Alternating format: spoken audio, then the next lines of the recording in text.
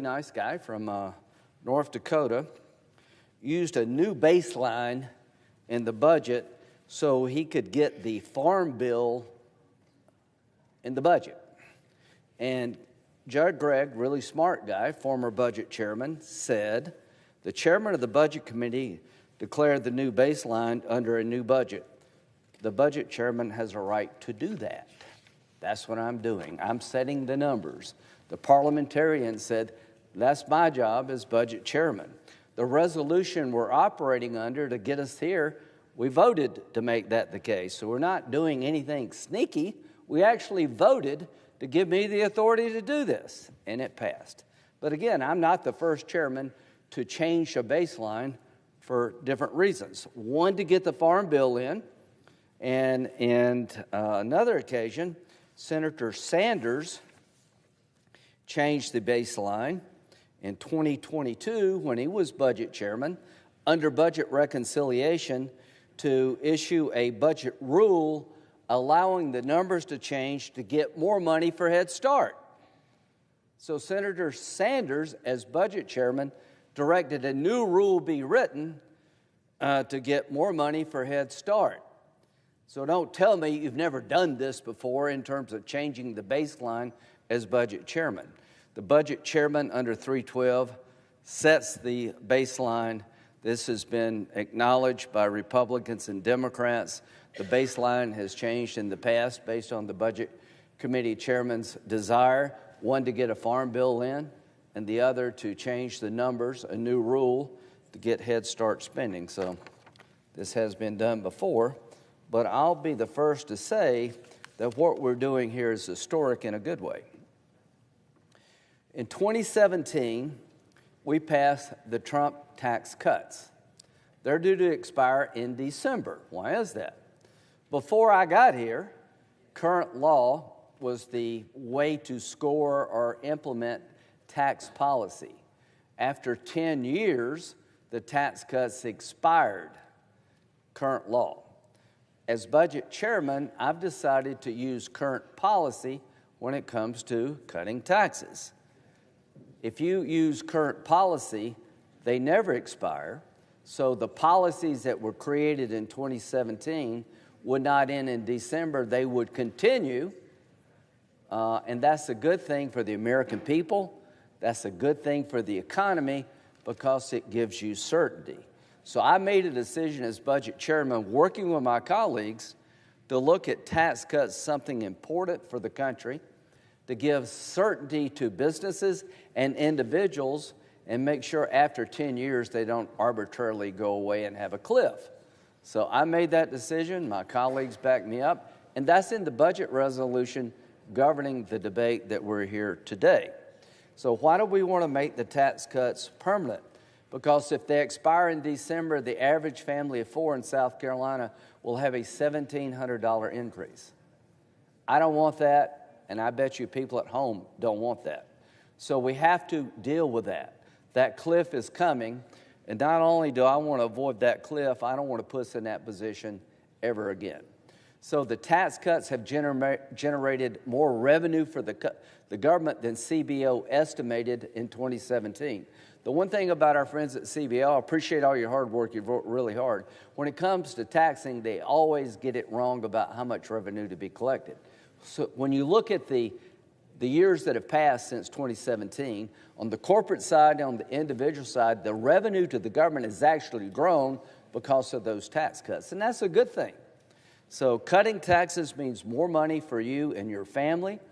Our friends on the other side, if you're waiting on them to cut your taxes, you're going to die waiting. So they're never going to do it. Why are we doing it? Because they won't do it. We could never get 60 votes for this.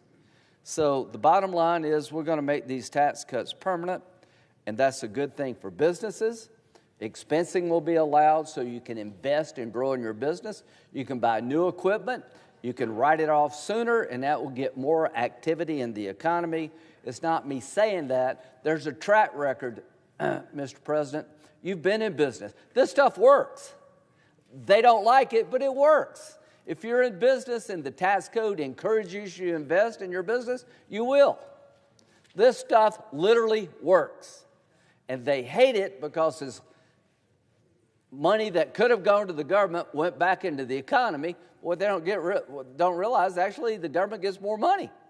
They just keep spending it. And we could do better on the spending side. And we are going to do better on the spending side. So this bill makes the 2017 tax cuts permanent.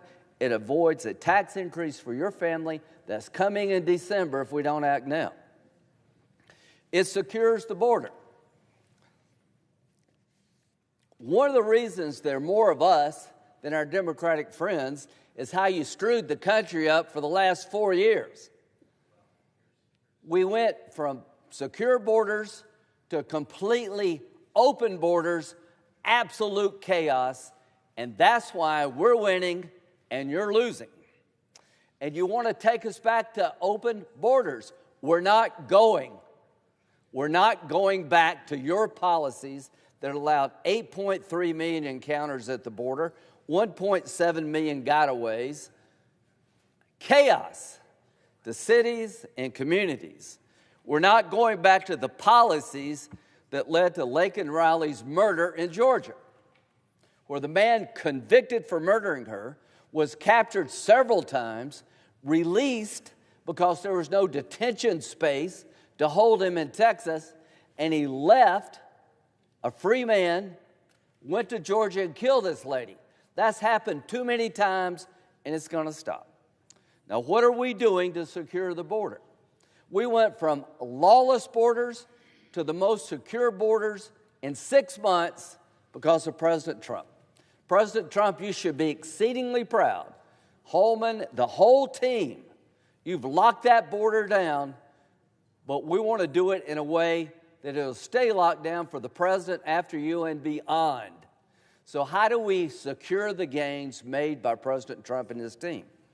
We're going to, in this bill, hire more ICE agents to expedite removal of people that shouldn't be here, particularly criminal elements, people that are dangerous. We're going to finish the wall. Not one Democrat, maybe one, no way would get 60 votes to hire more ICE agents. No way we would get Democratic help to finish the wall. And we're going to go from 40,000 detention beds to 125,000. This secure the border is about $175 billion. New technology along the border, fiber cable, so we don't go back to the days of open borders. This is in the bill. To those of you who voted for us and President Trump to secure the border, we're delivering through this bill. And they would never do what we're doing. I'll be the first to admit, when it comes to securing the border, they're never going to do what we're doing.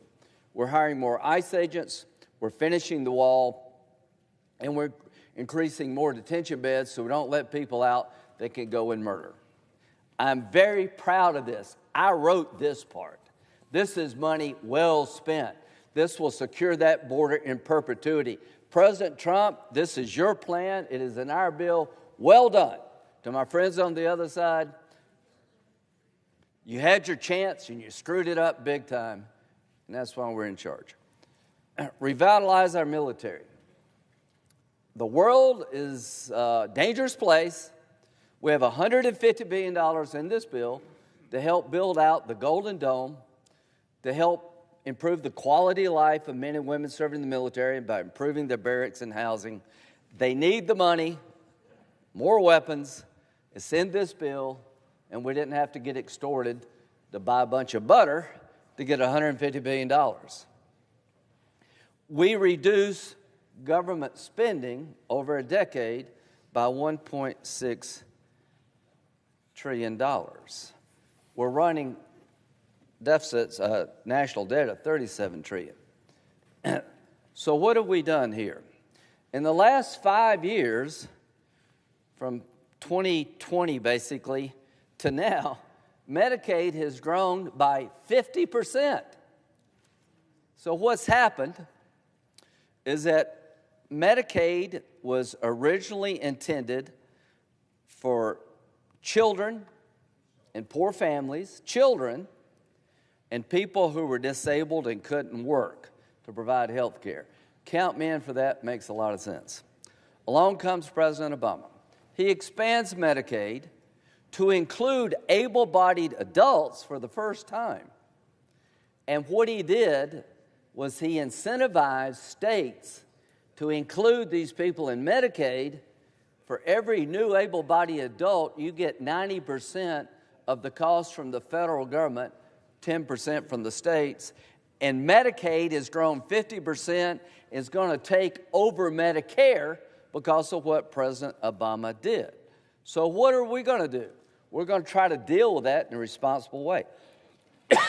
What about this idea? If you're not a child, if you're not disabled, you're able-bodied, and you don't have any children under 14, we're going to have a 20-hour-a-week work requirement for you to stay on Medicaid. That's a good thing. It's a good thing for the individual involved to be working. It's a good thing for the taxpayer for them to be working. But that seems to be a crime on the other side, to ask somebody to work that can work. How many people out there are listening to this? I don't know how many you are, but are you working every day? Are you going to work with kids? A lot of people do that, by the way.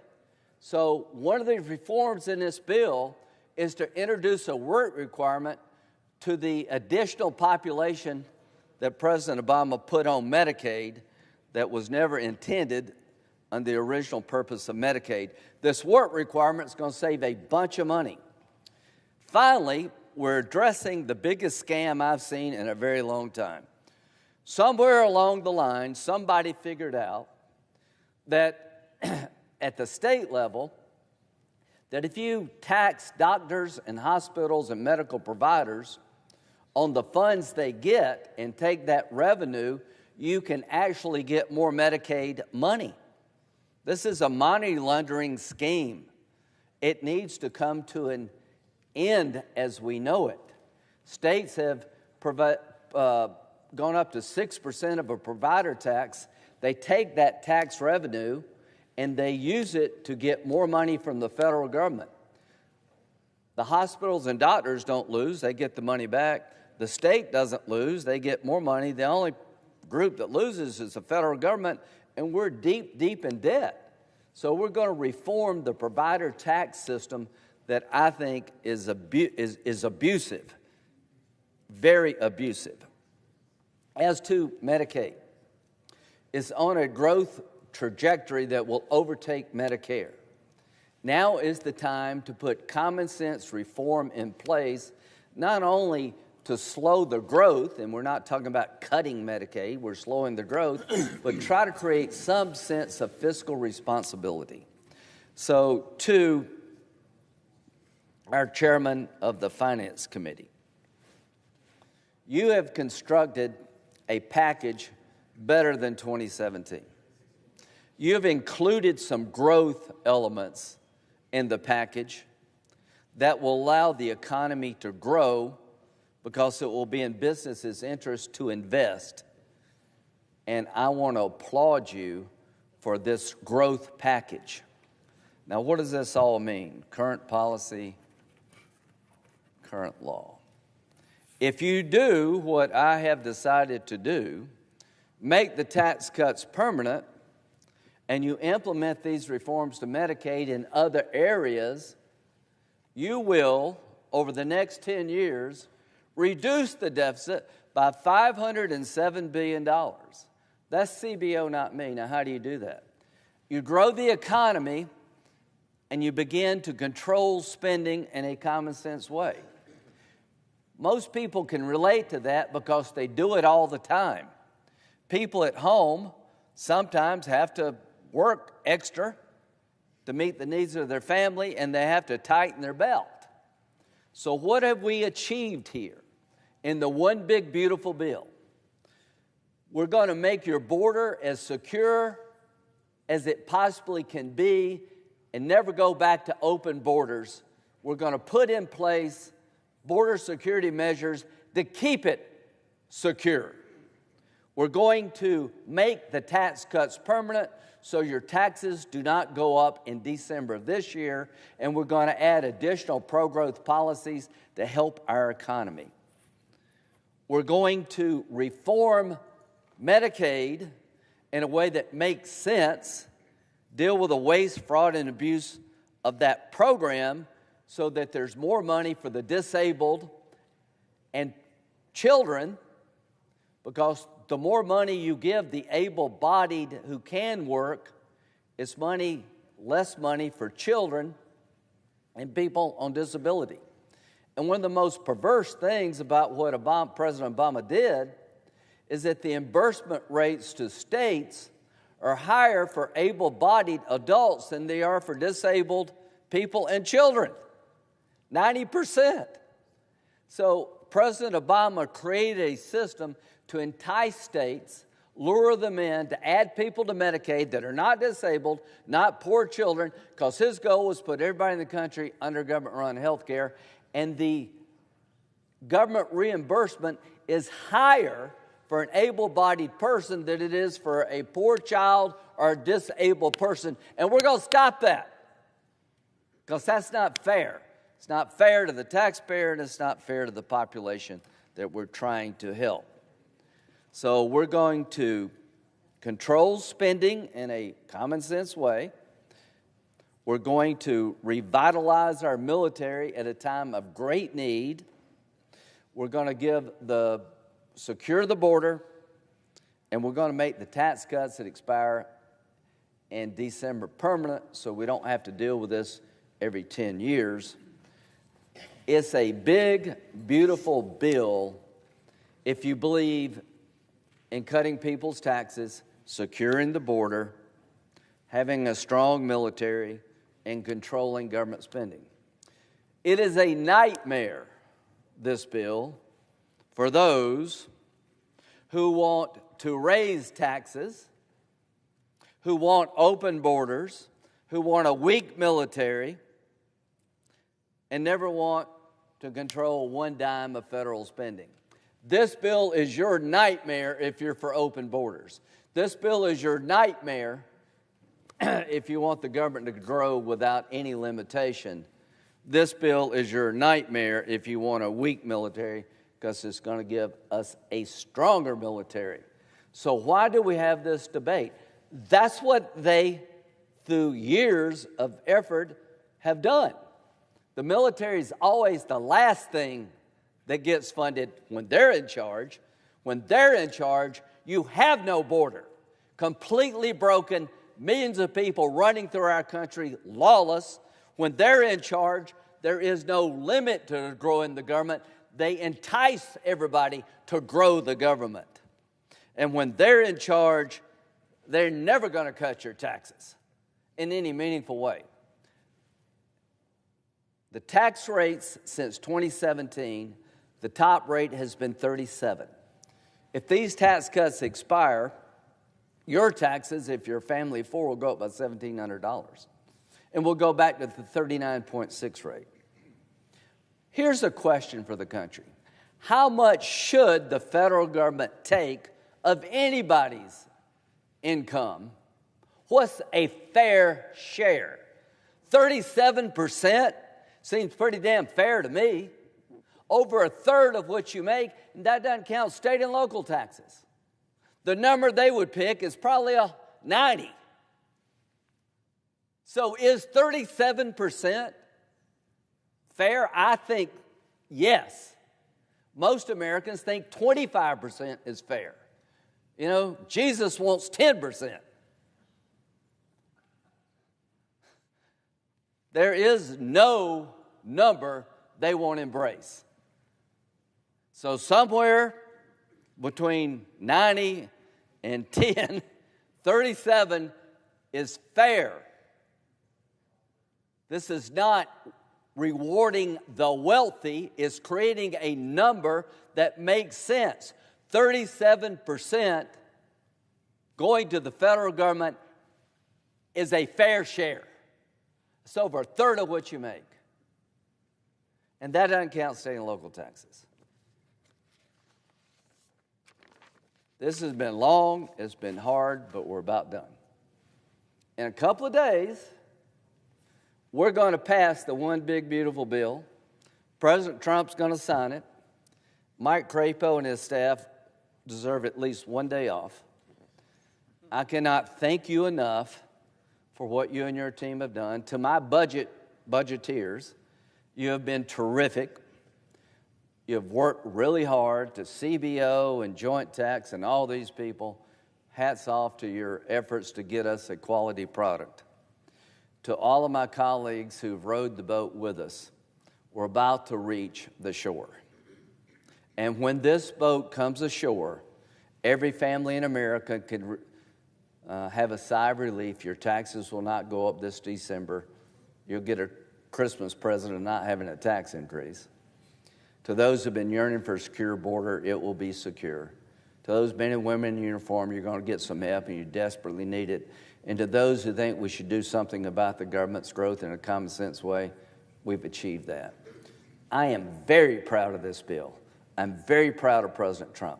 I'm very proud of the Republican team that has gotten us to this point. And to my Democratic colleagues, we'll work together where we can. But nobody over here ever expects you to do anything about the border because you've proven you can't. Nobody over here believes you're ever going to reduce the size of government because you don't want to. So the bottom line is we're about to make history, Mr. President. This is your first term. I don't know what comes later for you. I hope you're here a long time if that's what you want to be. You're a great senator. You're a good businessman. You've made a real success story. Family from Columbia. You've created a lot of job opportunity. I doubt if you'll ever do anything more important than this. Senator Crapo, you've been here a while. You're one of the smartest guys I've ever met. Everything you've done all your life has led to this moment. This is what you were built to do. This is what you were meant to do. You're the right man at the right time to do what this country desperately needs to stay on track to be safe and prosperous. To all my colleagues who are going to vote for this bill, you should be proud, and you should talk about it, because it's going to make us all safer and it's going to make us all more prosperous. Me being budget chairman is a quirk in the history of the Senate. This is not my thing normally, but I have really gotten into it. And I've learned a lot thanks to my colleagues, and I'm proud to have the honor of being budget chairman at a time I think it matters the most. Mr. President, I ask unanimous consent that the following staff members from my staff and from Senator Merkley's staff be given all access floor passes for the consideration of the bill. Caitlin Wilson, Lillian Meadows, Scott Graber, Walker Turlock, Taylor Reedy, Democratic staff Mike Jones, Melissa Pistner, Josh Smith, and Tyler Evilsizer. Tyler, Evilsizer. I ask that unanimous consent. Without objection. With that, I will yield to my good friend from Idaho. There's one more behind it. Huh? One more behind that. Oh, wait a minute. Nope. That the use of calculators, whatever they are, be permitted on the floor of the Senate during consideration of the bill. Without objection. Mr. President. I recognize the senator from Idaho. Thank you, Mr. President. And first of all, let me thank my colleague from South Carolina, Senator Graham, for his very kind words. I return the same kind of compliments to him for his great work in helping to build this bill and get us moved to this point. I'm going to make just a few remarks right now in response to some of the allegations and mischaracterizations that my colleagues on the other side have made about how this bill has been structured in terms of its evaluation and scoring. And then later I'm going to come and give a much longer speech, sorry, sir, on the bill itself. But the things that were said this morning just have to be responded to. First of all, it is said that the reason that we are going to increase the debt ceiling in the bill is because we are spending so much money and driving the deficit up. Well, first of all, our bill drives the deficit down, not up. And secondly, the reason we are dealing with the debt ceiling in the bill is because under the previous administration's operations, the debt ceiling has already been breached. It was breached on January 2nd. and we are limping along with extraordinary measures, is what we call them here in Washington, to try to keep the government funded until Congress can extend the debt ceiling. This has nothing to do with President Trump. It happened before he even was sworn into office. It has nothing to do with this bill. It has to do with the profligate spending that drove us into a breach of the debt ceiling on January 2. Secondly, my colleagues on the other side try to characterize our choice of the current policy baseline as a gimmick and said it's never been done before. Well, they should have been more careful in their words, because the current policy baseline is currently utilized in the current CBO baseline for many spending programs. In fact, many spending programs, about $2.5 trillion of spending programs, are measured under the current treatment, which the Democrats have been using for decades, to make it so they don't have to count spending increases as an increase in the deficit. They are correct that that policy has never been applied to taxes before, because it was not intended to apply to taxes. That ruling and that system that was set up was intentionally designed to favor tax increases over spending cuts and to force Congress to increase taxes and increase spending. It was a strategy to achieve what we all know of as tax and spend. And no matter how they try to cover it over today in their debate, it comes down to this. They are furious that we refuse to raise taxes in America by $4.3 trillion on Americans. And they claim that our refusal to raise your taxes, America, is going to run up the deficit because they can't get $4 trillion more of your tax revenue into their pockets. Well, the first failure of that rationale is, if you believe that you give them $4.5 trillion by letting them raise your taxes again, if you believe they're going to use that to pay the debt down, let me tell you, there's not a tax increase that I've seen in this Congress in my lifetime that was used to pay the debt down. It was used to increase spending. It's called tax and spend. And it's that bias in our scoring system that we are fixing today.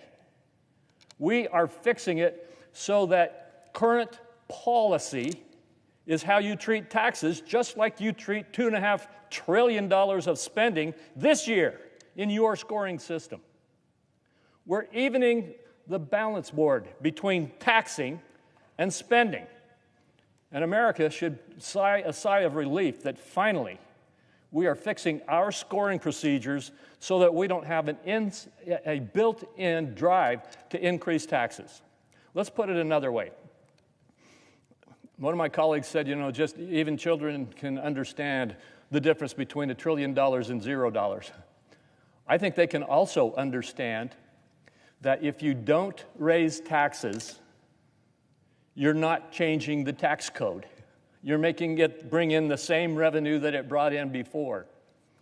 You're not increasing the deficit. You're protecting their wallets. And the bottom line here is very simple. I think every American, at least 90% of them, intuitively understand that the refusal to let your taxes go up by $4 trillion is not a deficit increase. You are not the responsible. Us keeping your money in your pocket is not making you responsible for increasing the deficit. Deficit increases come when Congress keeps spending your money and never, ever controlling its spending. The problem is not a lack of revenue. It is too much spending. So let's make it clear. This is not a gimmick. The gimmick is the one that's been used for all these years. We are making a balance between the treatment of tax and spend so that those taxpayers in America have at least a fair chance against the rules of this chamber. Now, One other thing that I think needs to be made here is there was a lot of talk on the other side, and then I'll stop and bring my longer speech later. One other point that needs to be made here is that it was suggested that this has never been done before, even on taxes. Well, there's a president named President Obama who faced a similar situation like we face today. Only then, he was president when a huge tax cut that President Bush had accomplished was expiring. And all of those tax cuts that President Bush had been able to achieve were going to go away, and everybody's taxes were going to go up. And President Obama said, no, I'm not going to let that happen. So he put a bill out on the floor to stop those tax increases from happening. And he was attacked, actually, for increasing the deficit by not letting taxes go up. And President Obama, through his OMB deputy director, said that keeping tax policy current should be scored under a current policy, and that if his act in letting those tax increases be kept in place should be scored as current policy, not as a tax increase. So you've got one of your own presidents from the Democratic Party saying that letting existing tax law stay in place and protecting against huge tax increases on the American people is the appropriate approach to take, that current policy, and those are their words, current policy is the way we should treat tax policy. So I say to everybody in America who's been hearing all of the politics of fear about what we're doing here and running up the deficit, need to remember that only in Washington, D.C., is the refusal to raise your taxes an increase in the deficit. And we're not going to let that happen. Thank you very much, Mr. President. I yield the floor.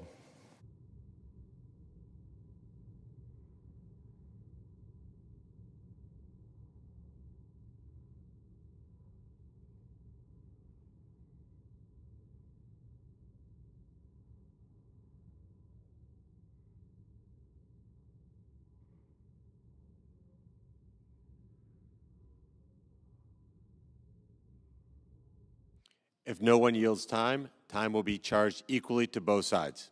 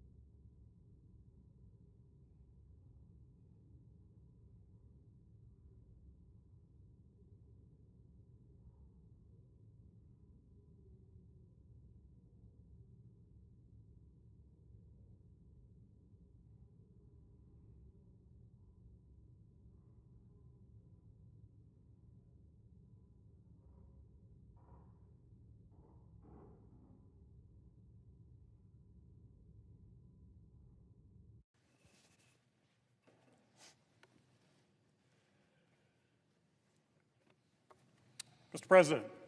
I recognize the senator from Michigan. Mr. President, I rise today in opposition to a widely irresponsible legislation that is before us now. Although our colleagues are calling it the big, beautiful bill, this bill would instead be a betrayal to our economic future, hardworking American families, and some of our most vulnerable seniors, children, and people with disabilities. This bill will blow up our national debt, kick millions of people off of their health care, and take food off of families' tables while cutting food assistance. And for what? What are our colleagues are mortgaging our country's future for? What are they slashing health care and food assistance to pay for? Well, they're doing it for tax cuts for billionaires. So before my colleagues rush to pass this irresponsible, reckless legislation, let's take a moment to go through exactly how much harm this bill will actually cause and hear from the people in my state who are going to suffer if this law becomes law. To start, this bill will blow up the national debt. Since President George Washington gave his farewell address, our nation's leaders have warned against the dangers of accumulating a national debt. 15 years ago, Admiral Mike Mullen, former chairman of the Joint Chiefs of Staff, stated, quote, "The most significant threat to our national security is our debt." The national debt is at an all-time high, $36.2 trillion. And just in the last 16 years, it has tripled. Our annual deficits frequently exceed $1.5 trillion, including a record $3.1 trillion deficit in fiscal year 2020 during the Trump administration. Unfortunately, these are the first of many grave financial milestones that we face. Within the next decade, our country will spend more on servicing the debt than we do on any other federal account outside of Social Security. Our fiscal house is basically on fire. But if our Republican colleagues jam through this bill, it's not going to pour water on that fire, it's going to pour gasoline on those flames. Democrats have tried to make efforts to pay down that debt in recent years. In fact, under the Inflation Reduction Act, a law that this bill attempts to actually gut, we reduced the deficit in that bill by nearly $250 billion. And in 2023, we passed the Bipartisan Fiscal Responsibility Act, which responsibly addressed the debt ceiling and had the potential to reduce deficits by up to $1.5 trillion. But unfortunately, the bill before us basically wipes all of that away. And I have always said that I'm open to making smart cuts to spending, but that those cuts should be matched with increases in revenues. Doing so would put us back on a sustainable financial path. Our Republican colleagues are doing the exact opposite. They are making drastic cuts to revenue, and according to the nonpartisan Joint Committee on Taxation, the tax provisions in this bill alone would decrease revenues by $4.2 trillion and add $3 trillion to our national debt. This is a recipe for disaster. If we face another emergency, like a pandemic or global financial crisis, we will be too hamstrung by our debt to respond effectively. We are on the brink of a financial disaster, and passing this bill could push us over that edge. Also, my Republican colleagues can cut taxes for billionaires. At the same time, our Republican colleagues are not making smart, sensible spending cuts to cover the costs that these billionaire tax cuts will mean. Instead, they're gutting health care for millions of Americans, including hundreds of thousands of Michiganders. It's reckless, and it is wrong. Medicaid is a lifeline for people in every single community across this country. It ensures that millions of Michiganders and Americans can have access to quality, affordable health care.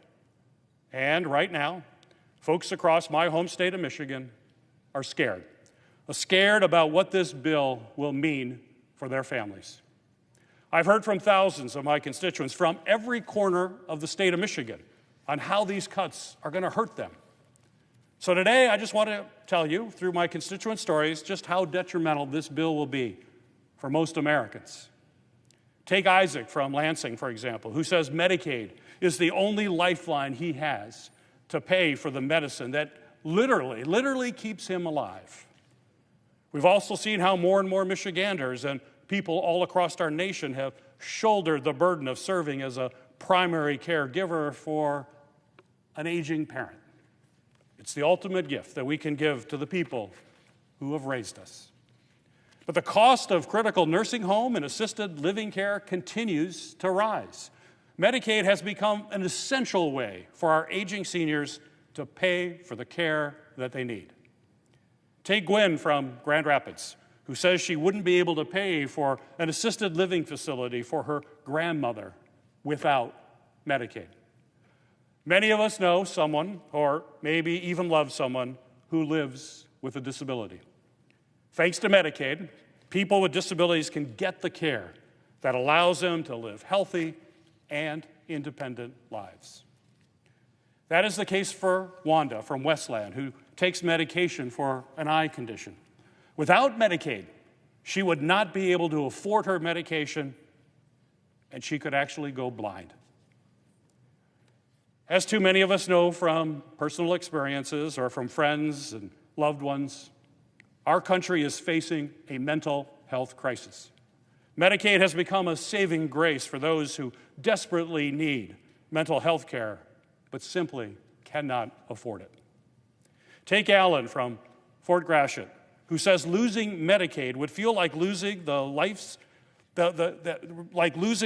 he's been given back through mental health care from Medicaid. Under this bill, rural communities will be especially impacted by cuts to Medicaid. In some counties in Michigan's Upper Peninsula, there's only one health care provider, meaning some Michiganders will have to travel up to 50 miles to get routine or emergency care.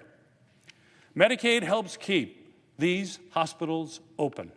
And if this bill passes, people in these rural communities are going to be cut off from basic health services. Medicaid also plays an essential role in making sure that children across Michigan get the care that they need. I heard from Gladys, a mother from Flint, who says Medicaid is the only reason her kids can get their asthma medication or have regular health checkups. Expecting mothers also reached out to share their concerns. While she is busy preparing to welcome a newborn baby into the world, Chelsea from Fenville is now afraid that she will lose her access to both pre- and post-natal care under this absolutely disastrous bill. I simply can't understand how my Republican colleagues would leave thousands of people across Michigan without the care that they need, all so they can give a tax break to billionaires. On top of that, my Republican colleagues are also proposing deep, harmful cuts to food assistance delivered through SNAP.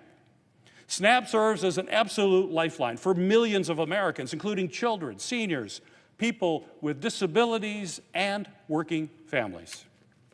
So simply put, if this bill is passed, it will mean people in Michigan and all across our country will go hungry. They will not be able to put food on the table while billionaires pay less taxes.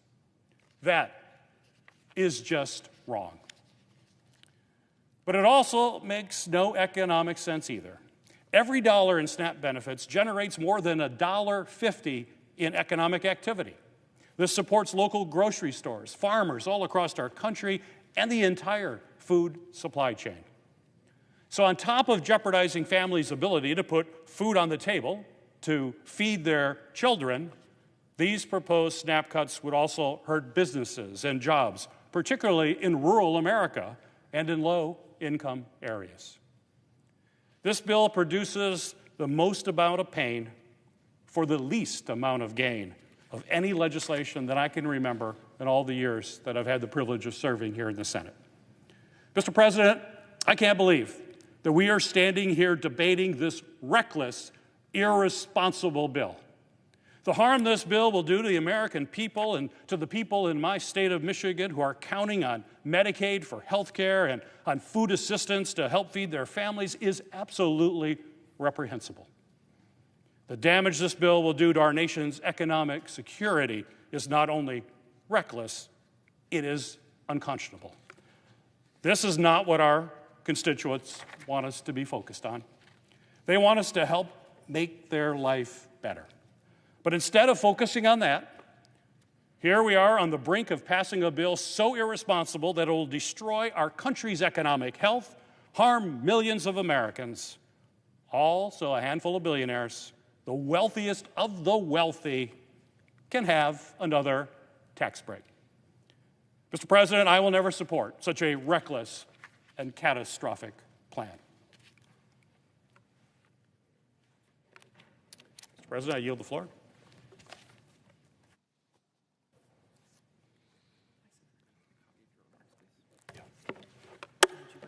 No, this is.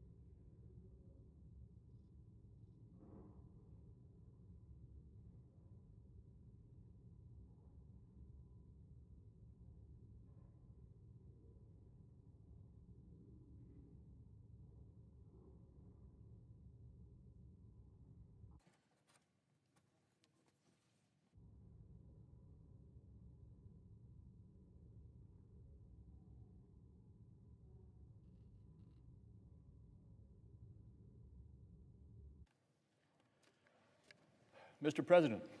I recognize the senator from Idaho. Thank you, Mr. President. You get to be here for my second speech. I'm here to talk now about the centerpiece of this reconciliation bill, making the 2017 tax cuts permanent. The One Big Beautiful Bill prevents the largest tax hike in history and provides groundbreaking new tax relief for middle-class workers and families. This legislation permanently extends the Trump tax cuts, which proportionally benefited the middle class the most. If these tax cuts were allowed to expire, taxpayers in all income groups would see massive tax hikes. And a point that my colleagues on the other side seem to consistently forget or ignore is that the vast majority of them, $2.6 trillion worth of those tax cuts or tax increases, would fall on taxpayers making less than $400,000 per year. And the vast majority of that is on taxpayers making and earning in the middle and lower middle income categories. No. But before I go on to discuss what would happen, I want to address an issue that is just a constant theme on the other side, and that is that this bill is going to be a huge increase in the deficit. Now here's a quick handwritten chart that my colleague from South Carolina made quickly to respond to them. You heard the previous speaker say that CBO has scored this bill to have a huge multi-trillion-dollar deficit increase. The fact is that CBO has scored this bill to have a $507 billion deficit reduction. You heard that right, a $507 billion deficit reduction. And later on in my remarks, I will point out that that score doesn't even take into account the growth in the economy and the revenue that will come to our Treasury from revitalizing and giving a boost to our economy. So now let's go to the next chart. What will happen if we don't do this? What will happen if we do what the Democrats are demanding that we do? And that is to let this tax increase happen so that they can say they're going to use it to pay the deficit down. The average family of four would see a tax hike of $1,700 and their child tax credit would be cut in half. 20 million small business owners would face massive tax hikes, with some of them facing rates as high as 43%. The standard deduction, which simplifies tax filing for 90% of Americans, would be cut in half. Small businesses and farms would see their death exemption cut in half. The Council of Economic Advisors warns us that this $4 trillion tax hike would also lead to an economic downturn and potential recessionary headwinds, noting that the impacts would disproportionately fall on young people, minorities, and workers without college degrees. We've been working for more than a year on legislation that prevents that outcome and provides an opportunity for us to have additional tax relief that is specifically targeted to benefit low and middle-income families and workers. Despite the rhetoric of fear, our critics' rhetoric about tax cut as being for billionaires and corporations, the reality of this legislation prevents a massive tax hike across the board and overwhelmingly benefits middle-class households and job creators. According to the Joint Committee on Taxation, this bill provides more than $600 billion, that's $600 billion more of new tax relief for hardworking Americans. How does it do that? $73 billion in inflation tax relief targeted at income brackets below $100,000 per year. $205 billion in tax relief to the 90% of taxpayers who claim the standard deduction. $93 billion in additional tax relief for seniors through a $6,000 bonus exemption.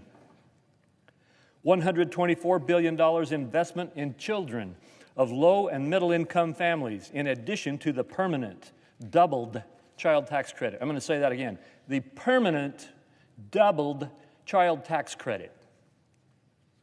The significant tax relief we are providing to hardworking families includes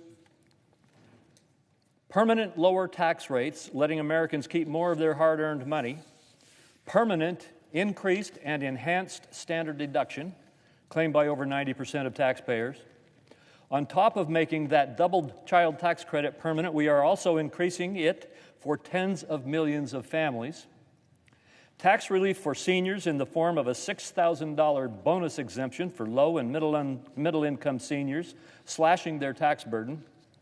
No tax on tips for millions of tipped workers like waitresses, barbers, hairstylists, and taxi drivers.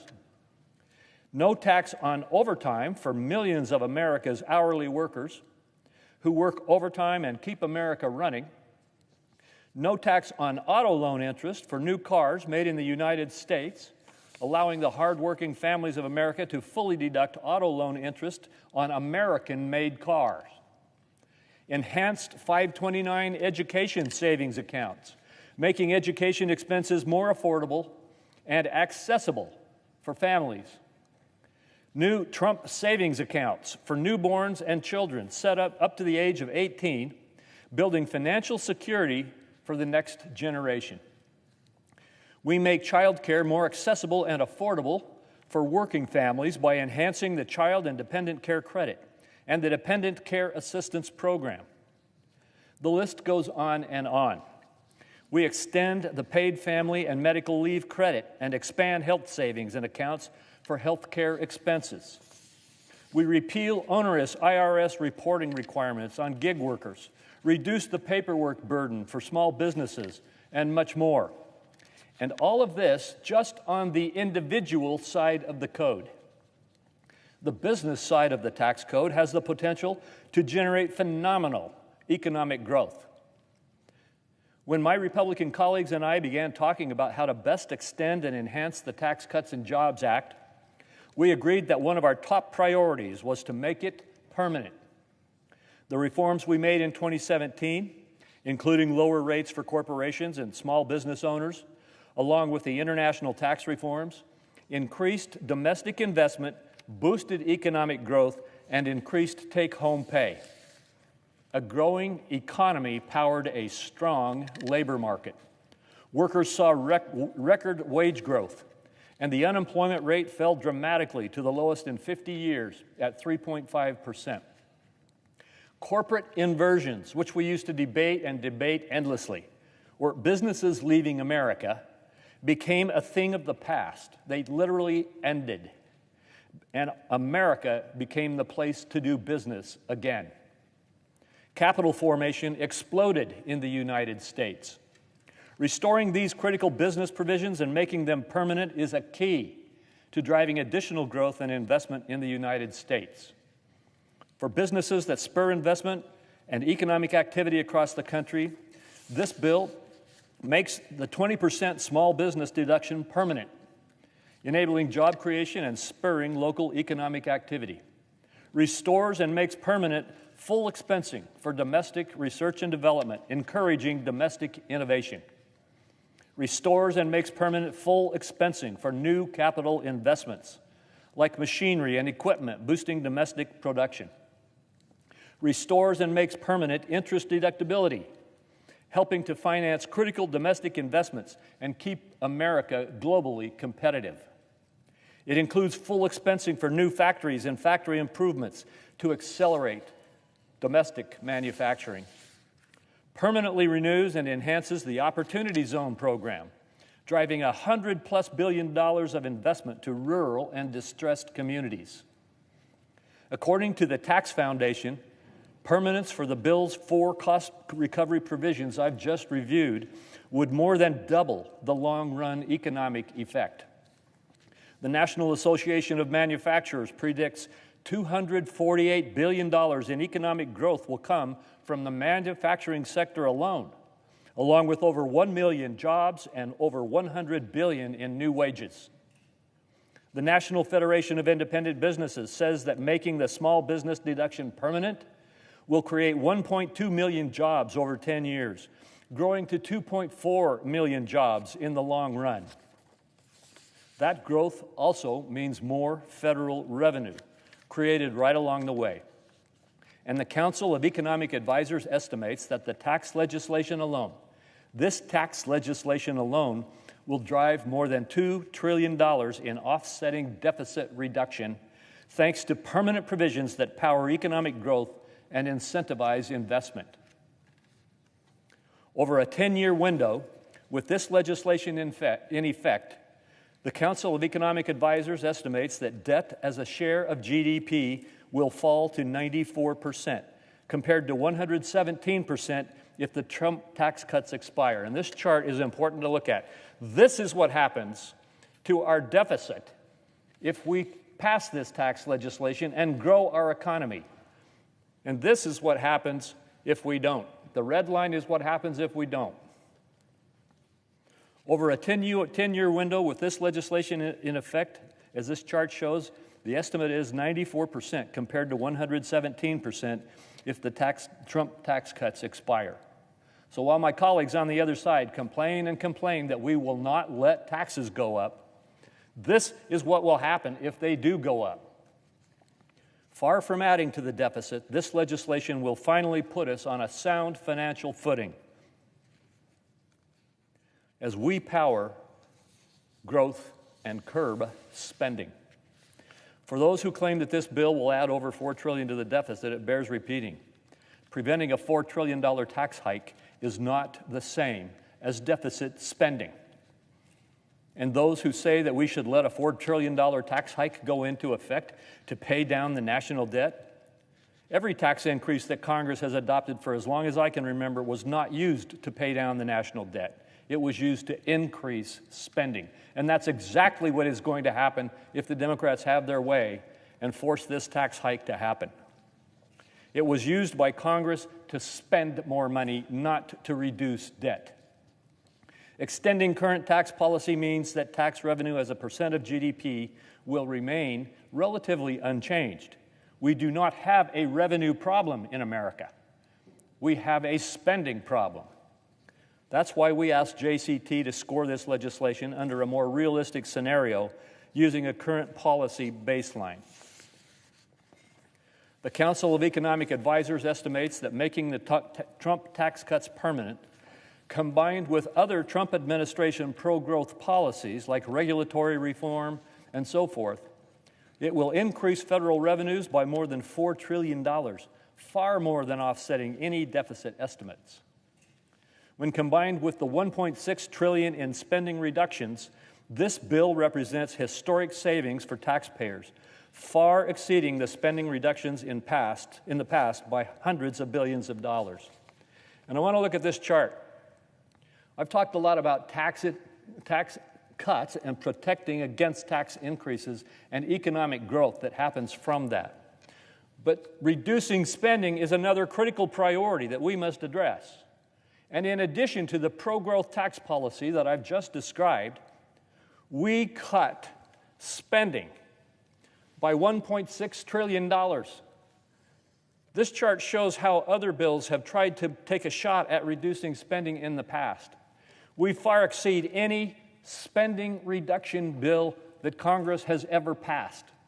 We're paying attention to the revenue side, and we're paying attention to the spending side. To achieve this record level of savings, we are slashing President Biden's Green New Deal spending and promoting an America First energy policy.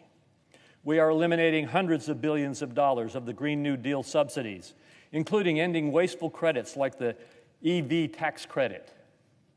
We stop penalizing fossil fuels in favor of unreliable and expensive green energy, and instead support consistent energy sources, making energy affordable again.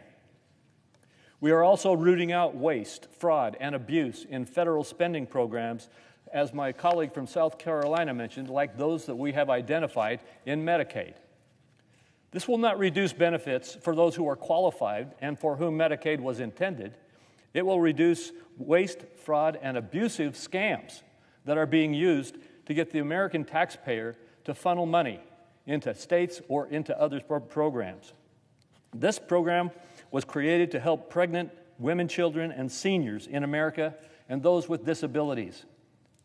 We are continuing to protect them. They will not lose benefits, and the politics of fear that you hear constantly are simply false.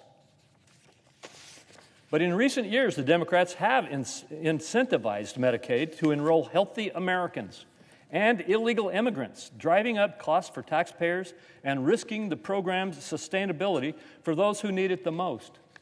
This is what has happened. This is what's happening to the enrollment and the spending in Medicaid. The fate of this expansion is an unsustainable path and puts the future of the program at risk, including the United States federal debt. As spending has surged, so have inappropriate payments and ineligible enrollments, along with gimmicks and loopholes. People are alarmed by these statistics, but official reports indicate that the federal government made $543 billion in inappropriate Medicaid payments from 2015 through 2024. Some experts think that that number is closer to $1 trillion. That is what we are addressing in this legislation. We have the responsibility to ensure that programs like Medicaid work efficiently and effectively and remain financially viable for those for whom it was designed to help. For months, my Democrat colleagues have engaged in the politics of fear, warning that Republicans are going to rip this critical program from those most in need. Let me be clear. This legislation does not take Medicaid away from any recipients for whom the program was designed to help. Children, the elderly, the disabled or infirm, adults caring for children, and elderly relatives are protected by this bill. We would not be honoring our obligation to these recipients if we allow the program to continue to balloon, forcing vulnerable populations to compete for available resources with able-bodied adults who refuse to work. As one father recently wrote in the Wall Street Journal, Medicaid was created to help people like my son. He is 17, has severe autism and epilepsy, and needs constant attention. Yet thanks to Obamacare's Medicaid expansion, he is stuck on a multi-year waiting list for an in-home care because able-bodied adults are competing for the same results. CBO estimates that over 1.4 million illegal aliens are receiving Medicaid benefits. I'm talking about those who are not United States citizens and are not legally in the United States, receiving Medicaid benefits, and pushing those like this man's 17-year-old son out of his opportunity to get access to those benefits. Brett Guthrie, the chairman of the Energy and Commerce Committee in the House, correctly notes, every dollar misspent on illegal immigrants and ineligible individuals in the Medicaid program means less money going to our children, our pregnant women and mothers, individuals, and others who are disabled and seniors. Republicans are committed to preserving and strengthening Medicaid for the people Medicaid was intended to serve. That starts with making common sense reforms to eliminate waste, fraud, and abuse in the program. This bill targets rampant fraud in the program by removing illegal aliens, deceased recipients, or those enrolled in multiple states. It eliminates wasteful spending by ensuring that Medicaid payments align with levels in Medicare and other spending programs, and increases the frequency of eligibility checks. It requires more personal accountability and promotes pathways to work for able-bodied adults. The work requirements proposed in this legislation are simple. Many people are amazed that they're so easy to meet and yet so rigorously opposed. If you are an able-bodied adult without dependents, you can qualify for taxpayer-funded Medicaid by spending 20 hours per week working or participating in work training or going to school or participating in community service or volunteer work. The majority of Americans agree that these rules are responsible guardrails to protect a program that was designed to protect America's most vulnerable Americans. The bill also corrects abusive practices by freezing and reducing provider taxes, a financial gimmick used by states to increase federal spending that they receive. For those concerned about funding for rural hospitals during the transition back to responsible funding levels, the legislation creates a bridge funding system to help stabilize rural hospitals and enhance their long-term financial solvency. And while Democrats claim Republicans are slashing Medicaid spending, the reality is that even with these reforms, Medicaid spending is projected to continue to grow by billions of dollars over the next 10 years. Only in Washington is a smaller increase in spending considered a cut. In reality, these reforms will improve, protect, and preserve Medicaid for the most vulnerable Americans. We've had a very robust debate over how to best deliver on President Trump's agenda, and I'm proud of what we achieved in this legislation. The tax provisions in our bill, from permanent extension of the lower tax rate to the increased child tax credit to the permanent tax relief for businesses, will deliver financial security for American families and grow our economy. The health care provisions will protect and preserve Medicaid for the Americans that the program was designed to serve. And while more work remains, this bill's economic growth, combined with deficit reduction that we have in it, finally puts our country on a much better fiscal trajectory. Speaking of work, I would be remiss if I did not take a moment to thank the excellent staff from the Joint Committee on Taxation, the Congressional Budget Office, and the Senate Legislative Council for the hard work and countless hours they have put in to get us to this point.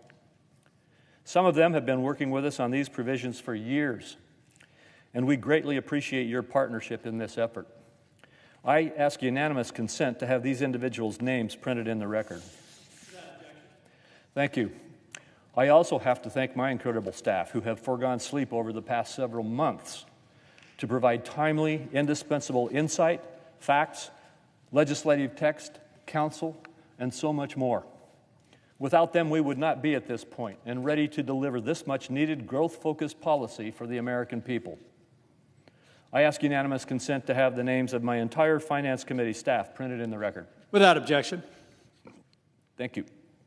Even with all that, and all that we accomplish in this legislation, there are dozens of additional good ideas, smart policies, and common sense reforms that we were not able to include today. And I commit to working with my colleagues to advance those goals as well as we move forward. But today's historic legislation is more than a good start and will pay dividends for American families, extending good tax policy, delivering targeted relief, and reining in wasteful spending, as achieved in this bill, is the best way to restore economic prosperity and opportunity for all Americans. I look forward to getting it to the President's desk as soon as possible. Thank you, Mr. President.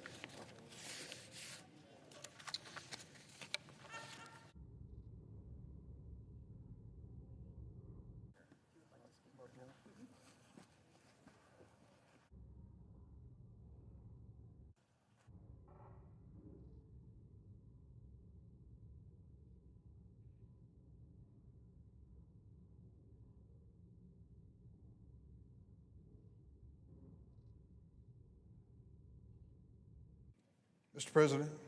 I recognize it. Democrat Whip.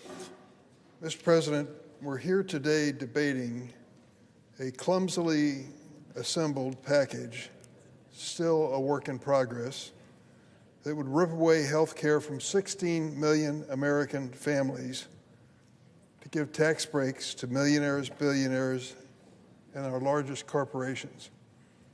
Think about that for a moment. The Republicans have decided that the best avenue to generate revenue that they can then give in tax breaks to wealthy people is to eliminate health insurance coverage for 16 million Americans. That's going to have a dramatic impact on their lives. If you have ever been a young father with a baby with a serious medical problem and you had no health insurance, you'll never forget it as long as you live. I know, I've been there. The notion of losing your health insurance leaves you as vulnerable as possible in some of the most important moments of your life.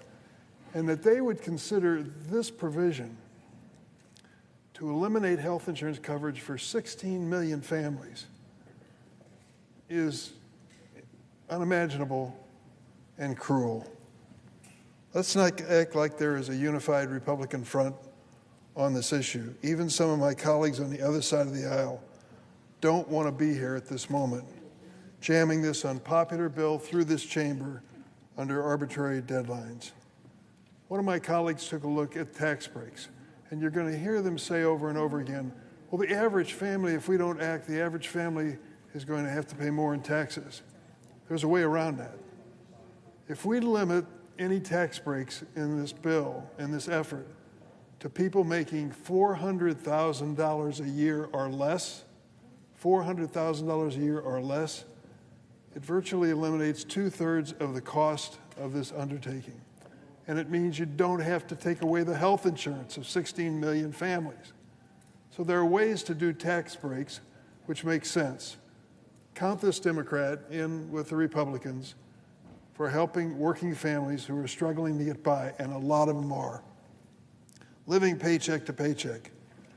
And the notion that we would say to them, we're going to take away your health insurance, we're going to raise the cost of health insurance for you, is no answer to their problems. Behind closed doors, my Republican colleagues continue to be consumed with infighting, bickering over the bill's substance, and for good reason. We have a process here which is almost impossible to explain to an ordinary person of how we reach reconciliation. The parliamentarian's office, and she's sitting here, God bless you for what you've been through for the last several months, and all your staff, have to make decisions on a daily basis over and over again as to whether or not provisions of this bill are eligible under the law that governs the United States Senate. We're in the process of debating this on the Senate floor. I see our ranking member on the Budget Committee, Senate Budget Committee, the senator from Oregon. We're in the process of still appealing to the parliamentarian's office on provisions in the bill. This is truly a work in progress. I think what they do know is troubling, and it should be. This bill would be a disaster for hospitals. The Senate Republican bill, unfortunately, is going to endanger hospitals all over the United States. But if you happen to live in a small town, rural area, and I represent a lot of them in the state of Illinois, you're the most vulnerable. You are the target. When they cut back on Medicaid programs, these are the hospitals that will close their doors. What's the impact of a hospital closing its door in a downstate community in Illinois? Devastating. Hospitals are not only the center for emergency medical care, good doctors, nurses, and such, they are also a major economic force in small-town America. Take away a hospital and then try to attract a new business to your community. Good luck. This Senate bill cripples one of the main ways that states fund their Medicaid programs and keep hospitals afloat, especially rural and low-income areas. It's called the provider tax. Earlier this week, a Republican senator, circulated a flyer to his fellow caucus members, so they're all on notice, detailing just how much each state will lose in Medicaid provider tax funding under their proposal. Let's take a look at my neck of the woods, the Midwest. Iowa would lose $4.1 billion. Missouri, $6.1 billion. Kentucky, $12 billion. Louisiana would lose $20 billion. North Carolina, $38.9 billion. Senator Tillis and I were in conversation yesterday, and he used that very same figure. His analysis says that to go forward with this bill cuts Medicaid reimbursement in his home state of North Carolina by a whopping $38.9 billion. This list of states and what they will lose was passed around by a Republican senator to his own caucus. They know what they're up against here. If Republicans have their way and pass this bill, hospitals will be forced to shrink or eliminate services. In Decatur, Illinois, one of the major hospitals facing the crunch time had to make a decision whether they keep their doors open. They did, but they eliminated OBGYN, delivering babies, and they eliminated all mental health and addiction counseling, two critical areas for the hospitals.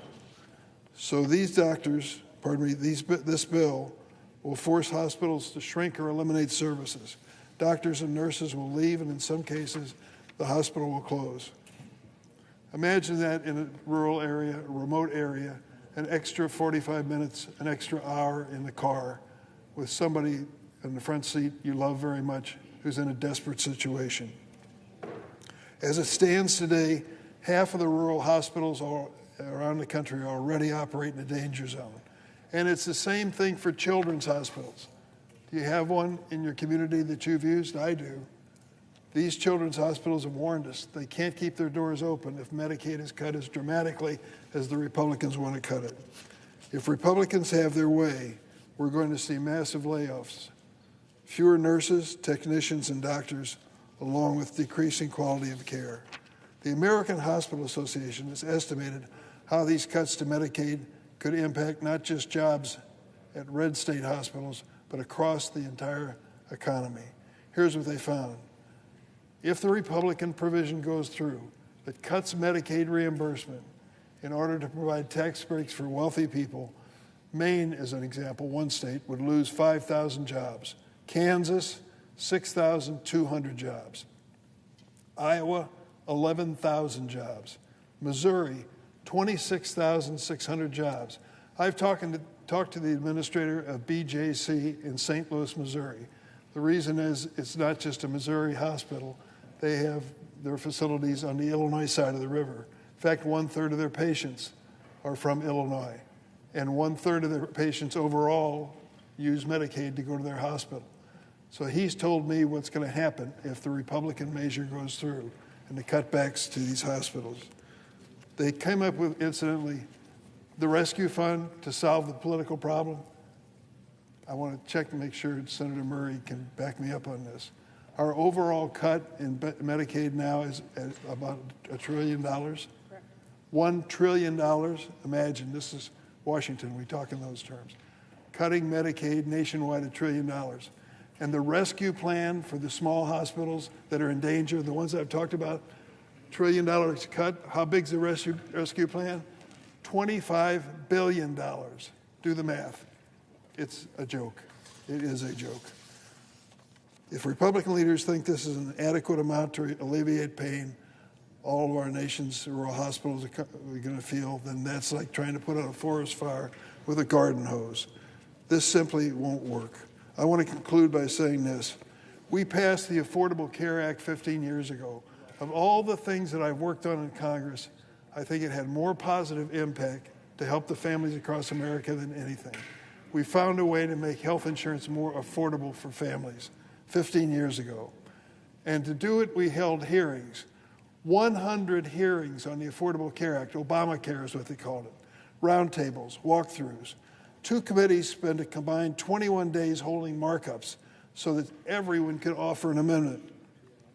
Do you know how many amendments were made to the Obamacare program? 400.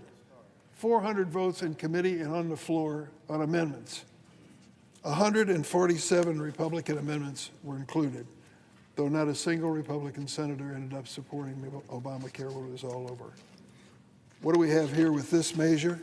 At the end of the day, that legislation, the Obamacare, allowed more than 40 million Americans to gain health insurance. Today, how many hearings have we had on the bill that's before us, this dramatic multi-trillion-dollar bill? None. 0. Not a single one. 0 markups for senators to offer amendments. 400 amendments on Obamacare. None on this one until it comes to the floor today. 0 bipartisan input. Our friends on the Republican side have said basically, it's a big deal. Take it or leave it.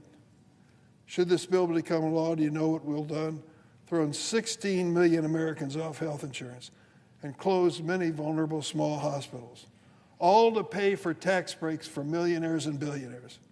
Maybe some of my Republicans are okay with that. I don't think the American people are. I'm hoping that sanity and common sense prevail. We need 4. We need 4 senators to step up and say, stop this train. We've got to sit down and do our homework. We cannot expose the American families and the American economy to do this in the name of preserving tax breaks for the wealthiest people. Elon Musk seems to be doing okay in life, right? The wealthiest man in the world. Do you know what the tax break is for Elon Musk on the bill that's before us on the floor? $346,000, a lot of money. To him, he won't even notice it. Giving him a tax break, he won't notice, and taking away health insurance from families who will be devastated, 16 million around the country. It's an important choice, and it's one we should make the right one. I yield the floor. Mr. President. I recognize the senator from Kentucky. In deciding whether to vote for the big, not-so-beautiful bill, I've asked a very specific question. Will the deficit be more or less next year? The answer, without question, is this bill will grow the deficit.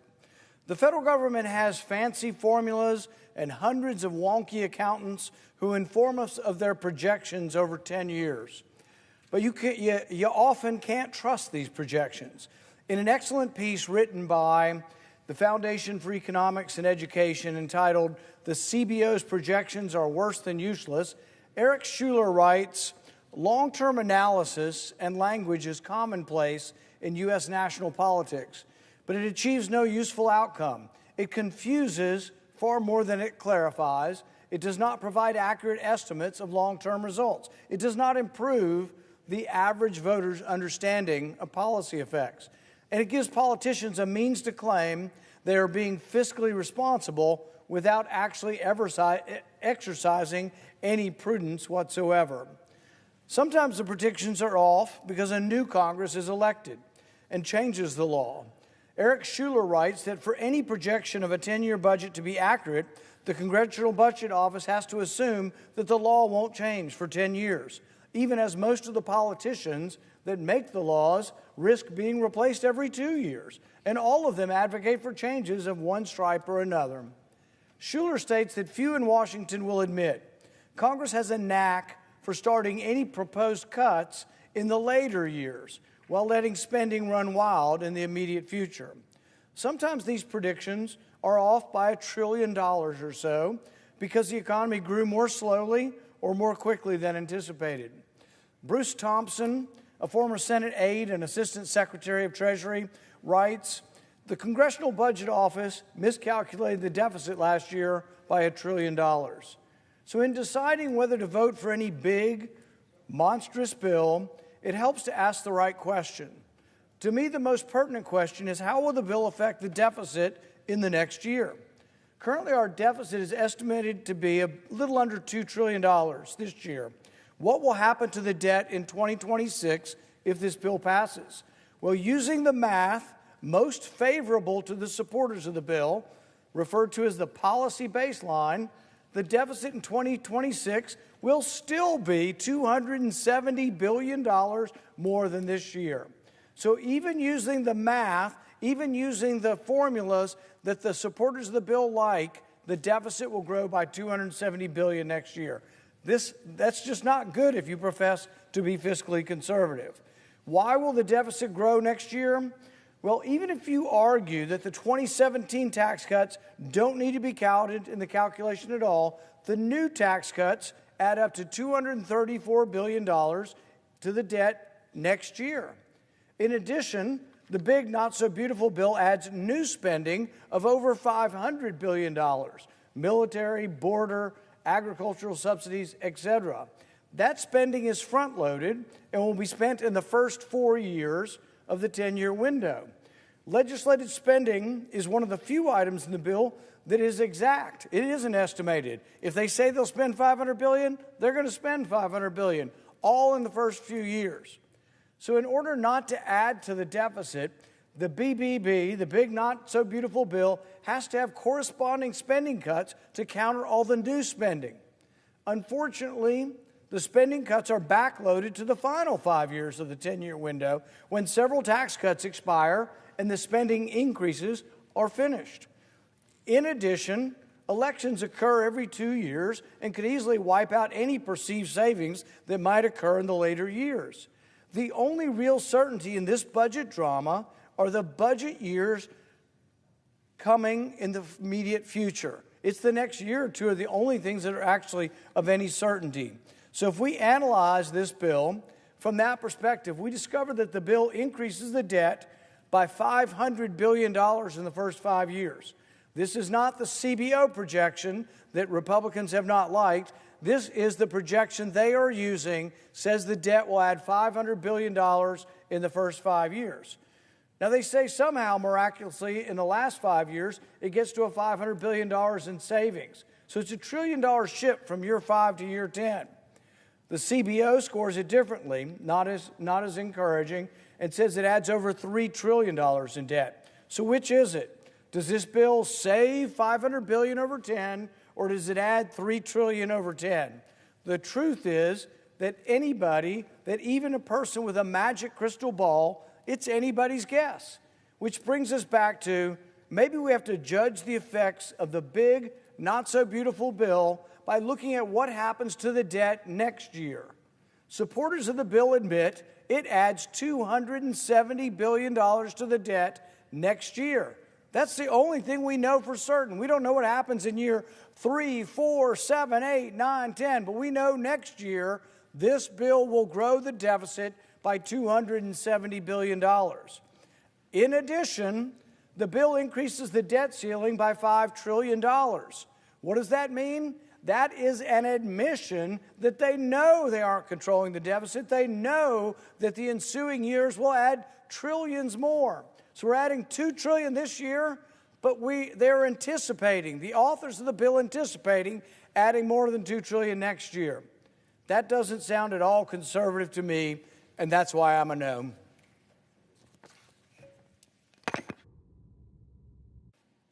Mr. President.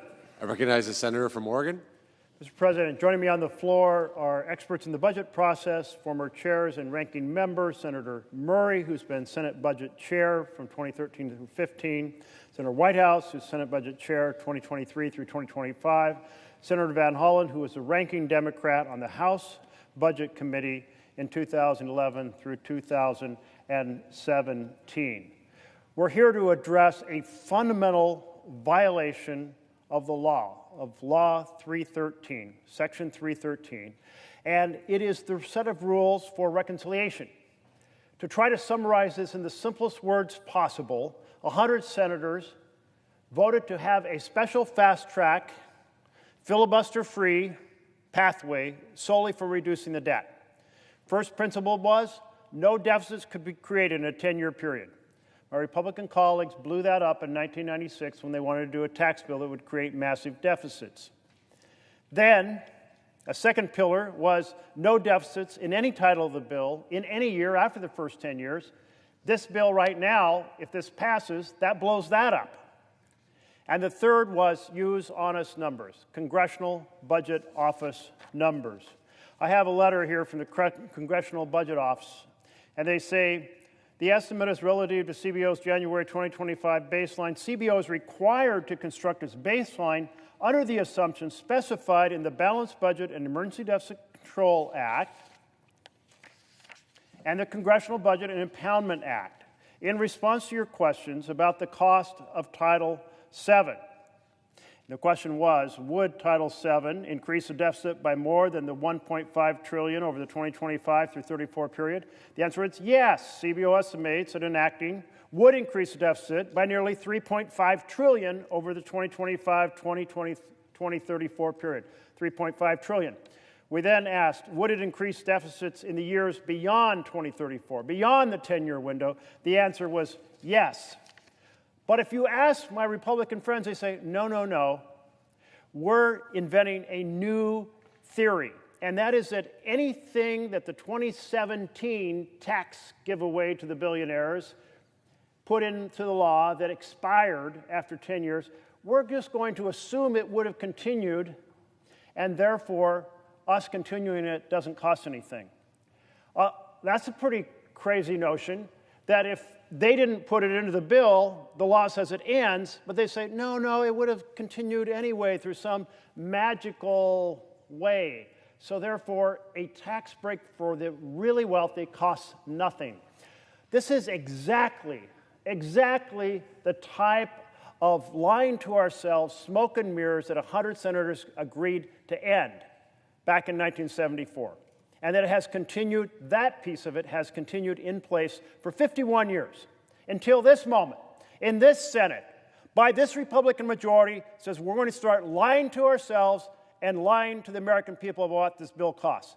But we're not going to lie. We're going to tell you the truth. This bill costs well over $3 trillion over 10 years and some $30+ trillion on top of existing deficits and debt because of the provisions that are in this particular bill. Our current debt, national debt, that's been run up since the Declaration of Independence is around $36.5 trillion. This bill basically matches that in creating that much additional debt over the next 30 years. This is a huge assault on the programs that we can sustain as a nation for the people of America, people struggling to get on their feet. So we want affordable housing programs. We want to have fair and quality health care. We want to have an education system that gives every child the opportunity to thrive. We want to create a robust economy through investment so there are good jobs, because no government program is better than a good job. All those imperiled by this bill because the Republican leadership is lying to the American people and lying to ourselves. So we're here to tell the truth, and first of all, we're going to turn to Senator Murray, who, as I mentioned, was the Senate Budget Chair from 2013 to 2015. Mr. President. I recognize the senator from Washington State. I thank the senator from Oregon and our other budget chairs, ranking members from previous years, because this is really important. Mr. President, there are some things you can't change with legislation, despite what my colleagues on the other side of the aisle seem to believe. For example, 1 + 1 is 2. And while $1 trillion might have a lot of zeros in it, it is, in fact, a much, much bigger number. Now, that might sound obvious, but apparently my colleagues across the aisle need a little reminder, because right now, Republicans are pretending not to get it. It is almost beyond belief, and it is certainly beyond common sense. After years of complaining about the debt, in fact, at the same time they're talking about how we need to address the debt, Republicans now are suddenly pretending they don't know how to count. Republicans are suddenly pretending the parliamentarian doesn't exist if they don't talk to her. Republicans are suddenly pretending that precedent doesn't exist if they just fake amnesia, and that norms and consequences for breaking them will just disappear if they wish it away really hard. My preschool students had more common sense. Republicans should know if they replace math with magic, if they tear up the Senate process, if they blow off the Senate parliamentarian, that bill will come due. And not just the bill for $4 trillion blown on tax cuts for billionaires and corporations. The bill will also come due for trashing this Senate process and precedent when Republicans are no longer in the majority. Mr. President, if Republicans are serious about plowing forward with rewriting or ignoring Senate procedure and the laws of mathematics, I just ask, spare me the empty excuses. Spare me the explanations that totally ignore the reality of what you are doing. I mean, do they really think it washes away everything to say, oh, it's fine to break the process in half because we say it's fine? Oh, it's fine. We have the authority to ignore math. Give me a break. To every Republican who really thinks that is a convincing argument, to anyone who thinks we can is just an acceptable rationale for going nuclear and pretending the most expensive bill in the history of our country can be paid for by some magic bean counting, here is my challenge to you. Go back home and try that game with your constituents. Tell them, it's okay, yes, the debt's going to be $4 trillion, higher 10 years from now. That's true. But it's fine. We voted on it. And we get to say $1 trillion is actually 0. Go ahead. See how that works for you. And you may as well tell them you are voting against gravity next, because that's just as reasonable. And don't forget, when you tell your families back home that trillions of dollars in tax cuts for billionaires and companies are free because you waved a wand or you said some magic words, don't forget to tell them those are just tax cuts for the billionaires, not for working families. Don't forget to tell the folks back home, yeah, I voted to say $1 trillion is nothing, but we still need to kick people off of their health care. That's just too expensive. We still need to close those hospitals. We have to cut costs, and we still have to kick people off SNAP because the debt is out of control. And don't forget to mention that, no, we can't afford childcare. We can't afford paid family leave. We can't afford to solve your problems. Magic math is apparently just for billionaires. You all are getting less. Please, Republicans, send that message to your constituents. Just see how it goes over. Because you can fool yourself, but you are not going to fool the American people. They don't get to balance their budget with magic math. They don't get to pretend $1 trillion is nothing. And they don't get to pretend that this bill is free. Because at the end of the day, regardless of what policy baseline you all want to use in D.C., those families back home, they're the ones who will be paying the actual cost. I yield back to the Senator from Oregon. I yield to a question. I would.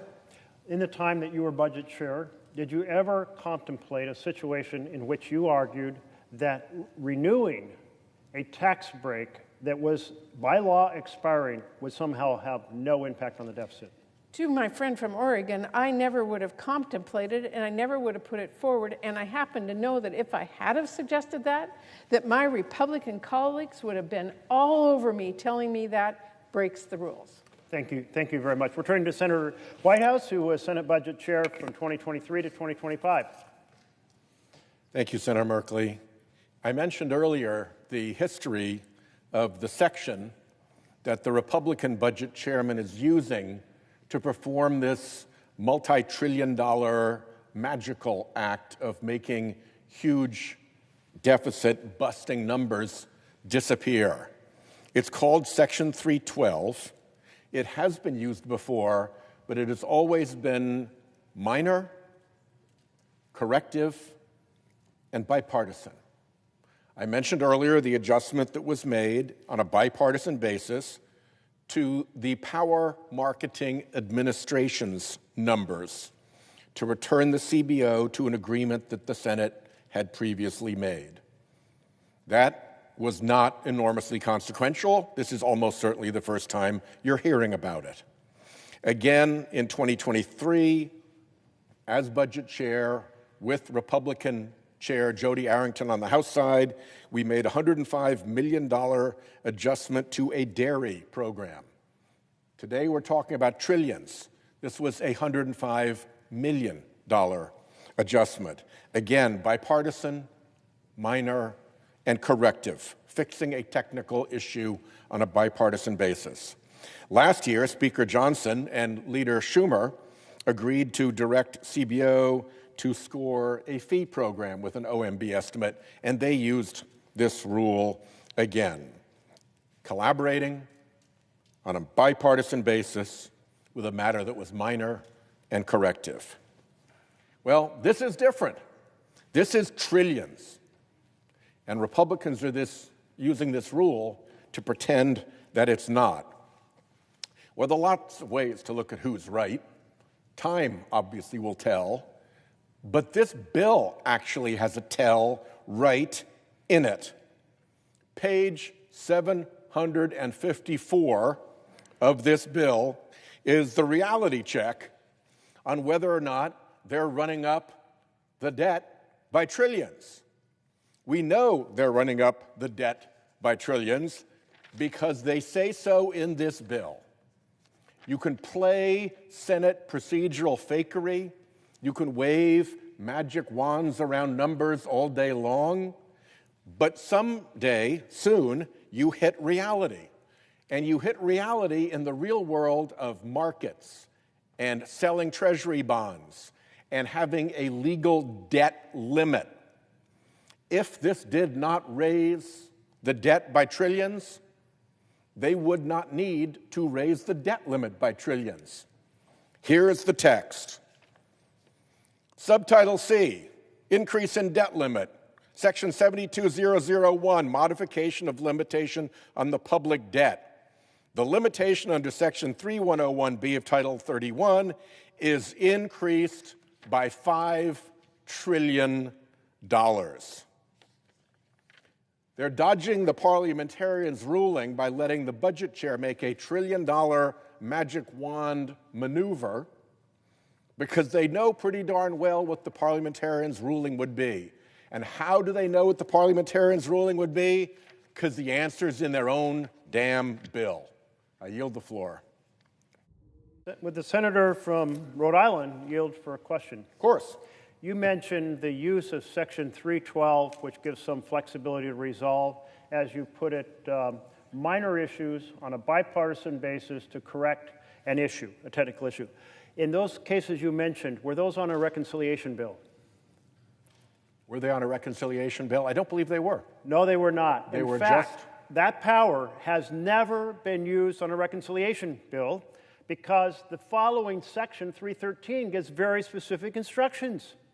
It says each provision must be costed out for its impact on both outlays, the spending side, or revenue, should it be a revenue measure. And if you're saying, well, how do I do that? You say, well, if we pass this provision, what will it cost as compared to not passing this provision, not having the bill? That's a comparison to current law. This ability of the budget chair, and actually the law says the Budget Committee, to correct technical issues on narrow issues on a bipartisan basis, basically solve snarly little budgeting questions like on the dairy program you mentioned, never used on reconciliation ever, never used on a broad basis ever, never used to create a lie about what a bill costs in this fashion. Now we're turning to a senator from Maryland, who was ranking Democrat on the House Budget Committee for 6 years. So he brings a lot of experience and knowledge about the budget process. Senator Van Hollen. Well, Mr. President, I thank my colleague and the ranking member of the Senate Budget Committee, Senator Merkley. I just want to start by reading a statement. This is a quote. Anyone that says current policy baseline is the right way to go is engaging in intellectual and economic fraud. It's intellectually lazy. My basic mission in life is just to try to create some honest math, unquote. That wasn't from Senator Van Hollen or anyone on this floor. This was from a Republican member of the House, Congressman Schweikert from Arizona, talking about exactly the issue we're debating here in the United States Senate. Let me read you another quote, a little more colorful. Again, about this Republican accounting fraud. Quote, this is fairy dust, and they're just full of crap, and I'm going to call them out on it. Republican Congressman Chip Roy of Texas. They're right. This is a fraud. This is a fraud that would make the Enron scammers blush. And I quote those House members for a reason, because we can disagree with what they did in their bill, and I strongly disagree with it. But at least they used honest math, and at least they used the math that is required by the rules here in the Senate. The honest math that Republicans here in the Senate want to dodge, because it will both tell the American people just how big the deficits are, but also because it will screw up their whole entire plan. Just so people listening have some sense of how these Senate numbers are designed to disguise the real impact of their deficits.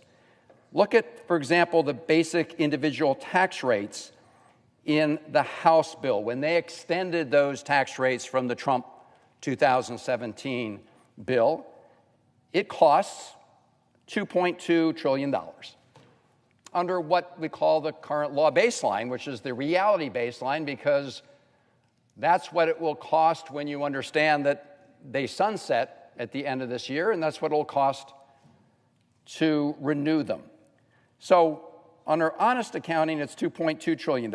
Under the Senate fraudulent accounting, that $2.2 trillion deficit miraculously becomes an $83 billion deficit. Let's look at the House permanent extension of key deductions for businesses. That would cost honest accounting $821 billion.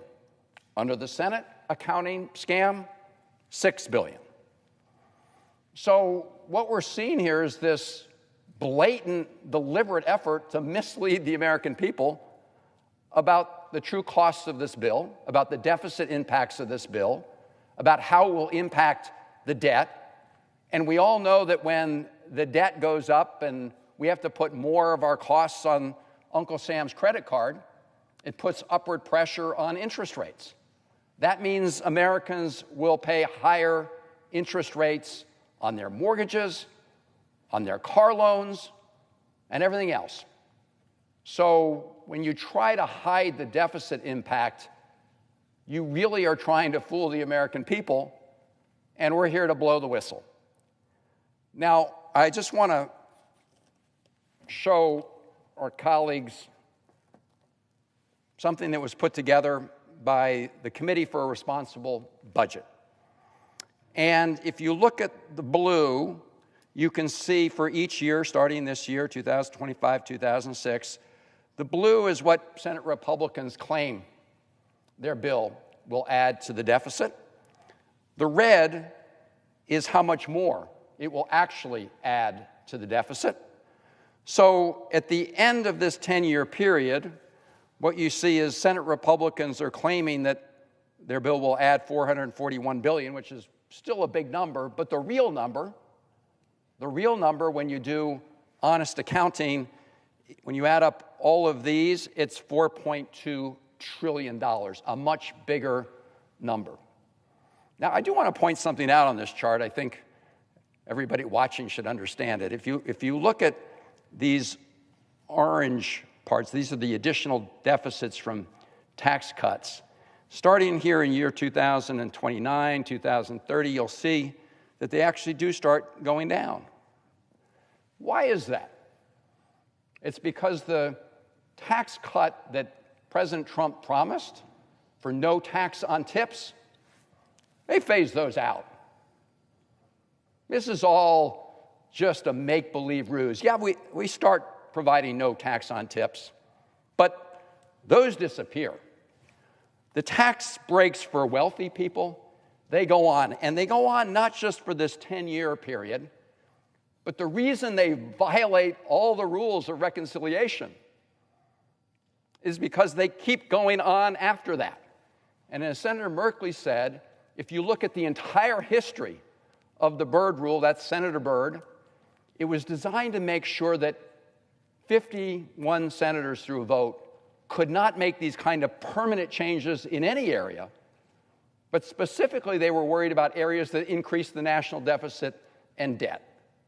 So what Republican senators are doing is not only misleading the American people, but they're violating the entire structure that carved out this special procedure that we call reconciliation for the budget, which was intended to lower deficits and debts, not have them go on forever. As Senator Merkley has pointed out, I think if you look over a 30-year period, we're talking about $35 trillion plus additional to the debt. And Republicans want to hide that from the American people. That is budget fraud, pure and simple, and it is a violation of the rules of the United States Senate. This whole special structure that was created not to blow bigger holes in the debt and deficits, but to actually try to constrain them. So shame on everybody who's part of this fraud on the American people. I yield back my time. Would the senator from Maryland yield for a question? I will. I found it very interesting that you pointed out that these tax provisions for the middle class, no tax on tips, is phased out, and no tax on overtime is phased out. And what you're saying, I believe, is that when they put into this bill that a tax break is ending, they're saying that it doesn't cost any more in the following years. So they are certainly saying that their current policy baseline that they want us to make believe about would say that this wouldn't cost them. In other words, if they extended this, it wouldn't cost anything. It is interesting to note, not only does that expose the fraud behind the current policy baseline, but they made a very deliberate choice. Even though they now say that they can make these tax cuts permanent and still comply with the rules, they decided to make the tax cuts for very rich people permanent. But even though they say it's not going to cost anything anymore to provide, tax cuts with no tax on tips, they're phasing those out. And all of these areas are where President Trump made promises that he was going to take care of some working people. Well, man, those go away fast. Tax cuts for the rich, they go on for not just the full 10 years, but they keep going, which is why this is a violation of the entire reconciliation process. So I find two things very interesting. They're saying if something was in the law that they passed in 2017 and it expires, they're pretending it doesn't expire and therefore extending doesn't cost anything. But in their own bill, when they say a provision expires, they're saying, no, it really does die, and therefore we're saving money in the years after. How is those two things possibly consistent? Well, clearly they're not. I mean, this is literally magical thinking. This is why Republican Congressman Schweithart called this, or Chip Roy called this fairy dust, and why the congressman from Arizona said this was pure intellectual and economic fraud. That's what it is. That's the bottom line. Well, I really thank the senator from Maryland also pointing out that President Trump, he did, when he was campaigning, say he was fighting for ordinary families. But at his inauguration, who did he have standing behind him? Not champions for health care or champions for housing, certainly not champions for nutrition or education, but in fact a series of like 5 or 6 billionaires. And now you're telling me that in this bill, and I want to make sure the American people understand this, the provisions that were sweeteners to say we were helping working people are being phased out, but they're keeping all the tax breaks for billionaires. Well, you're right. It was right down this hall, actually, that President Trump was sworn in, and he said it was going to be a new golden age for working people. Well, as you're pointing out, and this chart clearly shows, and their own budget reveals, it's clearly a golden age for billionaires and people who make a lot of money. And in this bill, they make sure that that golden age for very rich people goes on forever. They had a few little crumbs that they were throwing for a little while, we can see, to others, but just for a little while and just small amounts compared to the golden age for the billionaires.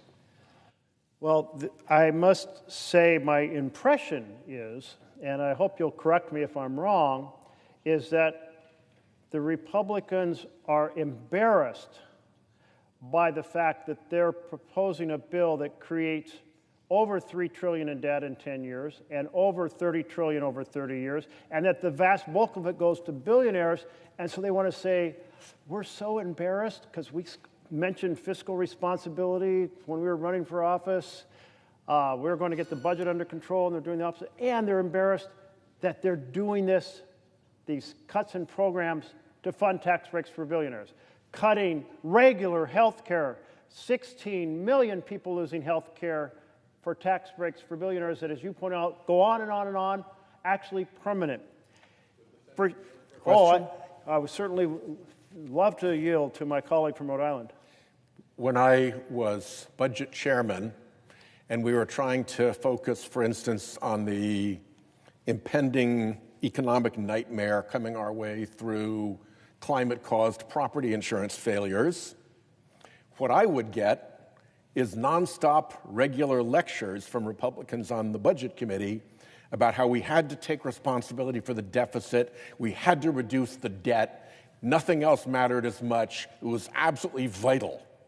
And now, of course, we see that at their very first shot, with the power to do anything through their majority and using reconciliation, they're raising the debt. They're raising the deficit, and not by little, but by trillions. And I'm wondering if in your time as chairman, or perhaps in Senator Murray's time on the committee, or perhaps in Senator Van Hollen's time over on the House committee, you were favored with such constant lecturing by Republicans about the debt and the deficit, and how credible that all seems right now. I'll yield to Senator Murray. I thank the senator for his question, because it's just stunning to me that the vast majority of debate, in fact, all the debate that came from Republicans at the time I was chair of the Budget Committee trying to put forward a smart budget for the United States of America, the only thing they talked about was debt and deficit. The only challenge they made to us was debt and deficit. The only time we tried to do anything for child care, for health care, they threw the debt at us. So it is pretty stunning to me that now that they need to raise the debt for giving tax breaks to the very rich people who stood behind the president at his inauguration, then they play with the numbers and pretend it's not real, and a trillion all of a sudden becomes zero, and I'm using some rule you've never heard of to try and pretend that this isn't real. It's fairy dust.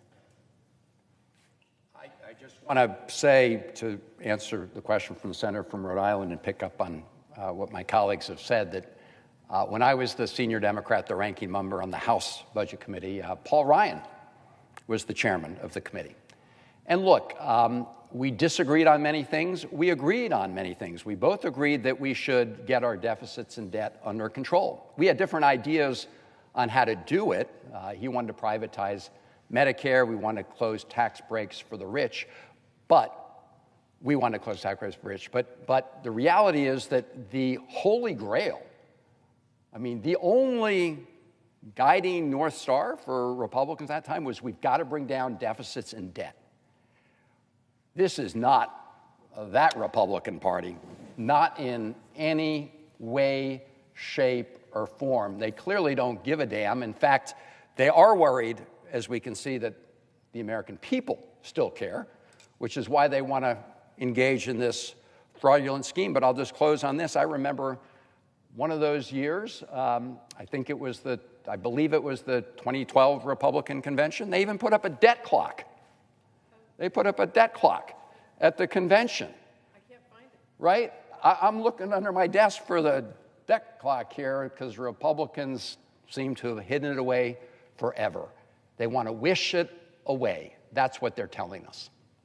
But the bill actually is required to raise the debt limit by $5 trillion.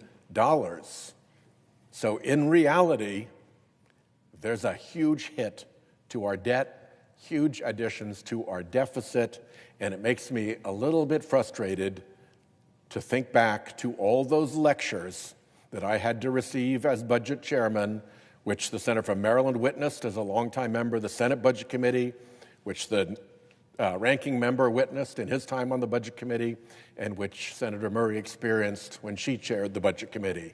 We have been lectured to death by our colleagues, and at the very first instance when they had the power to do something about it, they went 180 the other direction and are cranking the national debt in order to give big benefits to the rich people who fund their campaigns.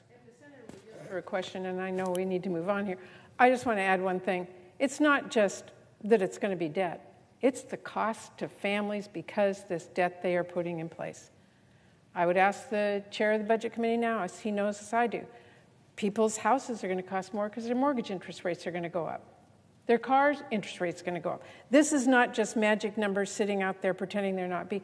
Real families are going to feel the cost of this debt and this deficit. I really appreciate that point from my colleague from Washington State, because in this bill, it creates so much necessitated borrowing that CBO estimates that borrowing will cause interest rates to go up. And when interest rates go up for the Treasury, it goes up on your car loan, on your adjustable rate, a mortgage on your house, and just in general.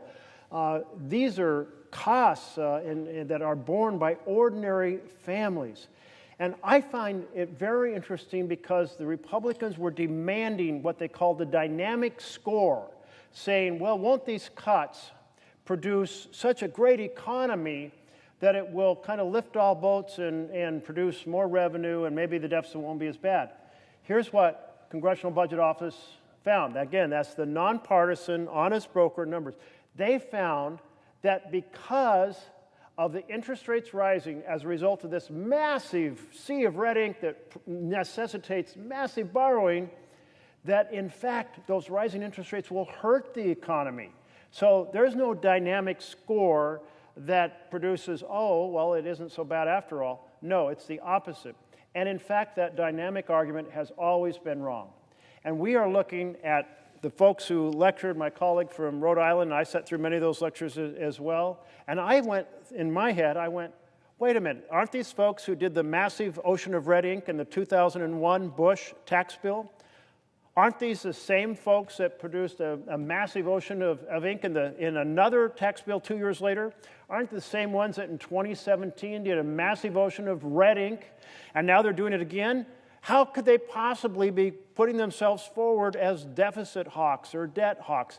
Not to mention that they cheered on two adventures that were a huge tragedy for the United States of America, trying to occupy Afghanistan and going to war in Iraq, which together added $8 trillion to our debt. And if you take a look at this chart, every time there is a Republican administration The last deficit while they're in office compared to their first deficit goes up. For Clinton, it went down. That's fiscal responsibility. For George W. Bush, first term, it went up. For Obama, it went down. In other words, the Democratic presidents, time after time after time, Clinton, Obama, Biden, they reduced the deficits while they were in office. And the Republican presidents, while they were in office, every single time increased the deficits. So none of us want to hear any more talk about fiscal responsibility from across the aisle. You want to be fiscally responsible? Vote no on this bill, because this bill takes and fires 16 million people off of health care to finance those tax breaks for billionaires. This bill says 4 million children will go hungry to finance tax breaks for billionaires. This bill is families lose and billionaires win, and the debt goes up, endangering our ability to do basic programs for the entire next generation. It is wrong on every count. And I think collectively, we urge our colleagues to honor the argument they've made over time that, in fact, they were concerned about the deficit. They were concerned about American families. Because if you are concerned about the deficit and debt, if you are concerned about families, you must vote no on this bill. Thank you, Mr. President. Senator from Washington. Mr. President, I really want to thank my colleagues. I mean, you just said they used to call themselves deficit hawks. We need to call them deficit robins. They're robbing from you to pay for the billionaires. They are no longer deficit hawks. Agreed? Thank you. My colleagues, and I think as Senator Merkley said, if you care about deficit and debt and you don't want working families to have to pay for these tax cuts for billionaires and the rich, vote no on the bill. I'd only add in my last words, watch. Everybody watch as this goes forward, because we will give the Republicans a chance to reduce the increase to the debt and the deficit by peeling back just the tax cuts for the greedy billionaires. We would be voting for working class tax cuts, I'm almost certain. We'll have a chance to bring into stark focus through our amendments what really matters to the folks on the other side of the aisle, and that is the tax cuts for the super wealthy, for the billionaires, for the corporations that are offshoring jobs, and for the biggest polluters in the country. That's where their sweet spot is, and we will expose that through these votes. Those votes, we're not sure when they will start, because the Republicans are redrafting provisions of this bill right now. That's how little time this Senate will have to actually know what's in this 1,000-page bill with all kinds of special deals tucked into it for various members. We will have little time to see because they're still writing it. So those amendments that my colleague from Rhode Island mentioned, stay tuned. We're not sure if those amendments are going to start at 2 in the morning or if they'll start sometime later tomorrow, but stay tuned and pay attention, because you're going to find out who stands with families and who stands to hurt families in favor of helping billionaires. Thank you. Senator from Washington. Mr. President, thank you. I think it's really important, the discussion we had right now about the deficit and debt, but I want to talk a little bit more about this bill in general. You know, recent KFF polling shows that this Republican big, ugly betrayal bill is overwhelmingly unpopular. In fact, this thing is more underwater than the Titanic. Nearly 2 in 3 Americans view this bill unfavorably. That goes up to nearly 3 in 4 when they learn it will kick millions off their health insurance. And it goes up to nearly 4 in 5 when they learn it will choke off funding to their local hospital. In other words, the more the American people hear about what is actually in this big, ugly betrayal bill, the more they dislike it. So with that in mind, I want to be here today to say a little bit more about what is in the Republicans' latest version. Spoiler alert, it is still big, it is still ugly, and it is an absolute betrayal of the people who sent us here to fight for them. The Republican plan is still going to mean over 16 million people losing health care as patients get kicked off their ACA plans, kids and struggling families will get kicked off Medicaid. Rural hospitals are going to be forced to shut their doors. The Republican plan is still going to mean more starving families. New red tape is going to cut people off from their SNAP benefits that they need to put food on the table. And it is going to take away kids' school meals. The Republican plan still rips away support from the people in this country who are struggling the most to give away billions in tax breaks to billionaires who need help the least. In short, this latest version of Republicans' bill would still be one of the biggest transfers of wealth from the people at the bottom to the people at the top in our nation's history. When it comes to health care, this Republican abomination will cause millions of people to lose their insurance and see their costs skyrocket in one way or another. It will create mountains of new paperwork and bureaucratic barriers that are positively meant to kick people off their Medicaid and ACA coverage. And there is new sabotage to the ACA healthcare markets, which will mean more people losing their affordable coverage. Meanwhile, there is nothing, a big fat zero, when it comes to renewing the tax credits Democrats passed to lower your healthcare costs. That's right. While Republicans are showering their billionaire donors in new tax breaks, they will not lift a finger to extend healthcare tax credits that are saving millions of families thousands of dollars a year on health coverage. Instead, they're going to make sure people lose health care coverage, including our seniors, people with disabilities, pregnant women, millions of patients who rely on Medicaid. And let's not forget, the cuts in their bill are going to shutter hospitals across the country, especially in our rural areas. Do you have Medicaid, Medicare, employer-sponsored coverage? Regardless, Republicans have some pretty bad news for you, because it hardly matters what insurance you're on when you don't have a hospital to get care anymore. In Washington State, we have 14 rural hospitals that are fighting to survive and would likely close under this bill, mostly in areas represented by Republicans, I should add. Not to mention, we have 6 rural labor and delivery units that could be forced to close their doors under this bill. And you know what the Senate Republicans did? They made that problem worse. They put even more pressure on our rural hospitals. I'm telling you, this betrayal is getting bigger and uglier by the day. And this cannot get lost. Republicans want to shut the doors of one of the biggest healthcare providers in the country. They want to defund Planned Parenthood. That is wildly harmful and wildly unpopular. It would shutter at least 200 health centers that provide a wide spectrum of care, including cancer screenings, pap smears, birth control for millions of women.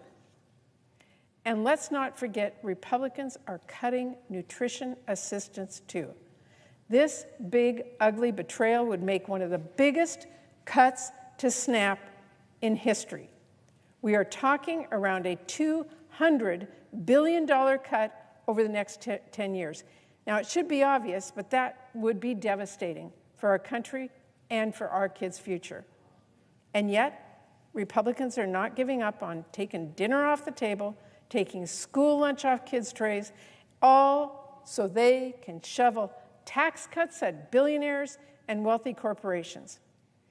And it is worth underscoring the new red tape in their bill is even targeted at some of our most vulnerable families, because it expands work requirements to apply to seniors and parents with kids in school.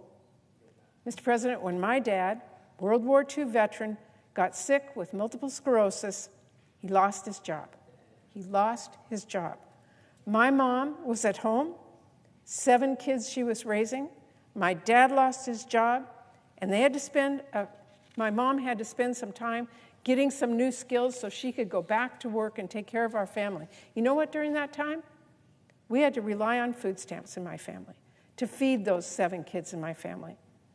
But under this Republican bill today, because neither of my parents had a job during those few months, my family would not be eligible for SNAP benefits. We would not have even gotten food on our table at the worst time in my family's life.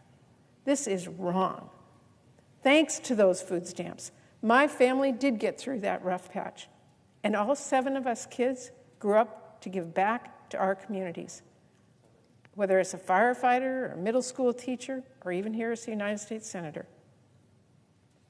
So I can't emphasize enough.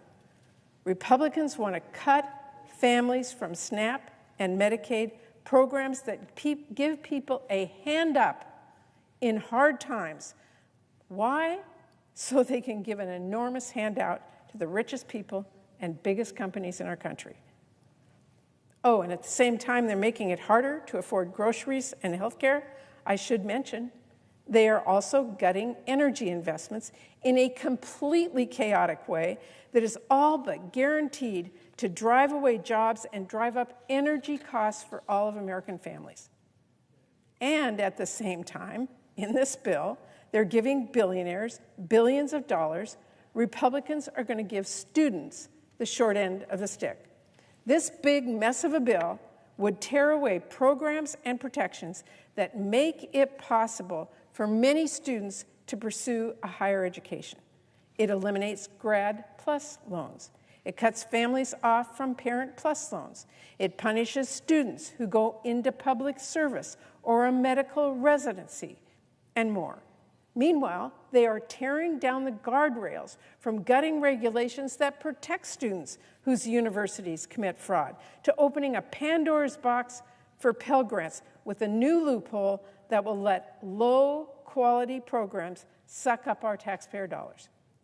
These changes are especially going to hurt students from low-income families and first-generation college students and our veterans. Some of them will have no way to go to college when Republicans take their support away. Some will be driven into predatory private loans they can't afford. And some will get lured into low-quality programs that take their money, waste taxpayer dollars, and leave the student worse off.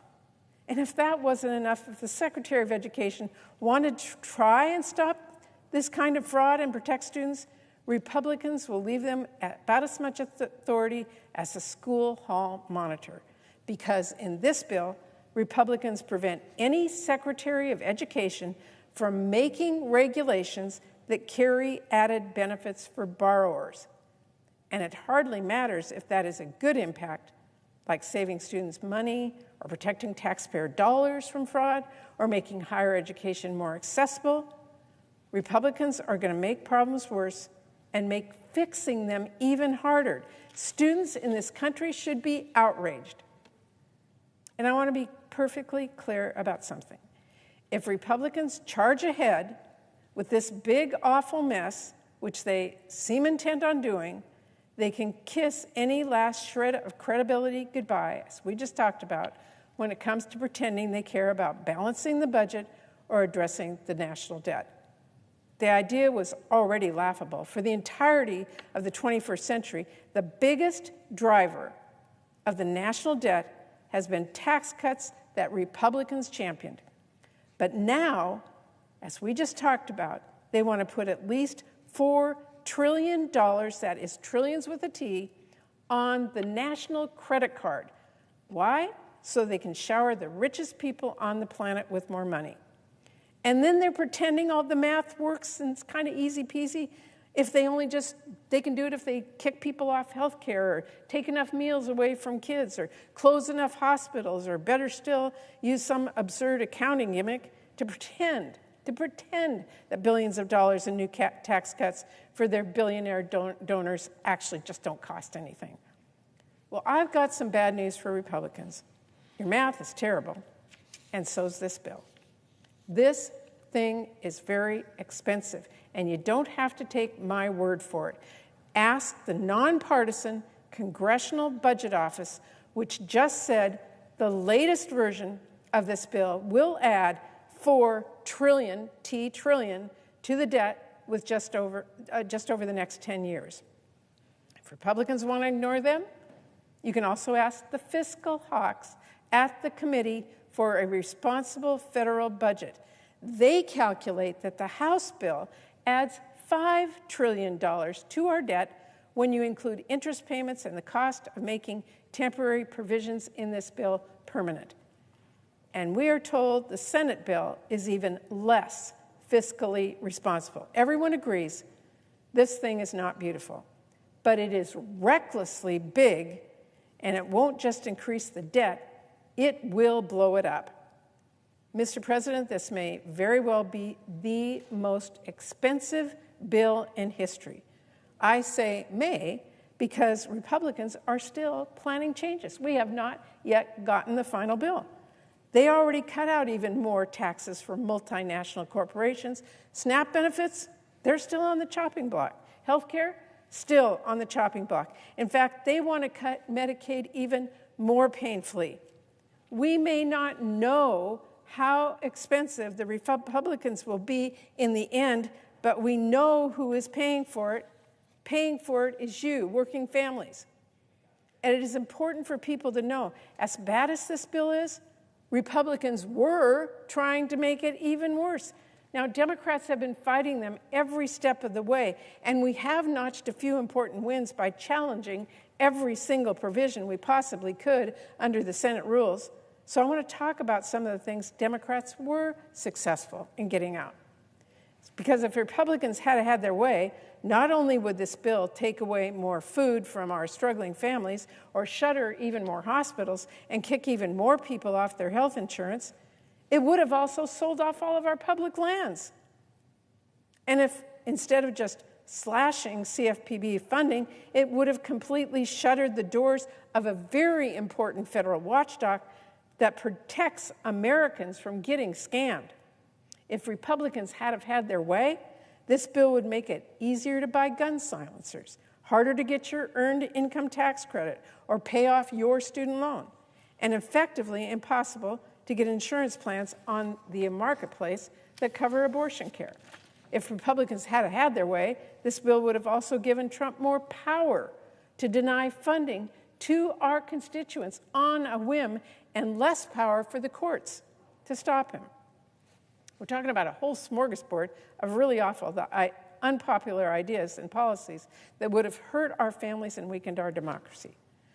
Ideas that were this close to making it into this bill.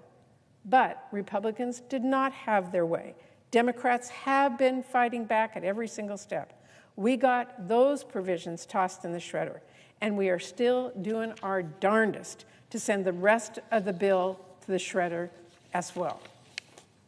Now, let's be clear. When we talk about how unpopular this bill is with the American people, the reason is simple. This bill polls like garbage because it is garbage. That's why it should go nowhere except a trash bin. Democrats are going to keep pushing back on this monstrosity with absolutely everything we've got at every step we can. We're not going to stand by as Republicans shutter hospitals so the richest people in the country can build another vacation home. We are not going to sit around and let Republicans kick millions of people off of their insurance and raise working families' premiums so corporate executives can get a bigger bonus. And we are not going to be silent as Republicans take food away from struggling families so they can help billionaires fuel up their private jets.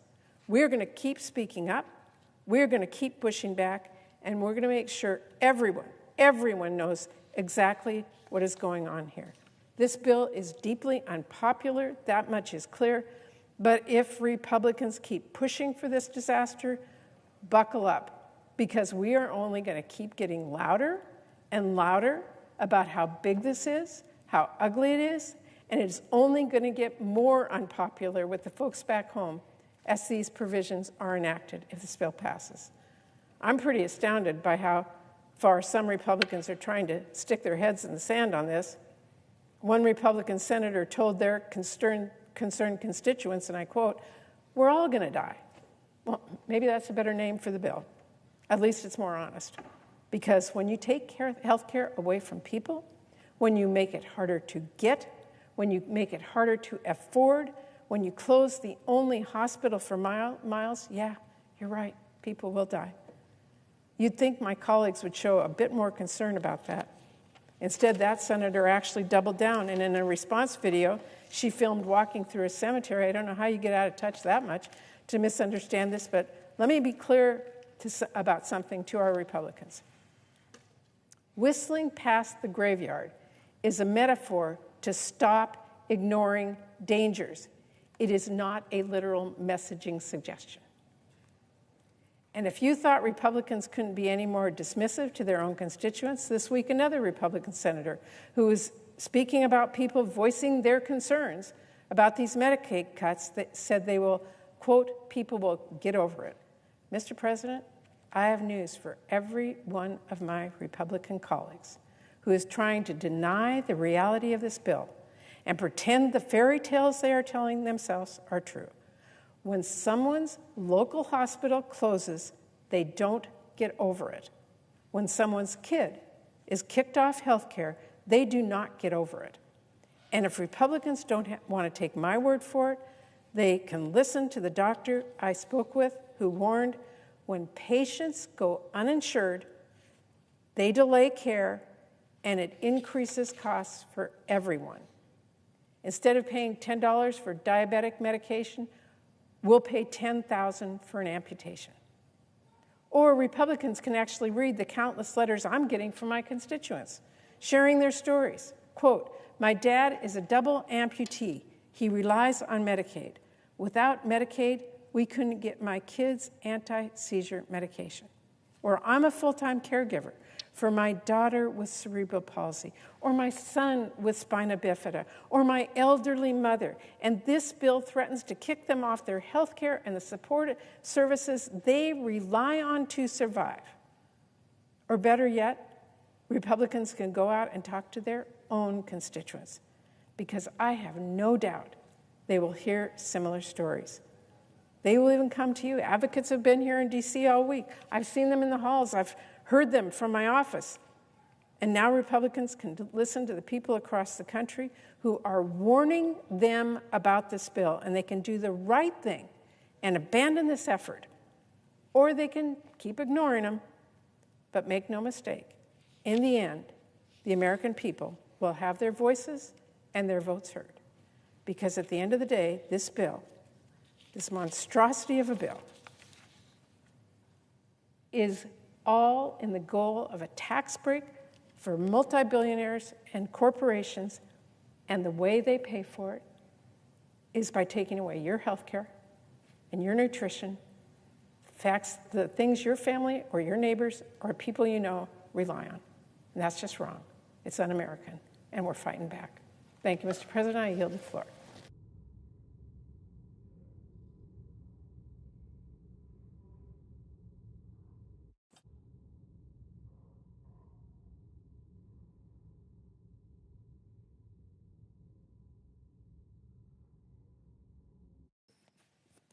Mr. President. Senator from Rhode Island. Thank you, Mr. President. Mr. President, I rise today to oppose this partisan reconciliation bill. Republicans have named it the One Big Beautiful Bill, but you'd only use that kind of title if you were trying to hide something. And here's the simple truth. This bill takes health insurance and food assistance away from millions of Americans and gives President Trump's billionaire and millionaire friends giant tax cuts. And this bill, it would provide hundreds of billions of dollars in tax giveaways to the country's 902 billionaires and millionaires, while kicking 17 million Americans off their health insurance. Just weigh the balance. 902 beneficiaries with extraordinary tax deductions and tax benefits versus denial of health care to 17 million Americans. It doesn't balance. And despite slashing health care, somehow this bill will add trillions of dollars to our national debt. It will further weaken our financial position in the world. It will indeed have many countries wondering if the United States is, as it has been since the end of World War II, the place to put their resources, their investments, their reserves. This could have profound fiscal and monetary implications for the United States. And if you tie that together with this tariff battle, we are headed economically in the wrong direction as we are socially. This bill is loaded with outrageous special interest giveaways and President Trump's personal political priorities. For example, $7.5 billion for wealthy developers to use for luxury housing and other high-priced developments at a time when affordable housing for working families is a crisis in every state in the country. $1.7 billion for gun makers who will be able to sell silencers, sawed-off shotguns, short-barreled rifles, and other very dangerous weapons and components tax-free, making our streets more dangerous for police and for the American people, and indeed, especially for the police, because they're the first responders. They're the ones that are typically going to the door wondering if the person behind that door has an automatic weapon or some other weapon designed not to hunt or shoot, but to kill. Hundreds of millions of dollars in new tax cuts for extraordinarily wealthy oil and gas companies, and $40 million for a Garden of Heroes, a sculpture garden to honor President Trump's favorite historical personalities. And at the same time, it slashes the budget for the Consumer Financial Protection Bureau, which makes sure that shady payday lenders, mortgage lenders, and banks don't fleece American families. And in particular, the military division of the CFPB protects men and women in the uniform of the United States. We were able to pass an interest cap of 36% for active duty personnel. And that is going to be ignored because there's no one to enforce it. And we are going to see, as we have in the past, our soldiers, sailors, airmen, guardians exploited, systematically exploited by all those little automobile shops and payday lenders and everything else that surrounds every military fort base in this country. It's a tale as old as time. My Republican colleagues showering the rich with tax benefits and prioritizing favored industries and friends. President Bush joined with the Republican Congress to do that. Of course, I opposed it. And well, by the way, when President Bush did that, we were projected to have, over the next 10 years, a multi-trillion-dollar surplus.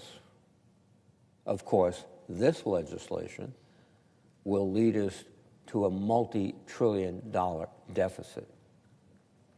And it's interesting because when I was younger, the Republicans all associated themselves with fiscal responsibility, balanced budgets, surpluses. That's not the case. President Trump exacerbated the situation in his first term by his grand giveaway. But this time, President Trump and my colleagues on the other side of the aisle are depriving millions of Americans of their health care coverage to pay for it.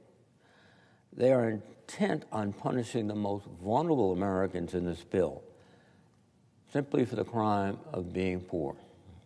In fact, in many cases, despite working very long hours and being poor. I came here to Congress, to the Senate, after serving my country in the U.S. Army, as the President did with great distinction, in the United States Navy as a Navy SEAL. I came here to serve my constituents and improve the lives of average Americans. And I think most of my colleagues, Democrats and Republicans alike, came with the same goal. And according to press reports, a few of my colleagues on the other side of the aisle are starting to realize that this bill is going to do great damage to their constituents. One Republican colleague has warned that this bill could leave 600,000 of his constituents without health care coverage and blow a $38 billion hole in his state's budget. That would be a devastating effect. One of the other aspects of this attack on our health care system is there's some people that believe, well, Medicaid doesn't touch me. It certainly does. Because when you extract that much money from the health care system, what will private health insurance do? They'll raise their rates. Everyone will be paying more. And some won't be able to afford it. They'll have to go without coverage. And that is going to be a tragedy for this country. Now, knowing the damage this bill is going to do, one must ask, why would anyone support this? But this legislation is more than just numbers. I've heard from countless Rhode Islanders who are concerned about these cuts. During meetings, in letters, when I bump into them at the grocery store or the pharmacy, they've been telling me about how Medicaid has helped them and their families. I've been meeting, for example, with Christina from Smithfield, Rhode Island, for many years. Her daughter, Lauren, was born with cystic fibrosis and has endured countless hospitalizations, procedures, medications, and other challenges as she navigates life with this disease. Christina, Lauren, and their family have private insurance, but Medicaid also helps cover the expenses not covered by private insurance for people with serious illnesses who are not able to work.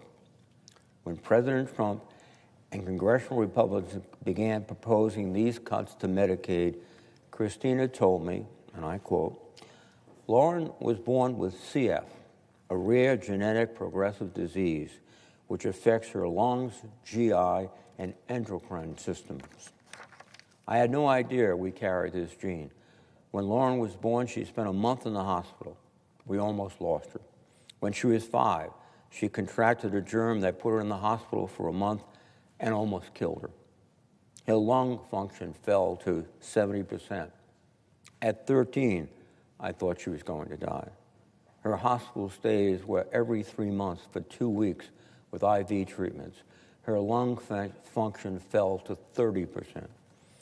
With one of the medicines for CF, she was able to finally get her lung function back to 65% at 23 years old. She still suffers every day. Just trying to breathe is difficult. If she catches the common cold, it could put her in the hospital. She has had a hard time keeping weight on, and her GI is a disaster. She spent hours in the bathroom. She developed CF-related diabetes, which always puts her in danger. Every day is rigorous treatments and medications just to stay alive. It is with the help of the NIH and the FDA that she is still alive. Please do not make these cuts. If Medicaid is cut, when she is 26, 2 years from now, she will have no way to pay for all of her hospitalizations, medications, and treatments. Few could afford to keep her alive. It is this simple. Without Medicaid, she will die. We need your help. Carolina from Central Falls, Rhode Island, shared similar concerns for her daughter. My daughter has special needs, and we rely on Medicaid for her needs. Not having Medicaid would create a sinkhole for us. People with profound autism need lifetime, 24/7 care, As you consider budget cuts, it is important to me as your constituent that you work to ensure that this vulnerable population has access to the critical supports that it needs to survive. I will be looking to you for your courage and leadership. Indeed, and now we're looking across the aisle for courage and leadership to reject this flawed bill. I received an email from one constituent, Wally, in Cranston, Rhode Island. She is a 71-year-old retiree on Medicare. Her husband is 72 with Alzheimer's disease, living in a nursing home under hospice care and relying on Medicaid for his health care. She wrote to me that she was, quote, terrified at all the cuts to programs and services that she and her husband so desperately rely on. Without Medicaid, she wonders if she or her husband would be able to continue receiving care. I also heard from Diane in Coventry, Rhode Island, whose daughter gets life-saving care through Medicaid. Diane said, Medicaid is important to me personally. Medicaid matters to me and my family. My 15-year-old daughter suffered a brain bleed and a stroke at the age of 5. It came out of nowhere and was very unexpected. She has spent a lot of time in the hospital, rehabilitation services, doctor's offices, appointments, etc. over the past almost 10 years. Medicaid allows her to be home and taken care of on a daily basis. Without Medicaid, she would not be able to receive hospital-level care at home. She wouldn't have a wheelchair or any other durable medical equipment. She wouldn't be able to get her life-saving medications or the nourishment she needs through her G-tube. Please, I urge you to save Medicaid, not only for my family, but for millions of others. All of our lives depend on it. Now, my colleagues on the other side of the aisle may say, we're not going to cut these people's Medicaid. We're just going after the fraudsters, the freeloaders who aren't working. Now, who exactly are these fraudsters and freeloaders? Is it the elderly patient who needs expensive nursing home care? Is it the child with a serious chronic health condition? Should we cut off these people's access to health care because they can't work? They physically cannot work? Or because the constant paperwork requirements got lost in the shuffle? Let's be clear. If my colleagues were serious about eliminating fraud, they would be providing states with more resources to investigate questionable claims and bad actors. Medicaid coverage is not extravagant. It is a lifeline. If my colleagues were sincere in their claim that these cuts are about protecting the program, quote, for the people who need it the most, as the majority leader has claimed, then they would be investing the so-called savings back into Medicaid instead of blowing it on tax cuts for the well-off. Instead, this bill is cutting funding to states for Medicaid, and states will have no choice but to pick and choose who will get access to care. But don't take my word for it. The Nonpartisan Congressional Budget Office, CBO, estimates that this bill will cause nearly 17 million Americans to lose their health insurance. 17 million people. That's not fraud. It's just making it harder for people to get health care. On top of that, even if you're one of the lucky ones who gets to keep your Medicaid, will you still be able to get it? Nursing homes rely on Medicaid. More than 6 in 10 nursing home residents in Rhode Island are on Medicaid. As Medicaid funding is cut, what will nursing homes do? I imagine some will have to close their doors or dramatically reduce the number of beds. So you could be one of these fairly well-to-do Rhode Islanders trying to get mom in the Medicaid home, the nursing home, I should say, and you're willing to pay, but if it's closed, or there's only 5 beds where there used to be 20, she's going to be where, in my generation, grandparents were, in the living room, in a hospital bed, being cared for in those days, typically by your mother. So this approach to Medicaid is going to touch every aspect of American life. And the same can be said about the community health care centers. Medicaid makes up a huge portion of the operating budget for community health centers, which provide primary, dental, and behavioral care to more than 200,000 Rhode Islanders. That's roughly 1 in 5 Rhode Islanders. It's hard enough to find a doctor now. It will only get harder if a community health center closes its doors and thousands of patients don't have a doctor anymore. And where do all those patients end up when they can't get routine care? The emergency room. That means there will be lines out the door, and if you have a serious health event and need to get in, you better get used to waiting a long time. This is not how a health system is supposed to run. And in Rhode Island, our health system is already on the brink. People are just getting by. People are waiting in the hallways of ERs for a bed upstairs. People are spending days on the phone trying to find a doctor. We should be making these things better, not worse. But again, Republicans' main priority seems not the physical or financial health of everyday Americans. It is providing massive tax cuts to President Trump's billionaire and millionaire friends. There's certainly nothing wrong with being successful, and there's nothing wrong with wealth. That's something that has been part of the American dream since our beginning. But what it requires is opportunity. And one of the fundamental opportunities it requires is good health and good education. And what this bill will do is destroy our health care system and force the states to make dramatic cuts to the education system. We are shutting down opportunity in America while we enrich the wealthy elite. The American dream, as I believe it, is about the middle class and a government that's focused on them, not taking $1 trillion from Medicaid so Republicans can gift to those who've already benefited from many other gifts. Mr. President, let's put the enormity of this transfer to the wealthiest in perspective. There are about 128 million households in America.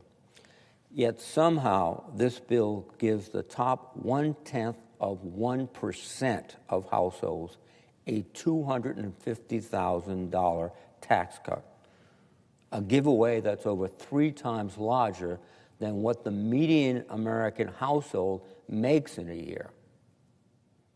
When confronted with this point, Republicans consistently try to hide the ball. Middle and working class Americans are getting tax cuts too, they say. Who cares if the rich gets richer? Well, the Senate bill raises taxes on the lowest income Americans, the same families from whom Republicans are ripping away health care and other benefits. While we are voting on this bill without a full analysis of its impact on households, the Congressional Budget Office found that the House-passed version would take around $1,600 away from these lowest income households each year after accounting for tax changes and benefit cuts. And it's not just low-income Americans. Researchers at Penn's Wharton School of Business have found that most Americans lose money under the House bill in future years, too. I want to be crystal clear. We need to reform our tax care system. We need to make it fairer for working Americans, not just for the ultra-wealthy. We hear from people so often that government is broken. They're right. Our tax system is unfair and needs reform. But giving the top 0.1% of Americans an extra $250,000 every year is not fixing the government. It's just adding to the sense of unfairness and brokenness that so many citizens feel. We can do a bipartisan tax bill that is both fully paid for and that helps average Americans. In fact, We almost did that last summer when the House passed a tax bill 357 to 70 that would have extended the child tax credit and reinstated tax cuts for businesses without increasing the deficit. 48 bipartisan senators voted for that bill in this very chamber, but it was blocked because Republican leaders wanted to pass something like this bill before us today. My Republican colleagues have drafted a bill that is neither paid for nor helps most Americans. Worst of all, they have chosen to take from the poor and the middle class and the working class to give to billionaires. This bill is very bad policy. It's almost un-American if you believe that the essence of America, as expressed by one of our greatest presidents, Abraham Lincoln, was to give every person a fair chance in the race of life.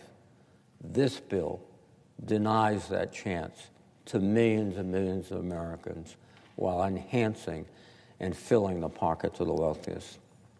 And I oppose it. I yield the floor. Mr. President. Good. Thank you. I'm honored to follow my colleague, Senator Reid, and he is absolutely right that this bill is almost un-American. In fact, I would say it is un-American because it is so destructive to the middle class, to health care, to education, to basic fairness and decency in our great country, the greatest country in the history of the world. It would balloon the debt and the deficit by $4 trillion, and yet my Republican colleagues have sought to disguise and hide that reprehensible pain and damage to the American system. It would cut Medicaid by $930 billion, which means billions in cuts for Connecticut, hundreds of thousands of Connecticut children and families off Medicaid, food nutrition shredded, and student loans decimated. These kinds of impacts on Connecticut are mirrored through the whole country. And the American people are beginning to get it. That's why this bill, the so-called One Big Beautiful Bill, is so deeply unpopular, in fact, by 2-to-1 majority. And I want to talk not only about Connecticut, but two of the states that are represented by colleagues here. They are so-called red states. But make no mistake, this bill is seismically catastrophic, not just for Connecticut, but for the whole country and for Louisiana, where this measure, if it's passed, will mean that my colleagues from Louisiana are voting to kick roughly 250,000 people in their state off health insurance. They will be voting for a bill that could close 33 rural hospitals in their state alone and cost their state's health care providers $588 million for services that newly insured patients simply will not be able to pay back. Their state program would lose $4 billion. That's Louisiana alone in funding. These numbers are staggering, and they're the reason that every major health system in Louisiana is opposing this bill. Just yesterday, they sent a letter warning that cuts in this bill, and I'm quoting the Louisiana health care providers here, quote, would be historic in their devastation and warrant our shared advocacy to protect our patients and the care we provide them in hospitals and clinics. I could go on about Louisiana. I'm going to abbreviate my remarks and put my full statement in the record if there's no objection, Mr. President. Without objection. But this bill also reduces SNAP benefits for 206,000 Louisianans. It eliminates the benefit entirely for 94,000 of them. I want to see my colleagues from Louisiana go home and face their constituents, having cut the legs from SNAP and Medicaid programs and many other benefits. And in Utah, same tragic scenario unfolding in a state where 337,000 children and adults depend on Medicaid. Nearly half of all children in Utah are covered by Medicaid. 59% of nursing home residents. 60,000 people living in rural Utah communities covered by Medicaid. If this bill passes, at least 180,000 Utahns will lose health care coverage, and Utah's uninsured rate will increase by a staggering 67%. If this bill passes, 31,000 of the people in Utah could see their benefits slashed, and 13,000 would risk losing their benefits entirely. Now, I just want to say in conclusion, these numbers for Connecticut, for Louisiana, for Utah, for the state of Washington, where my wonderful colleague, Senator Cantwell, will be talking shortly, they're not just numbers. They are faces. They are lives. They're children who are just beginning to be Americans. And their productivity, their contributions back to America will be hamstrung. Their lives will be financially handicapped. And health-wise, they will be impaired as a result of these irresponsible and reprehensible cuts. I couldn't be angrier about these kinds of cuts in programs done only so that the ultra-wealthy will receive tax cuts. I'm willing to bet that a lot of those billionaires and millionaires would forego those tax benefits if they understood the consequences. But my Republican colleagues, who are in disarray at this moment, they can't come together on a program because they know how abhorrent its effects would be on their states, ought to listen to the people of America, not the ultra-wealthy. And the people are speaking in the polls.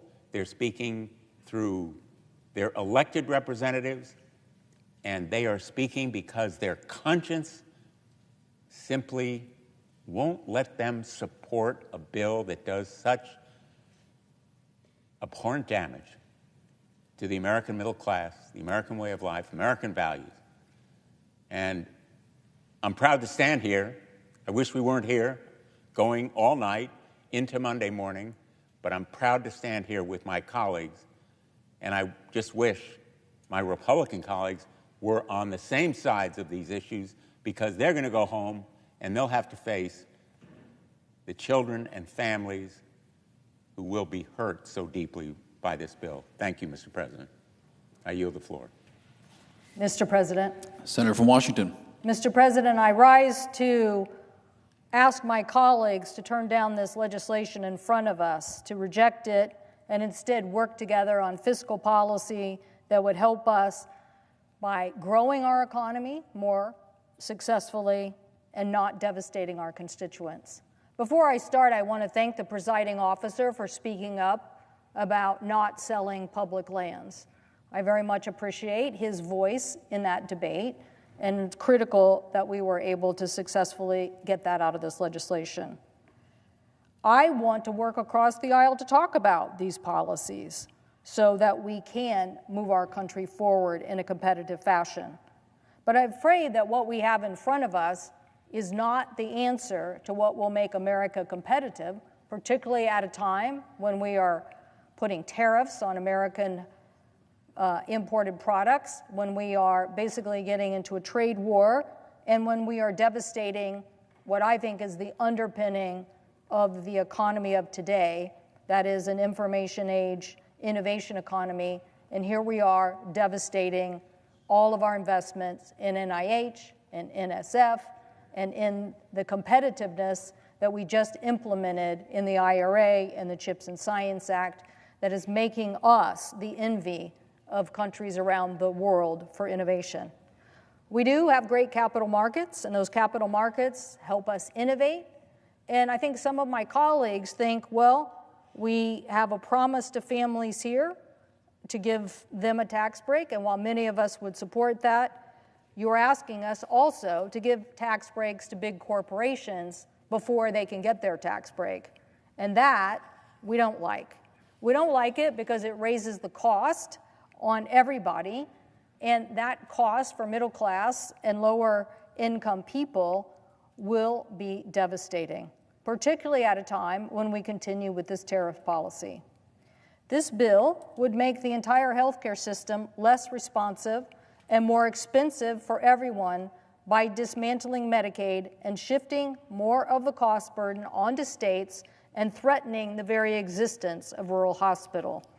This bill also sells spectrum out from under our national defense and safety agencies and forces states to choose between protecting their citizens from dangerous AI or providing broadband service, and it just gives away big breaks to companies like Meta, that's Facebook, or Google, who I'm sure at this point in time don't really need that additional tax break. Clearly, though, the most egregious and certainly most destructive part of the bill of this reconciliation is the changes to health care. The fact that 17 million people will be uninsured and raise the cost on everyone. This is from the Congressional Budget Office. We don't need to be raising health care costs on our constituents. The CBO analysis revealed that hasty negotiated updates by Republicans discussed on behind closed doors early Saturday morning added that $130 billion in Medicaid cuts to the bill. That's a whopping $930 billion in total Medicaid cuts. That is how CBO got to this number of 17 million people. The challenge is nobody marked up a bill in committee. Nobody even had a hearing where somebody presented this information. No, this is all being changed on a daily basis, and everybody's trying to catch up. But what we're really trying to do is fight for our constituents and make sure that we know the impacts. The impacts of these 17 million people will be severe cuts felt in every corner of the United States. State governments will be the first to feel this tsunami of cuts. And unlike the federal government, they must balance their budget, so they can't borrow the money to make up for the deficit. In our state, the state of Washington, our governor and legislators have to grapple with an estimated $3 billion shortfall that this will bring to them as a result of this many people losing coverage. Yesterday, I held a virtual press conference with a group of Republican state representatives. A Republican Utah state representative who, Ray Ward, who just also happens to be a physician, warned that these cuts will amount to $1 billion budget deficit per year in his state of Utah. That budget shortfall forces his state government to make some very difficult decisions. They have to decide whether to cut reimbursements to providers, cut medical services, cut more people off the rolls, or make drastic measures like increasing everyone's taxes. Kevin Leonard and Steve Hobbs, one of them is the executive director of the Association of County Commissioners of North Carolina, and the other, Missouri representative, basically said as county government leaders and state leaders, they are worried that this bill basically is an unfunded mandate on them. Commissioner Hobbs said where they will feel it most is that services like behavioral treatment will now have to be provided through the jails instead of a medical setting. Our own Peninsula Health expert who was on the call basically said that in their region of our state, this could be as much as a 25 to 45% cut in behavioral health. So that's what happens when you cut people off of Medicaid. The amount of money, since Medicaid is 1 in 5 dollars is a Medicaid dollar, you're going to take that much out of the system. These people do not operate on wild, profitable margins, oftentimes barely breaking even, or in behavioral health, oftentimes losing money. But I guarantee you, if instead of seeing this Medicaid population in a behavioral health setting, you think you're going to see them in the emergency room or a jail, it is going to cost us a lot more money. It's going to cost our state, our county, and the local region a lot more money. Not only will this bill diminish their Medicaid revenues, but it will also increase the uncompensated care. Some are estimating to be $42 billion. Our rural hospitals, our rural healthcare challenges will be devastating. In Washington, over 300,000 people will lose health insurance. And these are people who were easily treatable, conditions that if you treat them, chances are they will be dealt with. But now, if you don't treat them, they're going to go to the emergency room and they're going to raise costs on everyone. These families depend on this care. Last week, I spoke on the floor about one of my constituents. Britton Winterrose talked about his daughter Leda, a 5-year-old girl who had a rare condition that when she stopped breathing, she does stop breathing in her sleep if she doesn't have oxygen. Mr. Winterrose talked about how even though he had a very expensive platinum plan, it didn't cover her costs. And just by doing this Medicaid and covering their cost, basically they have saved her life and they have enjoyed her in the many years that they have given to them. Why are we making the Winterroses sweat over whether their daughter is going to be able to keep Medicaid, about whether the whole system in their part of our state is going to be able to keep doing Medicaid? Right now, people are estimating that 5.4 million people will get pushed into medical debt because of health care and the cuts in this bill. The total amount of medical debt that Americans will owe will increase by $50 billion. So is it really worth it to take $880 billion, or whatever it is now, $930 billion out of Medicaid so that you're actually increasing the personal debt of people, making counties basically have unsustainable budgets, or having state legislatures come back in to cover our costs? As one of these commissioners said, this is nothing more than cost shifting to the states. It's irresponsible. According to the Center for American Progress, a 60-year-old couple who will be in the affordable care market today, making $85,000 a year, could see their annual premiums raise as much as $15,400. Why? Because when you have uncompensated care and you basically kick people out of Medicaid and off of the Affordable Care Act, what you're going to do is raise premiums on all of us. A low-income Medicare recipient also qualifying for Medicaid could see their costs go up as much as $8,340. So why are we doing this? And the out-of-pocket expenses now that a Medicaid person has to pay for, they could be paying as much as $1,650. You want to do that to give a tax break to Google and Facebook? That's why you're doing this? The tax break that you want to give them, multinationals, and I could just say for a minute about this. You know, when the 2017 tax bill came along and everybody said the corporate rate is too high, we need to have our companies be competitive around the world, I would have considered lowering that rate to something. In fact, my colleague, Senator Kaine from Virginia, proposed something, but we didn't accept that. Instead, they lowered it to a very low rate and then said this year, we'll smidge it back up. That means they'll increase it back up a little bit this year. That was their plan. But somehow these multinational corporations have got to my colleagues on this side of the aisle and basically said, give us the same rate that we had in 2017. Now, the reason I didn't support that in 2017 because it was kind of ludicrous. You were saying to companies like Microsoft, we'll give you a tax break. I don't think they really needed that big of a tax break. But by the way, we're going to raise taxes on the people who work at Microsoft. we are going to raise, because of the SALT deduction, we're going to raise your taxes. So literally hundreds of thousands of people in my state paid higher taxes to do what? Give Microsoft a tax break, which they gave in dividends. Now, did that help our economy? Did that help really grow our economy? I'm pretty sure the innovation at Microsoft helped grow our economy. I'm pretty sure the people who hustled on AI helped grow our economy.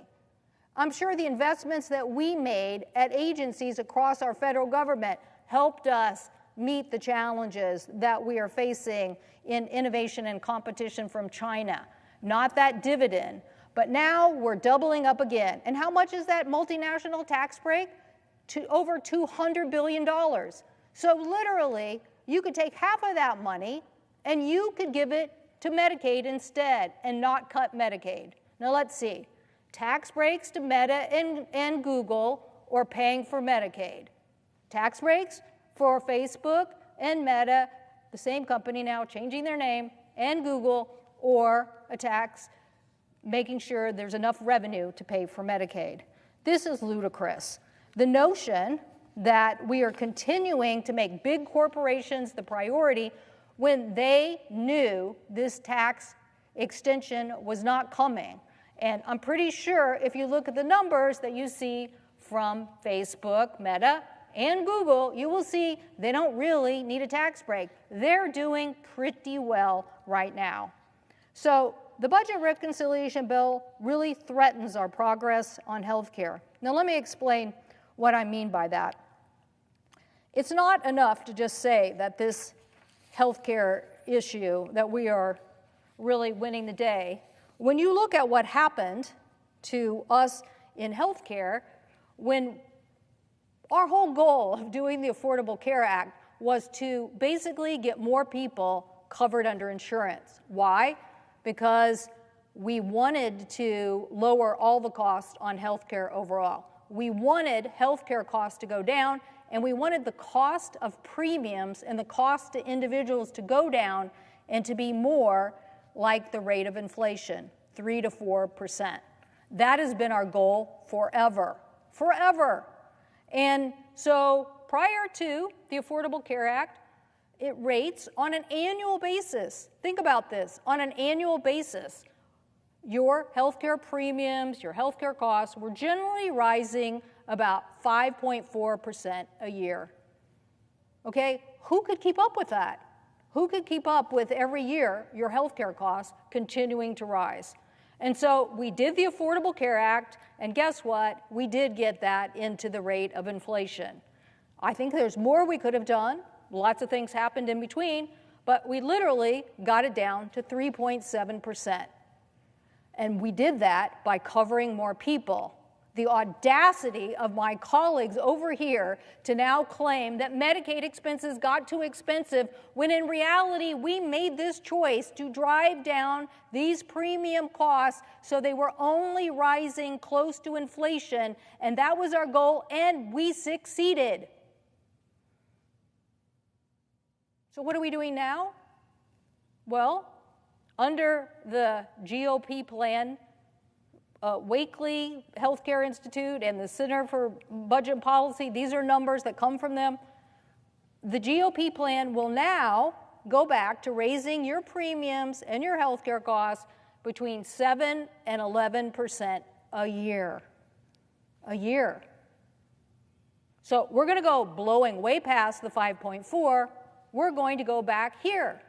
And why? Because you're going to cut off millions of people from health care. You're going to increase the cost of uncompensated care. You're going to make people wait to go to emergency rooms, and then they're going to be sicker, and that's going to cost, I don't know how much it costs, but it's definitely a multiple of 5 or more. I don't know if it's, what do you know? What do you think it is, Kevin, at emergency room? 10. Okay, 10. He says 10. It's 10 times more expensive to deal with somebody at an emergency room than just get health insurance and get covered. Okay, so now we want to know, why are we raising the cost on everybody's health insurance, including these plans? Because this side of the aisle basically wants to cut a bunch of people out of a system that lowered the cost of healthcare plans overall and kept it more in the rate of inflation. Why? Why would you want to do this? So it makes no sense, and I hope our colleagues will think long and hard about that.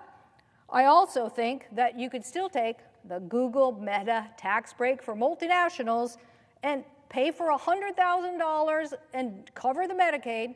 You could take another $100,000 from that big tax break, and you could pay for some of the energy tax credits that were so essential to combating the Chinese in what they are doing on the clean energy front. The Chinese firms are doing everything they can to invest and undercut the United States in EV and battery technology. The U.S. is responding aggressively to that. That's why we did the Inflation Reduction Act. In fact, the Inflation Reduction Act, we basically enacted more than 2,000 new clean energy industrial manufacturing jobs, more than 980 private sector jobs, and more than 3.4 million Americans claimed clean energy tax credits that improve their efficiencies. In fact, the Joint Economic Committee estimated that the typical household could save between $460 and $1,000 in annual energy costs, thanks to the Inflation Reduction Act. But what do we have now? We have President Trump and inflation. We have inflation because of multiple issues, consumers struggling to keep up amid higher prices, mounting debt, and fiscal uncertainty. That's what we have. And so we're reversing the very tax credits that help lower the cost, and we're going to help us be competitive against China and help us succeed as a nation in the one thing that I always think the United States is really great at, and that is innovation. I don't know if it just started with Ben Franklin or many other people along the way, but you give Americans the task and they will do the job. If you give them the education, if you give them the R&D with a university partner, they will get the job done. And so now, don't take my word for it, take Mr. Musk's word for it. The latest Senate draft bill destroys millions of jobs in America and causes immense strategic harm to our country. Utterly insane, destructive. It gives handouts to the industries of the past while severely damaging the industries of the future. Yeah, he said it best. But back to that chart, we were doing the energy because we wanted to diversify, but we also wanted to lower costs, and we wanted to be competitive. Right here it says the vehicle. Okay, natural gas, propane. Okay, that's why we were diversifying, because all those things are going up. So, and this bill is not going to help electricity. You're getting rid of the electricity tax credit. So again, instead of helping Meta and helping Google, you could be helping to lower the inflationary cost by making the investments in these tax credits. But Mr. President, there's more in this bill that I don't like. My colleague from Texas is proposing an AI moratorium. He literally wants to stop states from regulating the rollout of autonomous vehicles like Texas Governor Greg Abbott, who signed a letter last week to regulate how autonomous vehicles are licensed and deployed in Texas. And how do proponents of this moratorium propose to get started? By holding broadband money hostage unless you implement an AI moratorium. Well, I know what the Heritage Foundation said. The Heritage Foundation said that federal AI power grab could end state protection for kids and workers. Again, you are giving states a big, fat bill, and now you're trying to override laws that have been on the books for a long time, protecting consumers from fraud, from abuse, and from protecting, they are there to protect kids, and now you want to get rid of them. So it's no surprise that stakeholders on the right and left oppose this in the bill. They include 17 Republican governors and 40 attorney generals from both Democrats and Republicans. and other organizations ranging from the Heritage Foundation to the Center of American Progress. So anytime you can get the Center for American Progress and the Heritage Foundation on the same side of an issue, chances are you should be listening to what they have to say. But Mr. President, this letter, I would like to enter into the record from the National Association of Attorney Generals. Without objection. This bill would affect hundreds, I'm quoting now from this letter, quote, this bill would affect hundreds of existing and pending state laws passed and considered by both Republican and Democratic state legislatures.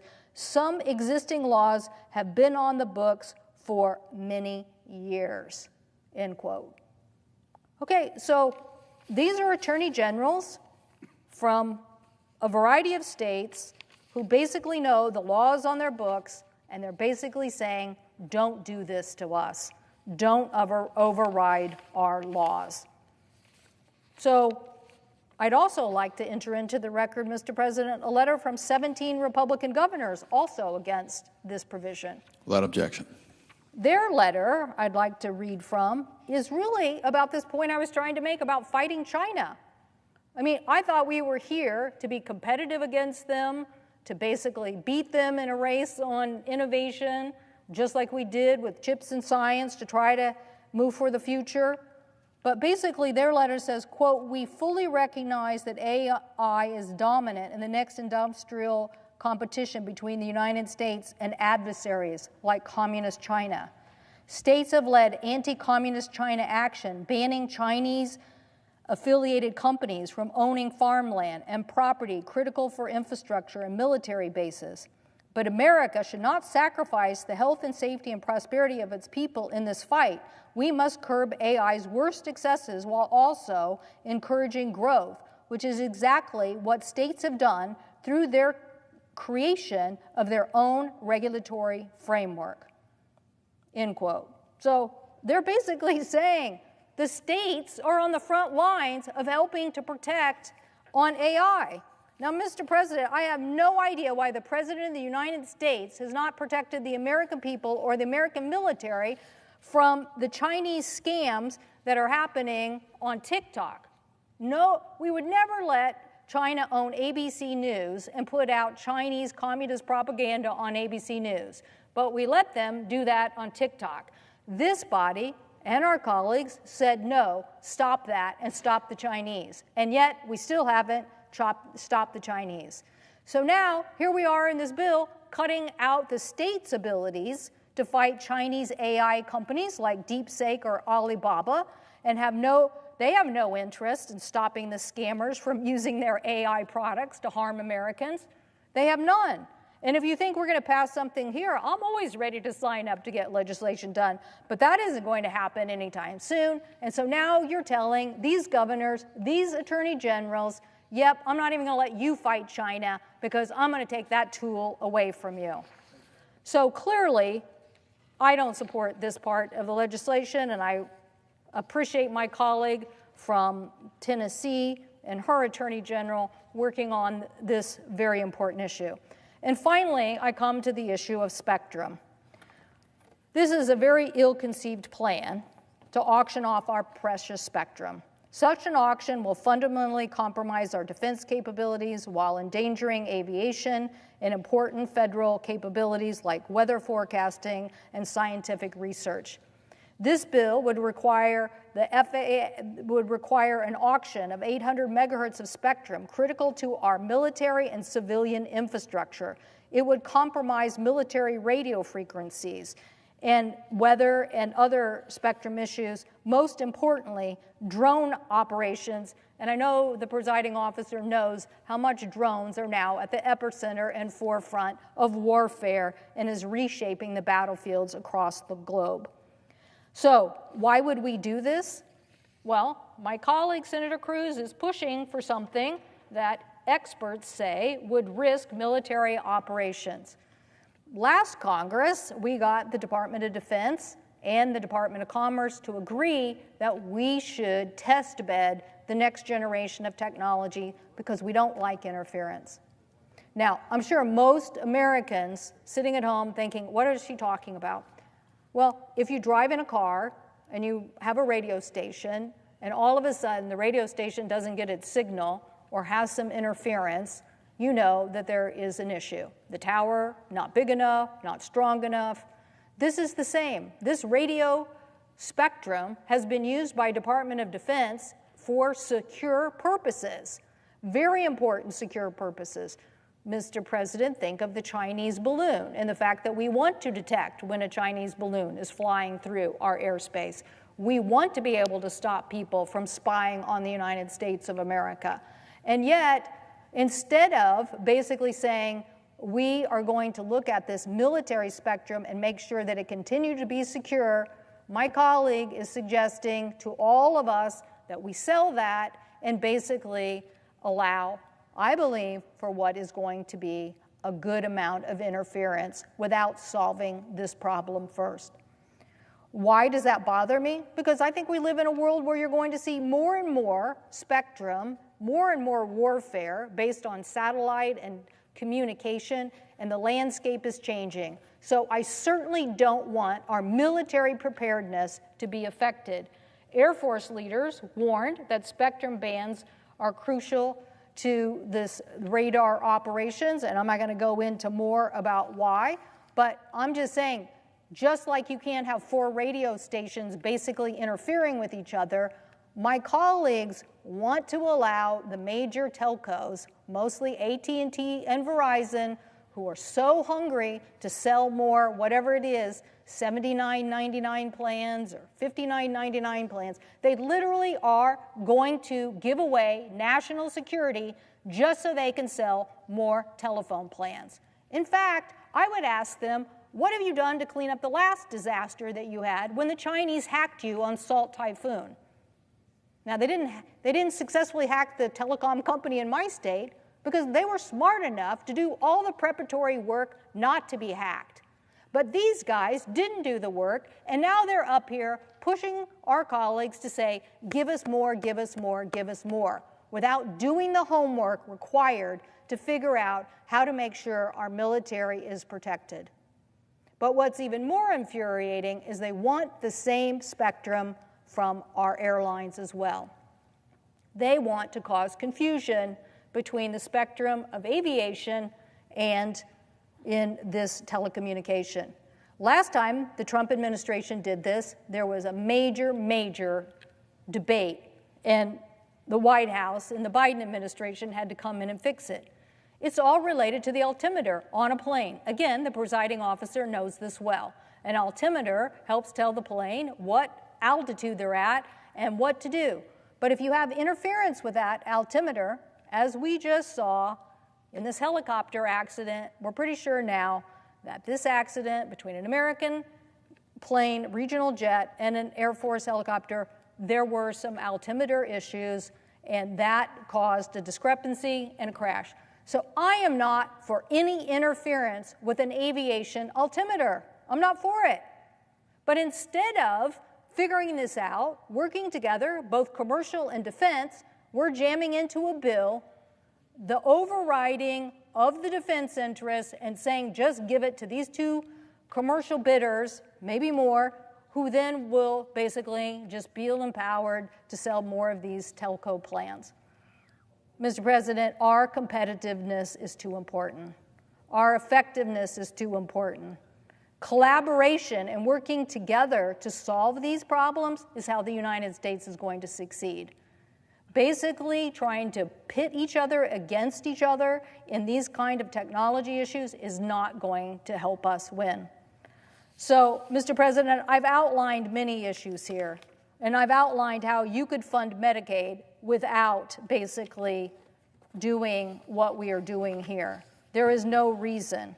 According to the Penn-Wharton budget model and analysis, families in the first 40% of earners are on average projected to experience losses in after-tax income and benefit transfers. In other words, Mr. President, yes, extending the 2017 tax cuts does help some middle-class families, and we would support that, but all the hits in other areas, like health insurance, mean they will actually lose money overall. The lowest 20% of income brackets are hit even harder. So in this massive bill, it is those who can least afford it who are going to be hit the hardest. We don't need the Trump inflation.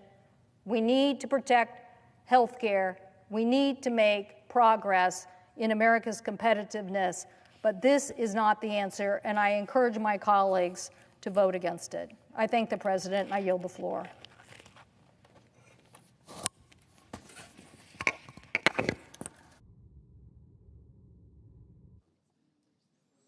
Senator from Vermont.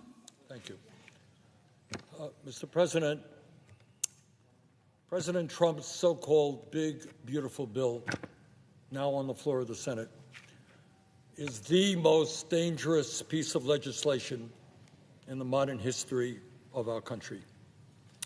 It is a gift to the billionaire class while causing massive pain for low-income and working-class Americans. Actually, though, Mr. President, I'm wrong. This is not a gift to the billionaire class. They paid for it.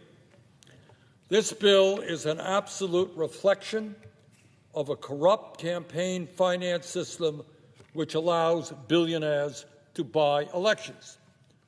And when billionaires spend hundreds and hundreds of millions of dollars trying to elect a president or a senator or a member of Congress, they're not making that investment just for the fun of it. They want something in return, and this legislation, big time, is what they are getting in return. So what is in this bill that they invested in?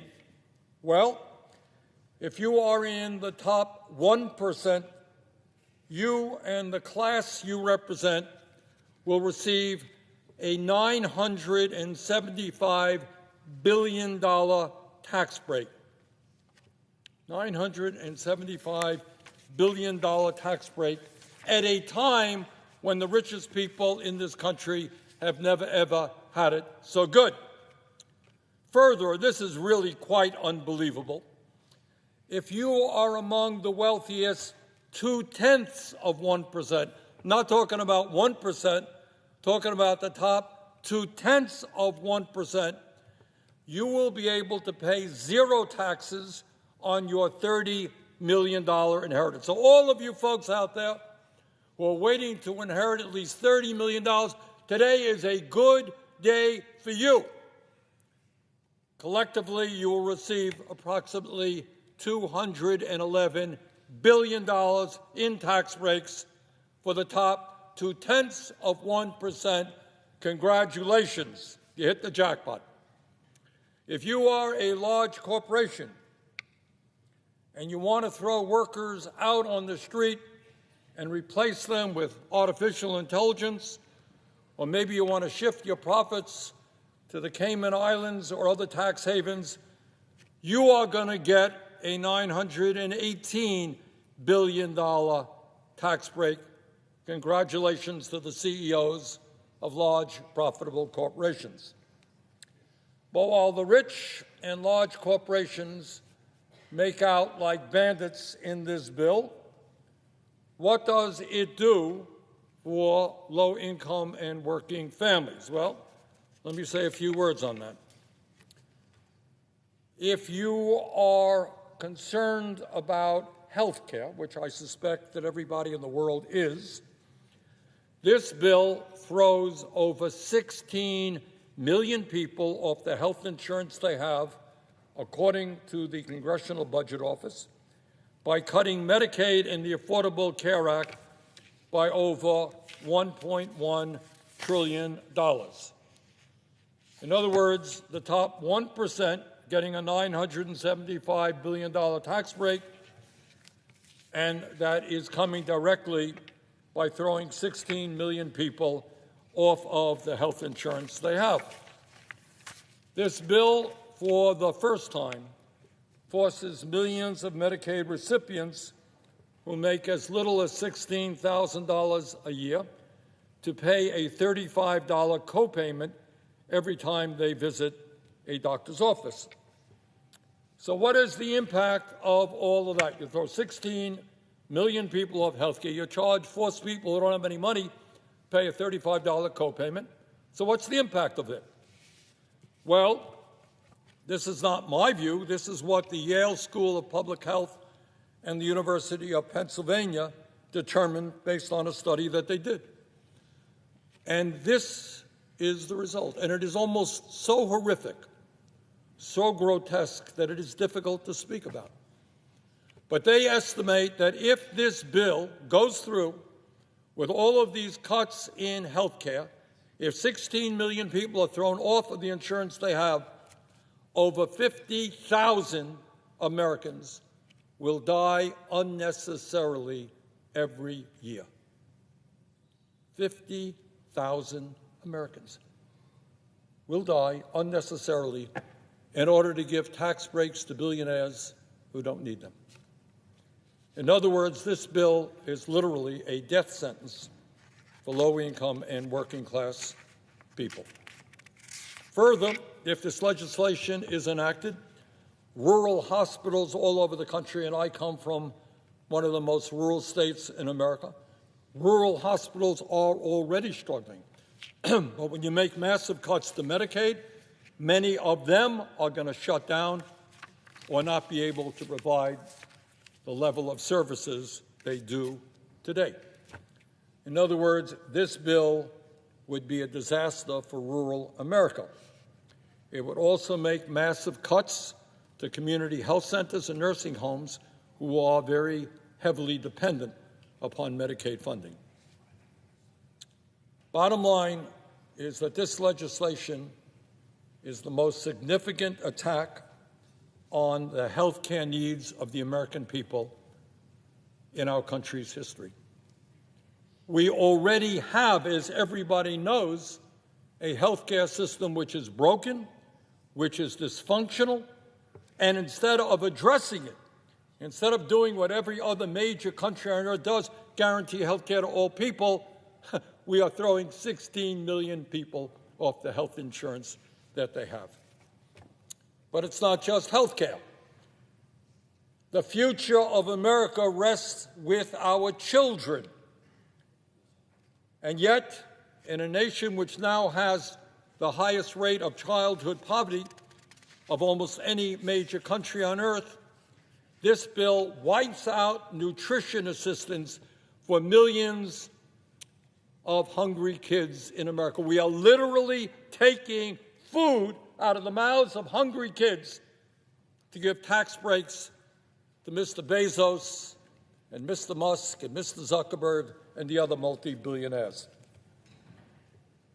If we understand that if we're going to compete effectively in the global economy, we need to have the best education system in the world, this bill makes $350 billion in cuts in education, with the result that working-class kids will find it much harder to get the higher education they need to succeed in life. If you are concerned about the existential threat of climate change, and we're seeing heat waves right now all over the world, this bill decimates investments in energy efficiency and sustainable energy like wind and solar, and moves us in exactly the wrong direction with regard to energy. If you are concerned about our role in never-ending wars, this bill makes a bad situation even worse by handing out another $150 billion to the Pentagon, a 15% increase in an already bloated Pentagon budget. We don't have enough money to feed hungry children. We don't have enough money to make sure that people continue to have the health care that they need. Don't have enough money to make sure the kids can get a decent education. But somehow the military-industrial complex is going to get another $150 billion, 15% increase. Mr. President, in my view, nobody in the Senate or the House should vote for this legislation, and I applaud all of the Democrats for voting against it, and I want to congratulate two Republicans, Senator Paul and Senator Tillis, for voting against it, for different reasons, by the way, than I have.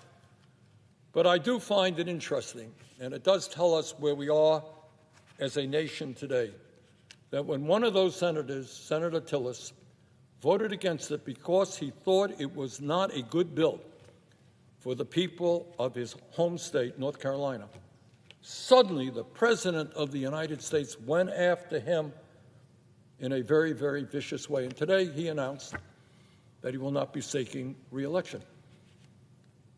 So it appears now that the Republican Party has really become a party of the cult of the individual. The only thing you have to do now as a Republican is say, I agree with President Trump. I love President Trump. President Trump is right all of the time. Hey, that's all you got to do now to be a good Republican. There was a day when Republicans and Democrats understood that they were elected by their constituents. Yeah, you want to work with the president of your own party, nothing to do about that. But there was an understanding that you were also elected to represent your constituents and not simply pay homage and bow down to every wish and whim of the president. Mr. President, during the vote-a-rama, I will be offering several amendments, which I hope will win support. Number one, at a time when 22% of our nation's seniors are trying to survive on less than $15,000 a year, my first amendment would fundamentally improve their lives in two significant ways. Number one, it would cut the price of prescription drugs under Medicare in half by making sure that our nation's seniors do not pay any more than Europeans or Canadians pay for the same exact drugs. And number two, with those savings, we're going to expand Medicare to cover dental, vision, and hearing. In other words, instead of throwing people off of health care, we're going to expand Medicare to provide a number of services that seniors desperately need and want. Secondly, Mr. President, at a time of massive income and wealth inequality, my second amendment would eliminate the $211 billion estate tax for the top 0.2% that is included in this bill. They get a top 2%, as I mentioned, $211 billion tax rate. That is insane. We're going to get rid of that. And lastly, at a time when we spend more on the military than the next 9 nations combined, at a time when the Pentagon cannot account for trillions of dollars in assets, we are going to end the provision that allows the Pentagon to receive another $150 billion. Bottom line, Mr. President, is this country faces many crises: high rate of childhood poverty, kids going hungry, education system in deep trouble, healthcare system completely broken. And in virtually every single area, this bill takes us in precisely the wrong direction. When the wealthiest people in this country have never, ever had it so good, it is totally insane to be offering them $1 trillion in tax breaks so that we can cut health care, education, and nutrition. This bill is not what the American people want, and I hope very much we can defeat it. Thank you very much, Mr. President.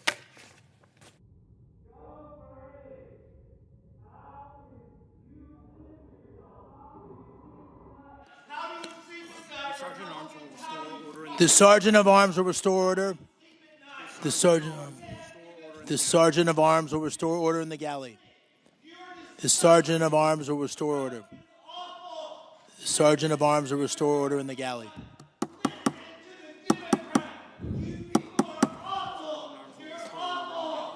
Sergeant of Arms will restore order in the galley.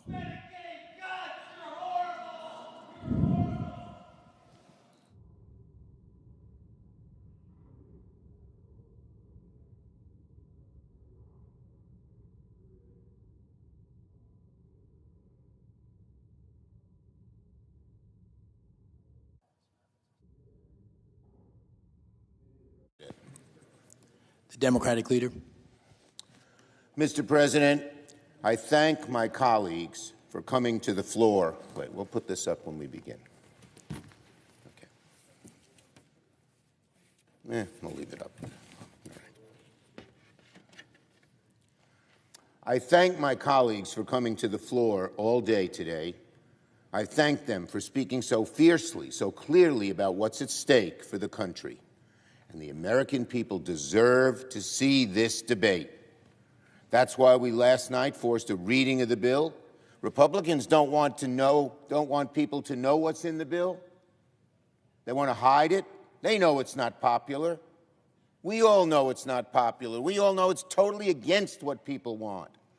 But a small cabal of very wealthy people and hard MAGA people run that show to the detriment of the party itself and, of course, to the American people.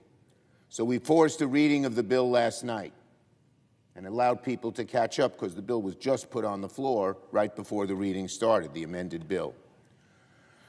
So we're here today to continue to shine a light on how bad this bill is. And this debate will continue. Soon we'll turn to vote-a-rama and bring amendment after amendment after amendment to the floor so Republicans can defend their billionaire tax cuts, so they can try to explain their massive cuts to Medicaid to people back home, why kids who need health care shouldn't get it so there can be tax breaks for billionaires, why middle-class families who have someone in a nursing home who's now going to be removed from that nursing home because it's going to close, what they're going to do, and to try and to sell to parents and kids why they're making unprecedented cuts to SNAP, taking food from hungry babies for a tax cut for wealthy people. What kind of world do these Republicans live in? It's a slanted world. It's really a corrupt world. Kids will get $5 a day to feed themselves. You can't buy a dozen eggs for $5. And then they're killing millions of good-paying jobs. It's estimated, and by the way, the clean energy cuts are even worse. Before this, it was estimated 850,000 jobs would be lost in America on clean energy alone. Over 1 million jobs in health care. 2 million jobs approximately lost. At least 2 million lost because of this bill. That could create a recession. So this has been a long few days in the Senate, but the hardest choices for Republicans are still in front of them. Because we know that so many of our colleagues on the other side aren't happy with this bill. Tillis is not an exception. There are many others who think the same way he does. Well, they ought to vote their principles, their conscience, and what's good for their constituencies. Our side is going to give our Republican colleagues a chance to do the right thing in front of this chamber and in front of this nation. The American people deserve to know exactly what's happening right now in the United States Senate. Because right now, Republicans are concocting the ultimate rush job. They're trying to pull off a sneak attack on this chamber and on the American people themselves. The bill before the Senate is utter poison. Some Republicans are trying to rush through a bill that they released less than 2 days ago under the cloak of darkness, written behind closed doors, molded in order to appease Donald Trump and the very special, powerful interests. Earlier today, my colleague from South Carolina came to the floor with a pretty interesting-looking floor chart where he claimed that his bill somehow reduced the debt by $500 billion. What a joke. The budget chair respectfully needs to check his math because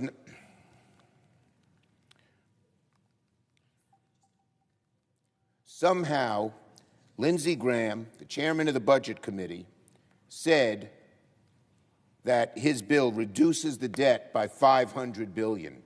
The budget chair, respectfully, check your math, Chairman Graham, because not 1 hour ago, the JCT confirmed this bill does not reduce the debt, it explodes it. It explodes it. That's what it does. Here's what his chart should have looked like. $4.45 trillion deficit explosion. According to the JCT, the Republican bill explodes the debt by $4.5 trillion, as this chart, drawn slightly better than Lindsay's, shows. For those keeping score at home, my colleague got his math wrong by a whopping $4 trillion. All this, just so billionaires are rewarded while millions lose their health care break. $4.5 trillion deficit explosion. And that's not just an abstract concept. What does that mean? The average American will pay more to buy a home. The average American will pay more to buy a car. The average American will pay more on their credit card debt, on issue after issue after issue. Prices will go up because of this deficit, because of taxes for the billionaire. That's $4.45 trillion. Also, some people, wealthy people, God bless them, they made a lot of money, okay. They don't need a tax break. Let it be known that this bill is the death knell of the supposed party of fiscal responsibility. We always knew that this was a sham. And now this bill ends the charade of Republicans caring about the debt for all time coming. When they say they have to cut health care on any bill or food stamps on any bill because it reduces the deficit, we will know it's utter hogwash because of $4.5 trillion they're doing now for tax breaks for the wealthy. So, Republicans want to move quickly. That's why we're here on the weekend. That's why they released a bill in the dead of the night, all because they want to hide the truth from the American people. You know, it's hard to believe, my colleagues. This bill is worse, even worse, than any draft we have seen thus far. Every time the bill comes to the floor, a new bill, a new amendment, the hard right handful over on the Republican side, we're not voting for it unless you hurt kids more, you hurt people who need health care more, you hurt rural hospitals more, you hurt clean energy more. And the Republican leadership folds and does it. And the handful of more mainstream Republicans who know how bad this is right now haven't had the backbone to oppose those changes. We hope they find them. So, this bill is worse on health care, worse on SNAP. It'll kill 900,000 good-paying jobs in clean energy. Folks, you don't like paying your electricity bills? You'll pay 10% more on your electric bills because of this big, ugly betrayal. It'll also kill 1 million health care jobs. You put it all together, and there's no other way to put it. At the very last minute, the Senate Republicans made the bill more extreme to cater to the radicals in the House and the Senate. Republicans want to hide the truth so badly, in fact, that they're even ready to blow up the Senate rules to get it done. Senate Republicans are doing something that has never been done before in this chamber, never, by Democrats or Republicans, using fake math and budgetary hocus pocus to make it seem like a gargantuan tax break for billionaires is going to cost virtually nothing. That's insane. It's delusional. Current policy baseline doesn't take into account that our actual budget numbers show these cuts expiring. So when you put them back up again, the deficit increases. It's simple math, second-grade math. But our colleagues, just again, in a frenzy to help the billionaires, are willing even to do that. Republicans know it. That's why they're squirming. You can see sort of the faces come on the floor. They don't look very happy because they know how bad this stuff is. And they can use whatever budgetary gimmicks they want. Republicans can use whatever budgetary gimmicks they want to make their math work on paper. But you can't paper over the real consequences of adding trillions and trillions to the debt in one fell swoop. And CBO, nonpartisan, everyone who looks at this says it's going to increase the deficit. Not the so-called party of deficit hawks. That's out the window. So, what's going to happen when they pass this bill, if they do? Hope they don't. Our children and grandchildren are going to be faced with a lifetime of higher borrowing costs. As I said, mortgage costs, costs to buy a car, costs for a credit card, harder to start a business. Every one of these will get worse. And the economic ceiling of this country will close in on itself. The economic engine that's been the driver of American innovation and growth and optimism for so many generations will sputter and ossify with this $4.45 trillion deficit explosion. It's deeply irresponsible to future generations, to our children, to our grandchildren, to pass this bill. And that's not just members on this side of the aisle saying it. Independent experts across the political spectrum, many of them very conservative Republicans, but who are at least honest about what they're doing, say it too. And plenty of Republicans in both the House and Senate have said it. It remains to be seen if their words and their actions will align. And the question is asked, has to be asked, why is this even happening? Why is this nightmare of a bill moving forward? Why are Republicans forcing our country down this ruinous road when they know the fiscal harms, when they know this is a rush job? Well, we know by now. Tax cuts to billionaires and corporate special interests. And not just another round, but in fact, they make them permanent. Our children, our grandchildren are going to be saddled with these cuts so that a handful of billionaires get a big break, while working people lose their Medicaid, while hungry kids lose access to food funding, while clean energy jobs that support so many Republican communities are taken away. I'd say to my Republican friends, when that plant that makes batteries or wind or solar, or the person who's employing hundreds of people to put panels on people's roofs all fold and the people lose their jobs,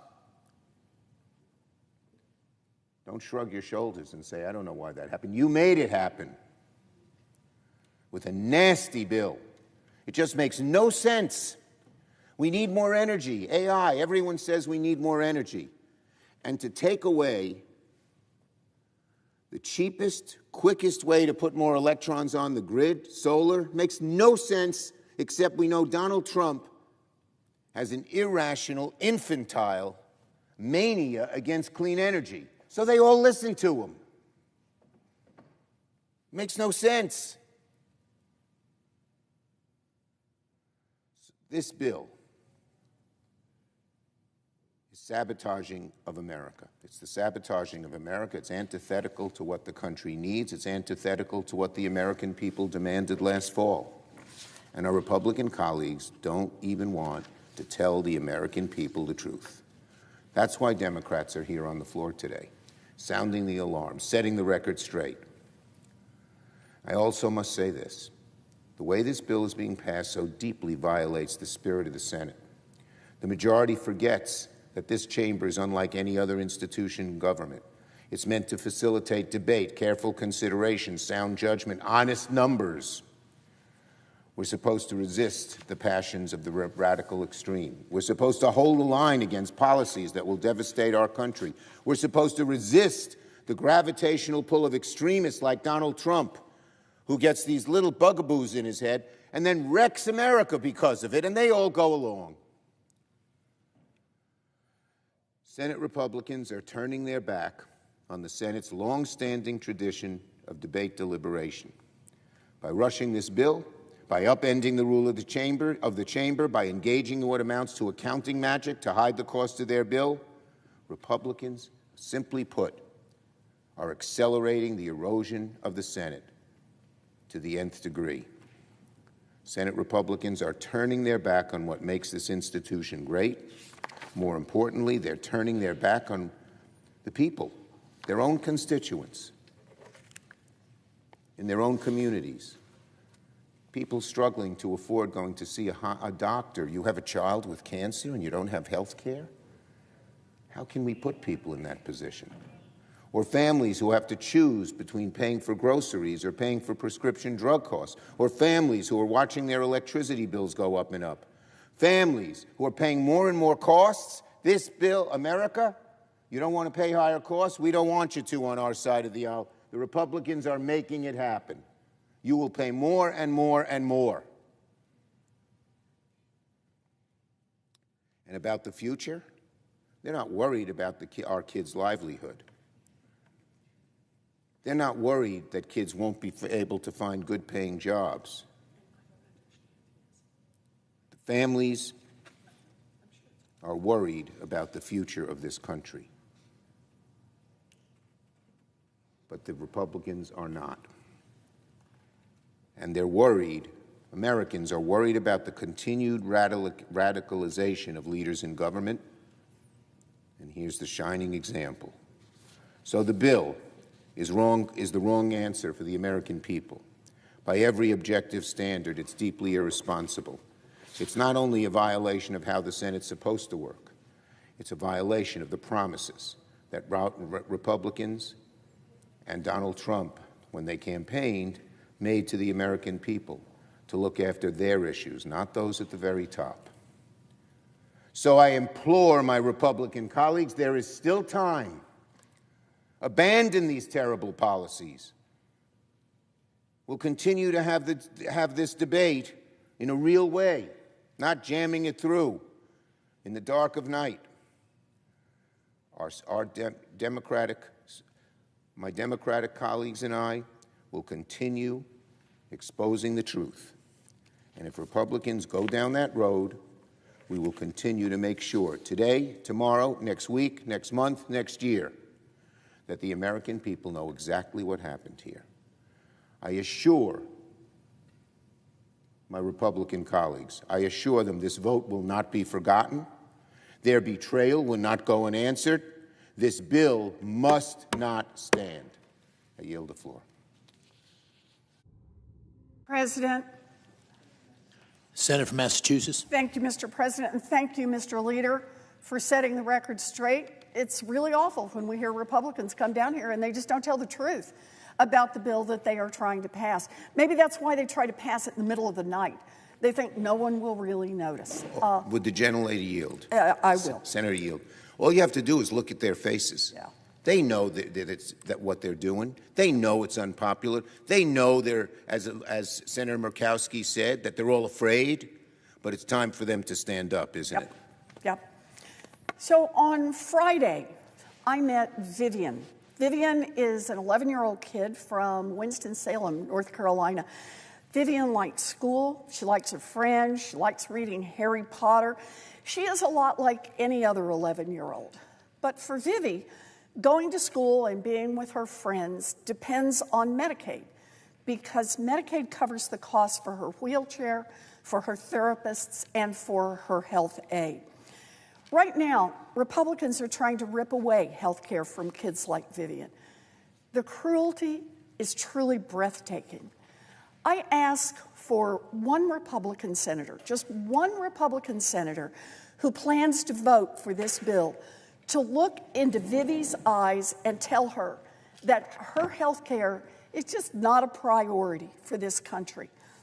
You know, Mitch McConnell said to Republican senators that he knew they were getting calls about Medicaid, but not to worry about people losing their care because, according to Mitch McConnell, they will get over it.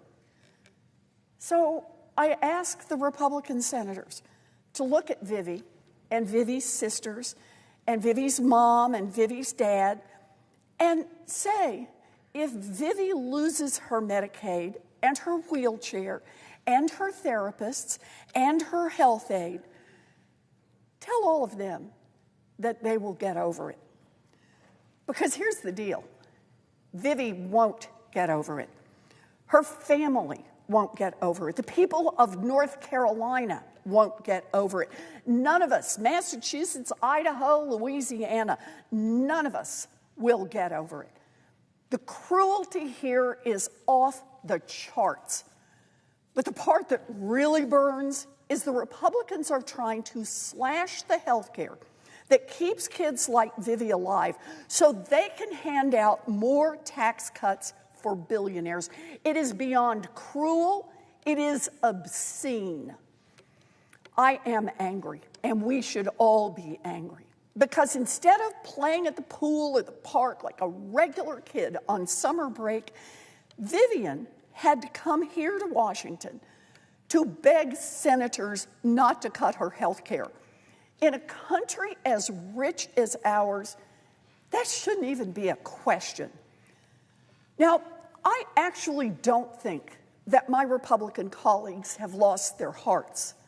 They have lost their spines. It seems that all they can do now is bow down to Donald Trump and his billionaire donors. They will bow down, even if it means hurting families, community hospitals, and nursing homes in their own states. Trump wants the Republicans in Congress to hand out giant checks to the wealthiest Americans and the biggest corporations, and the Republican senators are willing to do that, even if it means kicking Vivi to the curb. Republicans know what they're doing. They know that this bill will hurt people. They know that this bill will kill people. And though it's hard to believe, they just look the other way. But on behalf of Vivi and millions of other kids and mamas and seniors and families that rely on the life-saving care that Medicaid makes possible, my Republican colleagues should grow a spine and stop this awful bill in its tracks. If it wasn't bad enough that this bill is set to rip away health care from 17 million Americans to pay for tax giveaways for billionaires, it actually has a bunch of other filthy giveaways buried in it, too. Who wins if Republicans pass this big, ugly bill? Billionaires, Wall Street, big tech, big oil, the wealthiest Americans, and the biggest corporations. Big oil will get a special get out of paying your taxes card, while millions of people lose their health care coverage. Billions of dollars for big oil, nothing for Vivi. Meta, oh man, Meta, there's a company that's really struggling. Meta will win $15 billion to incentivize them to do research in 2022, 2023, and 2024. Think about that. Unless a time machine comes with this, what Meta does in those 3 years is already done. But under this bill, Meta gets a $15 billion check on the day this bill passes, simply for existing, while families lose access to their health care. Wall Street wins big with a provision Republicans squeezed in that would slash funding for the Consumer Financial Protection Bureau. Giant corporations want the opportunity to cheat American families again. So Republicans are desperately trying to take the cop off the beat. And who loses thanks to this big, ugly bill? Americans who can't afford health care. Families who need a little extra help putting food on the table. Grandmas and grandpas in nursing homes. Little babies and their mamas. If Republicans pass this bill, 17 million Americans will have their health care ripped away. That number has kept growing as the Republicans keep making more and more changes to the bill. For them, it is just a question of how many more Americans they can rip away health care from. This bill would also make the biggest cut to food assistance for families, kids, and veterans in American history. And here's one to underscore. 1 out of every 4 nursing homes in America would have to shut down under this bill. You know, my Republican colleagues should just call a few seniors who are in nursing homes in their home states and just go over the plans for where those folks are supposed to go next. What exactly do the Republicans have in mind for them? Maybe call the daughter of someone who's in one of those nursing homes and explain how she has to become a full-time caregiver once this bill passes. Maybe call just a few of the people whose lives you plan to tear apart. Budgets are about our values, and Republicans have made their values clear. They are willing to throw millions of Americans under the bus so that they can help out a handful of their billionaire buddies and giant corporations. They should be ashamed. Here's what Democrats believe. Democrats believe that no baby should go hungry so that Mark Zuckerberg can buy another Hawaiian island. Democrats believe that no person with a disability who needs a wheelchair or a home health aide to live independently should have to give that up so that Jeff Bezos can buy a third yacht. And Democrats believe that no grandma should be pushed out of her nursing home so that Elon Musk can take a subsidized rocket ship ride to Mars. It doesn't have to be this way.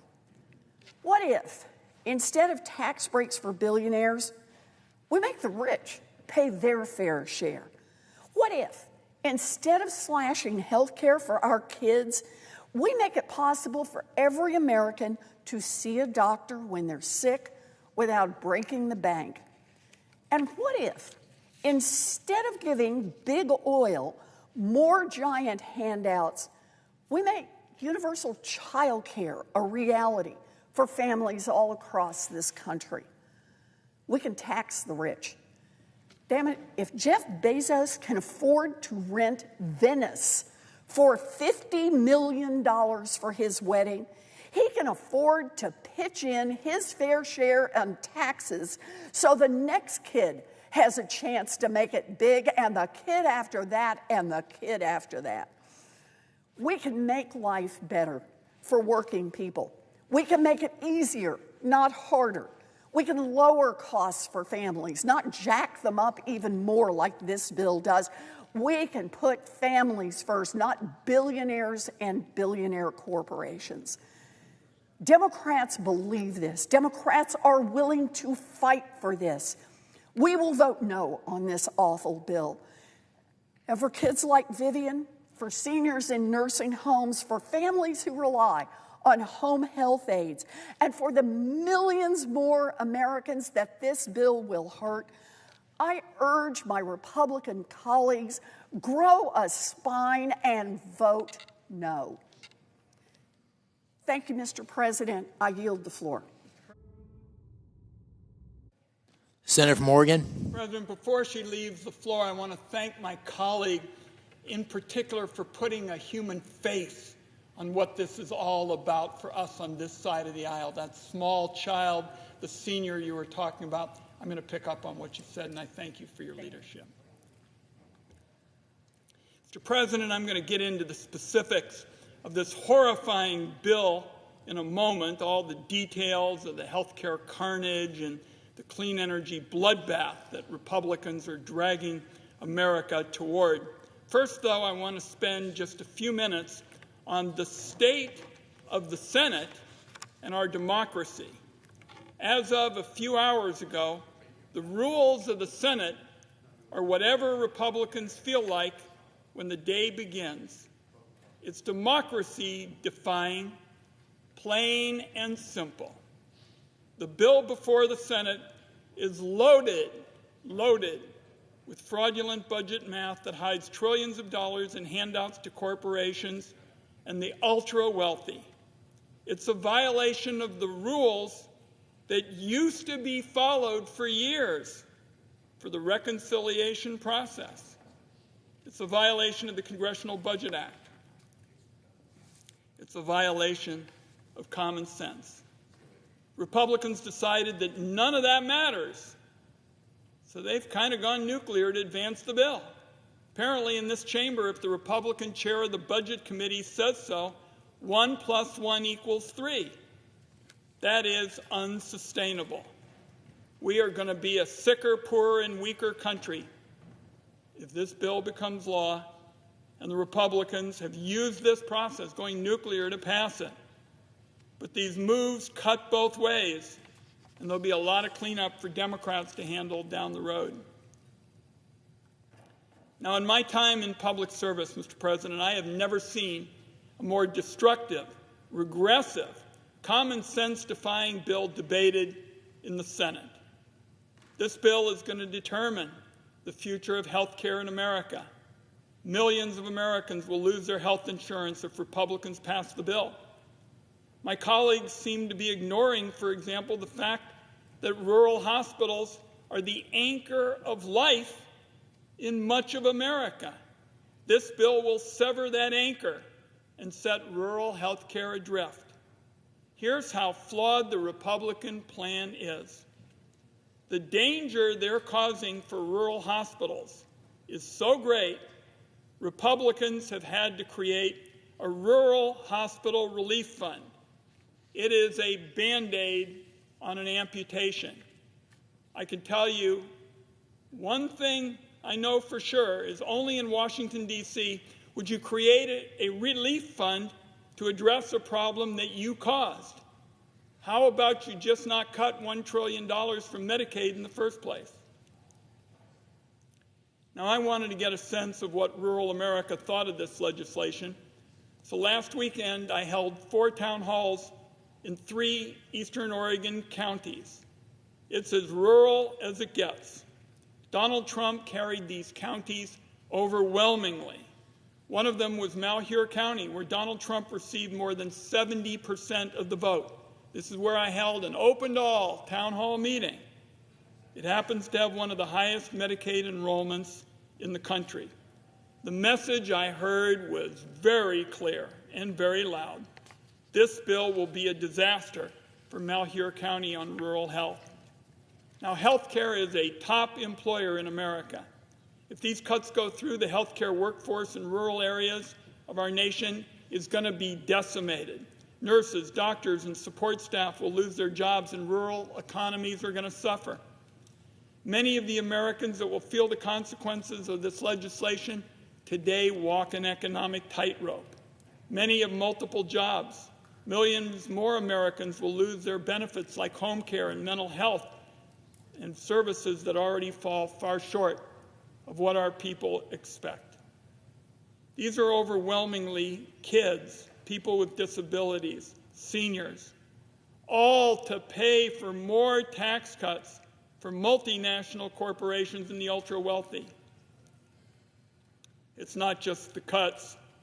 It's also a whole lot more red tape, making it harder for people to get care.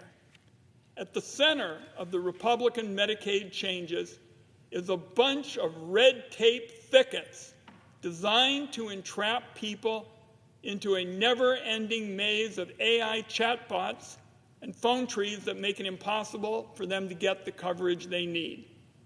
And even if you manage to get through all that bureaucratic water torture and sign up for Medicaid, the Republican plan says if you lose your job, you lose your health care. Why would the Congress want to inflict that on more people? Nobody I could find wants these cuts, no matter their political persuasion, and I was in places that were bright red. I'm sure most of us can agree there's a real debate to be had on how we can make health care more affordable and accessible, but this bill achieves none of that. Let me mention seniors. My colleagues have touched on the elderly. 2 in 3 nursing home beds in America are covered by Medicaid. If Republicans pass this into law, conditions will deteriorate. Seniors will be forced out of their nursing homes or forced to move in with family that doesn't have the necessary skills to care for their aging parents or grandparents.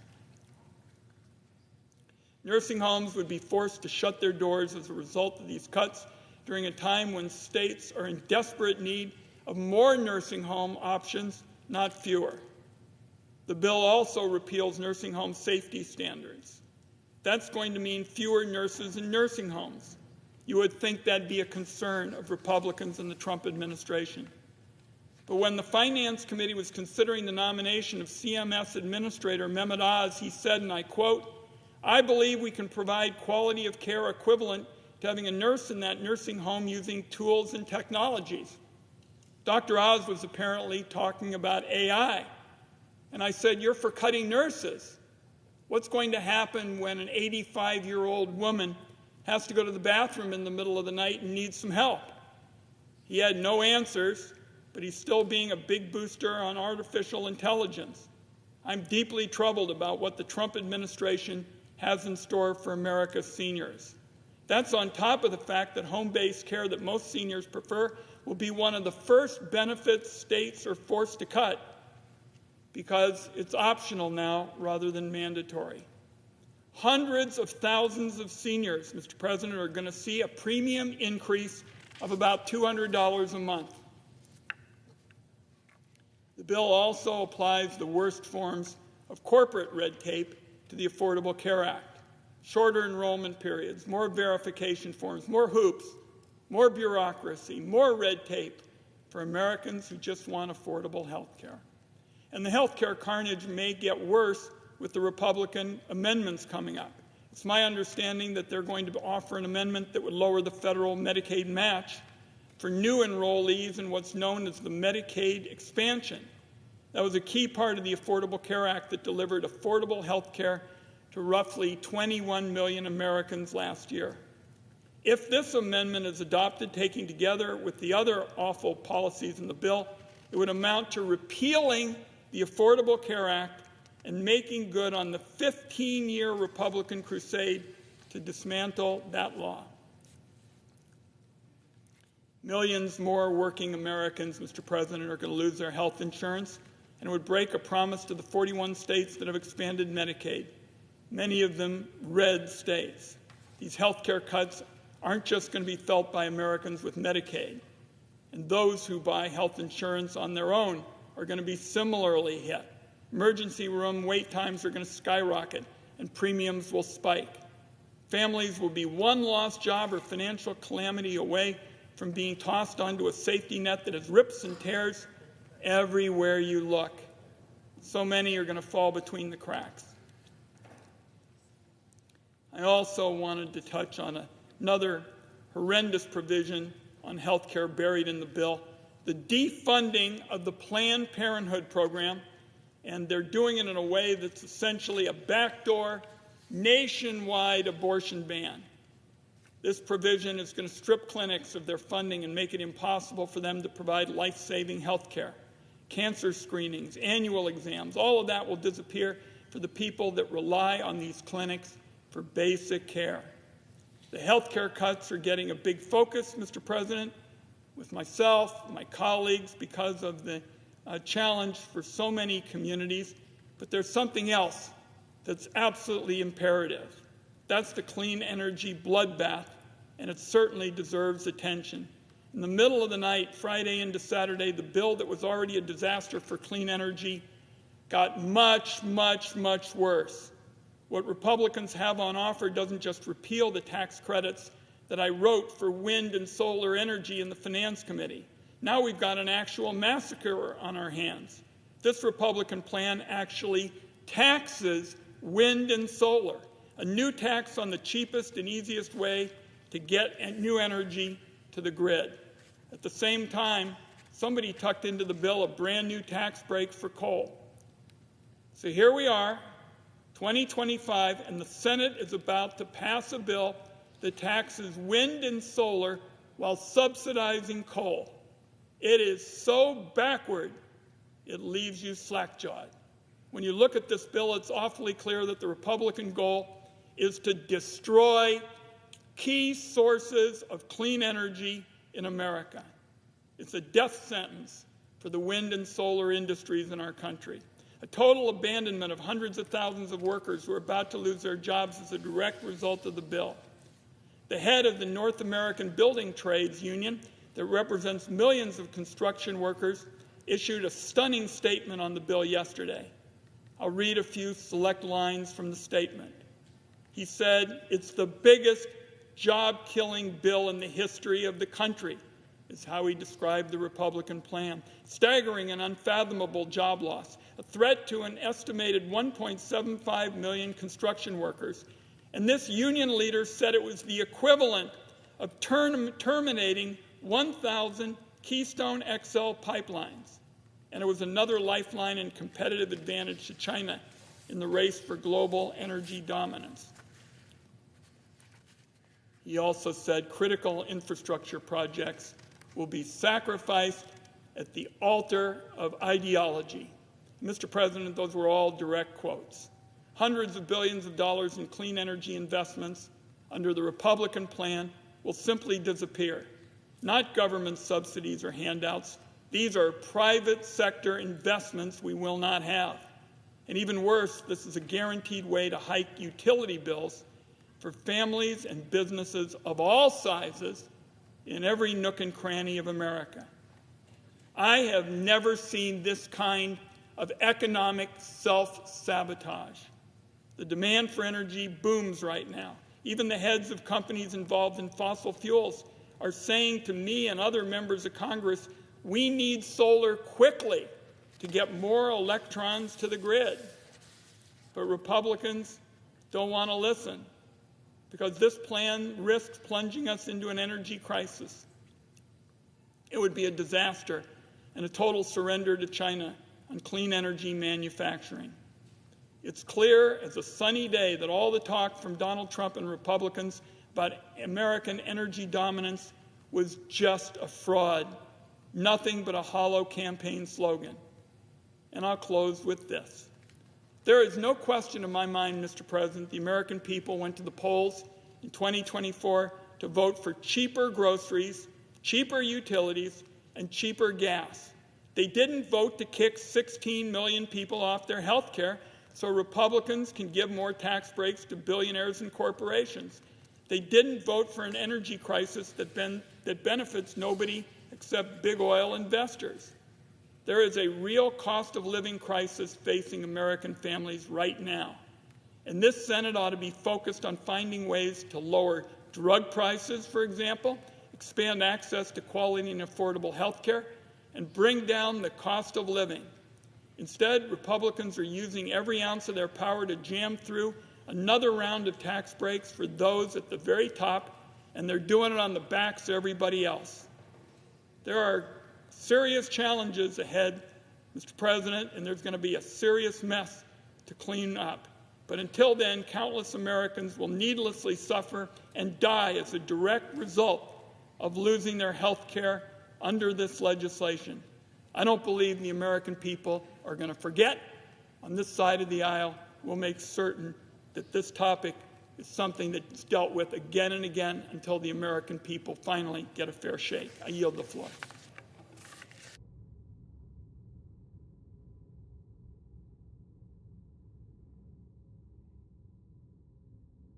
Mr. President. The Senator from Hawaii. The presiding officer is a distinguished businessman. He understands capital flows. He understands investment. There are a lot of people in this chamber and across the country who, on a non-ideological basis, want a consistent tax code so that businesses can invest with certainty and predictability. So let's look at some of the numbers here in terms of the impact of this bill. This bill will kill 300,000 jobs in wind and solar per year. We're going to lose out on $450 billion in capital as thousands of projects go under. And because of that, we're going to generate about 500 gigawatts less energy in the next decade. Now, there was a time, and I lived through it as a politician, there was a time when people who wanted to take climate action had to argue for that climate action because it is a planetary emergency, and there were trade-offs. And people on the other side said, look, as we try to take action to deal with this planetary crisis, we can't create shortages, we can't increase prices, we can't impede economic progress. All that has flipped. This bill will create shortages. This bill will impede economic progress. This bill will increase prices. The 500 gigawatts less energy in the next decade is pretty much exactly the amount of energy that we're going to need to meet rising demand. We are going to have energy shortages as a result of this legislation. And you don't have to love clean energy or be an environmentalist, and I love clean energy and I'm an environmentalist. But you don't have to care about the climate. I think you should. You don't have to care about the climate to understand that this is a basic question of supply and demand. Energy demand is soaring for the first time in decades, largely, not exclusively, but largely because of AI data centers. And our best chance of meeting it in the next few years is with wind and solar, not oil and gas. Even nuclear and geothermal are going to take a while. That is not just a political talking point or a preference of mine. It's just a fact that gas turbines are stuck in a years-long backlog. It's also a fact that 80% of the new capacity on the grid last year came from solar and storage. It's growing, it's cheap, it works. And there are hundreds more projects that are in the pipeline waiting to be hooked up. So the idea that we're going to kill the only energy that can be brought online in the short run, the very same week that half the country was melting in a record heat wave, which left tens of thousands without power, is beyond absurd. Let's talk about how this bill does all of this damage. Specifically, it creates an impossible deadline for projects to be operational in order to claim the clean energy tax credits. Remember, these clean energy tax credits are federal law. They're on the books. So when you have a federal statute, it is not unreasonable as an investor to say, look, I got this tax credit, I'm going to get X percent back for my initial investment, and you do the pro forma, you do the underwriting, and you figure out that the thing pencils out. And now what they're saying is that you got to be operational in 60 days. If anyone has even built a deck in their front yard or tried to do an extension, nothing gets built in 60 days, certainly not a clean energy project. And it has to be placed in service. What does placed in service mean? It means not only do you have to have the thing built, you have to have a power purchase agreement through your Public Service Commission or Public Utilities Commission. You have to have a deal in place in the next 60 days after enactment, or you get nothing. So imagine you're a company investing in a solar or battery storage project. You've already put money down. You've secured land and a power purchase agreement, and you're working on permits, and when you started the project, the tax code said you could claim a credit to cover the upfront costs. Now, unless you are fully operational, you're out of luck. On average, a project takes 4 years to go through the full process. So even if you've already started that progress, you now have very, very little time to get it done. We are going to strand hundreds of billions of dollars in capital. And so the impact on price is going to be crazy. The impact on jobs is going to be crazy. But the impact on America as an investable proposition is the most dangerous part of this. I don't know that we've ever, through federal law, made a big subsidy, made a big bet on a certain industry, and then halfway through that process said, never mind, we didn't mean that, you're stuck. According to the Edison Electric Institute, and by the way, I can guarantee you this is the first and maybe last time I will ever quote the Edison Electric Institute, that'll cost people, not companies, people, ratepayers, $60 billion in this decade alone. Your electric bills are about to go up. A representative of a solar company in Hawaii put it this way: it is really unclear in the current version of the bill what the renewable energy industry even looks like if it were passed today. An owner of a solar company in Montana worried that the credits disappearing would force him to lay off half of his workers. He says, Montana is deeply red, but it's also a very practical place. And so green energy renewables became a taboo phrase somehow. The practical energy needs are undeniable, so we can get past our disagreements. And about phraseology, we realize that electrons, watts, amps, it's all cheaper. A representative of a wind turbine company in Colorado said, I don't look at what we do as green or blue or red. An electron doesn't have a color, and that's the point. Electrons don't have color. Wanting cheap, abundant energy is not woke. Wanting a livable planet for today and for future generations is not radical. And wanting reliable power and to avoid blackouts and brownouts is not a leftist project. But even if you set all of that aside for a minute, the states that have benefited the most from these investments are Republican states. According to estimates, nearly 3/4 of clean energy manufacturing facilities are located in Republican states. It means that Republicans are going to pay more for energy. It means Republicans will lose jobs in clean energy because of a Republican bill. It means Republicans are going to have more blackouts in their homes and businesses. Gutting clean energy is not somehow owning the libs. And at least some Republicans in the Senate and House understand that, even if their votes have not manifested to say otherwise. Here's a letter from 21 House Republicans earlier this year. As our conference has long believed, an all-of-the-above energy approach combined with a robust advanced manufacturing sector will help support the United States' position as a global energy leader.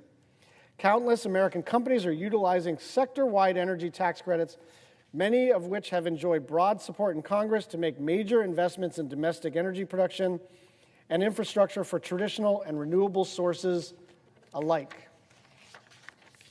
And it goes on, as energy demand continues to skyrocket, any modifications that inhibit our ability to deploy new energy production risks sparking an energy crisis.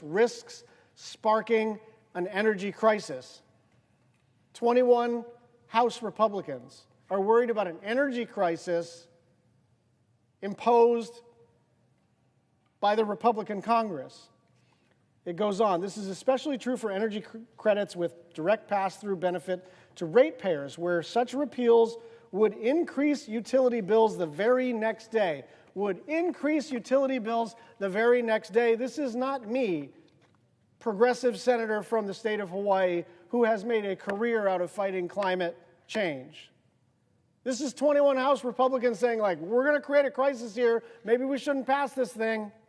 A lot of this stuff benefits us. If we're all out here talking about all of the above, why are we cutting off our nose to spite our face just because someone wants a talking point? Like, people are literally going to lose their jobs immediately upon enactment. America is going to become a very challenging place to make major investments in immediately upon enactment.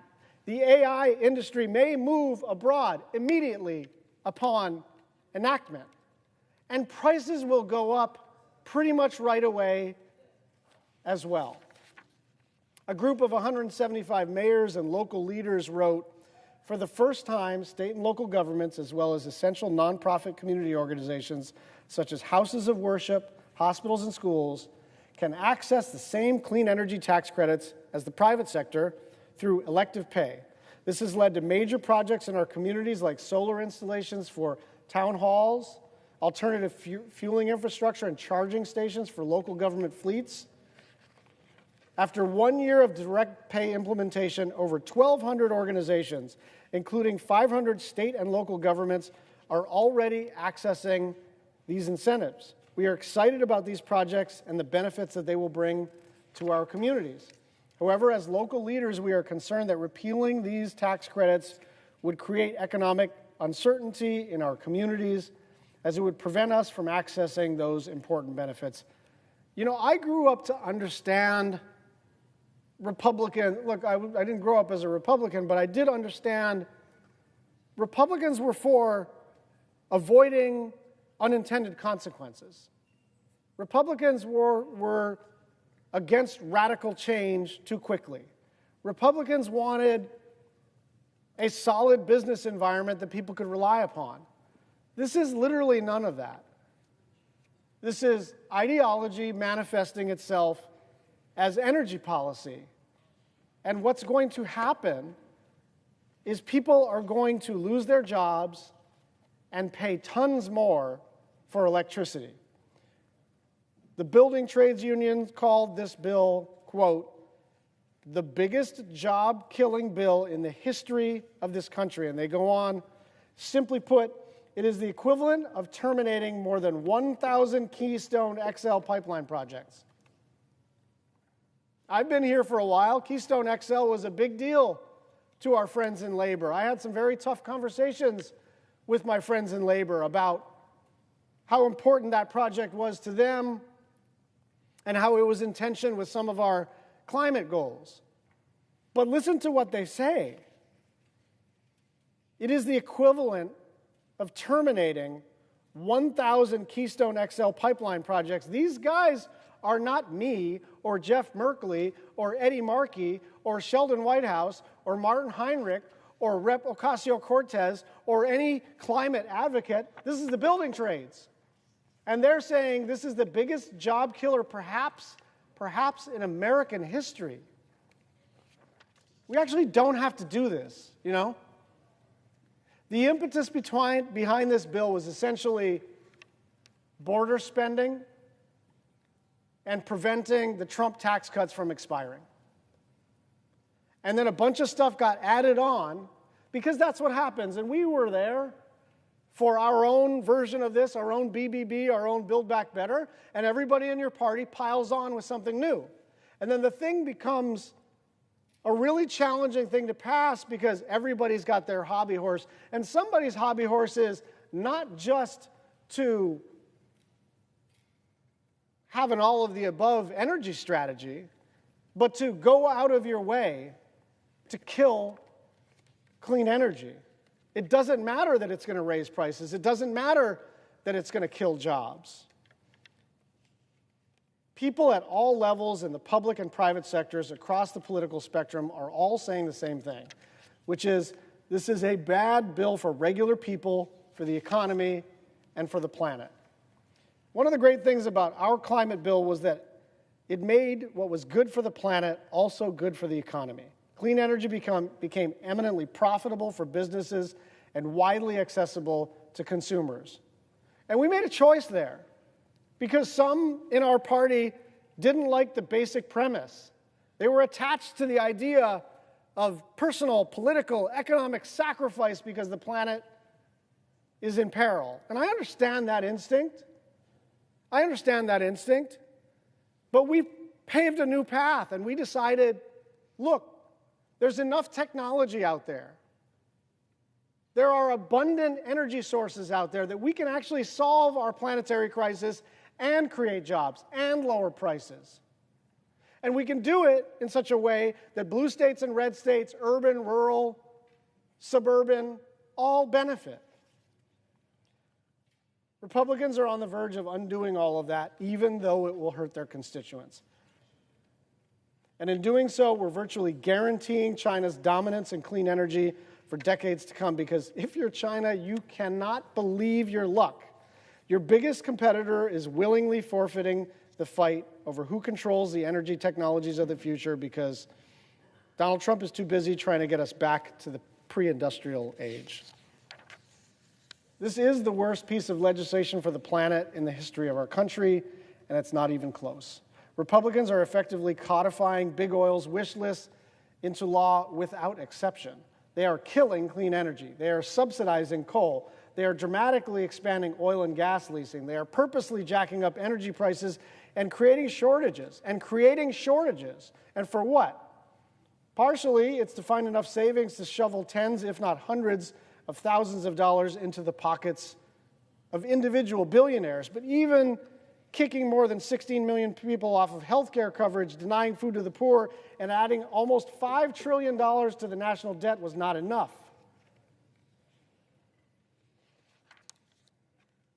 People voted for Donald Trump for all sorts of reasons. But no one voted for higher energy bills.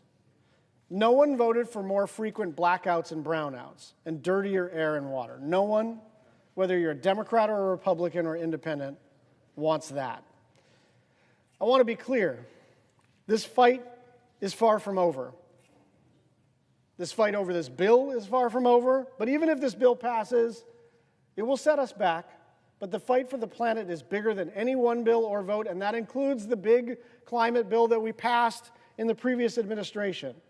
and has any movement that has successfully mobilized and made changes knows progress is not linear. Progress always has setbacks and frustrations, and progress is not assured. States like Hawaii will continue to do everything that they can to protect our environment, and the rest of the world will move on without us, because doing nothing in the face of this worsening crisis is simply not an option.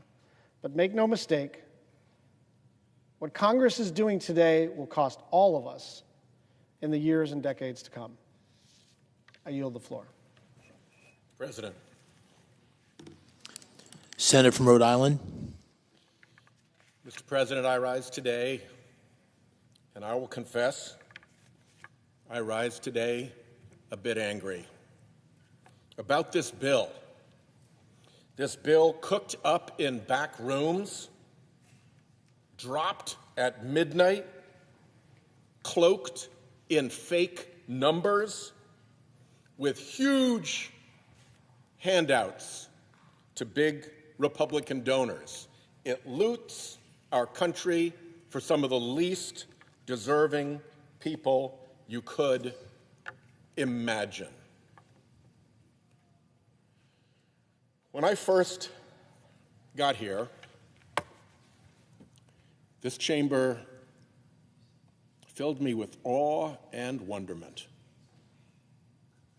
Our leader, Harry Reid, frequently called me his happiest senator. Such was the awe and wonderment that I felt here. Today, I feel disgust. This piece of legislation is corrupt. This piece of legislation is crooked. This piece of legislation is a rotten racket. This place feels to me today like a crime scene. Get some of that yellow tape and put it around this chamber. The midnight transfer of wealth in this bill is disgusting. There's a backdrop here. The backdrop here is the wealth inequality in our country already, in which the wealthiest 1% of our population own 30% of the wealth, and the poorest half of our population together only own 3% of the wealth. Top 1%, third of the wealth. Bottom half of the population by income, 3% of the wealth. And against that backdrop, this bill transfers wealth from middle-class families to giant corporations, billionaires, and mega-billionaires. And it transfers wealth from our children and grandchildren to present-day billionaires by adding $5 trillion to the debt limit to run up the debt of the country to fund the tax giveaways to these special interests and wealthy billionaires. How do they do that? Take away health care from 16 million Americans.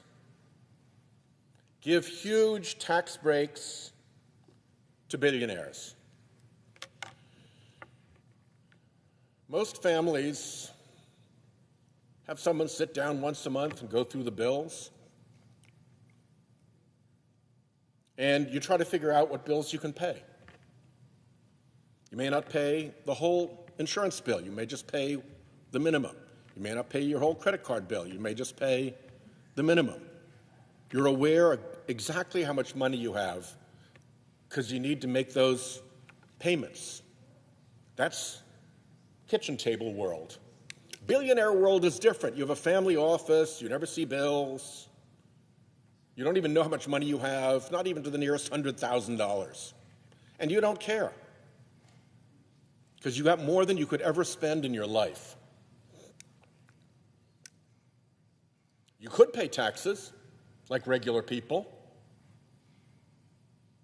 But there's something about your acquisition of wealth that can't stop. So you won't pay taxes like a normal person. You demand special treatment. You pay less of a tax rate than a firefighter, for God's sake. And that's not enough for you. Now you come here to this Senate floor wanting even more favors. You already don't know how much money you have. You could pay regular taxes and it wouldn't take a day from sunning on your private island, a day from cruising in your private yacht, a jet trip on your private jet, a ski trip to your private chalet. Nothing in your life would change if you had to pay taxes like a regular person, but you just don't want to. And the third is, I should add, on the tax breaks, a lot of it goes to corporations. This bill doesn't just give big tax breaks to big corporations. It gives big tax breaks to big corporations that move jobs and investment offshore away from America. And it just doesn't give tax breaks to corporations that move jobs and investment offshore away from America. It gives tax breaks for doing that. It gives tax breaks for offshoring American jobs and offshoring American investment. It is the world's worst tax policy. It takes an already corrupted tax code and bends it even further in the favor of mega billionaires and big offshoring corporations. And last, what does this bill do that causes this transfer of wealth from regular people to the wealthy? It raises your costs to raise their profits. And I'm here to talk about one way that that happens. Because of this bill, your electric bills will go up. The people behind this bill are counting on you not to know how that works. So, I'm going to take a minute here, and I'm going to tell you how that works. There are some rules for the grid about how this works. Generators who want to sell power to the grid put in a bid, and they give a price at which they will sell their electricity. You can imagine on this graph that each of these little hash marks is a different generation facility, and each has made a bid at its best price. Once it's got the stack of bids, the grid manager, as the load comes onto the grid, dispatches the cheapest generators first, and then goes up the stack to the more and more expensive ones. As demand rises, the costs go up. The last one that's called on, the most expensive one that's called on, sets the price for the whole grid. And this last one, the one that the price setter on the grid, almost always a fossil fuel plant. Okay? It's almost always a fossil fuel plant. So if you look at this graph, you'll see here, this measures the price that's charged to put those electrons on the grid for consumers. And this is the energy demand. How much consumers are asking? What does the grid need to supply? And if you look at the top line, this is the world without renewables. This is an all fossil fuel system, let's say. Baseload nuke, okay, throw that in. And as the demand goes up, the prices go up because more and more of these generators have to come online. And eventually, let's say you get to this point where you've got this much load on the grid and you've got this much supply and the price is set by that generator. That's the world without clean energy. Now you add clean energy, you add renewables to this equation.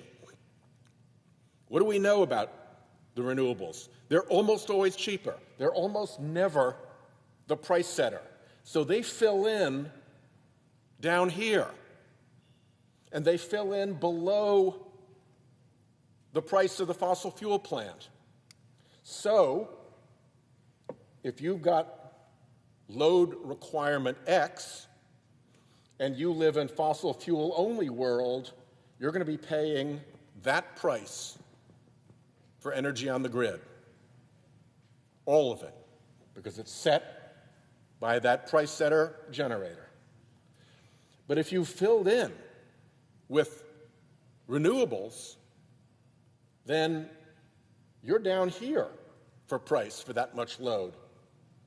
You're saving huge amounts of money. The grid is way more efficient with renewables in the mix. By the time you get to the same price that you had here for load X, for fossil fuel, you're all the way out here. You got all this extra load served before you raise that price. That's the theory. That's how the system works. Let's see how clean energy fits in a specific area. Let's look at Texas. Oh, and by the way, last year, 95% of the power that came on the grid that filled in here was clean energy. If this bill kills clean energy growth, which is its intention, then it's going to kill off the power source that provided 95% of what was added to the grid last year. It is going to be a big, big hit. So let's look at the Texas grid, which is easy to talk about because it's a standalone grid. And somebody just did a study of the Texas grid. And they found that with renewables, and Texas is 30% renewables, okay?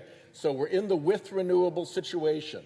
With renewables, the average price last August was $39 per megawatt hour.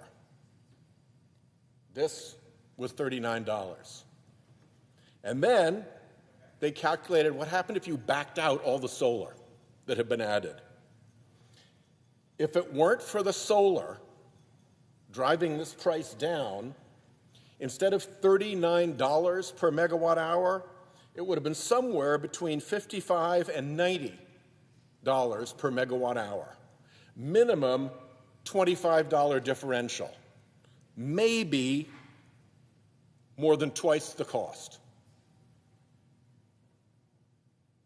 The punchline, quoting from the report, had there been no growth in solar energy between 2018 and 2024, wholesale electric prices in 24 would have been at least 40% higher. Without the clean energy growth of that 95% of supply that came onto the grid that was clean energy last year, electricity prices would have been 40% higher. And where would that 40% have gone? It would have gone into the pockets of the fossil fuel industry that was setting that price as everybody had to pay more and more and more. So when you see the fossil fuel industry come here and take this shot at its clean energy competition in this bill after having flooded that side with political money, they're going to make a fortune off of this. And consumers will pay. That's how this bill robs you. It puts you back onto the fossil fuel side of that curve, not onto the clean energy added part of the curve, which lowers prices so dramatically. And as the report concluded, I'm quoting again, this isn't speculation or modeling, it's what actually happened in one of America's largest electricity markets. And by the way, while the fossil fuel polluters are out trying to damage their competition using the power of government and the influence of their dark money operation to do so, they are also damaging America's competitiveness against China. China's already putting 25 times the solar that we are putting onto their grid. That gives them huge advantages as they construct solar panels, design solar technologies, and offer that to the rest of the world. We're in a world market for solar technology, just like we're in a world market for electric vehicles. And the fossil fuel industry's desire to destroy the American solar market and to destroy the American electric vehicle market is about as unpatriotic as you can get, because it is taking these two technologies and saying, go for it, China, we're out. We're out. Have the entire international market for solar and for energy. We're not going to compete. We're going to load up our people with new taxes. We're going to tear away the subsidies. And by the way, the fossil fuel industry that's telling you this, they're the recipients of the biggest subsidy in world history. They get $700 billion a year in the United States alone from being allowed to pollute for free. It violates market economics to pollute for free. Milton Friedman, the most conservative economist, will tell you it's not proper market theory. When somebody's polluting for free, the cost of the pollution should be in the price of the product. So they already benefit, the fossil fuel industry already benefits from the biggest subsidy in world history, $700 billion with a B, $700 billion every single year to compete unfairly against clean energy. And on top of that, they want to rip away the investments that have been made, and they want to put a new tax on clean energy, and they want to drive consumer prices back up to their fossil fuel model.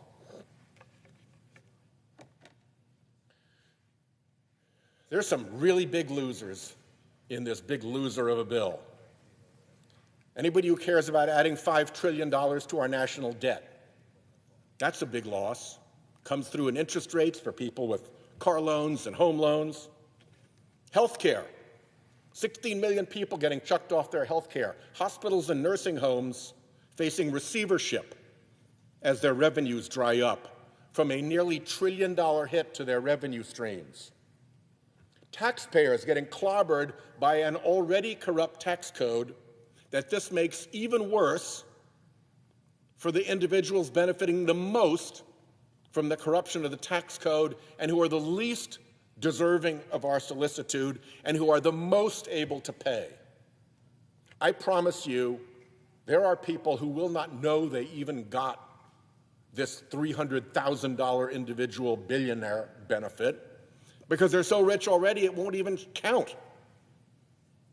And on the flip side of the coin, if they had to pay taxes like a normal American, they wouldn't even notice that either. They'd still be able to sun on their island, cruise on their yacht, ski in their chalet, and jet in their jet. And yet, we're breaking the bank to the tune of $5 trillion to take care of those people. Creepy billionaires who can't even count their wealth, but for some reason insist on coming to Congress and just seizing even more, looting the public trough. Offshoring corporations who get a special tax benefit for offshoring jobs and investment, moving them away from America. Remember, this was the America First agenda, not when you look into the weeds of this crooked bill. So creepy billionaires, offshoring corporations, and of course, fossil fuel polluters who want to pollute.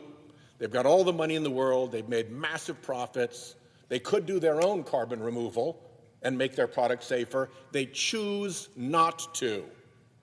They choose not to because they want to pollute and they want to kill their competition so they can pollute more and profit more and drive up consumer prices, as I showed here. And guess what? The creepy billionaires, the offshoring corporations, and the fossil fuel polluters, what do they have in common? Huge donors to the Republican Party. That's what this bill is about. It's not about taking care of the economy. It's not about taking care of the public.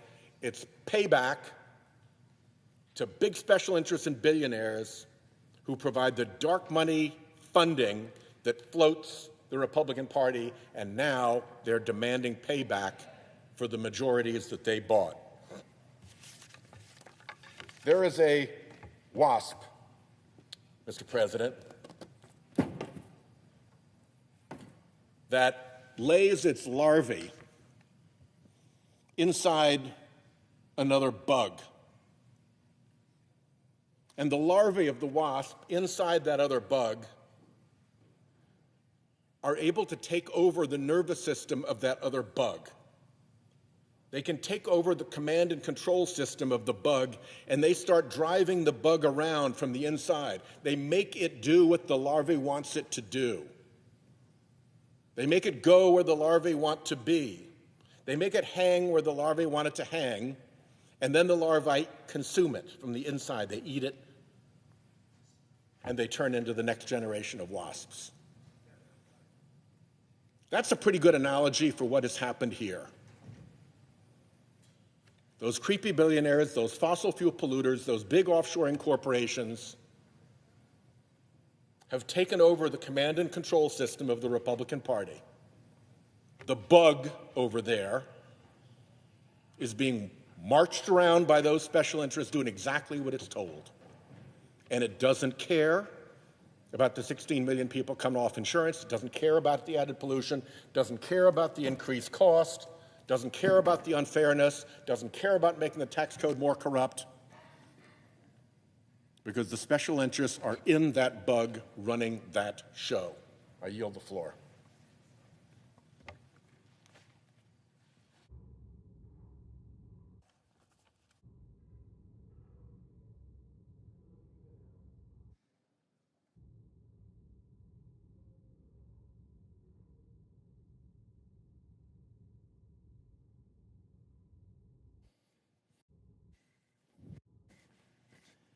Mr. President. The senator from North Carolina. Thank you, Mr. President. Mr. President, I come today to explain my vote yesterday for voting against the motion to proceed on this bill. Mr. President, I spent most of my career in management consulting, managing large, complex enterprise projects, multi-year, thousands of hours, a lot of complexity that take people, process, and technology to make it work. I learned a lot in that career, and I was able to go to the legislature and take that mindset as a member of the minority for 2 terms, and then we got a majority in 2010, and I found myself being the Speaker of the House.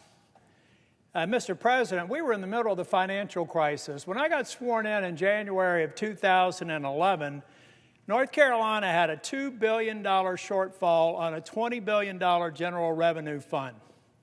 And I had 6 months to balance that budget. Well, Mr. President, we did something that had not been done in North Carolina.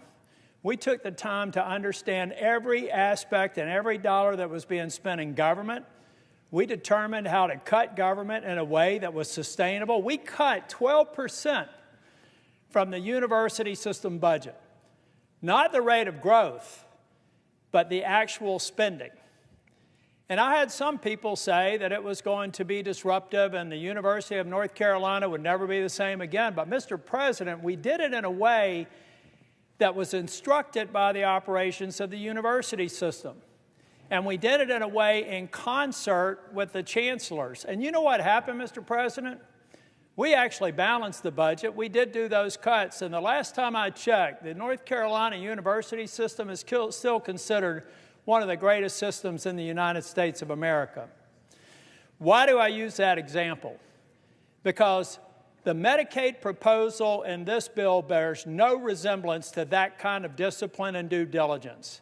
It has no insights into how these provider tax cuts are going to be absorbed without harming people on Medicare.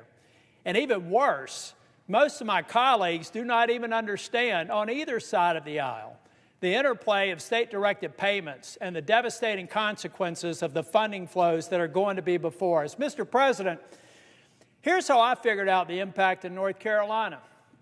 I used to be Speaker of the House, and I like the Speaker and have a good relationship with the Speaker and the President pro tem, so I called them up.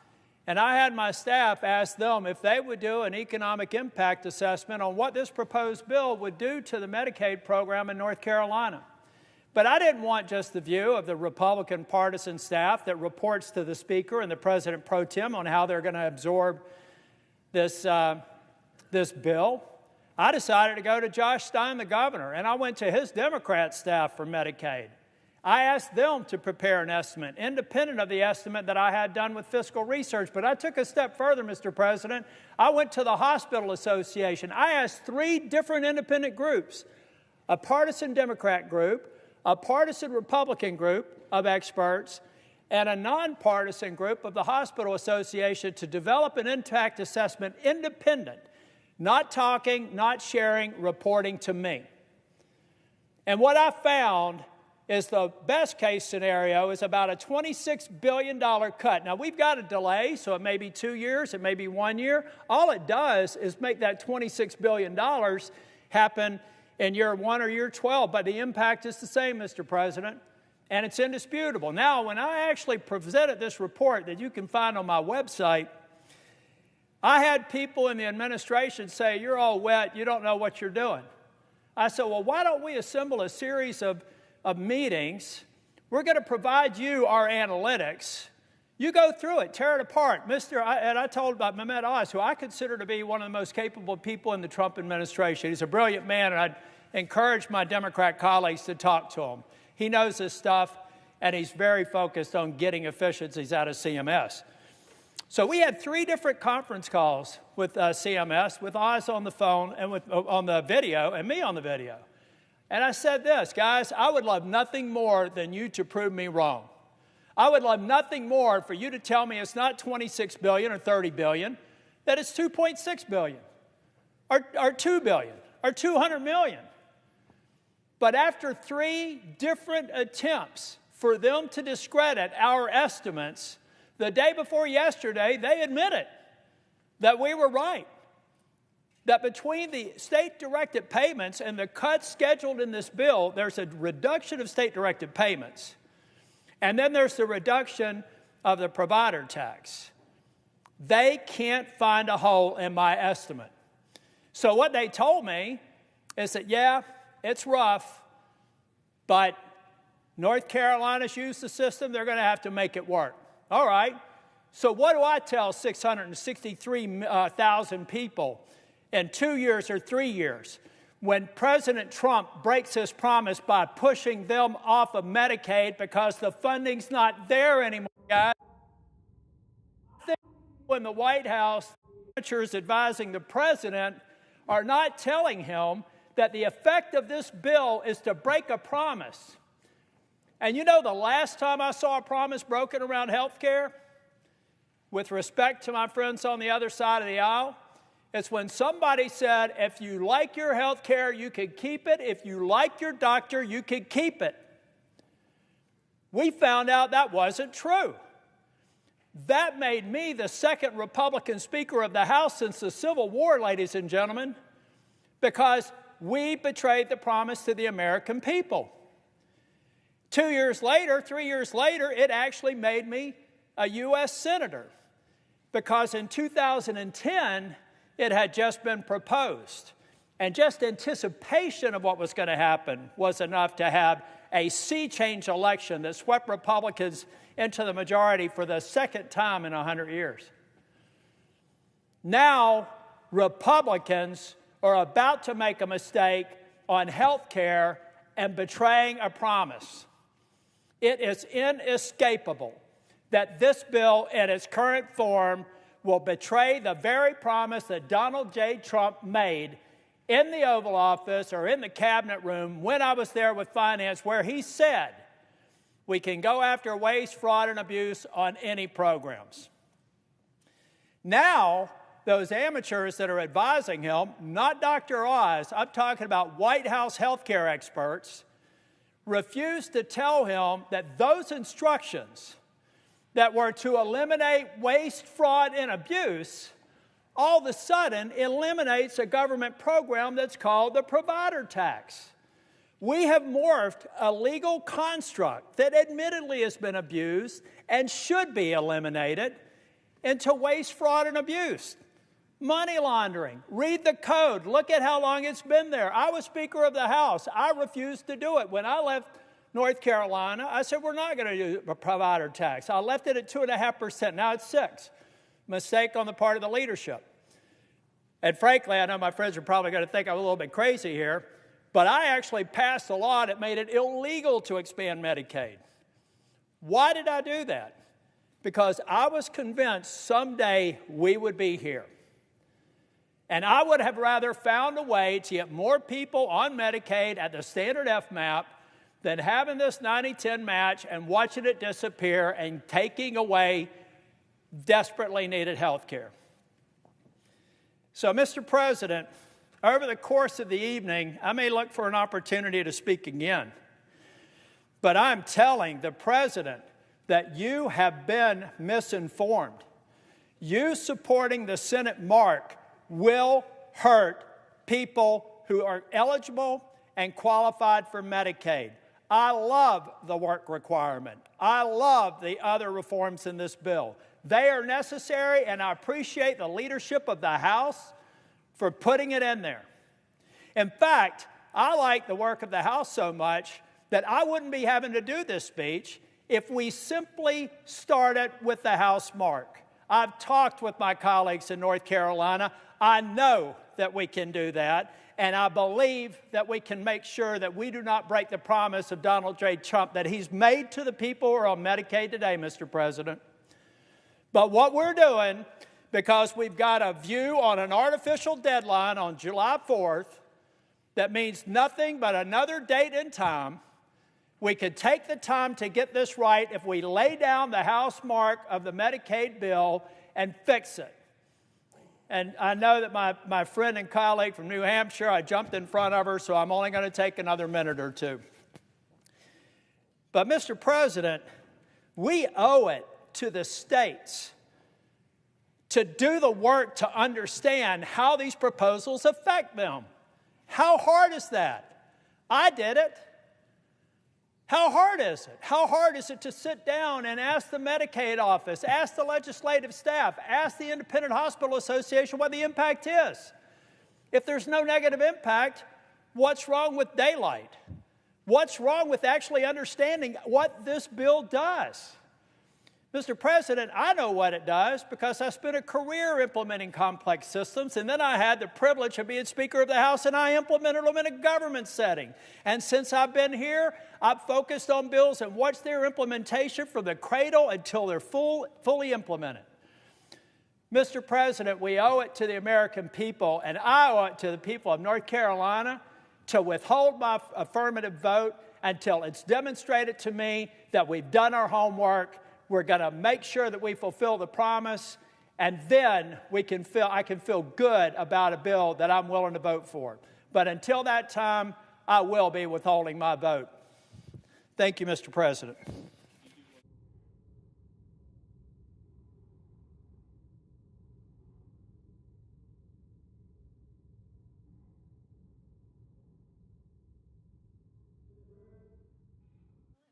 Senator from North Carolina. I ask unanimous consent that the following appear separately in the record.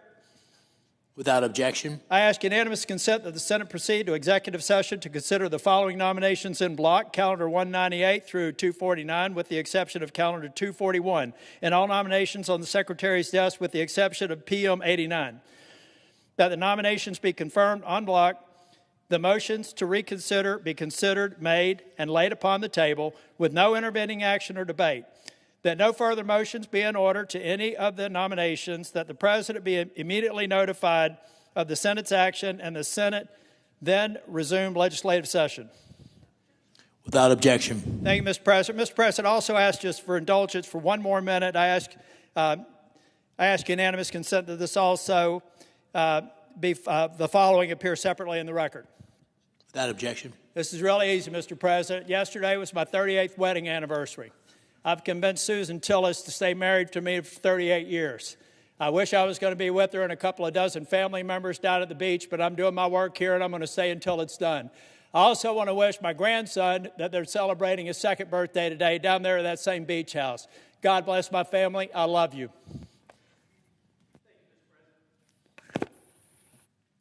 Mr. President. The senator from New Hampshire.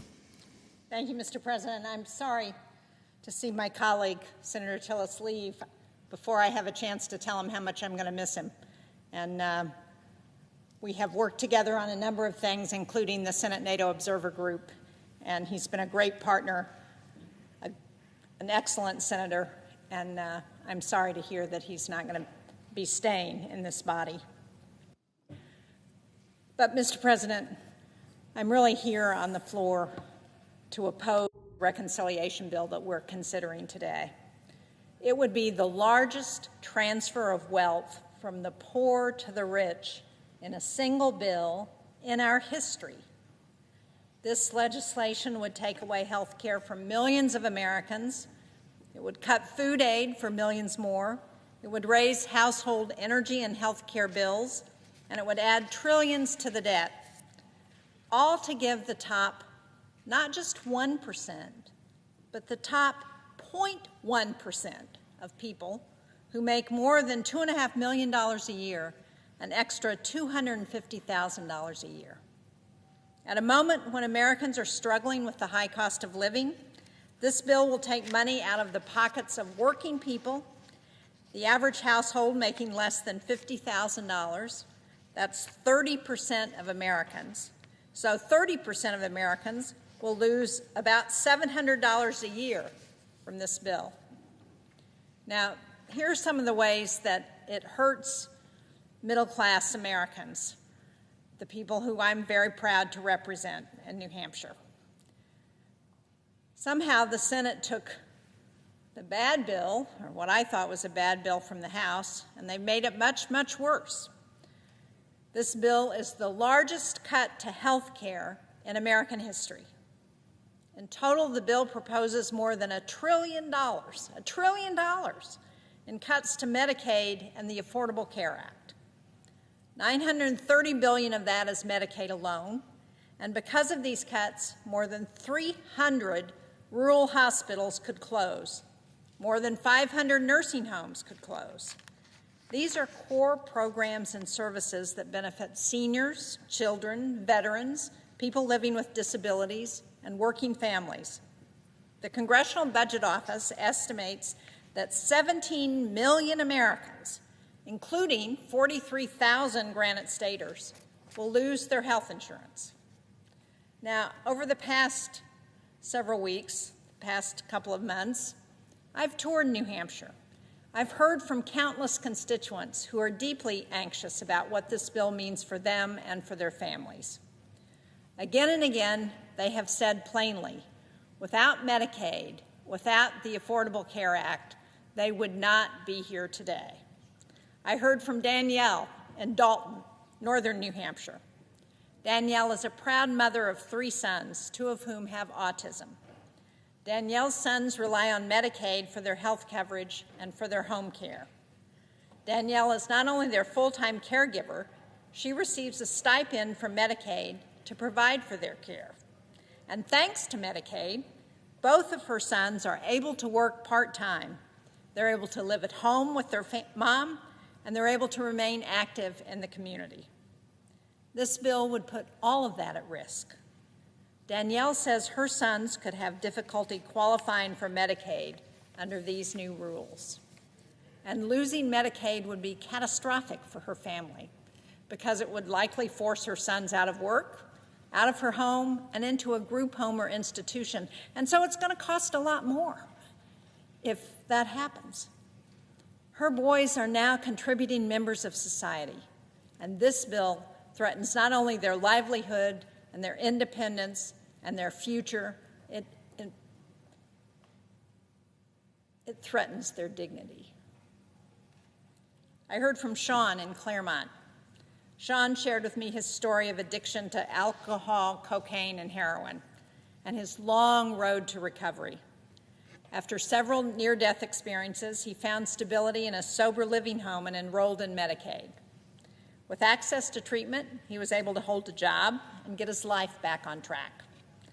He eventually opened his own sober living home, Hope to Freedom, where he now helps others suffering from addiction so that they can enroll in Medicaid and begin their own journey to sobriety.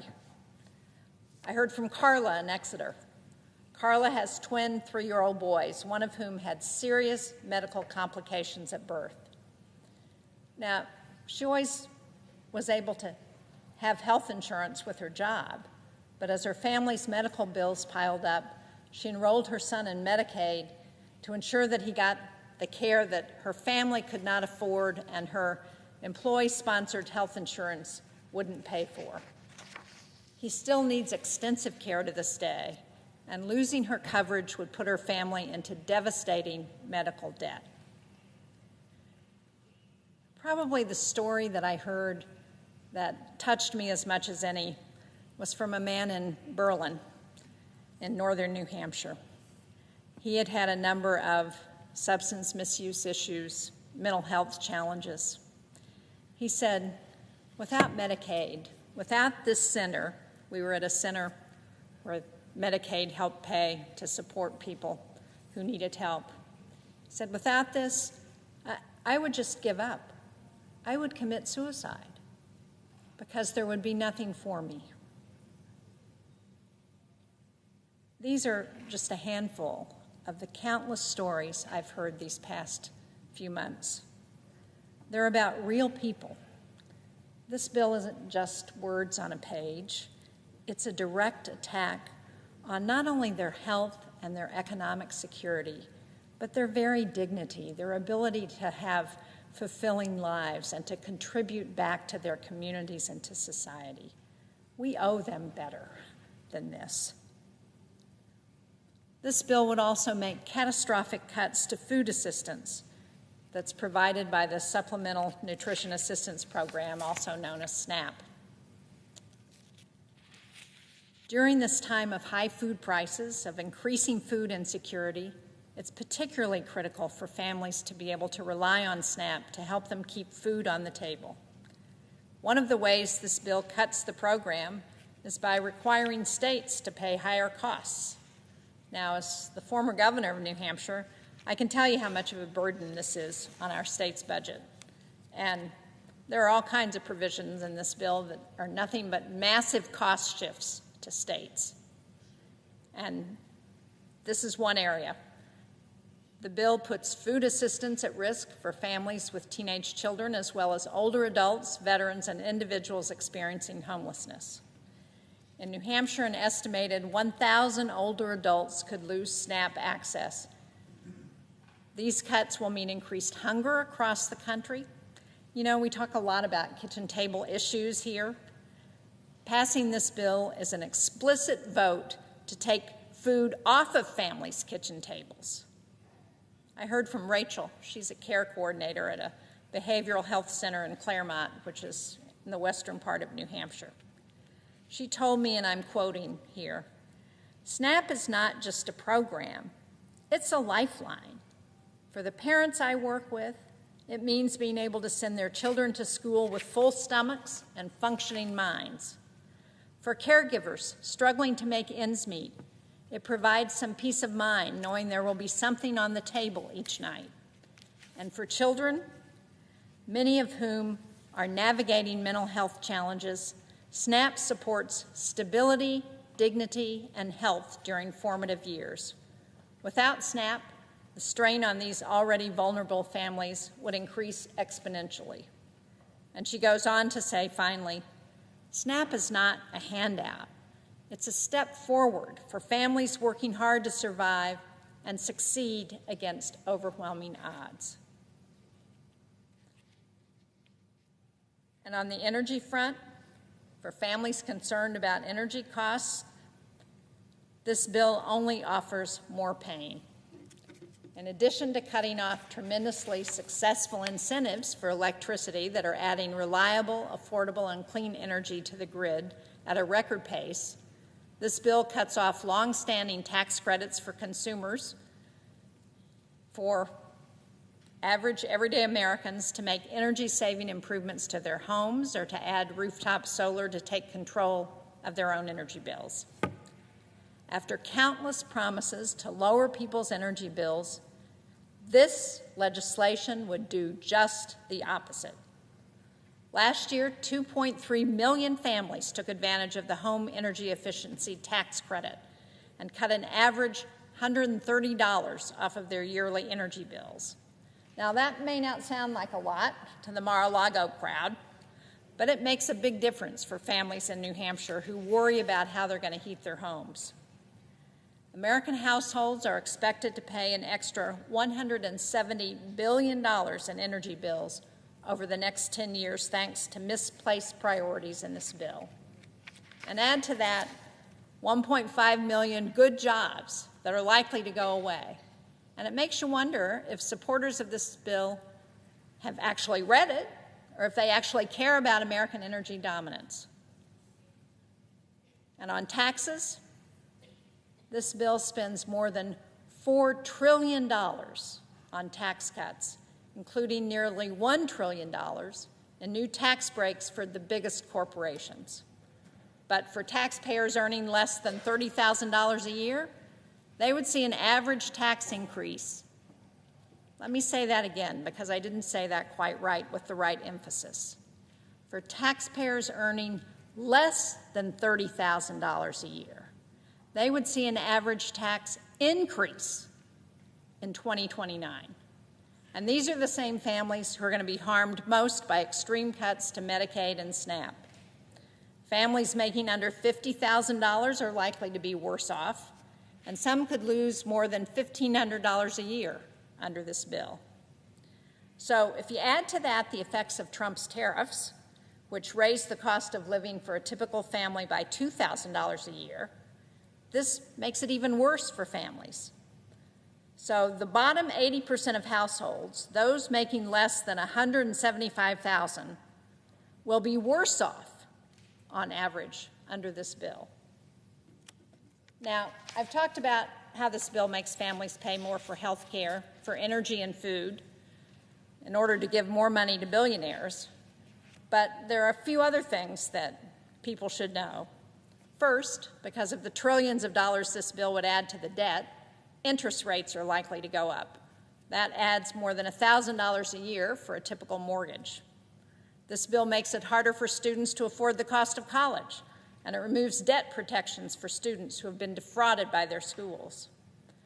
And this bill actually tries to prohibit states from regulating AI for the next 10 years, making it that much harder to keep our kids safe online and to protect jobs from being lost to the use of this technology. You know, I was first elected to the New Hampshire State Senate more than 30 years ago. This bill that we're considering today would do more harm to more people than any other law I have seen in my entire time in public office. This bill makes having a family more expensive by raising the costs of energy, health care, and education. This bill takes food and health care away from seniors and families, and it does all of that. It does all of that to give trillions of dollars more to corporations and to the wealthiest, and it explodes our deficit in the process. That's not what the people of New Hampshire are asking for, and it's not what Americans deserve. And so to my colleagues in the Senate, I say this. At a moment when Americans are feeling squeezed by the cost of living, we should be doing something about that. Instead of gutting health care to pay for tax cuts, we should be expanding access to affordable quality care. Instead of turning our backs on working parents, we should be making housing more affordable, and we should ensure that every child has access to high-quality, affordable early education. Instead of cutting nutrition programs, let's make sure that no child in America goes hungry. Instead of driving up food and energy prices, let's invest in the programs that help American families succeed. President Trump calls this the big, beautiful bill, but it is a big betrayal of the American people. There's nothing beautiful about taking away health care and food from working families to give more money to billionaires. So I intend to vote against this legislation, and I urge all of my colleagues to do the same. I yield the floor. Mr. President. Senator from Illinois. Mr. President, I don't believe you can serve in the United States Senate without being at least an amateur student of history. You're overwhelmed in this chamber, which is where the Senate has met since 1859, to reflect on all of the things that have occurred in the past, and you remember your own experience there as well. I certainly do. This is my 29th year of service in the Senate, and I think back this evening of some of the things which I've witnessed and still stick with me. I can still see that door open and Ted Kennedy walk through it, summoned from his deathbed in Massachusetts to cast a deciding vote on the Affordable Care Act, Obamacare.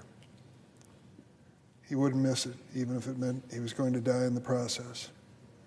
I think of that door over there when President Trump in his first term tried to basically eliminate the Affordable Care Act, and it was saved at the last minute at 2 o'clock in the morning when John McCain came through those doors, stood in the well right by that table to the Republican side, and cast his vote no. He couldn't raise his arm. It had been damaged so badly when he served as a prisoner of war during Vietnam, but you knew how decisive his gesture was. And he saved health care for millions of Americans. There were other moments as well that I can reflect on. But the point I'd like to get to is this. There was a speech a few minutes ago on the floor of the United States Senate which every senator should have heard, particularly every Republican senator. A senator from North Carolina gave a speech, Senator Tillis, and explained why he had decided to vote against this Republican budget plan, this reconciliation bill. He explained it in a thoughtful and comprehensive and convincing way. That before he made his decision, he turned to Republicans in the state and Democrats and a neutral third party to analyze the bill. And he concluded, Mr. President, after that study, that careful study, that this measure, this changes in Medicaid and Medicare and other health programs, would be a disaster for the state of North Carolina. He'd made it clear before tonight that he was going to vote against this bill. And he made it clear this morning that he's preparing to retire from the Senate. I felt his statement was compelling, and I'm sorry that there weren't other members on the Republican side, at least one, beyond the presiding officer present, to hear it. It's seldom that you hear a speech on the floor of the Senate that you know is so personal and so heartfelt and so meaningful as the statement made by Senator Tillis earlier. He made a decision which will be widely reported, I'm sure, and showed a level of political courage which you seldom see in this chamber. He basically said, in a positive way, that the president was wrong in believing that this wouldn't hurt ordinary people. This Republican measure, which is before us tonight, tomorrow, is going to hurt a lot of people. We estimate that 16 million American families will lose their health insurance as a result of this measure that's on the floor today. I've said it before, but I want to repeat it. If you have ever been the father of a new baby with a serious medical problem and you have no health insurance, you'll never forget that moment as long as you live. I know, I've been there. I went to the charity ward of Children's Hospital here as a student at Georgetown Law School with my wife and baby, and we waited in line to see which doctor would walk through the door and see my baby and save her life. You feel that you let everybody down in the world at that point, that you don't have health insurance when you need it so badly. It means so much to you. This bill is designed to take health insurance away from 11 million families in America. 11 million families in America in a period of time will not have the peace of mind that they have access to the best care because they will have lost their health insurance. What is it about Donald Trump taking away coverage of health care? Why has this become the trademark of the Donald Trump Republican Party? He did it in his first term, or tried to, and John McCain stopped him. And now he's trying to do it again. The question is whether Senator Tillis and his Republican colleagues can muster enough courage to step up and find 4 Republican senators who will say, No. No, I'm not going there. I don't want it on my conscience or my record that I took health insurance away from so many American people. Now, you may argue, Durbin, you're a Democrat, and I am. And your arguments have to be tempered because you're so partisan, so political. Surely it isn't as bad as you just said it was. Well, let me read something to you. It's from a group called the American Cancer Society. I'm sure you've heard of them. This is their Cancer Action Network, and it's a letter to the Senate from Lisa Lacasse, president of the American Cancer Society Cancer Action Network. And here's what she says about the measure that's pending before us now that we're being asked to vote on. From the American Cancer Society Cancer Action Network. Quote, history will be made with this vote. Congress has one last chance to stop this unprecedented attack on access to health care for millions of Americans, including cancer patients and survivors. Congress can say no to terminating health coverage for nearly 11 million people who will have no other affordable option available to them if this bill passes. Currently, 1 in 10 people with a history of cancer have Medicaid coverage, including 1 in 3 kids who are newly diagnosed with cancer. We know having quality health coverage is one of the most significant factors in whether someone survives a cancer diagnosis. Voting for this bill means voting to rip the chance of survival away from real people. She goes on to say, simply put, this bill will mean more Americans are living sicker and dying sooner. And then she said, lives are on the line. So if you're skeptical about anything that I say because of my partisan background, I understand it. But for goodness sakes, from the American Cancer Society, to have such a definitive statement made that this measure that we're being asked to vote on is going to harm innocent people, men, women, and children. That's a fact. And Mr. President, I might add another short message that we received from the Children's Hospital Association. The Children's Hospital Association. Matthew Cook is their president and CEO. And here's what he says about this bill that is pending. The new version of the budget reconciliation bill is a crisis for children's health care, hospitals, and providers nationwide. And we ask Congress to oppose it as an act of support for American children. This bill goes much too far.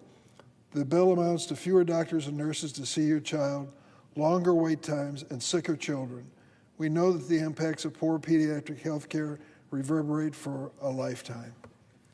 From the Children's Hospital Association. Neither of these organizations are partisan organizations. And they have confirmed what Senator Tillis said earlier on behalf of the state of North Carolina and what those of us on this side of the aisle are saying all along. Why would we risk the lives and well-being of so many children, so many American families? What is it about the $1 trillion which we will take out of the healthcare system in America that is so pressing, so demanding that we're willing to make these big risks? I'll tell you what it is. It is the extension of tax breaks. Tax breaks for the wealthiest people. Oh, Durbin, you Democrats always talk about billionaires and millionaires. That can't be true. Senator Angus King is here. He told me that he did an analysis of the actual tax breaks. And if I remember correctly, if you do a cutoff of income of $400,000 a year and said anyone over that figure is not going to receive any tax break, you would reduce the cost of this tax program by 60% or more. 60% or more. So when we talk about tax breaks for the wealthiest people in America, that's exactly what this is about. I want to give tax breaks, if I can, to working families who struggle from paycheck to paycheck. But for goodness sakes, a $346,000 tax cut for Elon Musk, the richest man on earth? What are we thinking? And I just want to make a quick reference to 2 states that have an experience coming with this bill, which will be dramatic. One is Kansas. In Kansas, 360,000 individuals rely on Medicaid coverage. 56% of them are children. But with this bill, 89,000 people in Kansas are going to lose their health insurance. In Kansas, Medicaid covers 1/3 of births, 58% of nursing home residents. What happens when Medicaid does not pay for enough money into the nursing home to keep your mother under good care, or your father, or someone in your family? What do you do next? Well, you exhaust the savings that are available to your family. And if that isn't enough, what's next? I don't know, but when I grew up as a kid, there was a spare bedroom in my grandparents' home for brothers and sisters who had no place else to go. I suppose that's going to happen to some families. Already, 28 rural hospitals in Kansas are at immediate risk of closure. To think that this measure would have no impact on those families and those communities is just plain wrong. In the adjoining state of Missouri, which I grew up across the river in Mississippi River, grew up in Illinois, I grew up across the river from St. Louis, Missouri, 1.2 million individuals rely on Medicaid coverage. 50% are children. With this bill, 250,000 people in Missouri are projected to lose their health insurance. Medicaid covers 40% of births in Missouri, 65% in nursing homes. Already 10 rural hospitals in Missouri are at immediate risk of closure. Mr. President, you know as well as I do what happens in small town America, rural America, when they close the hospital. It is devastating, not just because you don't have access to quality health care, because you just lost a major economic engine for that community. Try to attract a new business to that town after the hospital closes, and watch what you run into. It is that devastating. And that is the reality of this approach. And why are we doing it? What is the national emergency that calls on us to make this change? Tax breaks for the wealthiest people in America. That is what's motivating the Republicans now. I want to close and just say thank you to Senator Tillis. He's shown extraordinary courage. The question is whether others will join him, whether 4 Republican senators will step up and say enough. I've heard enough, I've seen enough, I believe this is wrong. There are ways we can help people who need a tax break rather than the wealthiest people that won't damage so many families, 11 million, 16 million, whatever the number turns out to be, who lose health insurance. I hope that we come to our senses and do it soon. I hope that what Senator Tillis said on the floor will inspire members of his own caucus to listen carefully, to know that he speaks the truth, and he has taken great political risk to say it. I yield the floor.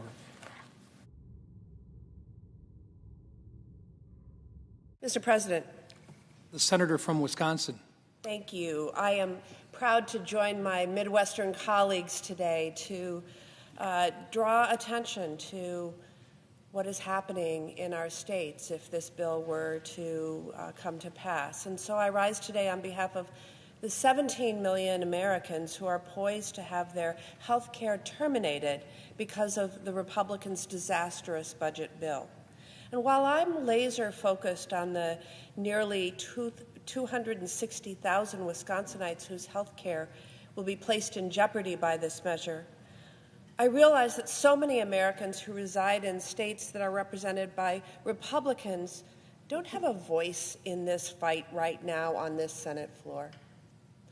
You know, I have traveled my state extensively listening to people talk about how this bill would impact them and their families. And I've shared those stories. I've uplifted those stories, sometimes right here on the Senate floor and sometimes in other ways. But I know that my Republican colleagues are getting the same influx of phone calls and letters that I'm getting from parents of children with disabilities, from the elderly and folks who are working hard but just can't keep up. These are constituents who are downright scared that they will have a rug pulled out from under them. And I know my Republicans are hearing from their rural hospitals and their pediatricians who are clear about what this bill will mean for their ability to keep their doors open and to care for their patients.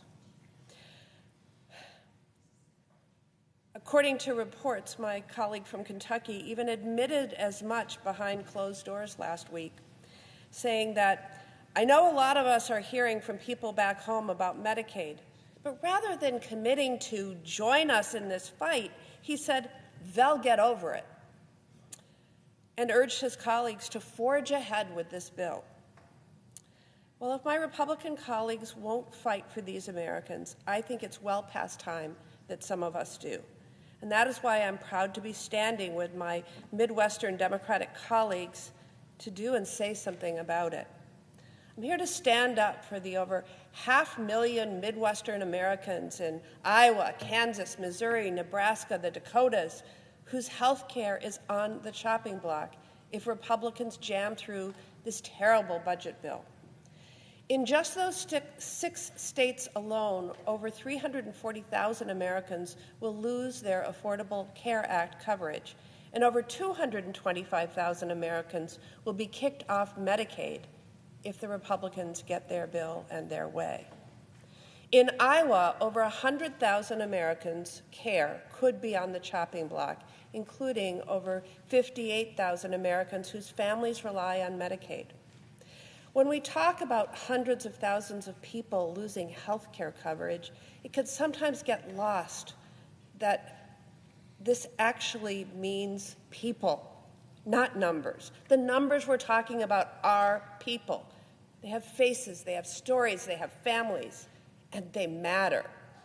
Take Patrick Kearns, a registered nurse in Iowa City at the VA Medical Center and father of 2 adult children with disabilities. He told the Des Moines Register, "My children are not scamming a system. The idea that they're somehow gaming the system at the detriment to the rest of society, especially when people like Elon Musk are using words like parasite to describe my children? Anger doesn't quite encompass how I feel," he continued. "I just find it shocking that you would go after truly the most vulnerable people as if they are somehow conducting fraud. These folks are barely surviving." In Kansas, where nearly 90,000 Americans' health coverage is at risk, including 18,000 Kansans on Medicaid, Kathy and Jacob shared the story of their adopted sister, Maria, who suffered a traumatic brain injury at just 7 weeks old. Because of Medicaid, the family could afford at-home nursing services before their sister passed away in 2024. Jacob told the Kansas Reflector, "This is not right or left. This is truly a human right. Yes, we want to get rid of fraud. People using the support that's not fraud, that's called helping people live the best life in the most respectful and dignified way possible." In Missouri, 250,000 Americans' care is on the chopping block, including over 100,000 with Medicaid. In the suburb of St. Louis, Sandra told the Kaiser Family Foundation Health News that she worries about her 24-year-old daughter, Sarah, and the 24-hour care she needs, including in-home nursing. Sandra said, "I really and truly don't know what I would do if we lost the Medicaid home care. I have no plan whatsoever. It is not sustainable for anyone to do infinite 24-hour care without dire physical health, mental health, and financial consequences, especially as we parents get into our elder years." In Nebraska, 74,000 people could lose coverage, including 26,000 Americans on Medicaid. Dr. Ann Anderson Berry, who works at the Children's Hospital in Omaha, Nebraska, told Nebraska Public Media that these cuts would greatly harm those in Nebraska's rural communities. According to Dr. Anderson Berry, this is not just a health care issue. It's a workforce issue, an education issue, and economic issues. Communities without access to safe childbirth cannot attract or retain young families.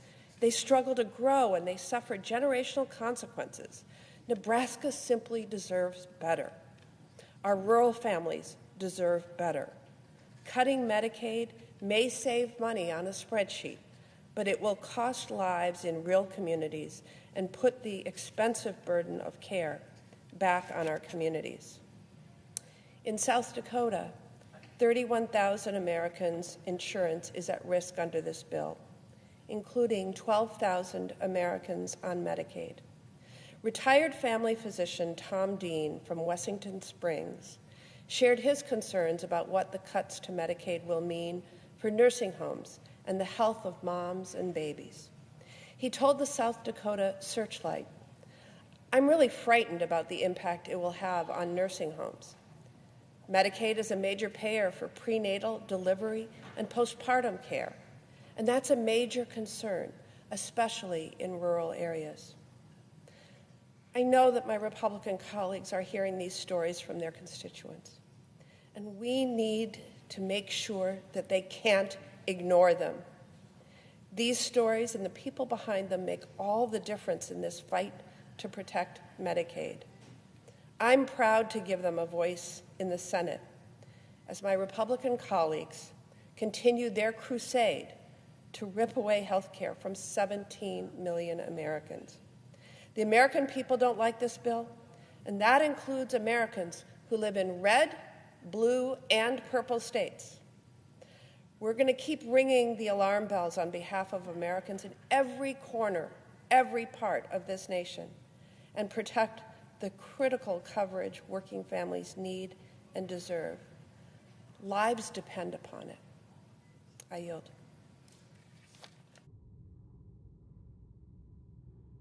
Mr. President.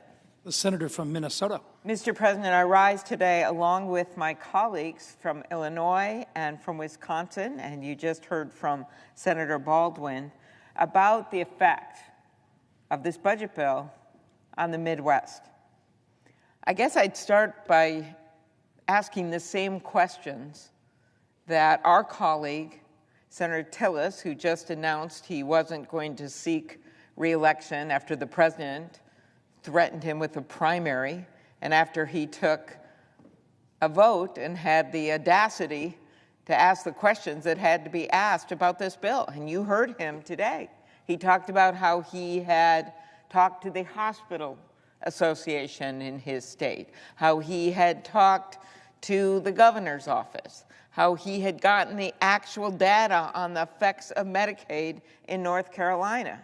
And then he asked the questions, how hard is it to see the impact of these proposals? And he asked, what's wrong with putting a little daylight on what's going on here? So that's what I'm going to do in my few minutes here. Put a little Midwestern daylight on what's going on here.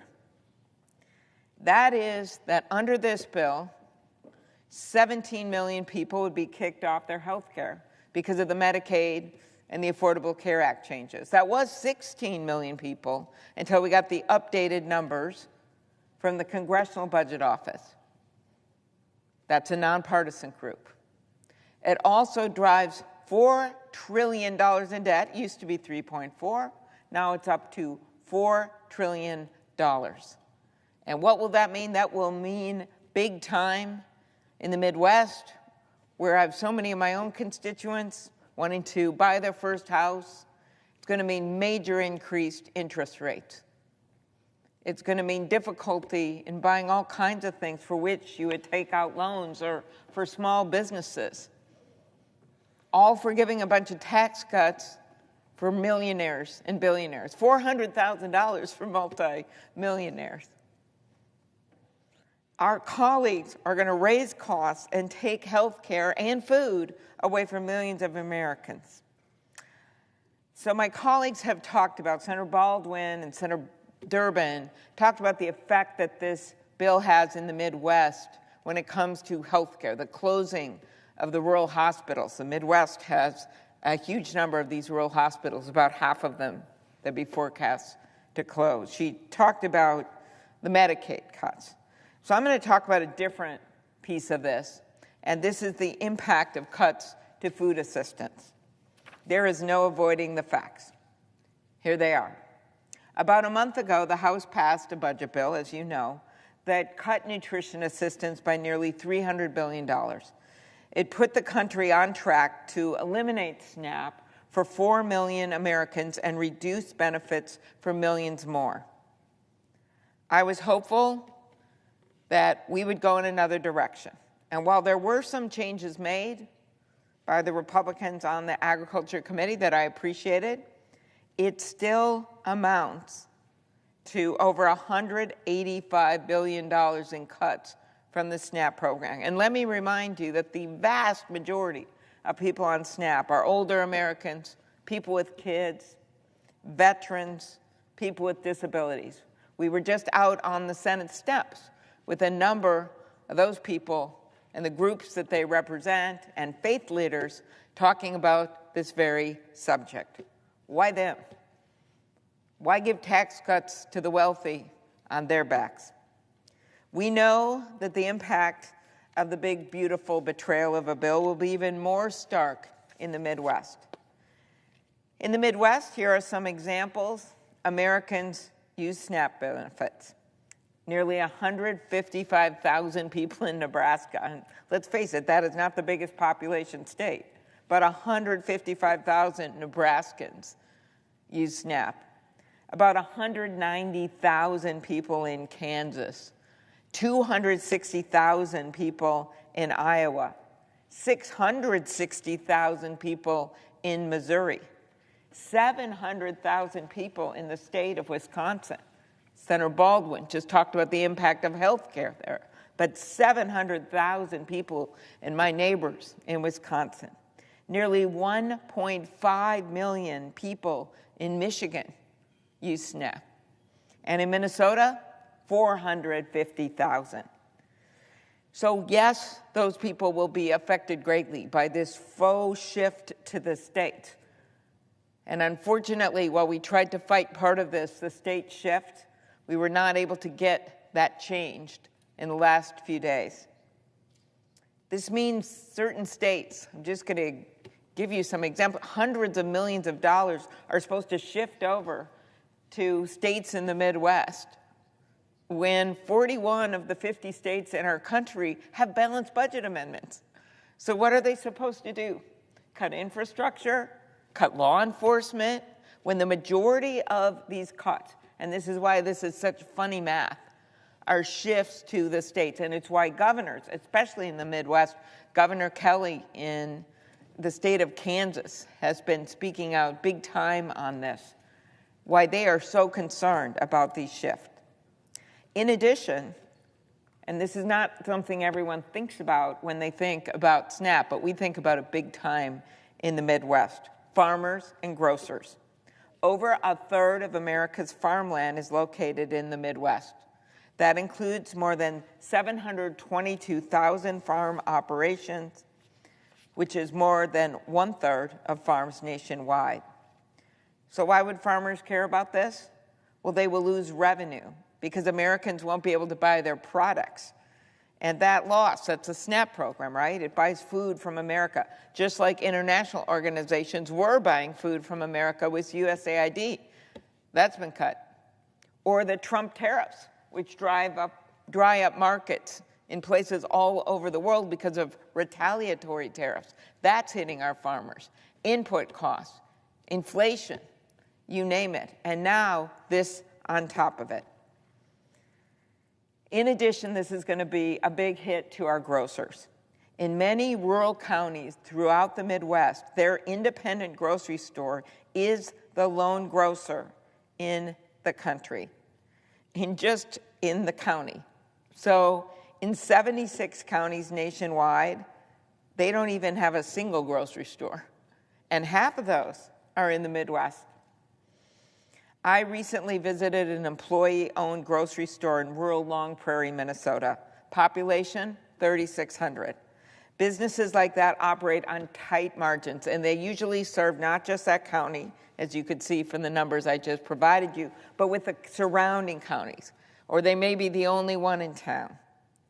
Businesses like that, the cuts to SNAP, it's pretty significant because that's sometimes the margin on which they're able to stay alive as a business. This would make it harder and more expensive for those grocery stores. It could put them out of business, that's for sure. That's what the grocery stores believe. But it also hurts the individual people in their areas, because in the rural areas, you have an overwhelming number of seniors, you've got an overwhelming number of veterans, and you have just an overwhelming number of the people who are using these kinds of grocery stores. So SNAP supports hundreds of thousands of jobs and billions of dollars in wages at these independent grocers, farms, other industries, including more than 1,700 jobs in Nebraska, more than 1,900 jobs in Kansas, more than 2,600 jobs in Iowa, more than 7,000 jobs in Missouri, more than 6,000 jobs in Wisconsin, more than 13,000 jobs in Michigan, more than 4,000 jobs in Minnesota. We know that from farmers and truckers to local grocers, for every dollar invested in SNAP, about $1.50 of economic activity is generated nationwide. For many Midwesterners, this bill would make the difference between having a grocery store in their region or not. I mentioned the shift of billions of dollars of cost to states that will blow holes through the state budget. They won't be able to afford it. And sadly, our Republican colleagues know this, because 44 states have this balanced budget rule. And they're going to be forced to choose between paying the cost for food and paying for critical services. That is why 23 Democratic governors, all of them, just laid out in a letter to Congress. These cuts don't just increase state costs, they make it nearly impossible for states to effectively plan for these long-term budget impacts. Those are governors from Kentucky, with Governor Beshear, to Arizona, with Governor Hobbs. Across the entire nation, we heard from these governors. Not to mention the governors such as Governor Pritzker in Illinois, and Governor Walz in Minnesota, and Governor Kelly in Kansas, and Governor Whitmer in Michigan. Based on 2023 figures, ready for this? The House and Senate version of this bill would shift, and it varies because the bills are different, but this is how much money we're talking to, between $16 million and $49 million onto the state of Nebraska, between $61 million and $101 million in costs onto Kansas. Imagine the budget. And there's suddenly, oh, you got to do an extra $60 million. Too bad you have a balanced budget amendment. Up to $26 million in costs onto Iowa, between $225 million and $376 million onto the state budget in Missouri, up to $68 million in costs onto Wisconsin, where Governor Evers was also a signator of this letter, between $456 and $761 million in costs onto Michigan, and between $43 million and $128 million in costs onto Minnesota. And those numbers are on top of an increased administrative cost shift to states. It used to be 50-50, now it's 75-25. Hello, states, you with strapped budgets, we're now making you pay 75% of administrative costs, which would make it even harder for states to invest in the staff training and upgraded financial systems that would make the program more sound and reduce payment errors. It's not just the state budgets that will be affected. In many states, including Minnesota and Wisconsin, it is counties rather than the states that run the SNAP program. So I had a visit from some of the rural counties, and they talk about living off a margin, a thin margin, trying to help their taxpayers, trying to get this done. In states like Minnesota and Wisconsin that believe in strong local government, big surprise, our states and a number of other sort of states with bigger rural areas have decided we'd rather have the counties do this. So now these cost shifts will go directly to these county governments, and you would not believe the numbers of what they would have to do to increase their taxes in these rural counties. They said, we can't do that. So if that happens, they will have to raise their local property taxes or cut county services. In the past, we have said that if you're raising kids or taking care of an older relative, we're going to help you feed your family, even if you don't have a job. This reconciliation bill would change that. It would withhold food assistance from families raising kids over the age of 13 and adults 55 and up if they don't meet the new requirements. The Senate bill also eliminates an existing exemption for veterans, homeless people, and former foster youth, an exemption my Republican colleagues supported in the Fiscal Responsibility Act just 2 years ago. So this is a shift among the party. The Republican Party actually said this was a good idea to have exemptions for vets and homeless people and former foster youth. Not anymore. These are people who are already struggling, veterans who have sacrificed to serve our country. I believe that when our veterans signed up to serve, there wasn't a waiting line, and when they're in this country and they need help with food, or they need a job, or they need a home, there shouldn't be a waiting line in the United States of America. So everyone that I've talked to about this, just as Senator Tillis was saying about Medicaid in North Carolina, and I've spent time on this. I visit all 87 counties in my state every year. I'm up to 49. So I've been able to talk to people who aren't political, who are Republicans, talk to people I just run into in rural grocery stores, in the vegetable line. I mean, I have talked to a ton of people. And what they have said to the store managers, to the food shelf volunteers, to those that take SNAP, this isn't a good idea. That's what the public opinion polls say. Fox News poll, 60% of people say this bill is a bad idea. 2 to 1 say it's going to help wealthy people and not them. Well, they're right about that.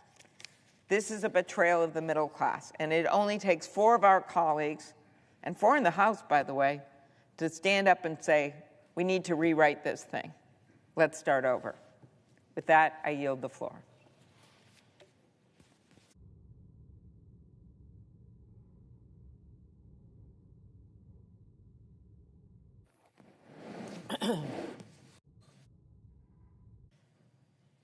Mr. President. The senator from Nevada. Mr. President, I rise today to express my strong opposition to the devastating and dangerous tax and spending bill that Senate Republicans are trying to jam through this weekend on a party line vote. A bill that will gut essential programs like Medicaid and SNAP just to pay for even more tax breaks for billionaires. So let's be clear about what's happening here. This big, beautiful betrayal, it isn't about fiscal discipline, it's fiscally reckless. It isn't about responsibility or doing what's best for average Americans. It's about misguided priorities. It's about giving more to the ultra-wealthy on the backs of hard-working families. This bill will take away health care and food assistance from people and families who need it most, just so D.C. Republicans can pay more for tax cuts for those who need them the least. D.C. Republicans want to have more tax cuts for those who need them the least. Once again, Republicans in Congress are putting the interests of the ultra-wealthy above the needs of hardworking families, children with disabilities, seniors, and Americans who rely on Medicaid each and every day. Earlier this year, I held a roundtable in Las Vegas with Nevada families who rely on Medicaid. For them, Medicaid is not just a talking point. They're not simply pay-fors in a budget bill. Medicaid is a lifeline. It literally keeps their children alive. I talked to people like Jessica, whose daughter Kay, well, she's 4 years old. She was born with Down syndrome and was recently diagnosed with type 1 diabetes. Jessica relies on Medicaid to help cover the cost of weekly physical, speech, and occupational therapies for Kay, all of which are responsible, well, they're helping her learn to walk, to use utensils, to write her own name. Imagine when her mother sees her write her own name. It's a proud moment. Kay also has a cardiologist and an endocrinologist to manage conditions related to her Down syndrome. Medicaid covers these doctors. It covers her insulin. It covers the insulin pump that allows Jessica to manage her daughter's diabetes around the clock. Well, because Kay can't communicate when her blood sugar is dangerously low or high. And Jessica said something at that round table I'll never forget.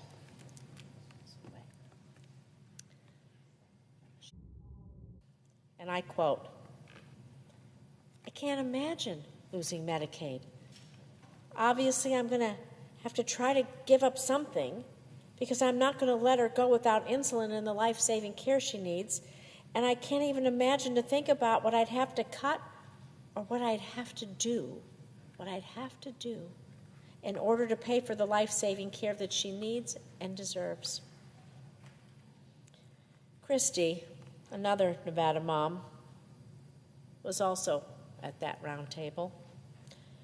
Her daughter Sadie's 13. She's been bravely battling an aggressive form of leukemia for the past 2 years. Since her diagnosis, Sadie has spent more than 1.5 years in and out of the hospital undergoing treatment for her cancer, all covered, thankfully, by Medicaid. Sadie's father, well, he passed away during the COVID pandemic, sadly. And Christy became Sadie's sole caregiver and sole provider.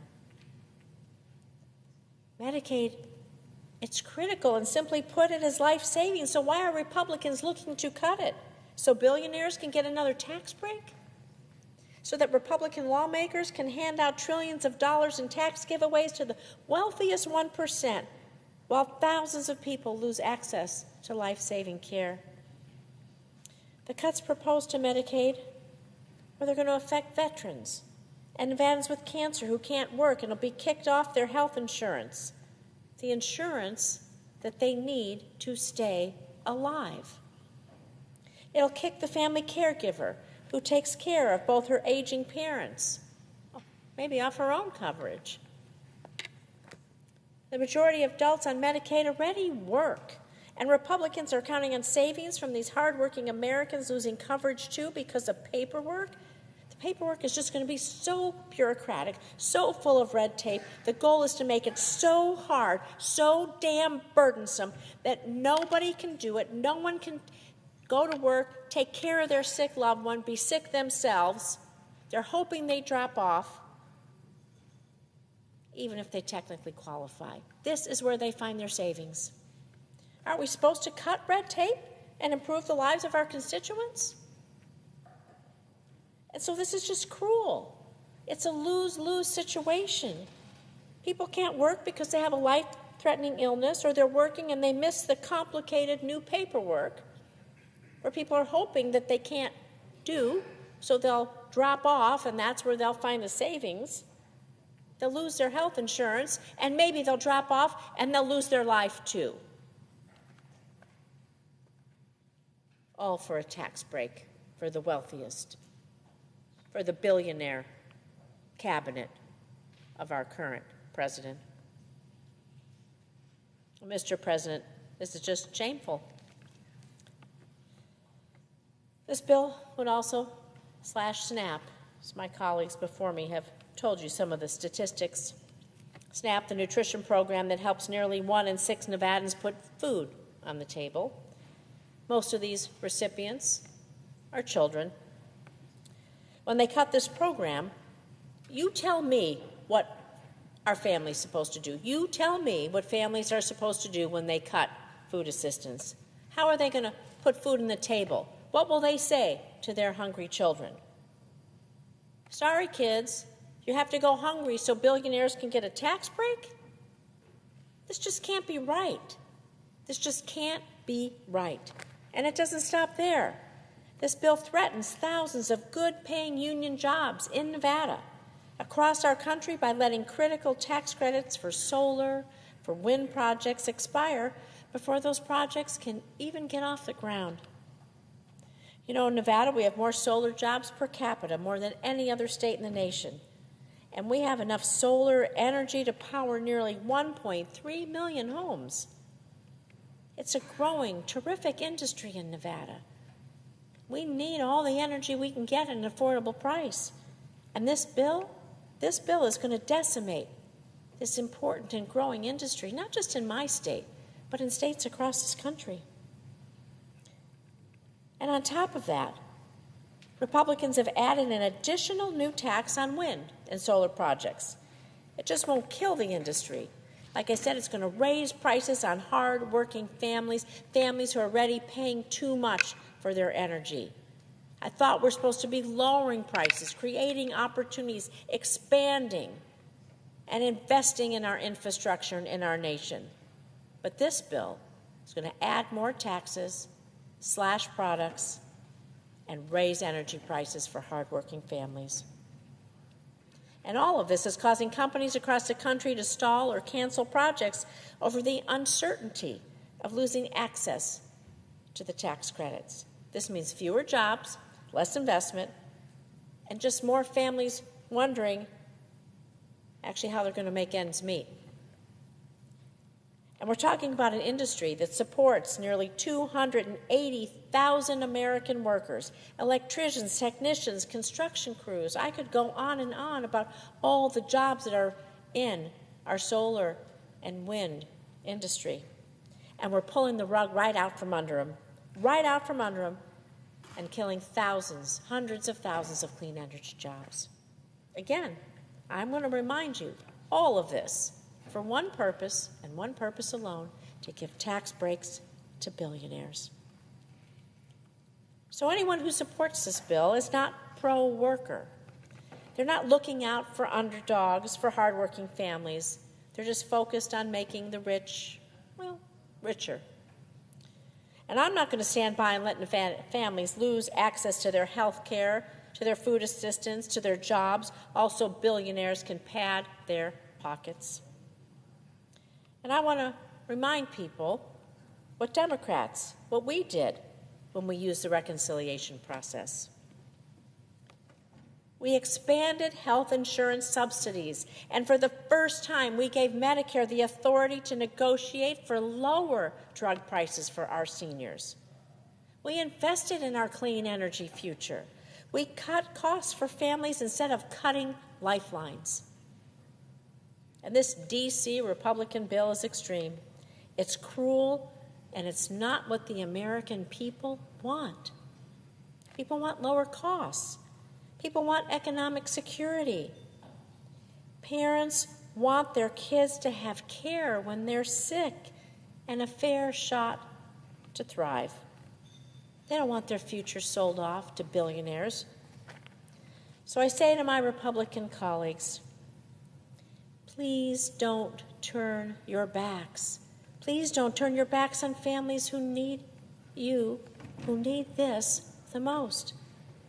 I want you to come look at my Nevada moms and my Nevada dads in the eyes and tell them they don't matter, that their children don't matter, that their lives of their kids don't matter because they won't get the care they need. And I shudder to think of the consequences. Please come to Nevada, sit with these parents, and tell them that they don't matter. I don't know how you could face them and gut Medicaid to give billionaires a tax cut, but that's what you're about to do. And the American people deserve better.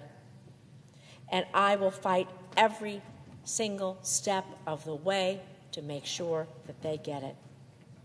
Thank you, Mr. President, and I yield the floor.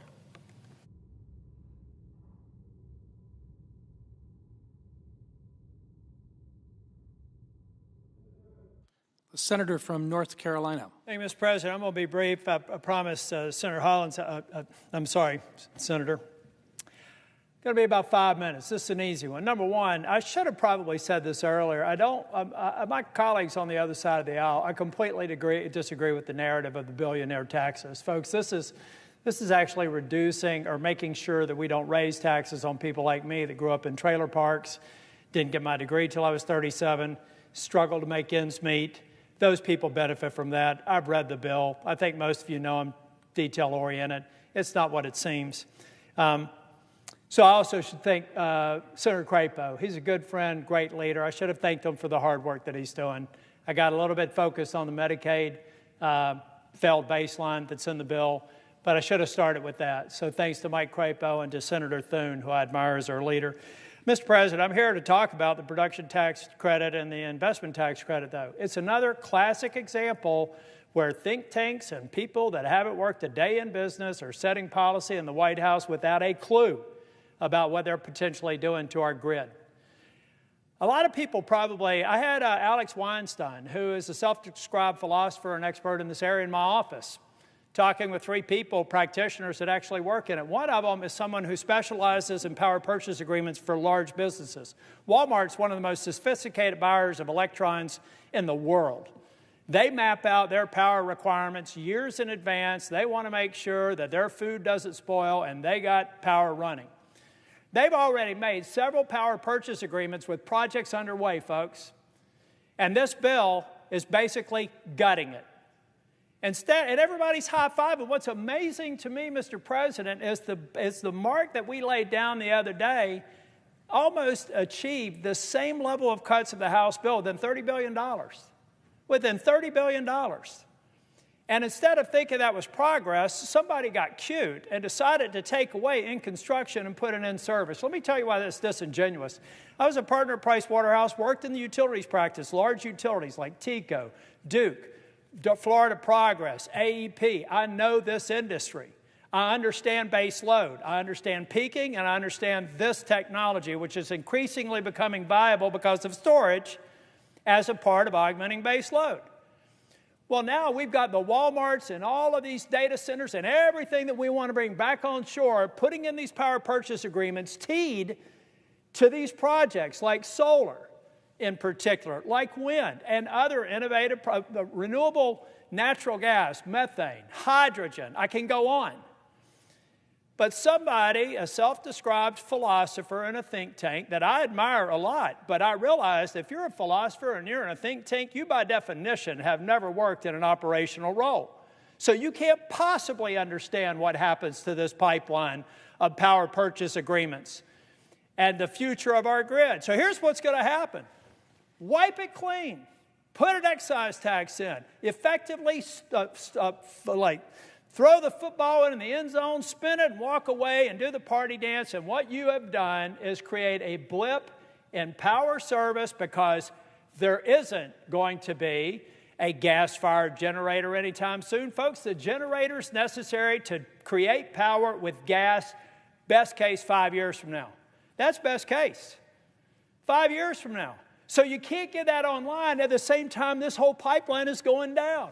So I want that philosopher to tell me that he understands how to plan out power over time and to let me know that when all these projects fail, some will make it, some will get subsidized, some will go bankrupt, so it won't be Armageddon, but it's going to be a problem.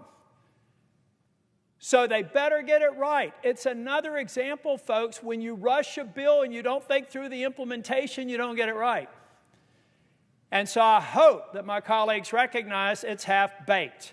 It's another reason why we should go back to the House, Mark, get Medicaid right, so I can come on the floor and tell my colleagues on the other side of the aisle why they're wrong on all the attributes of the House, Mark, why they are wrong on some of their characterizations of the tax bill, and why they will be wrong on an energy policy that makes sense. But I have to vote against a bill from my own party that I have never parted from before because we're rushing to an arbitrary deadline with people who have never worked a day in this industry, maybe philosophized and written a few white papers on it, but haven't gotten their hands dirty. I have, and this is another segment of the bill that needs to change. Thank you, Mr. President. President. The senator from Maryland. Mr. President, Donald Trump likes to call the bill that Republicans are trying to rush through this Senate the big, beautiful bill. Well, it's big, all right. It took the Senate clerk nearly 16 hours to speed read through it. But it is only beautiful if you're a billionaire or otherwise very wealthy in America. For everybody else, this is a big, ugly betrayal of a bill. Betrayal because tax cuts for billionaires are coming at the expense of virtually everyone else. Now, I agree with many of the things my colleague from North Carolina, Senator Tillis, just said. But I've also read the bill. And if you look at the bill, the tax benefits overwhelmingly go to the very highest income earners in the United States of America. 50% of those tax benefits go to just the top 5%. So this is a choice that is being made by Donald Trump and Republicans in Congress to give to billionaires additional tax handouts at the expense of the rest of the country. They are choosing to engage in a huge transfer of wealth from people who are working paycheck to paycheck to those who are living off their huge inheritances or gigantic stock portfolios. Now, Mr. President, Americans are going to have to pay for the tax cuts for billionaires in many, many ways. Millions will lose access to health care. Others will no longer be able to put food on the table. Others will not be able to afford to pay heating bills on freezing nights. Virtually every American will see their energy bills increase and their health insurance premiums go up. And every American is likely to face higher borrowing costs for their home mortgages or car loans. Again, also billionaires and very wealthy people can get big tax cuts. Let's look at some of the real hits to American families, starting with the attack on health care. Donald Trump said he would, quote, love and cherish Medicaid. He said the people won't be affected. That's a lie.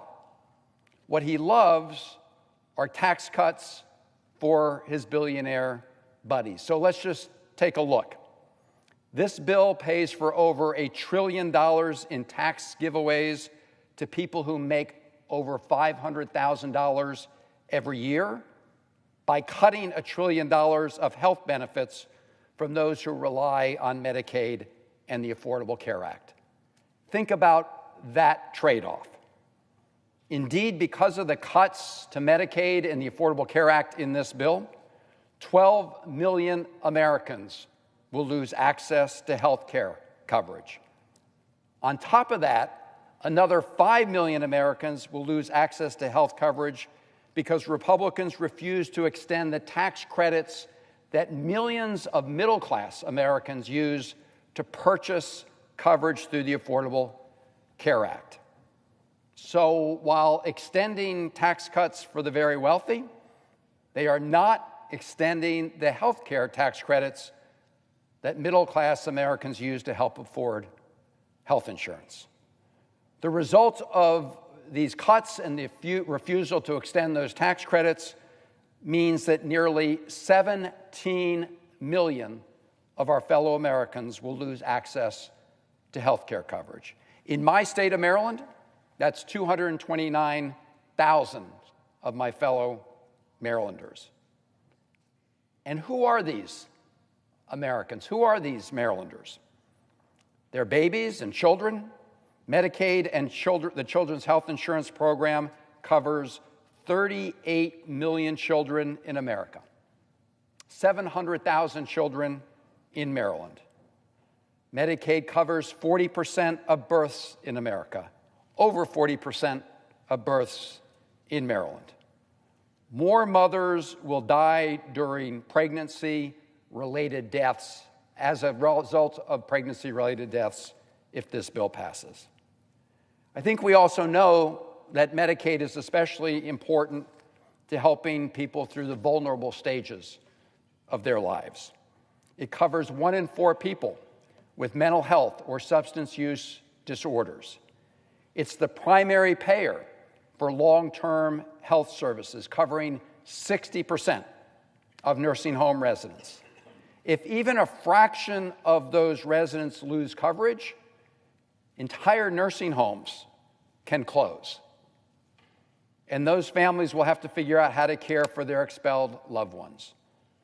An analysis that was done estimates that as many as 500 health care or nursing homes could close because they're on the cusp.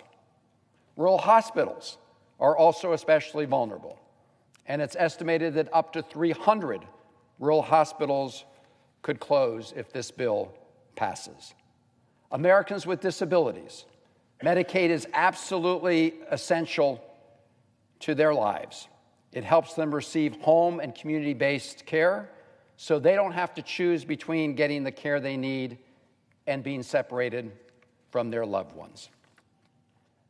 A study by Yale University and the University of Pennsylvania predicts that this bill, before the Senate, will result in over 51,000 preventable deaths each year.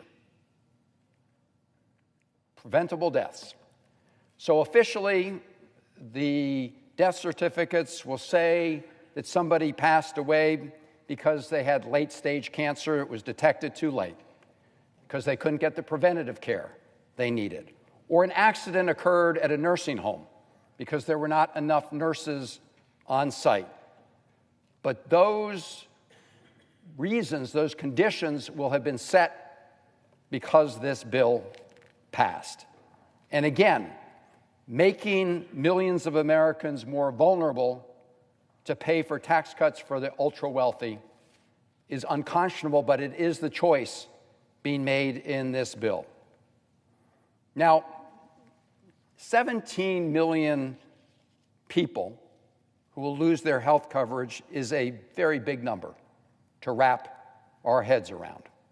So I want to read just a few stories of Marylanders who rely on Medicaid and who have been watching closely this whole effort that has unfolded on the floor of the United States Senate. I had a call from one of my constituents who has a son.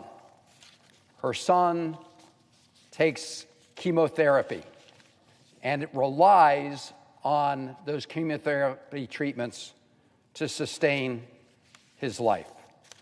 She wrote to me that if he loses access to his health insurance, that it would be, quote, a death sentence. Another Marylander wrote to me about his autistic son, who is still able to work, but who depends entirely on Medicaid for support. He also said, please don't let the Senate pass this bill. And the stories go on and on and on. Just the other day, Senator Alsobrooks and I had a telephone town hall, had 12,000 Marylanders joining us.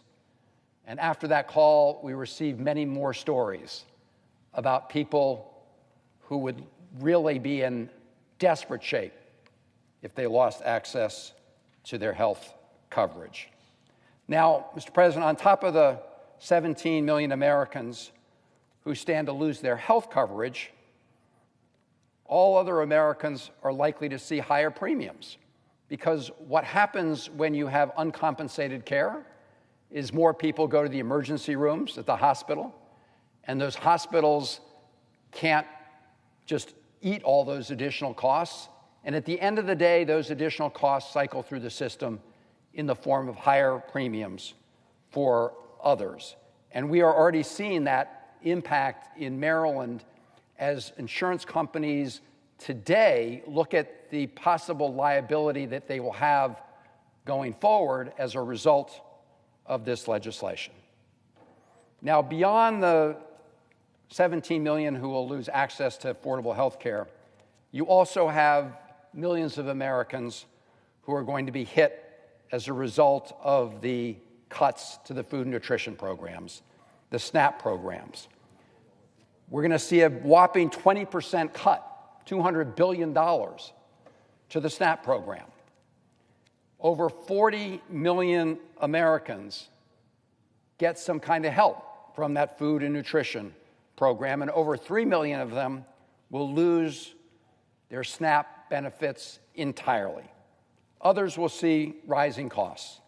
In Maryland, it's going to impact 684,000 people, most of whom are families with kids.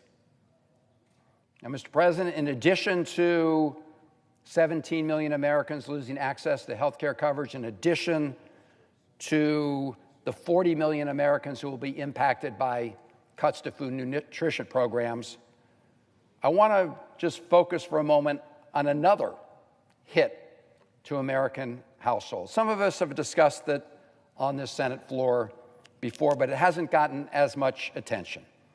And it relates to the energy bills Americans pay, including their electric bills, because this bill will drive them up because it directly attacks the production of more clean energy. And less energy with rising demand means higher costs for households. I don't know if folks remember about a year ago when Donald Trump had a steak dinner at Mar-a-Lago, where he begged 20 fossil fuel CEOs for campaign cash. It was reported on at the time. Well, he succeeded in raking in hundreds of millions of dollars in campaign donations, and now we see the payoff in this bill to those powerful special interests. And that payoff comes in two forms. First, this bill gives big oil companies a new $1 billion tax break. As a result, some of the fossil fuel companies will pay $0 in federal income tax. Second, this bill, and the senator from North Carolina referred to some of the provisions that will have this impact, this bill sabotages the production of more clean energy. It does so by slashing production and investment tax credits for clean energy and scuttling new clean energy projects. And it continues the Trump administration's baseless attacks on the Greenhouse Gas Reduction Fund, a program we established that will be a win-win-win for our environment, for our economy, and for family pocketbooks. By cutting these clean energy incentives and initiatives, this bill will reduce the overall amount of energy added to our electric grids by at least 50% by 2035. Think about that. So this bill is going to result in a dramatic reduction in the amount of new energy produced that goes on the electric grids, and with less energy generated and higher demand, household energy costs and bills are going to go up. In fact, it's predicted that household electricity bills will go up by $110 on average as soon as next year, and by up to $400 per year for families over the next decade. This will serve the interests of big oil and gas producers and utility companies who benefit from the higher prices that consumers will have to shell out. This will also do something else, Mr. President. It will surrender entirely the clean energy playing field to China, who already has a big head start on us in the area of clean energy deployment. So this is not America first. This is very much America in retreat.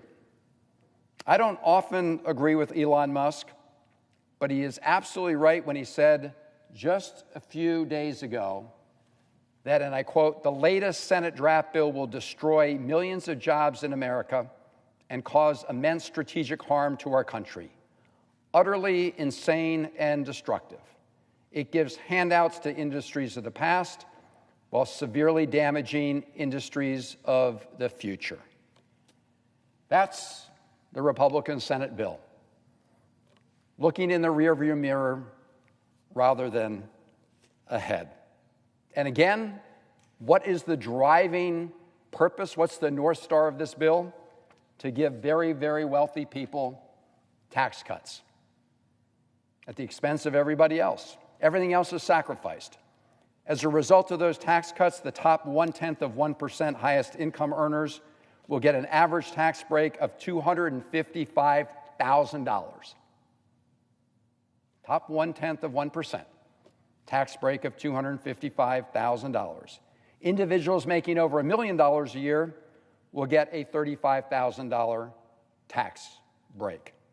And as I said earlier, almost 50% of all of the tax benefits, all the tax monies, go to the top 5% of income earners.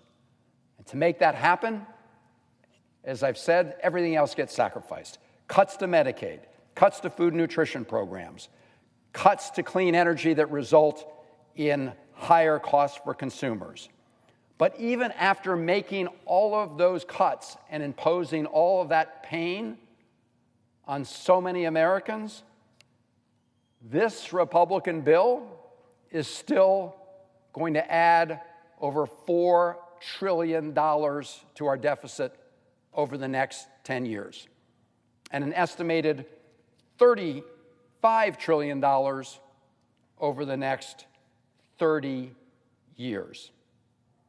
So despite paying for part of those additional costs through cuts to Medicaid and food and nutrition programs, they're going to blow the roof off of our deficits and debt. And make no mistake, when you do that, you cost every American, because it will generate upward pressure on interest rates, which raises costs for Americans who want to take out a mortgage to buy a home, or want to get a car loan, or for small businesses. In fact, the Yale Budget Lab projects that the House-passed bill would add over $1,000 a year to the cost of a mortgage, and over $800 a year to the cost of a small business loan. That's the House-passed bill. The Senate bill will be worse, because the Senate bill is about $1 trillion more to the deficit over 10 years than the House bill. Now, Mr. President, I do want to just focus on a final aspect of the deficit and debt impact of the Senate Republican bill. And that is this very deliberate effort to use fraudulent accounting to hide the deficit impact of this bill from the American people. Let me give you an example. Let's say you signed a contract to rent an apartment for $2,000 a month. You know that's going to cost you $24,000 for the full year. Now, at the end of the year, if you want to keep renting that apartment at that rate, any normal person would say, well, that's going to cost them another $24,000.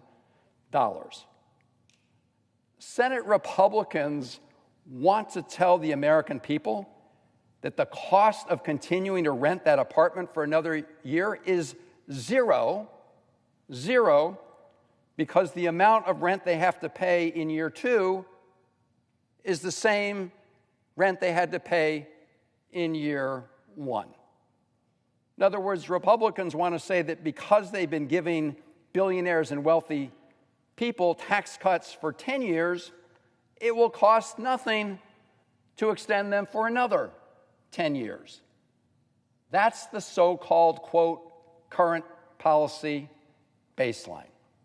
In other words, if you just keep in place for another 10 years the same tax breaks for billionaires and others, we don't have to count the lost revenue. And we don't have to count the amount the deficit will increase as a result of that lost revenue. Now, Mr. President, a third grader can see that this is bogus math. Let me read my colleagues a statement made this year by somebody, and I quote, anyone who says that about the, here's what he said, anybody that says the current policy baseline is the way to go is engaging in intellectual and economic fraud, end of quote. I wanted to make sure I got that quote correct because it was made by a Republican congressman from Arizona, Congressman Schweihart. Here's another quote. This is fairy dust, and they are all full of crap, and I'm going to call them out on it. Who said that? Congressman Chip Roy, Republican from Texas. And I think it's worth quoting those Republican members of Congress, because while I dramatically disagree with what they did in their House bill, at least they used honest accounting. At least they didn't try to perpetrate this budget fraud that we're witnessing here in the United States Senate. A budget fraud that would, I dare say, make the Enron scammers blush. And if you go through the numbers, it's dramatic. For example, honest scoring of the bill shows that extending the individual tax rates from Trump 2017 will cost $2.2 trillion. That's what the House of Representatives said, $2.2 trillion. When you use the fraudulent budget math that Senate Republicans want to use, all of a sudden that's $83 billion.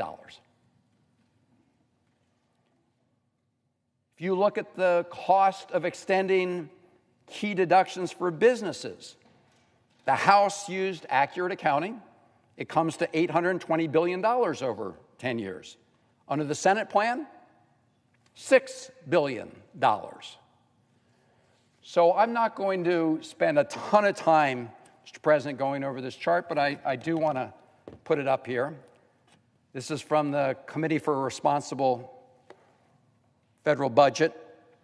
And the blue shade in each of these years shows what Senate Republicans say their bill will cost in each of those years.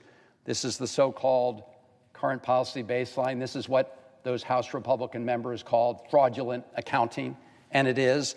And if you add up all of those blue deficits over those 10 years, they claim it's $441 billion additional debt over 10 years. But if you use the honest accounting that we've always used in the United States Senate for the purpose of budget reconciliation, you get the full bar, including the orange numbers, which is $4.2 trillion in debt over those 10 years. I do want to point out to my colleagues something interesting, because you have these dashed orange lines. What this is representing is that some of these costs from lost revenues in some of these out years go down. That's because under this House Republican plan, the tax cuts for people with the no tax on tips, they go away. They vanish. They vanish right here in 2029. But the tax cuts for very wealthy people, for billionaires and others, they go on for the 10 years. In fact, they go on forever. And the last point I'm going to make is, by letting them go on forever, tax cuts for very wealthy people, Senate Republicans are violating the entire structure of the budget reconciliation process. Because when it was first devised, the entire purpose of it was to reduce our deficits and reduce the debt. And Republican senators are perverting the entire purpose of that special procedure that allows things to pass in the United States Senate with 51 votes and not having to secure the 60-vote threshold to overcome a filibuster. They are violating that entire structure. And again, why? Because they're hell-bent on making sure those tax cuts for very wealthy people go on forever. And again, at the expense of everybody else. And I'll just close, Mr. President, by pointing out that it wasn't that long ago that just down this hall here in the Senate Rotunda, Donald Trump took the oath of office. He looked at the cameras, and he said he wanted a new golden age for America. But this is not a golden age for America. It is a gilded age for the wealthiest people in America. And those are the people he was really speaking to, because they're the ones who were sitting right behind him on Inauguration Day. Elon Musk, Jeff Bezos, Zuckerberg, the tech titans, the billionaire cabinet, more billionaires than any cabinet by far in American history. That's who this bill serves. It serves very wealthy and powerful people, and it does so at the expense of everybody else in America in one form or another.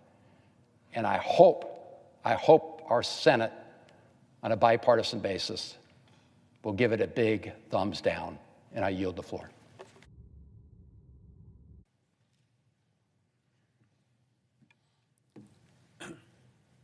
Mr. President. To recognize the senator from Vermont. Thank you. Mr. President, never in my time in Congress have I seen a bill that does so much damage in so many ways to so many people in so many states and that will affect so many generations. Mr. President, the clerks have read the bill. It's now time for us to kill the bill.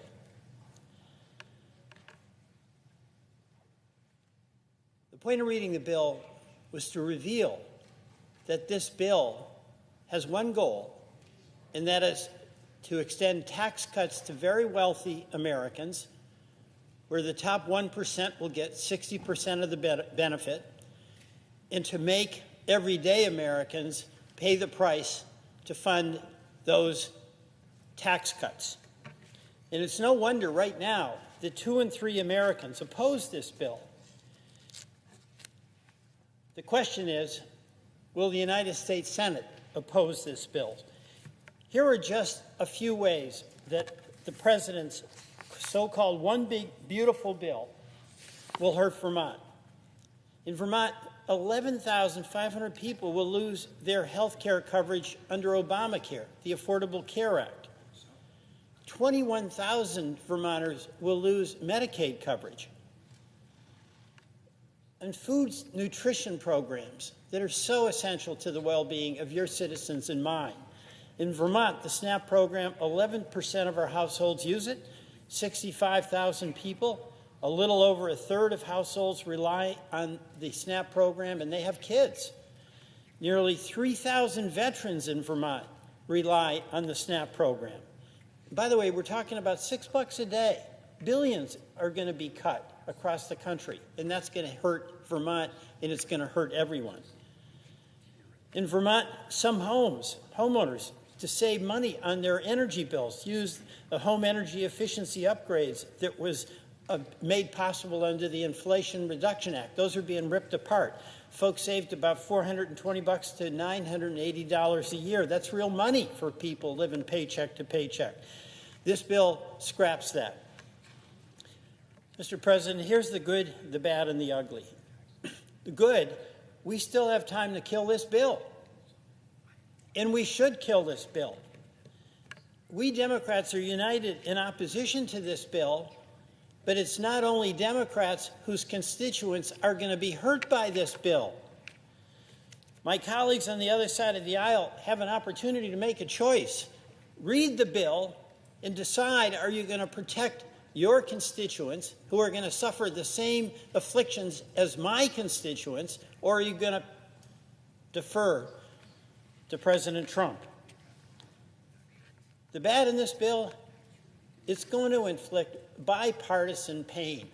This is not aiming at red state or blue state. This is aimed at working class and middle class Americans. More than 76,000, just to give an example, West Virginia, a great state I visited, went into a coal mine, hardest working people ever, except maybe for Vermont dairy farmers. More than 76,000 people in West Virginia will lose access to health care because of this bill.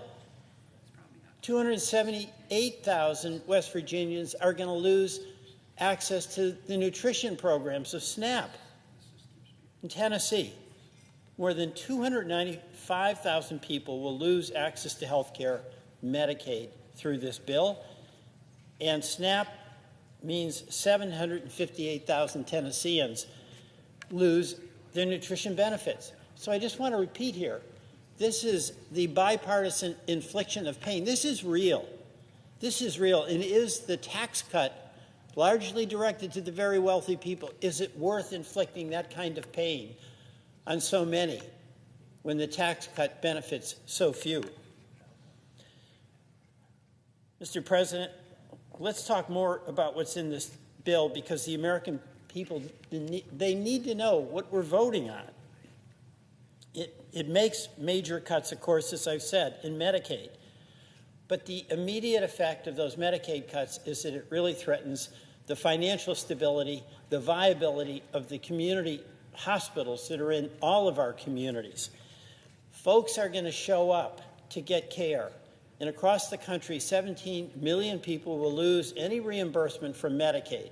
So they'll go to our community hospitals and they'll do what they do. They'll provide care even if they don't get paid, but they can only do that so long. So those hospitals are literally threatened to go out of business in every single state. This bill cuts Medicaid by over $930 billion. So that ripple effect is going to hurt all of our hospitals. And absolutely some of those are going to close. And by the way, that's going to result in a higher cost shift so that those employers who are doing everything they can to provide employer-sponsored health care for their employees are going to see their premiums spike badly. The bill's going to rip away food assistance programs that more than 42 million Americans need. That's $6 a day, as I mentioned, and that'll be gone. This, by the way, has a real impact on our farmers. They put food on our table. One of the things that our farmers are so proud of is they feed America and they feed the world. And they've been able to supply the food that is then distributed through the SNAP program. It's going to undercut the revenue that they get for doing really good for a lot of people across our country. The bill takes us backwards in our effort to expand energy production and fight climate change. The bill actually adds a tax on wind and solar. It takes away the incentives and it adds a tax. And Mr. President, 95% of the new electric generation, and we need so much more of it, in the past few years has come from clean energy. We don't have that going into production to provide energy along with storage technology. The cost of electricity to the people you represent and the folks I represent in Vermont is going up. Mr. President, there's another aspect of this bill. It just makes no sense being in this bill. It makes no sense being in any bill, particularly. It is a Republican-led bill that strips states of their right to pass laws to protect their consumers against AI threats and against social media threats. It imposes a moratorium for 10 years on any states taking any action. This affects Vermont directly. It affects every single one of our states. And how, I ask, can one argue they're for state rights and then strip states of being able to act on behalf of their own citizens? This bill is a real threat to our economy. It's going to increase the debt, already about $35 trillion, by at least $3.3 trillion. And for what? Tax cuts to very, very wealthy people, multinational corporations who are having record profits at the expense of health care, at the expense of our community hospitals, at the expense of our investments in clean energy, at the expense of our food and nutrition programs. Invested in what? It's destructive. It's not productive. Inflation is going up under this bill. Just think of how much more we're going to pay in debt service. Dead money. It's about $1 trillion. So home mortgages, folks are going to be paying at least $1,000 more. Small business loans, at least $1,000 more. Grocery prices definitely going up for about all Americans. You know, Mr. President, there's an ugly aspect of this bill as well. And it is that this bill is entirely in service of providing tax cuts largely to the very wealthy. The top 1% of income earners in this country will get 60% of the benefit. That's a couple of 100,000 people will get immense tax breaks that exceed the so-called tax breaks that go to a couple of 100 million Americans. And it's those in the 60% category that are going to be paying the higher prices for utilities, credit card debt, cost of a car loan, rent, groceries.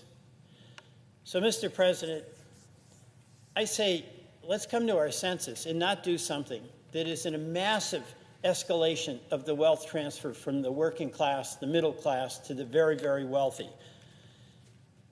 Many of us have a number of amendments, and I do too, to try to make the point that our job is to make things better for everyday working Americans, not inflict additional burdens on them. We have a job to do, and it's to strengthen this economy, provide more stability for our families and our communities. And in this bill, we're doing exactly the opposite, aggravating income inequality, not mitigating it, accelerating climate change rather than diminishing it, making life tougher for everyday families. Mr. President, I urge my colleagues to defeat this bill, and I yield back.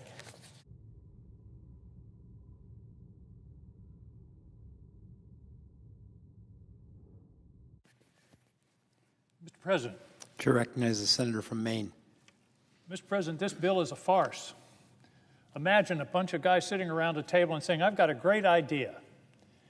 Let's give $32,000 worth of a tax break to a millionaire, and we'll pay for it by taking health insurance away from lower income and middle income people. And to top it off, how about we cut food stamps, we cut SNAP, we cut food aid to people.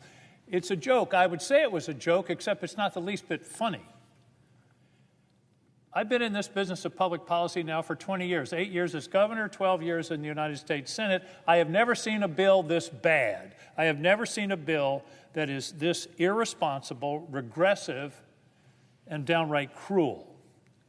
The basic premise of the bill, as I said, is cut benefits for the American people, particularly in the areas of health care and food, in exchange for tax cuts for the very wealthy. Now, I know my colleagues are going to come to the floor because I've had this discussion before. They're going to say, oh, no, this is a middle-class tax cut. This is going to cut taxes for people in the middle class. Well, here's a little suggestion of how to get out of this mess.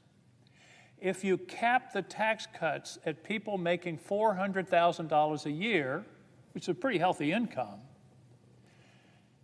the cost of this bill would drop by 60%. And you wouldn't have any need to cut Medicaid. And by the way, there are Medicare cuts also built into this, and SNAP. $400,000. In other words, we're for the middle-class tax cuts. That's okay. But just stop it at $400,000 and don't give the tax breaks to the people. A millionaire under this bill gets a $32,000 tax cut. A person making $5 or $10 million gets a couple of $100,000 tax cut. I don't think they need it. They sure as hell don't need it as much as people need health insurance. So just to put a fine point on it, this bill is literally, and remember my $400,000 suggestion, so we're taking care of the middle class, but with 60% of the cost above $400,000 in income, this bill is literally taking food out of the mouths of kids to give a millionaire a $32,000 tax break. That's the facts. They're ugly. And like I say, if we were talking about this in random, sitting around at a lunch table, people would say, well, that's a joke, that's ridiculous. Nobody would suggest that. But here we are. And several of my colleagues, including Senator Tillis from North Carolina, have pointed out there's no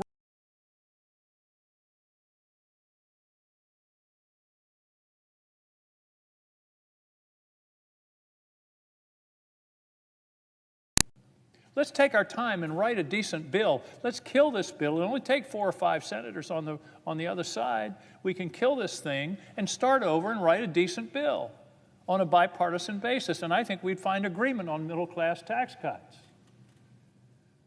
But I think we could also do some things with expenditures that wouldn't be so bloody harmful. Medicaid. Let me start with hospitals.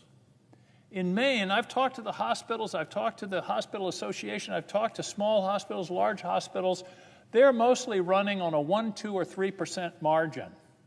The analysis is that this could cost us 2 to 5 of our rural hospitals. And when a rural hospital goes out, several things happen. One thing is the economy of the town goes with it. In most of these small towns, the hospital is the major employer. So you're talking about the economics of those jobs in a small town that will make a huge difference in that local economy. The second thing that happens is a loss of services for everybody in town, not just the Medicaid people. That hospital closes, everybody in town is going to have to drive another 30, 40, 50, 100 miles to get care.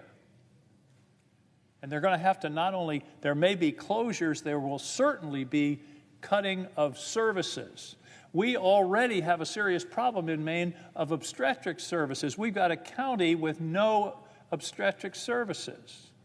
And that's only going to get worse under this bill. The hospitals are pleading with us to not do this. And again, do we really need to do this to give a millionaire a $32,000 tax break? It doesn't make any sense. Now, I've talked about hospitals, but let's talk about people. The analysis is 60,000 people in Maine would lose their insurance coverage. 40,000 under Medicaid, about 20,000 under the Affordable Care Act. And we've had a lot of personal stories tonight. I want to tell a story about myself. When I worked here in the 70s, I had insurance. It was employer-supported insurance. We paid part of the premium. I had insurance as a junior staff member in this body 50 years ago. Because I had that insurance that covered a free checkup, I went in and had my first physical in 8 years. And I wouldn't have had that physical if the insurance hadn't have covered it. I wouldn't have been able to spring for it. I had that physical, and the doctors found a little mole on my back, and they took it out. And I didn't think much of it, and I went in a week later, and the doctor said, "You better sit down, Angus. That was malignant melanoma. You're going to have serious surgery." And a friend of mine who was a doctor said, "Angus, here's my best advice. Let them be as radical as they want in that surgery." And I had the surgery, and here I am. If I hadn't had insurance, I wouldn't be here.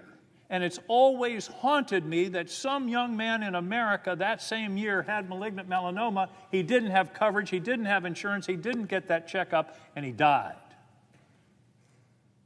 That's wrong, that's immoral. So the idea of cutting health insurance from people is just, they just won't have coverage for their doctor's visits. No, people die when they don't have health insurance. There is statistical analysis to bear that out. So this isn't any joke. And by the way, people say, well, we're talking about fraud in Medicaid. Listen, almost $1 trillion cut in Medicaid, 15 million people being cut off, 60,000, 40,000 in the state of Maine, that isn't fraud. That's cutting people who need the care. And I don't understand the obsession, and I never have, and I stood right there and watched John McCain cast that vote to save the Affordable Care Act, along with my colleague Susan Collins. I don't understand this obsession with taking health insurance away from people. I don't get it. Trying to take away the Affordable Care Act in 2017 or 2018, and now this? What's driving this? What's the cruelty to do this, to take health insurance away from people, knowing that it's going to cost them? It's hard to calculate the cost, up to and including losing their lives. Okay, let's talk about SNAP. Let's talk about SNAP. The average benefit for SNAP is $6 a day. You feed yourself on $6 a day. The average cost of a meal in the U.S. is about $10.50 a day. So we're already below cost, if you will. And here's what it means in my state. 20% of the children in my state are food insecure. And we're talking about cutting SNAP and taking dollars away from those kids. And I was interested in that, and I thought, oh, that's pretty bad. I'm worried Maine's 20%. 20% of our kids are food insecure. So I did a little research. In Arkansas, it's 24% of the kids who are food insecure. In Iowa, 17%. South Carolina, 14%. Michigan, 19%. Missouri, another 19%. That's 1 out of 5 kids are food insecure, and we're going to cut that food in order to give a millionaire a $32,000 tax cut. Mr. President, that's not only bad policy, it's downright immoral. Okay, what's the other problem with this bill? There's so many, and so many problems, so little time. It's irresponsible. It adds about $4 trillion to the deficit. And by the way, this current policy thing doesn't pass a straight face test. A 7th grader knows it's nonsense. You got to borrow the money to pay. If this bill doesn't pass, then there isn't a $4 trillion hit on the budget. If it passes, there is. And the thing that really gives a lie to this nonsense is also in this bill is a $5 trillion increase in the debt ceiling. If it's not really debt, then we don't need to increase the debt ceiling. It's a sham. Voodoo budgeting. So, I don't want to hear any more from my colleagues about deficits. I don't want to hear any more crocodile tears about deficits. We're mortgaging our future. I hear all this drama about deficits from people who are voting for this bill to add $4 trillion to the deficit unnecessarily. There's a saying of a famous New Englander, your actions speak so loud I can't hear your words. Your actions speak so loud I can't hear your words. Your actions are you're adding to the deficit unnecessarily. So don't talk to me about deficits. Now, the first rule, if you're in a hole, is stop digging. And we're in a hole, Mr. President. We're in a hole, so you stop digging by not passing this bill or not passing it in the extreme form that it is to give the tax benefits, 60% of the tax benefits to people making over $400,000 a year. The reason, what's driven the deficit, if you go back and look over the last 20 years, there are 3 things. One were the unpaid for Bush tax cuts. We had major tax cuts and then a war that we put on the credit card. The unpaid for Trump tax cuts in 2017 and COVID. Now, COVID was an emergency. And the financial crisis in 2008 and 9 and 10, that were emergencies. That's where you run deficits. But you don't run deficits when times are good, and that's exactly what we're doing here. If you're in a hole, stop digging. And by the way, the Committee for a Responsible Federal Budget, a nonpartisan group, has said, and I haven't heard this mentioned, this bill will actually accelerate the insolvency of the Social Security Trust Fund and the Medicare Trust Fund. There's a nice thing for you. It'll make those funds go insolvent sooner than would otherwise be the case. Gutting the IRS. By the way, I have another suggestion for my colleagues. You want to find $600 billion a year? Enforce the tax laws against cheaters. That's the estimate. $600 billion a year is left on the table because cheaters, mostly high income, are not paying the taxes they owe. The poor stiff that gets a 1040, he has to pay it. Everybody knows what he's making. But it's these people with the fancy lawyers and accountants, and I'm not talking about tax avoidance here. I'm talking about stone-cold tax evasion. $600 billion a year. That would be nice instead of cutting Medicare and Medicaid and food stamps. Another piece of this bill that hasn't got much attention is ICE. The current budget of ICE is $9 billion a year. Under this, they're increasing it $75 billion over 4 years. That's an additional $18 billion a year. They're tripling the budget of ICE. They're tripling the budget. We're dangerously close, Mr. President, to creating a federal police force, which we've never had in this country and we shouldn't have. And by the way, I have never in my life seeing a law enforcement officer with a mask on. I don't get where that came from. A law enforcement officer wearing a mask. Where I come from, people that wear masks are not the good guys. And I don't understand that, but to triple this budget, you wonder where that's going to take this country. So let me go back to the beginning. All this damage to give a tax break to a guy who's making $1 million. The chairman of the Finance Committee wasn't here, I think, when I said this. Mr. Chairman, if we limit the tax cuts to people making $400,000 and less, it will reduce the cost of this bill by 60%. It will ameliorate the need for any cuts to Medicaid and SNAP. It would also minimize the hit on the debt and the deficit. There is no rush to pass this bill. Let's kill it, give it a merciful death over the next 24 hours, and then start over writing a responsible bill to deal with the expiring tax cuts for the middle class and deal with issues within the federal government that should be addressed. But this bill is not the answer. It is a sham, and it is a shame, and it is embarrassing to even be debating this bill. It should have never come before us in this form. I hope that enough of my colleagues will see that this is an unnecessary damage to the citizens of this country and the citizens of their state. Every state's citizens are going to suffer. And this is something that we in this body can and should prevent. Mr. President, I yield the floor. Mr. President. To recognize the senator from Idaho. Mr. President, I ask unanimous consent that when the Senate complete its business today, it stand adjourned until 9 a.m. until Monday, June 30th, that following the prayer and the pledge, the morning hour be deemed expired, the journal of proceedings be approved to date, the time for the two leaders be reserved for their use later in the day, morning business be closed, and the Senate resume consideration of calendar number 107, H.R. 1. Further, that the leaders be recognized, and following their remarks, all debate time on calendar number 107, H.R. 1, be expired. Without objection.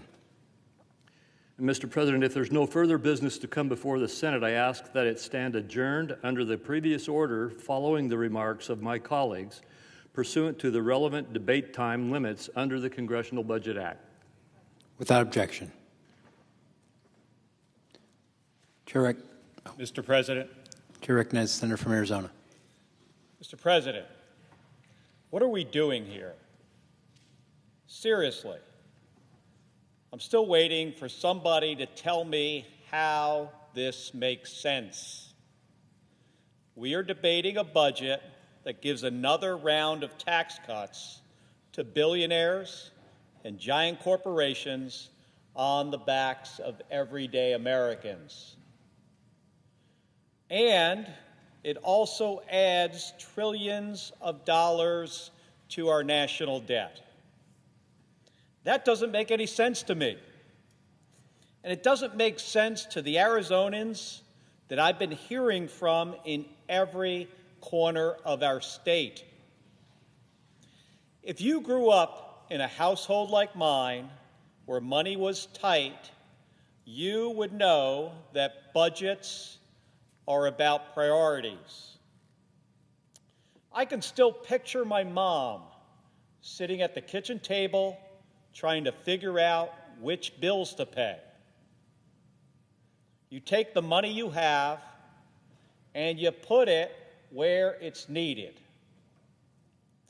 This budget clearly tells the American people who President Trump and Republicans in Washington need help. If you're a billionaire, it says, we've got your back.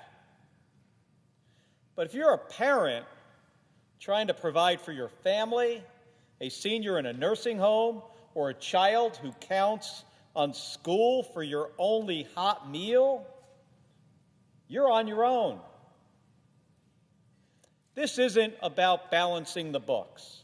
It's about picking winners and letting everybody else fall behind.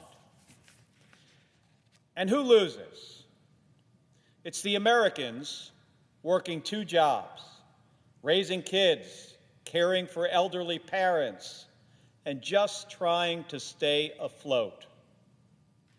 Because if you grew up in a family like mine, you also know how hard people work to reach their American dream. The promise that if you work hard, that your kids will get a good public education, you'll be able to put food on the table, and you'll be able to go to the doctor and stay healthy, and your kids will be able to grow up and achieve their own American dream. This promise is already getting harder, and it's getting more expensive. We need to be working together across the aisle to ensure that everyone who works hard can have a brighter future. But that's not what my Republican colleagues are doing with this bill. The plan that they are jamming through right now will put the American dream out of reach for more families. And for what? To hand out more tax breaks to people with more wealth than they could spend in 10 lifetimes. Now, Mr. President, I've spent the last several months traveling across Arizona. I've been to our big cities, Phoenix and Tucson. I've been to small towns like Clarkdale and Sierra Vista, talking to Arizonans face to face, listening to their stories, hearing what it would mean to them if Medicaid, food assistance, and other essential services got cut for them and their families. And what I've heard is clear. This budget is going to make it harder for them to stay afloat, let alone get ahead. In Clarksdale, I met a guy named Christian.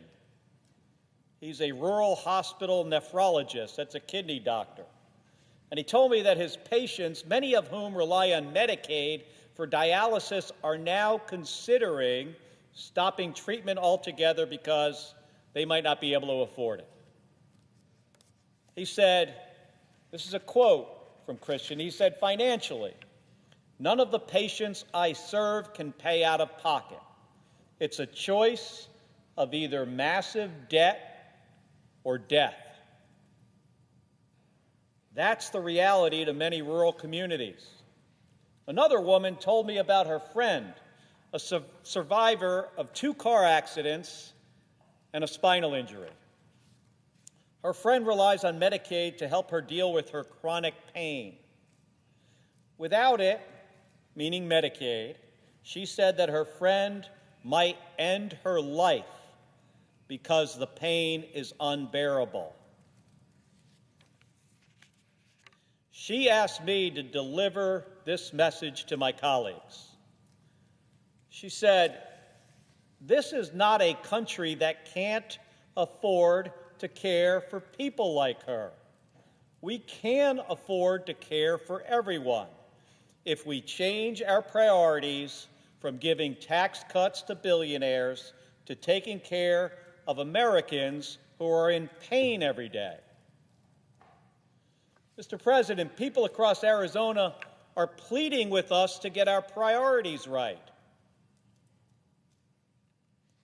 In Sierra Vista, I hosted a Medicaid town hall, and that's where I met this woman named Tara.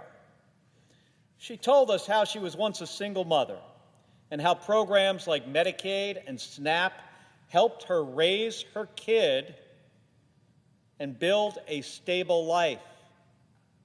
Today, she works a good job. She doesn't rely on these programs anymore. But here's what she said. She said, I am deeply concerned about the proposed cuts to Medicaid, SNAP, and related programs. I know firsthand that they don't just help families, they're often the only path to stability.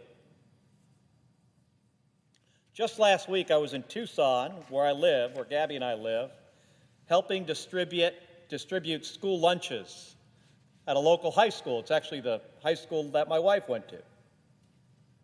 And I wanted to see firsthand what these summer meal programs mean for Arizona families. These programs are funded through the United States Department of Agriculture, and they rely on data from SNAP and Medicaid to identify the children who need them the most. If this bill passes, a bunch of these kids that I served, I think it was last weekend, they won't be eligible for these programs anymore. It will be harder for them to access school meals, which I think we all know it compromises their academic performance. That's the real cost of this legislation. It's not numbers on a spreadsheet. It's hunger. It's illness. It's fear. It's a bunch of folks who work really hard, doing everything right, and they're still going to get punched in the gut. And it's not just what I hear in person, Mr. President. My office gets hundreds of letters and phone calls every week from Arizonans.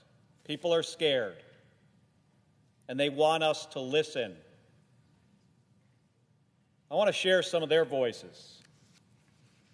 Frank is a veteran on dialysis. He called this week, and he said, "The food bank and my SNAP benefits are the only way I eat right now. I can't work. I'm not old enough to retire, and I'm dipping into my retirement early just to keep up with my mortgage. Without this help, I don't know what I will do." Mr. President, veterans should never have to say those words in this country. One of the most sacred promises we make to the men and women who serve is that we will take care of them when they return home. That promise doesn't end when they hang up the uniform. It includes making sure that they can afford food, access health care, and live with some dignity.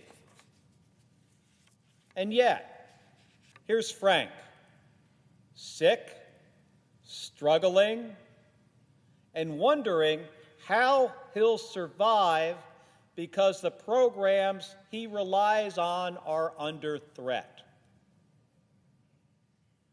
Cheryl from Tucson, who is a 59-year-old widow, said,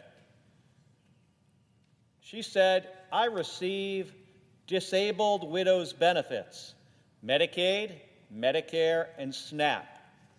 Get this.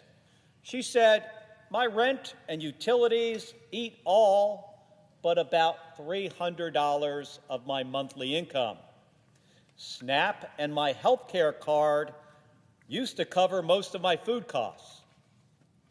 I used to have about $40 left over to buy some extra groceries for the unsheltered in my area. So here's a woman with $40 extra, and she's helping other people." She also says, now, buying food for my household takes all of it. I'm scared. If I lose even one of these benefits, I'll lose the grip that keeps the roof over my head. Karen from Scottsdale has worked for over 25 years helping veterans and people with disabilities. She wrote, "Many of the people I work with rely on Medicaid because they can only work part-time or because their employers don't offer benefits. Cutting them off will just make health care more expensive for everyone. The rich do not need an extension on tax cuts at the expense of low-income and middle-class families." Mr. President, these are my constituents. These are folks who, unprompted, took time to write or call their senator. And every single one of them, Mr. President, is saying the same thing. We're barely holding on, and we're scared this is going to put us over the edge. Now, I wish I could say that these stories were met with compassion by everybody here. But instead, one of my Republican colleagues apparently said, this is a quote, "They'll get over it." And another, when asked whether cutting Medicaid would cost lives, said, "Well, we're all going to die anyway." Now, I didn't come here to throw jabs. I'm repeating those words because they reveal how this budget was written without any connection to the real-world consequences. This isn't about politics. It's about people. So I ask again, what are we doing here? Who do we serve? Is it people like Tara and Cheryl and Crystal and Frank who are working hard and doing everything right to just try to get by? Or is it a bunch of billionaires who've already made it and who don't need another handout? If my colleagues don't believe me, I urge them to go read some of the emails and listen to some of the phone calls that they're getting. Maybe hold a town hall. Listen to those folks. Really, listen to what they are saying. Don't crush their American dream. Don't rig the system even more against them. Don't take a vote just because it's easy. We can do better for the people we serve. Mr. President, they deserve that from us. Thank you, and I yield the floor.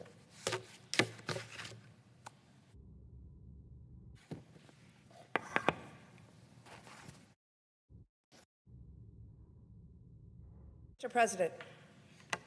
Chair recognizes the senator from Wisconsin. I rise today in disbelief.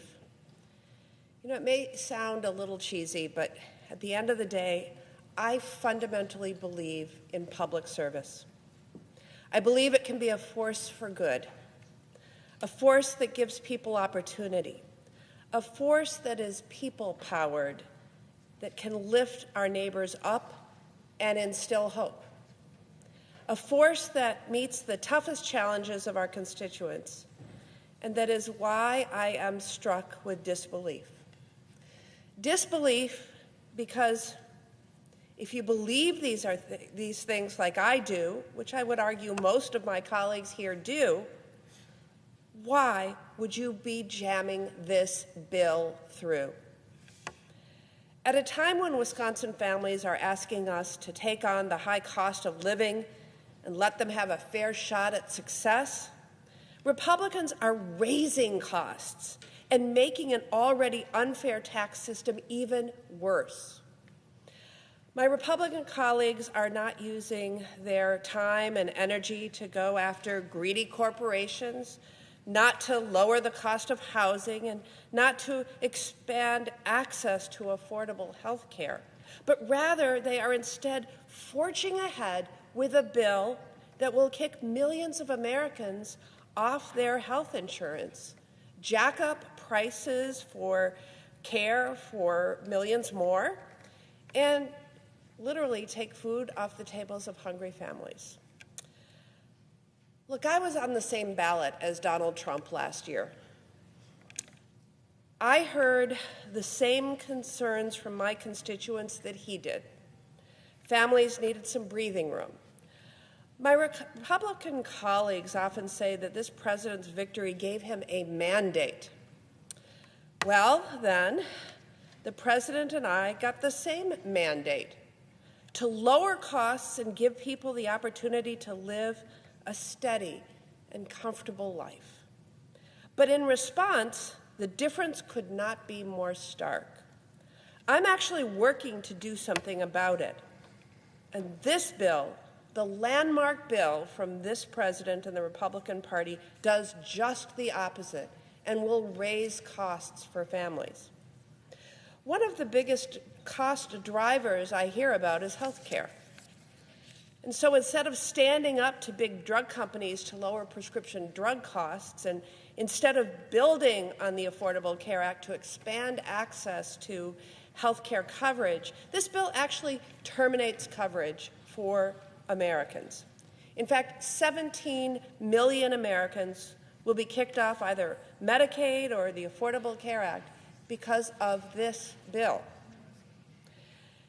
That is like stripping health care coverage from the entire populations of Wisconsin, Minnesota, and Iowa combined.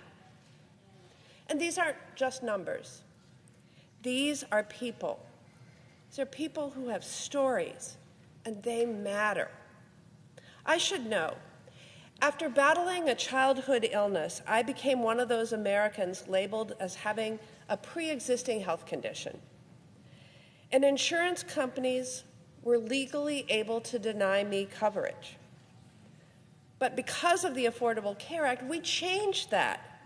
And we gave families like mine hope. Hope that they can get health care at a price they can afford and sleep well at night knowing they have coverage. Medicaid has given that same hope for generations to some of our most vulnerable neighbors. But with this bill, my Republican colleagues are instilling fear. When we talk about Medicaid, we're talking about the elderly, people with disabilities, and children. We're talking about a single mother of 3 who is struggling to make ends meet, and so many more. I have traveled the state of Wisconsin from Superior to Racine, La Crosse to Green Bay, and everywhere in between, to hear from people who will be harmed by this bill. I have come to this very floor to share their stories, to try to help my Republican colleagues understand what this bill will mean. But it's not just the folks who need Medicaid to survive who are sounding the alarm. Take it from Dr. Abigail Wilgruber, a family medical resident in rural Wisconsin. She said this bill, quote, will deprive millions of Americans, particularly children, seniors, and individuals with disabilities, of the care they need to survive. She continued saying, these provisions will limit my ability to complete my job to the fullest, will lead to worse outcomes for patients. Or take it from Rosalanja Burbot, the executive director of an outpatient counseling center in the Fox Valley in Wisconsin, who said, and I quote, without Medicaid and Medicare reimbursements or with reduced rates, our nonprofit will struggle to survive. She continued to say, quote, I would hate to consider cutting staff or programs, but that could become our only option. We would lose the ability to serve hundreds of clients, not because the need has diminished, but because we could no longer afford to provide care without reimbursement. I have more and more of these stories from doctors, nurses, and administrators on the ground who are spelling out the absolutely dire consequences of this bill.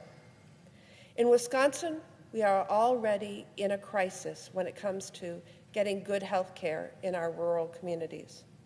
The system is broken, and this bill is destined to make it only worse. While health care is near and dear to my heart, there is more bad news in this bill. Republicans' big betrayal will also take food assistance, the literal means by which some people are able to put nutritious food on the table, away from them. This bill will take SNAP assistance, our nation's best way to make sure that no one goes hungry, away from more than 3 million Americans. And that leads us to the why. Republicans are making all of these cuts so that they can rig our tax code, which I must say already is deeply unfair to working families. And they would further tilt it in favor of the biggest corporations and the richest in our country. The Republican bill gives people at the top 0.1%, the richest of the rich, a tax cut of more than $250,000 every year. Yes, $250,000 a year. All the while, this bill hits working families the hardest. When taking into account the disastrous Medicaid and SNAP cuts, many working families would see their annual incomes fall by over $1,500. And it doesn't have to be this way. Yes, our system for taxes and health care are broken, but this bill is not the solution.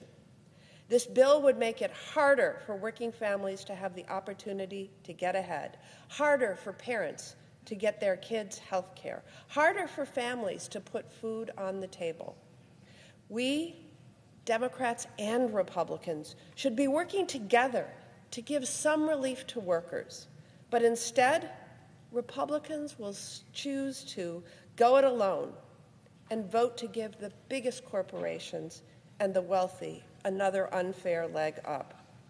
I will end with this. While I remain in disbelief and frankly disgust, I will always have hope. I have hope because it's not the people in this chamber with the power, it's the people. It's the people who will sadly feel the repercussions of this bill. It's the people who are rising up and will hold anyone who passes this disastrous bill accountable. That is where the true power is. And with that, I yield.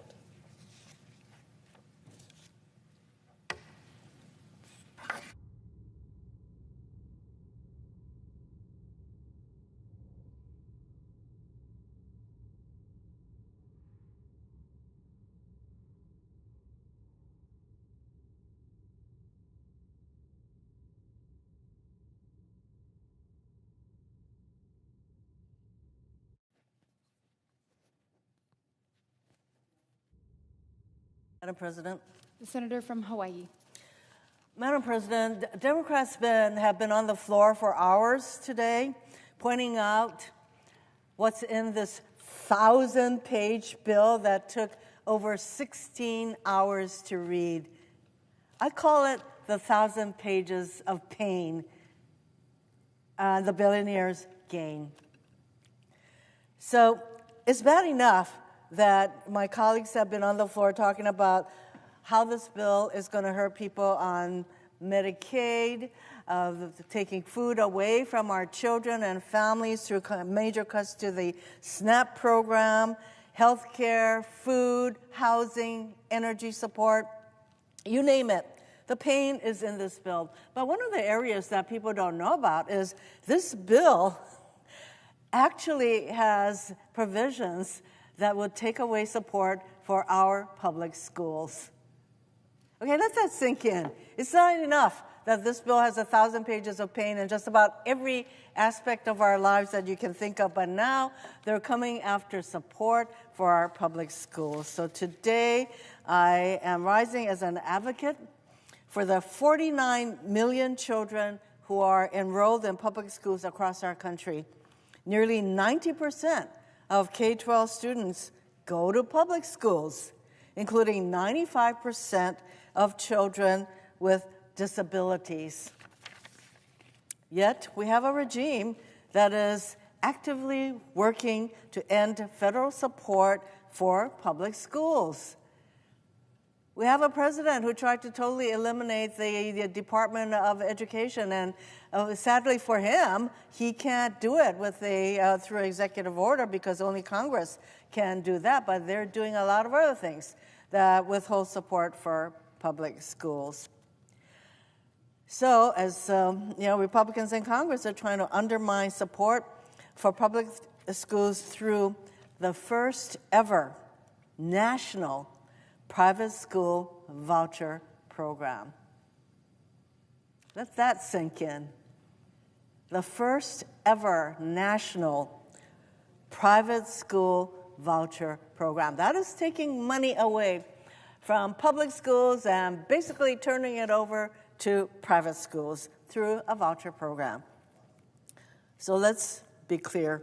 The school voucher program, the provision, isn't about money for schools. It's about even more money for billionaires because they're the folks who are going to get the most out of this voucher for public schools program. Under this program, wealthy donors would receive large handouts for supporting school vouchers. So this is why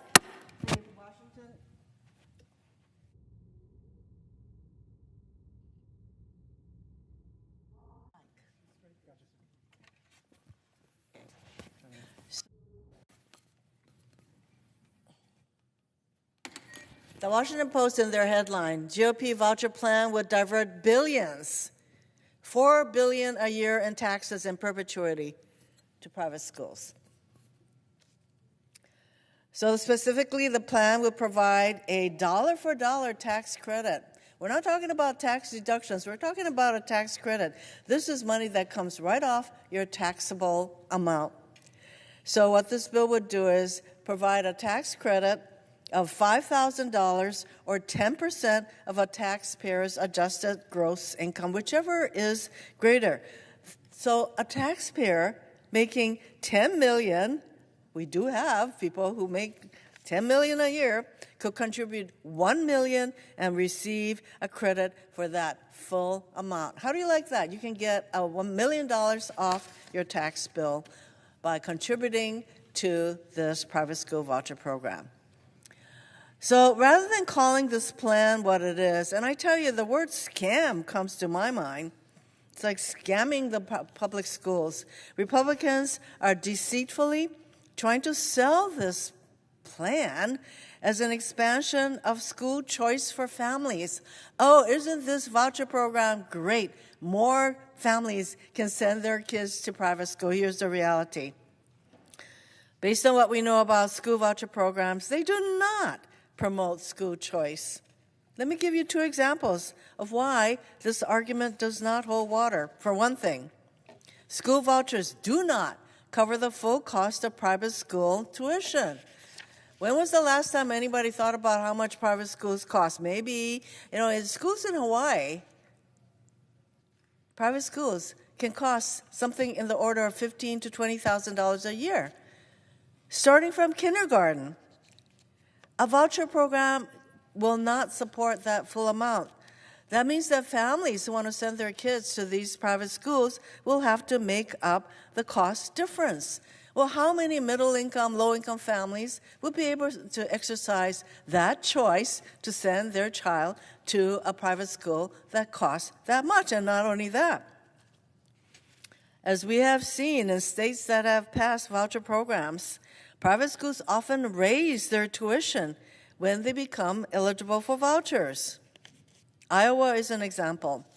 After they approved vouchers in 2022, private schools there increased their prices by over 20% for kindergarten and by over 10% for other grade levels.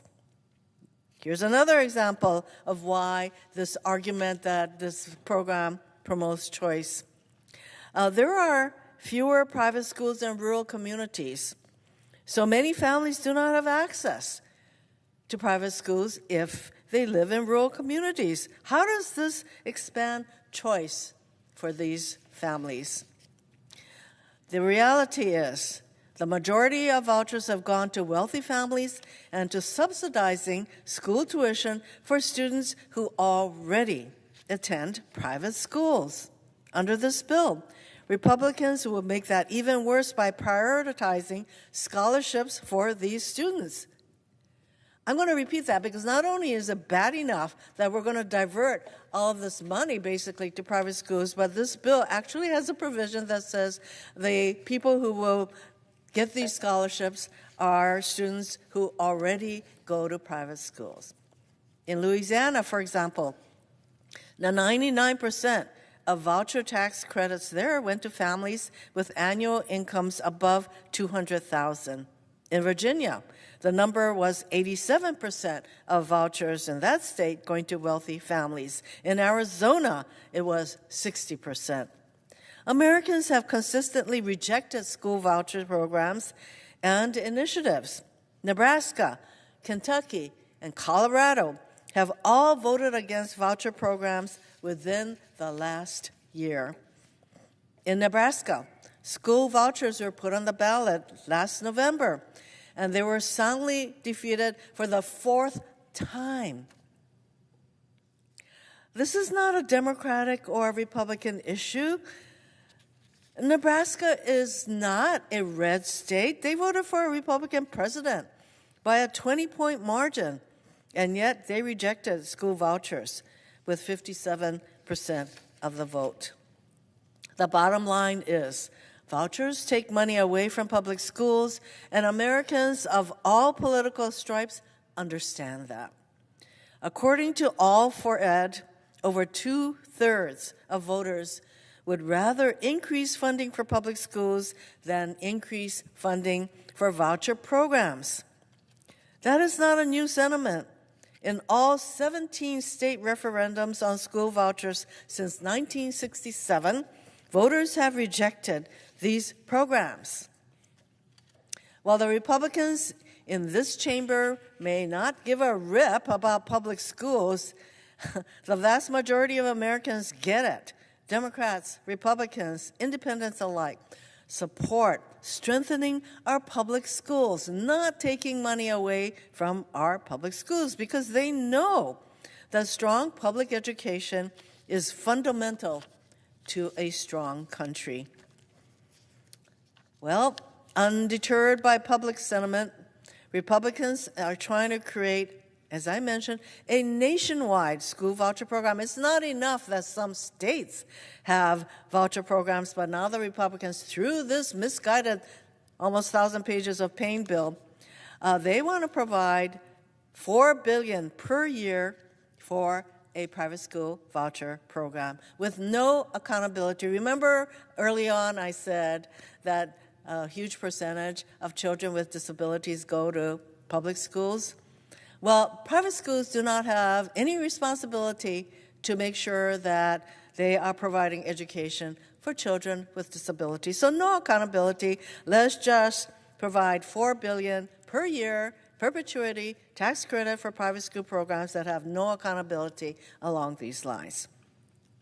We all know that this kind of funding could be used for rural and low-income schools, for students with disabilities, for other programs that actually support and strengthen public schools. Instead, under the Republicans' plan, that funding will go to wealthy donors who will receive large handouts, up to $4 billion a year, for supporting school vouchers. Again, this plan will enable a taxpayer making $10 million a year to contribute $1 million and receive a dollar-for-dollar credit for that full amount.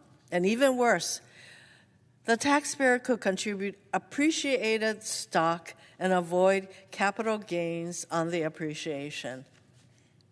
And there's all kinds of data on who owns stocks in this country, and generally it's the people with a lot of wealth. So this bill had a provision that enabled people to donate appreciated stock so that they could escape capital gains taxes on that stock contribution totally. So this Republican voucher proposal, outlandish as it is, was briefly delayed after it was deemed non-compliant with budget rules earlier this week. Republicans remained undeterred, and they have decided to plow forward with a nearly identical plan. What it comes down to is this plan does not help students. It does not promote choice. It does not support public schools where the majority of our kids go. We should be supporting our public schools, not taking resources away from them. So my Democratic colleagues and I will continue to fight to fund quality public schools to improve public education in this country. Foundational. This voucher plan is yet another wrong-headed proposal that should be called out for what it is, a handout for the wealthy at the expense of hardworking American families. I urge my colleagues to reject this idea, and I yield back.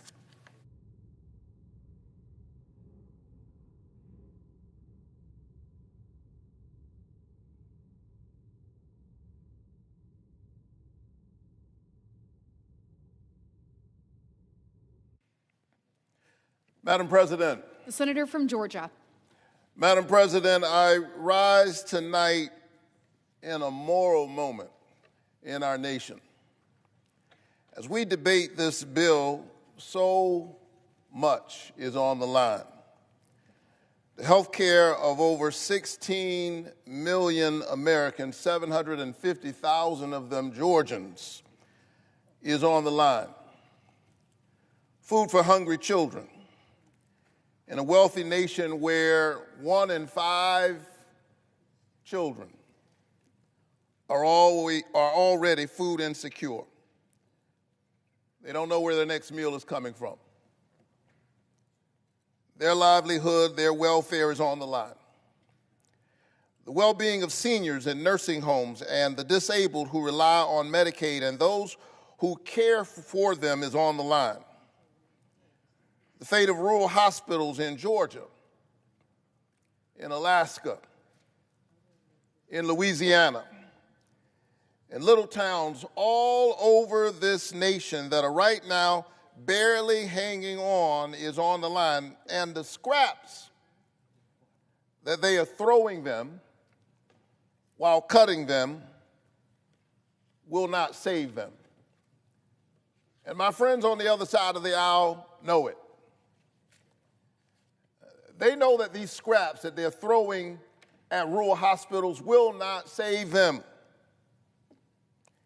And so in a very real sense, lives are on the line. We are in a moral moment because something else is on the line. I submit that the character of the country is on the line. In a real sense, the question tonight is, who are we? Not who do we tell ourselves we are, but who are we really? What and who do we care about? What kind of nation are we? And what kind of people do we want to be? Who matters? And who doesn't? Who do we think is dispensable? In no place is the answer to that question clearer than in a nation's budget. I submit that a budget is not just a fiscal document. A budget is a moral document. Show me your budget and I'll show you who you think matters and who doesn't. And if this awful budget were an EKG, it would suggest that our nation has a heart problem and is in need of moral surgery. And so I'm clear tonight. I understand the nature of what we are engaged in. This is a political process. It is. But it is also a moral exercise. Not only for the nation, but for each of us individually. And especially for the mere 100 of us out of a nation of 300 million who get to vote, perhaps in a matter of hours. We have the rare privilege of standing up for people who have entrusted with us the covenant of centering their families. It's a real privilege for the people of your state to say that since we can't all go to Washington, we're going to trust you in rooms of power to be thinking about our children, to be thinking about our parents as they deal with the blessings and the burdens of growing old. And so the question for me tonight is, how will we show up in this moment? And that's why yesterday I gathered in the Russell Rotunda with a multi-faith coalition of clergy to pray that lawmakers might have the courage to stand up to their party, to stand up to the special interests, and protect seniors in nursing homes and pregnant mothers on Medicaid and children who risk going to school hungry every single day in this country. 1 in 5 children in the wealthiest nation on the planet already food insecure. And with these SNAP cuts, this body is about to make it worse.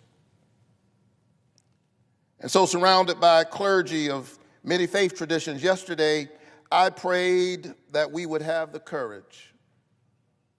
I prayed that we would have the grace to stand as voices for the voiceless. And as I stood there, I could not help but feel a sense of deja vu. This is not the first time I've been in our nation's capital speaking out against these policies that betray hardworking families. It was 8 years ago, almost to the day in 2017, when Washington Republicans were trying to pass a tax bill that favored wealthy Americans over working families, that I came to this building not as a senator, but as a pastor. I had no idea that 8 years later I would be serving in this body. I had no notion that I would even run for the Senate. I came as a citizen. And standing with a multi-faith coalition, we were praying for our nation's leaders.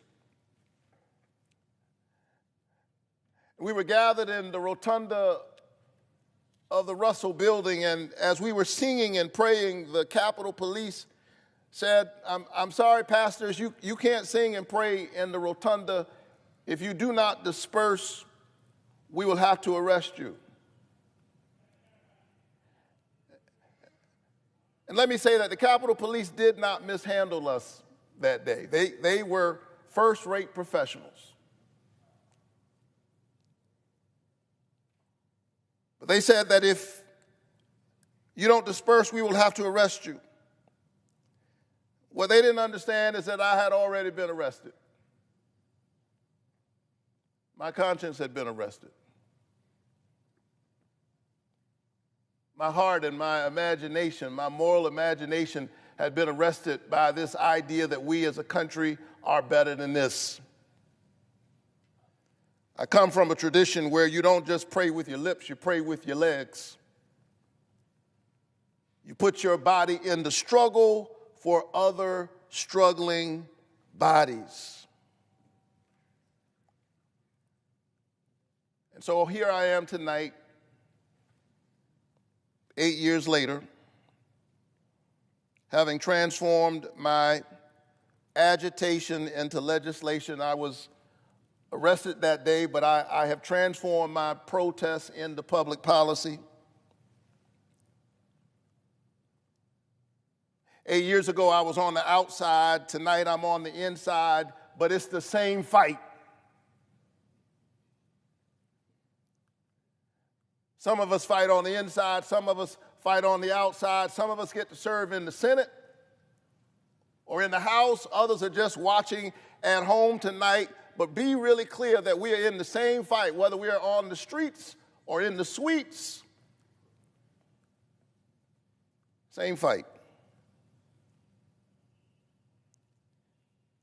And in some ways, this is the same bill 8 years later, just worse.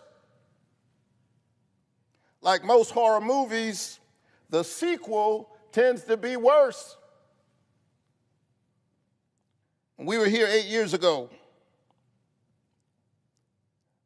Washington politicians were trying their best to gut the Affordable Care Act. Remember that? They were trying to gut the Obamacare out of political motives. Millions of Americans were spared.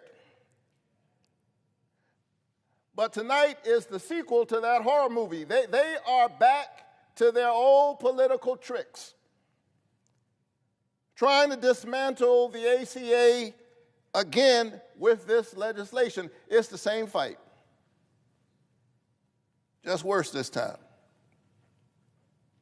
Instead of extending tax credits that would lower health insurance costs for the middle class, my friends on the other side are giving billionaires and the richest of the rich a tax cut. They are working real hard tonight to help billionaires because God knows they are having a hard time, apparently. And what that means is that 1.2 million Georgians and nearly 20 million Americans are going to see their health care premiums rise. That's what's at stake tonight. If they enact these deep cuts to Medicaid, as they are positioned not to extend these premiums, these tax credits,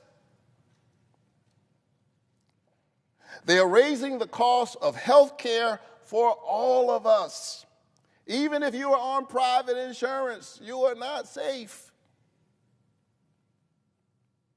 Your health care is about to go up. Your hospital might close because they're cutting these clean energy tax cuts. Your utility bills are about to go up. And so I have a question tonight. Who voted for that? Some of us are Democrats, some of us are Republicans, some of us are independents, some voted for one party, some voted for the other party. I get it, but who voted for that? Who voted for everybody's health care premiums to go up and their hospitals to close? Here's what I know. The folks back in Georgia didn't vote for that.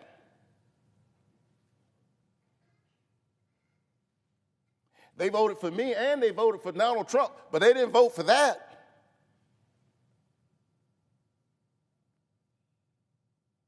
Ordinary folks don't want this.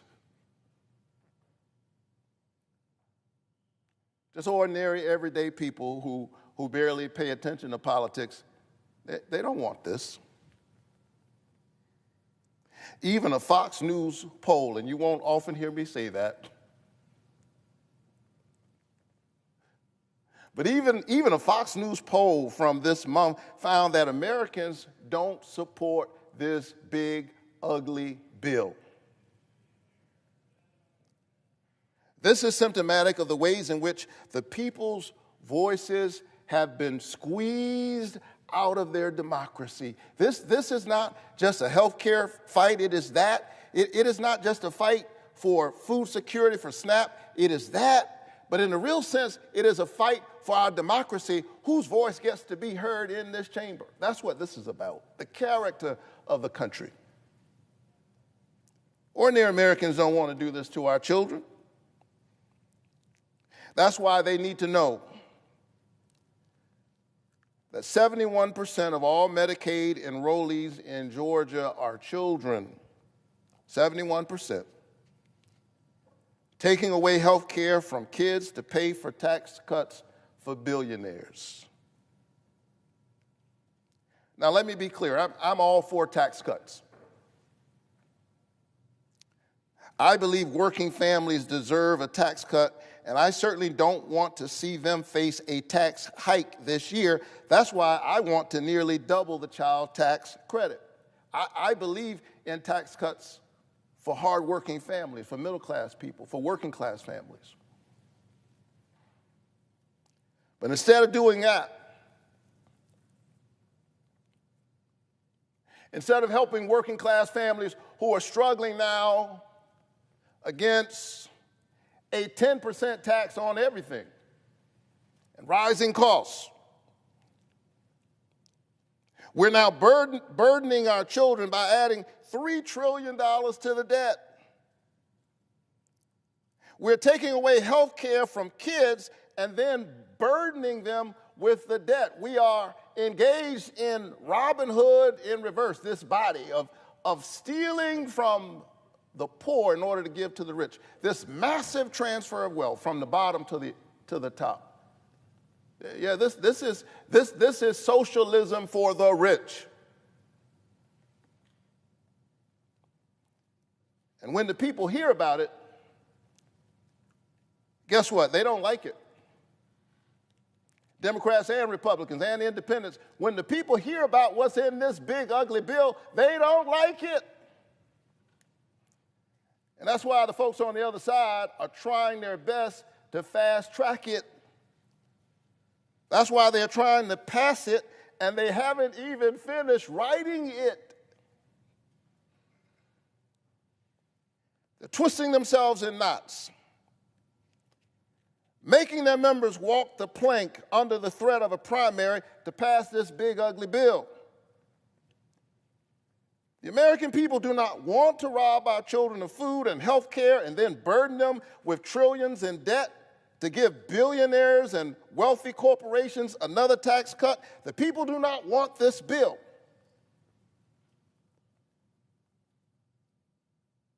And so if the people do not want this bill,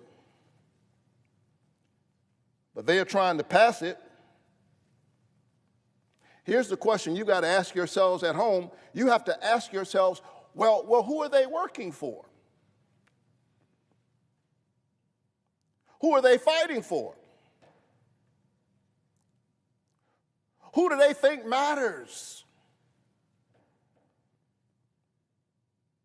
Do you think they are working for you?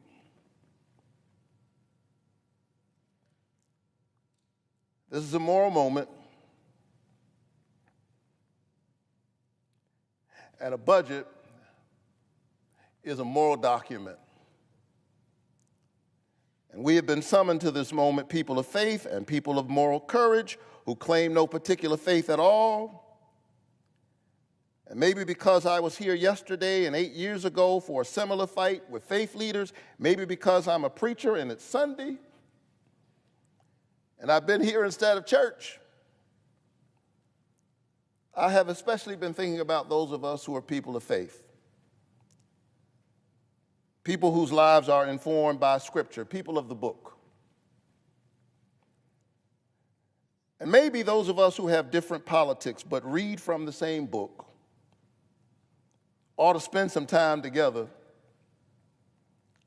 reading the book.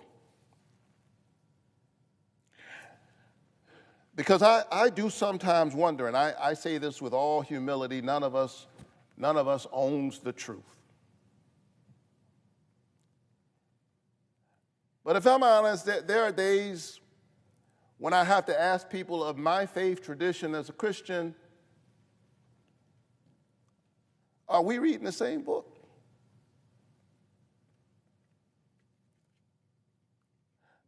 The book I know says, I was hungry and you fed me. I was sick, I was in prison and you visited me. I was a stranger and you welcomed me. Inasmuch as you've done it to the least of these, you've done it also unto me. The book that I love says, learn to do good, seek justice, rescue the oppressed, defend the orphan, plead for the widow. Speak out for those who cannot speak, for the rights of the destitute. Speak out, judge righteously, defend the rights of the poor and the needy. My book says, whoever is kind to the poor lends to the Lord and will be repaid in full. The prophet Amos condemns those who buy the poor for silver and the needy for a pair of sandals. They sell the poor out and working class people for cheap. And for those of us who have a vote in this moment, for my colleagues who are swinging on a moral dilemma, I hear The prophet Micah say, he has already told you what is good. What does the Lord require? But that you do justice, love kindness, and walk humbly with your God. May God be with our nation and grant us grace, wisdom, and courage for this moment. Madam President, I yield the floor. Madam President. The senator from New Hampshire.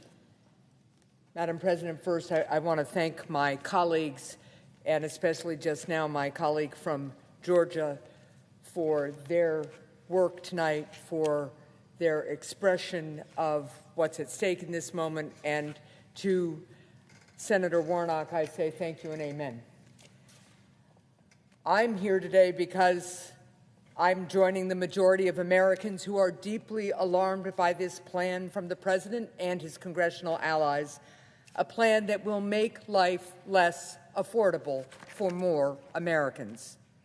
When we return home for this 4th of July, it'd be nice to be able to tell our constituents that we came together and passed bipartisan legislation to help bring down costs for families. Instead, my colleagues who vote for this legislation will have to explain why, at a time when families' pocketbooks are strained, they chose to support a partisan bill to make American life even less affordable. What will America look like once this bill takes effect? Millions of people will have lost their health coverage, thanks to the largest cut to Medicaid in American history. More people won't be able to afford preventive care and cancer screenings, and more people will get sick. Healthcare premiums will surge for everyone because fewer people will have care and the number of uninsured Americans will increase. Rural hospitals will close their doors because they lost Medicaid reimbursements that help keep them afloat. More people, especially in states like mine, will have to make long car rides just to get to a hospital 50 miles away in those desperate moments when minutes feel like hours and hours like eternities. Seniors will be thrown into grave peril because this bill threatens hundreds of billions in Medicare cuts. And once this plan eviscerates food assistance programs, it will be much harder for families to afford to put food on the table at a time when groceries are already far too expensive. Let there be no mistake. More families and children who today are being fed will go hungry. And all the while, our children will be burdened with trillions more in debt. In the name of what cause is all this done? Well, it's all to pay for tax breaks for billionaires. This bill will also make us an America where our people are less free. In New Hampshire, during my time as governor, we adopted Medicaid expansion with support from both political parties, and we balanced the budget at the same time. We understood that with health comes freedom, the freedom to work and provide for one's family, the freedom from disease and despair, the freedom that comes from, why do I even have to say this, being alive. Granite Staters also understood that a great country like ours treats its people with great dignity. In America, we don't sacrifice the health of our neighbors, we don't let families fall sick, and we do not imperil our economy, our debt, and our workforce just to pay for a tax giveaway for a billionaire. So what kind of country will we be with this bill? We will not only be less healthy, but we will be less prosperous and less free. In short, this bill is at odds with what we aspire to be as Americans. It's also worth noting how remarkably out of step this bill is with the American people's plea to bring down costs. In a democracy like ours, theoretically, the people's representatives pass legislation that reflects the aspirations of the majority. I say theoretically because clearly that is not what is happening today. Indeed, according to the data from the Joint Economic Committee minority, if one combines this bill with the president's tariffs, firefighters, truck drivers, and teachers, for instance, will lose $470 or more next year, while the top 0.1%, that's people who earn about $4 million or more, will be $348,000 richer. This bill would take away health care from tens of thousands of Granite Staters and would take a similar toll across the country. Indeed, in both Florida and Texas, the number of people who will lose their health insurance is greater than the entire population of New Hampshire. Millions of people losing care with a stroke of a pen. What have these people done to deserve that? All the American people are asking for is for us to help bring down costs. So the president and the Republicans in Congress take away their health care? Sometimes in Washington, we're faced with bills that fail to fully meet the moment, to be sure. But it is rare to find legislation like this, a bill that makes life less affordable during a time when Americans of every political stripe are crying out for lower costs. A bill that seems as if it was drafted just to make a mockery of the wills and wishes of the majority of people in this country. Lately, many of my colleagues and some political pundits have been talking about this bill as if it were inevitable, a runaway freight train so vast that it cannot be stopped. And in light of this inevitability, they suggest that some of the bill's deficiencies can just be overlooked. But of course, this bill was not inevitable, nor is it now. So let's be clear. Each and every senator in this body has free will, God-given free will, which means that the measures in this legislation that gut Medicaid weren't written by mistake or by chance. We didn't arrive at this day with a vote on this terrible budget bill by accident. Let's not delude ourselves. We're only here because a majority in this body decided to ignore the majority of the country and made a series of decisions. The Republican majority decided to gut Medicaid. They decided to take away health care from millions. They decided to raise insurance premiums for the rest of us. They decided that closed hospitals were a risk worth taking. They decided that taking food away from hungry kids was acceptable. They decided that trillions more in debt was not a problem. The Republican majority decided that depriving the American people of all these things and raising their costs were worth it, just as long as they paid for another tax break for billionaires.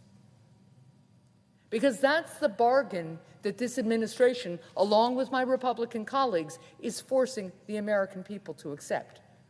Our people will be less healthy, our kids will have more debt, but the president and billionaires like him will get a tax break. Of course, part of what makes this bill so frustrating is that it includes some individual provisions that I've spent years trying to pass into law.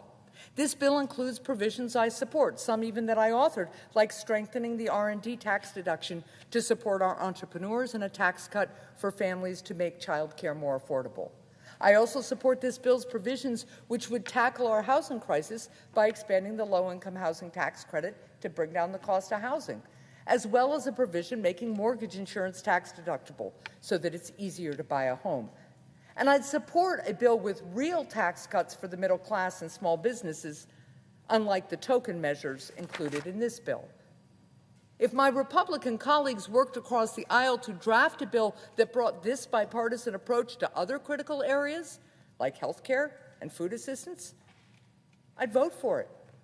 Instead, my colleagues chose to take these common-sense solutions hostage by linking every good idea to 3 bad ones, turning this into a purely partisan endeavor. So yes, I'm glad that some of these bipartisan provisions will be signed into law, but I regret that they aren't a part of a truly bipartisan effort because of the politics of division and destruction that President Trump brings to Washington. Now, I know that there are many areas of common ground with my Republican colleagues in this body, but it has become far too difficult to move forward on finding solutions when at every turn the president seems far more interested in demonizing and dividing rather than bringing people together, turning areas of agreement into weapons to force disagreement. Now, that's exactly the kind of cynical politics of division that does lasting damage to our families, our economy, and our democracy. Now, President Trump likely will get this bill passed. He may get enough of the Republican caucus to stand in line once again to pass it, even though my Republican colleagues know that budget analysts have added up the financial cost of this bill and have told them that it adds trillions upon trillions to our national debt, burdening our children's future. But, you know, as important as the debt is, it's not the only cost of passing this awful bill. There's another kind of cost, a cost not simply of dollars and cents. I shouldn't have to remind this administration and my colleagues on the other side of the aisle about the nature of this cost. They know it. But just to be clear, this tax break for corporate special interests and billionaires has a price that can't be summed up in a budget line or written off during tax season. Because when we debate health care in America, some dress up these discussions with words like reconciliation and program and discretionary spending. But what they're talking about is being sick and being healthy. What they're talking about, whether they want to admit it or not, is living and dying. So how much does this bill cost? The cost is millions of Americans losing their health care. The cost is countless families feeling the pain of higher insurance premiums. The cost is a mother being forced to choose between paying out of pocket for her own care or paying for groceries for her kids. It's a price that's exacted in cancers that go undetected. It's exacted in chronic illnesses that go untreated. It's exacted in the health care challenges in our country that continue to go unaddressed because we spend all our energies simply trying to keep our heads above water in floods of the president's own making. The price tag is more than dollars and cents. It includes the cost of losing more people from our workforce because they're too ill to work. It includes the gnawing pains of hunger and the slow toll of malnutrition that will come as food assistance programs are robbed. It includes the anguish of young parents no longer knowing how they will make ends meet. It includes the lost hopes and deferred dreams of people held back by illness. It includes the cost of having to say more early goodbyes. What is the price tag of this bill? The price, in the end, is the health and freedom of millions of Americans, a price that will be paid because somewhere on the road that brought us here in President Trump's Washington, some people decided that the health of some child or her mother may be dear, but it doesn't carry the same weight as a bigger tax return for a billionaire does. Thank you, Madam President. I yield the floor.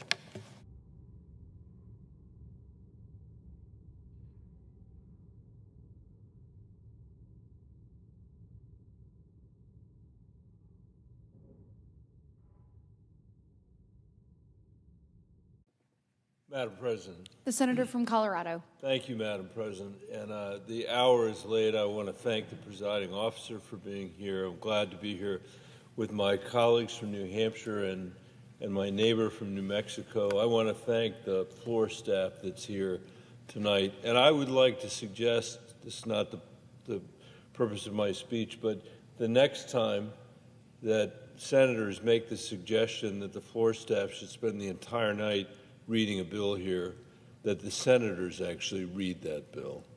instead of imposing that on the staff that's here.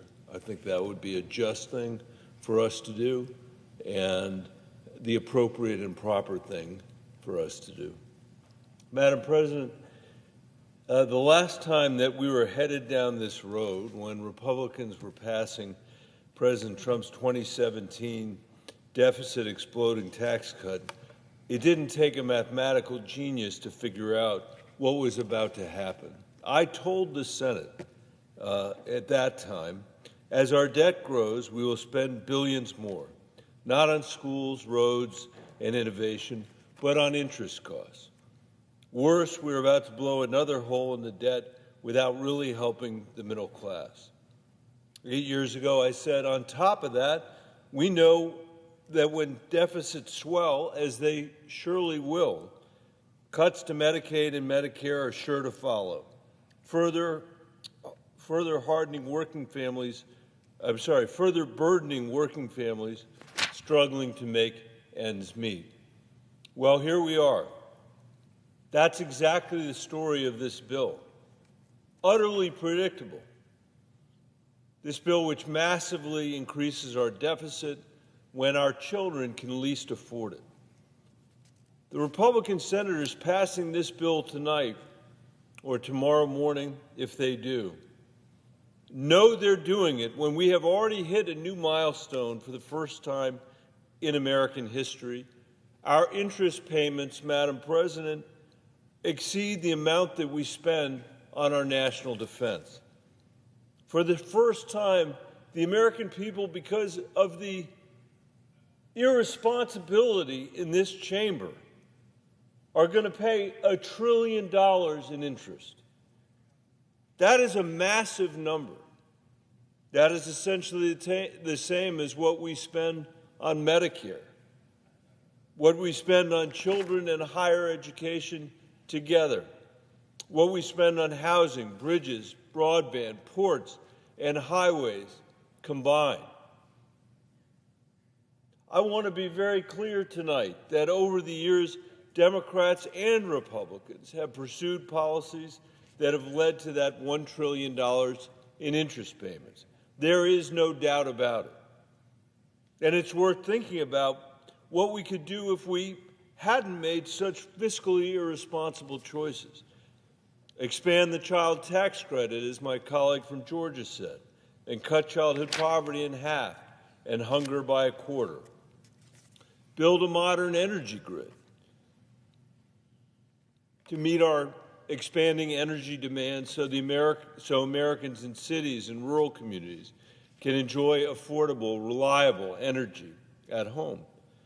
Establish a healthcare system that the American people deserve, a modern system that people in other rich industrialized countries take for granted, a system that does not cost twice as much with worse outcomes, like in the United States of America, the richest country in the world, that forces parents to choose between their children's prescriptions and school supplies, that exhausts the American people who day after day after day have to fight endless negotiations with their insurance companies just to keep their children covered, that constantly threatens rural hospitals and clinics with closure in this country.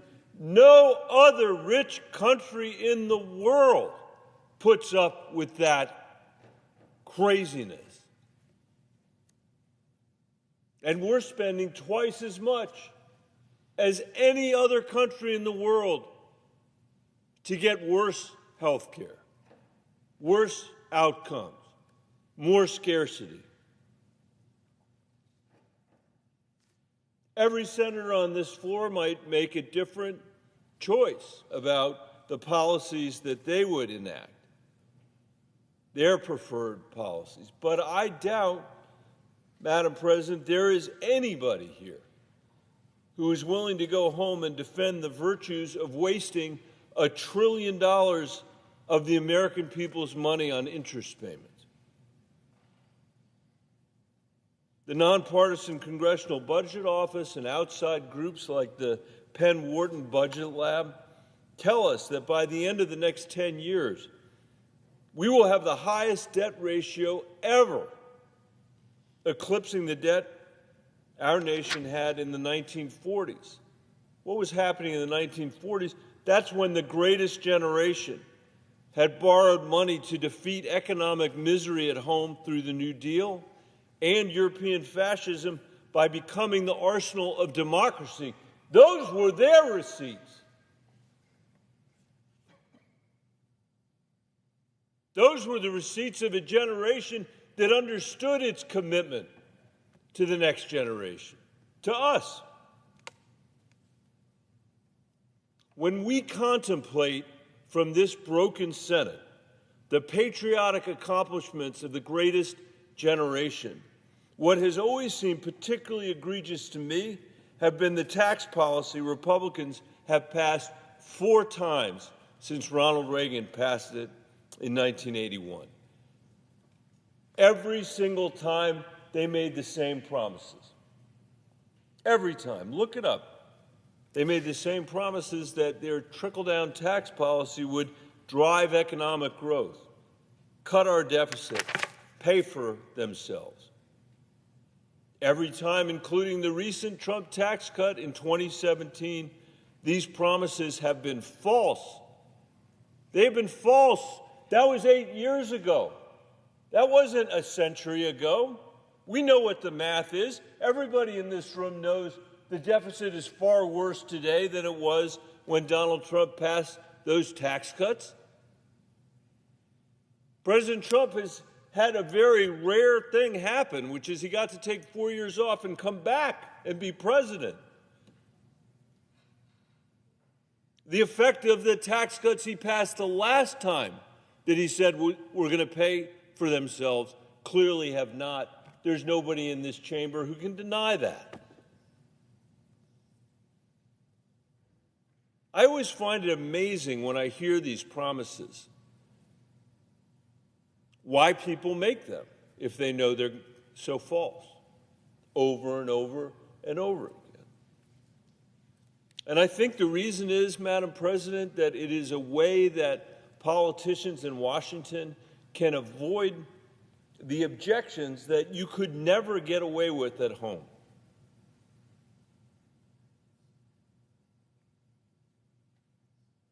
Imagine for a minute if there were a mayor in America, any mayor, in any town, in Santa Fe, New Mexico, or in Lyman, Colorado, or in Los Angeles, California. It doesn't matter, Republican town or a Democratic town. Imagine if a mayor came to you, Madam President, and said, this town is going to borrow more money than we have ever borrowed before. That would worry you, that would worry me. And I think our first question would be to that mayor, okay, that worries me. What are you going to spend the money on that you're borrowing?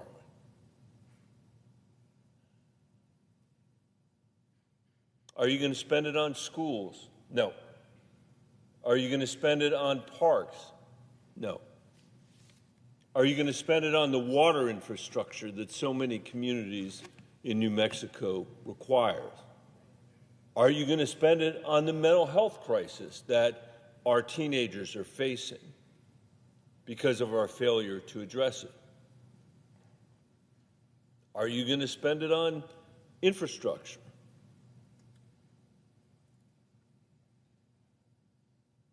And the answer to all those questions would be no. What are you going to spend the money on, Mr. Mayor? Well, the answer is I'm going to give tax cuts to the 2 richest neighborhoods in town and hope that those trickle down to everybody else. That is the Republican tax policy. There's a reason why no mayor in America has ever done that. There is no mayor in America who has ever pursued trickle-down economics, because you would get run out on a rail. You would get run out on a rail if you went and said, we are going to borrow the most money that has ever been borrowed from our children to finance tax cuts for the richest neighborhoods in town. It makes no sense. It is preposterous. And yet that has been the argument since Ronald Reagan first said these tax cuts will be paid for. The economy will grow. There won't be a deficit. There's a reason we're paying more than $1 trillion in interest today, and that's because our deficits are enormous.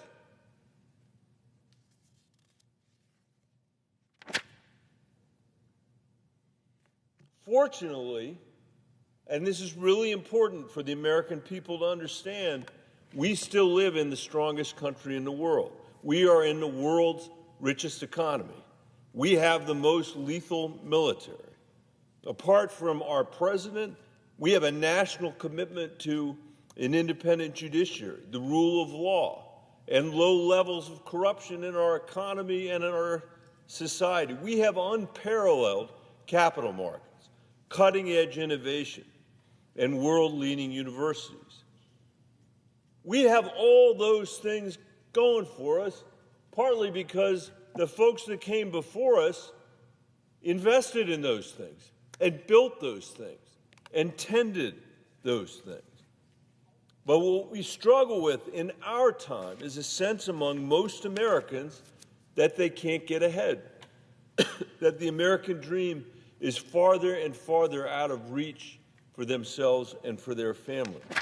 And in my view, that is the biggest challenge our country faces.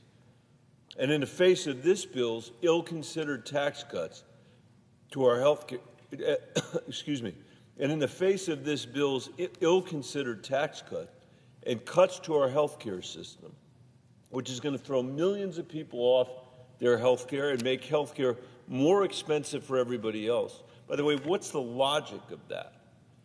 The logic of that is that when you throw people off their health care, they end up going to the emergency room to take care of themselves and take care of their families, just as anybody would. That's the most expensive care that anybody could have. That expense is then put into our insurance, in our insurance policies, and all of us are going to pay more. You can't wish away people just because you throw them off health insurance. When other countries in the world, other wealthy, rich countries in the world have a system of insurance that basically guarantees health care and mental health care to their citizens, it's worth asking why we would throw our people off the not-so-great health insurance that they have. That's a good question. But it's particularly crazy when it just drives up the cost for everybody else. We need to deeply think about the challenges that our country is facing today. It's more unequal. The top 1% owns 30% of our nation's wealth, Madam President, and the bottom 50% owns 2.5%. The top 1% of Americans own 50% of the value of the stock market. The top 1% of Americans own 50% of the value of the stock market, while the bottom 50% owns just 1% of its value. Something that's really affecting my state is the nation's median home price is now 5 times higher than median family income. And as a result, the average first-time homebuyer is now 38 years old. Madam President, 38 years old versus 29 just a generation ago. Reading scores in our nation have hit a 20-year low. And perhaps most damning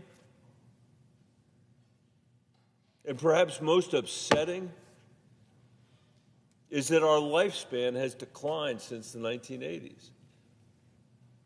We are now, on average, likely to die 6 years shorter than other people that live in wealthy countries around the world. If you're African American, your chance of dying is on average 12 years sooner than people living in the industrialized world. If we don't shift course soon, Madam President, we will be the first generation of Americans whose kids and grandkids will be worse off than we are. That has never happened before. We are on track for that to happen to our children. Many young people today can't afford to live on their own, and they may never be able to afford a house. They can't afford health care or child care. They can't count on a quality education for their children in too many parts of America. Some are really worried about whether they're going to be able to afford a child at all. If you haven't heard a family say that to you in your town halls or in your meetings, you haven't been paying attention.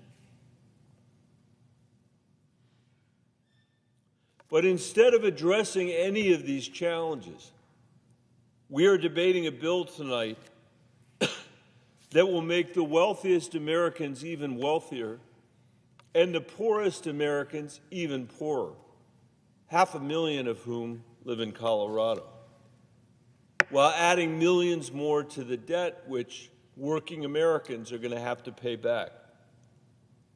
That's what this Republican trickle-down economics comes down to. No matter how you dress it up, that's what it comes down to. Our generation has made some very bad choices when it comes to our children's future. This bill only makes matters worse for them. And all this debt will constrain the choices that they are going to be able to make for themselves. And that's a shame, Madam President. Because unlike us, perhaps they will aspire to following in the footsteps of the greatest generation to build a country where lifespans are growing, not falling, where economic mobility is rising, where poverty and economic anxiety are falling, where energy exports are increasing and emissions are decreasing, where quality health care and child care, education, and affordable housing are abundant, not scarce. It seems obvious to me, Madam President, that our child's ambition should be ours as well. Unfortunately, tomorrow, the Republican majority may pass a bill that takes us further in the wrong direction. In its wake and in its wreckage, Americans who do feel an obligation to the next generation are going to have to fight even harder to fulfill our duty. Madam President, I yield the floor.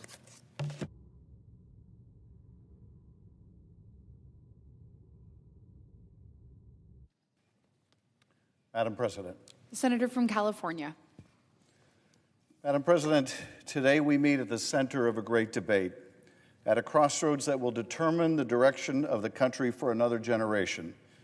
And this debate, this choice, goes to the heart of a central question that has been plaguing families in America over the last 3 decades, but that is now just coming to the forefront. And that question is this: if you are working hard in America, can you still earn a good living for yourself and your family? If you are working hard in America, can you still buy a home or pay your rent, buy your food and medicine, get the health care you need, afford fuel for your car, get a decent education, or go on a family vacation? And if the answer is no, and for all too many millions of people the answer is no, what do we do about it? When I was a kid, my father was in the clothing business. He was a traveling salesman, and he made $18,000 a year. On the strength of that single income, my parents bought our first home for $18,000. He made $18,000 a year, and he bought a home. My parents bought a home for $18,000. It was the American dream, and it came true for our family. Today, I'm a U.S. Senator. That, too, is part of the American dream, that anything is possible in this country. But could anyone buy a home for the cost of the annual income, even of a U.S. Senator? Not a chance in the world. An average home in California costs 3 or 4 times that much. My kids are paying thousands and thousands of dollars a month in rent. Could they find a home for the cost of their annual income? There is even less of a chance of that. And what about your grandkids? At the rate we are going, at the rate housing prices are rising, what chance will they have to afford a home at any income? And of course, it's not just a home. Healthcare costs are rising even faster. Millions of families are only one healthcare crisis away from failing. And it's not their fault. It's not their fault. They are working hard, harder than ever, and they can't keep pace with rising premiums, out-of-pocket costs, hospital stays, drug costs, and charges at the emergency room. Energy prices are going up. It costs more to heat your home in the winter and a lot more to cool your home in the summer. Utility bills have been rising by double digits, while incomes have remained comparatively flat. It's too much. It's too much. Now, why is this coming to a head now? Why, when we're not in a Great Depression, not even a Great Recession, although with Trump's destructive tariff wars, we may get there soon enough, why now? Why now is this coming to a head? And the answer is that people feel more squeezed than ever, more pressure than ever, more like a failure than ever because they're doing their best, working their hardest, and they are still hanging by a thread. And you know something? It's not their fault. It's not their fault. They are doing everything they can to provide for their families, and it's just not enough. It's not their fault, but it is someone's fault. It is someone's responsibility. There is someone who should be held accountable for the fact that this generation is the first to renege on a compact between generations that we would leave the country better off to the next generation than the one that came before. And you know who that someone is? It is us. It is us. The world has changed, the nature of work has changed, and we have not changed with it. We have not kept pace, and in too many ways, through our policy failures, we have moved the country in the wrong direction. And the question before us today is whether we continue to barrel down that track towards higher home prices, bigger health care costs, more hunger and greater hardship, or whether we change direction. Much too late, yes, requiring an even more profound course correction, certainly, but finally steer this country to a better quality of life for all of our citizens. Is this bill that change in direction? Does it lead our country on a new path towards affordability and prosperity? And the answer, the simple, terrible, but clear as day answer is no. It most emphatically does not. No, it does nothing to bring down costs. No, it does nothing to make it easier for your kids or mine to buy a house, pay their rent, buy groceries, afford their medicine, or fill up the car for a family vacation. Instead, it throws more coal in the engine, barreling down a track to nowhere. Donald Trump promised he wouldn't cut Medicaid. But this bill cuts hundreds of billions of dollars from Medicaid. It is shredding the president's commitment made again and again. In January, the president said Republicans will love and cherish Medicaid. In February, he said, we're not going to touch it. Even a few weeks ago, the president said, we're not changing Medicaid, we're leaving it. But we see in the black and white in this text they released in the dark of night that simply isn't true. This bill will result in millions losing their health care from cuts to Medicaid. We know that.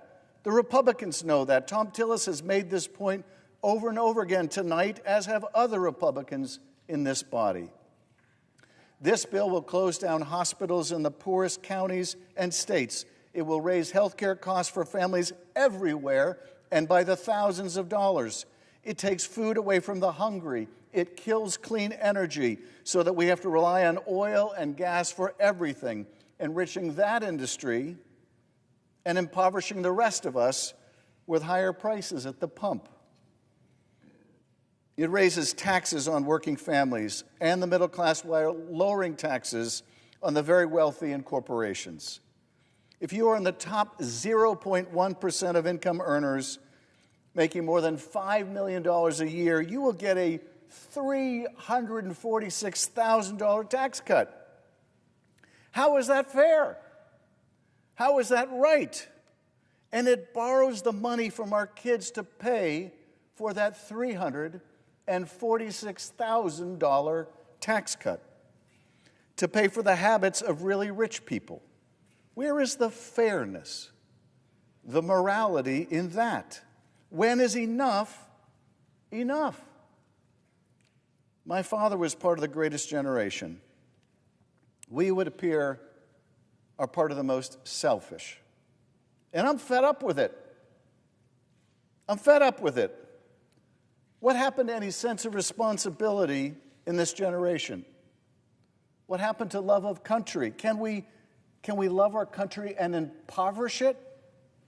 Can we love our children and grandchildren if we take from them only to give to ourselves? In this bill, we borrowed trillions from our kids. And for what? So the rich can have a bigger boat? So corporate CEOs can have more money? So a company can buy back more of its stock? So we can be richer than our neighbor while his neighbor has no home at all? The test of our progress, Franklin Roosevelt said in 1937, is not whether we add more to the abundance of those who have much. It is whether we provide enough for those who have too little. Last week, a landscaper in Los Angeles was tackled to the ground because he was undocumented. He's the father of 3 Marines. 3 Marines. When one of those Marines was finally able to speak to his father after his detention, he had one ask of his son: please go back to the work site and finish the job. That was his ask. That is the work ethic that has made this country great, not the ethic that brought him to the ground. Raising 3 Marines, that is the patriotism that has made this country great, not the rancor that beat him while he lay there. But if this bill is not the answer, and it most certainly is not, if this bill only makes matters worse, far worse, then what is the answer? What direction shall we go? How can we begin to make the country work for people once again? Well, we can give instead of take. We can build instead of tear down. We can recapture once again the sense of possibility in this country. If Eisenhower was part of the generation that won the war and built the roads and highways, let us be the generation that wins the peace by creating the next giant boom in housing in America, making the investment necessary, tapping into the great potential of the government and industry working together, breaking down each obstacle in the way, millions and millions of new homes that my children can afford and your children. Let us build new hospitals instead of closing them down, and in so doing, bring the cost of health care down with them. Let us train new doctors and nurses so it is not so expensive to visit them, and new home health care workers to take care of us even as we take care of them. Let us grow more food and feed more people at home and abroad and bring down the cost of our groceries. Let us thank our farm workers instead of chasing them through the fields to separate them from those they love. None of this is beyond our capacity. It may mean that we can't afford yet another tax break for the wealthy, or a giveaway to the oil industry, or a giveaway to any other industry and its corporate titans. It may call for some sacrifice on our part, but a fraction of what our parents and grandparents gave to this country. It means that we pay more attention to our kids and their needs and less our own, that we once again show concern and compassion for our neighbor, and remember that we were once strangers in a strange land, that we show humility about our own achievements and recognize that none of us got here on our own, that all of us can prosper without someone else being made to suffer. You know, the way it used to be, the way it could be once again. Madam President, I yield back.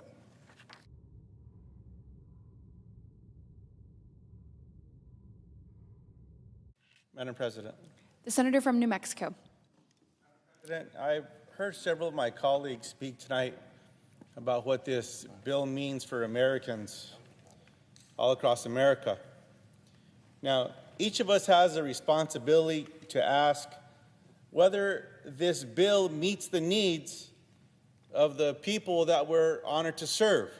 Now, I grew up on a small farm, as many of you know, working the land, caring for animals, sometimes even cleaning barns. And I can tell you, this bill does not pass the smell test. For New Mexicans, hardworking people, this bill does not help our families get ahead. New Mexicans work hard. Folks are not looking for a handout. New Mexicans are the type of people who would give you the shirt off their back if you needed it. It's just who we are, and I'm proud of it. But sometimes people fall in hard times. And I'll remind you all that this could happen to any of us.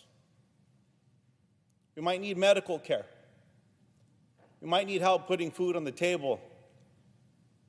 Maybe support to care for a loved one, or just want enough security to know that a job will be there for us. Some claim that this bill will help Americans, which we know is not the truth. Because from where I stand, there is very little in this legislation that helps hardworking New Mexicans. Now, it's important that this debate is happening, because now New Mexicans and people all across America can clearly see what's in this bill and what's not.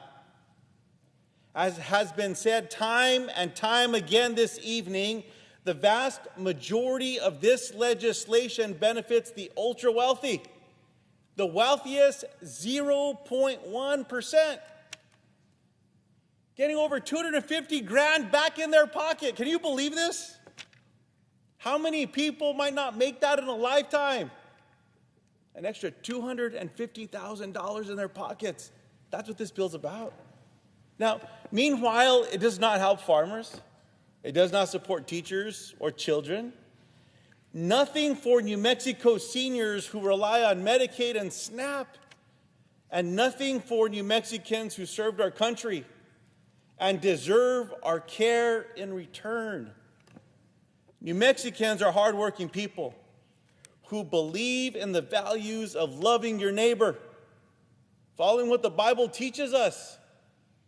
Do unto others as you have them do unto you. This bill goes against everything New Mexicans stand for. It's not honest, it's not caring, and it's not fair. Now, I've heard my colleagues try to claim that this bill does not cut assistance. That's a lie. It's not true. This bill cuts more than $1 trillion from the Supplemental Nutrition Assistance Program and Medicaid, for crying out loud. Senate Republicans are gutting the Affordable Care Act and ripping health care away from over 17 million Americans. Now, a few of my colleagues across the aisle have spoken with some clarity, saying out loud what we all know to be true. One Republican senator warned about SNAP, about these cuts, saying, quote, if we don't watch out, people are going to get hurt. Another Republican colleague said of Medicaid, quote, we can't be cutting health care for working people and for poor people in order to constantly give special tax treatment to corporations. Now, that same senator went on to say that, quote, slashing health insurance for the working poor is morally wrong. That's right. I wish more of them spoke with that clarity. At least a few of them are saying out loud what the rest of America is thinking. Now is the time for more courage, though. The courage to put people first. My colleagues all have a chance to vote against this legislation. They all have a chance to vote for amendments that will say, hands off Medicaid. Don't cut those nutrition programs that one senator said are going to hurt people if we don't watch out. This bill takes food from the mouths of New Mexican children and takes care away from New Mexicans who are sick. And it's not just New Mexico. These cuts will hurt people in every state.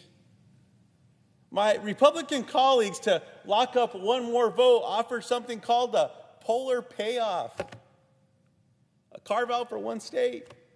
Now look, these carve-outs are an admission that this bill will leave people hungry and without care. Plain and simple. Otherwise, why would they want to carve out for their state? Why was this carve-out added? Because this scam of a bill cuts funding for rural hospitals and the programs that feed children and families in need. For our rural communities out there, for the farmers and ranchers who grow our food, this bill will hurt your bottom line while closing rural hospitals, closing rural grocery stores. For families who rely on SNAP, this bill means less food on the table and more children going to bed hungry, all while making health care, especially emergency care, harder to access. That is what this bill does to hardworking Americans. And I'm not even mentioning the Americans who currently have health care but will no longer be able to afford it because of this bill. Those of you watching at home tonight who do not think this impacts you, it just might. Earlier this week, I had the honor of speaking with a healthcare worker from Las Cruces, Julie. Julie traveled all the way from New Mexico to Washington, D.C., to tell Congress not to mess with her family's Medicaid.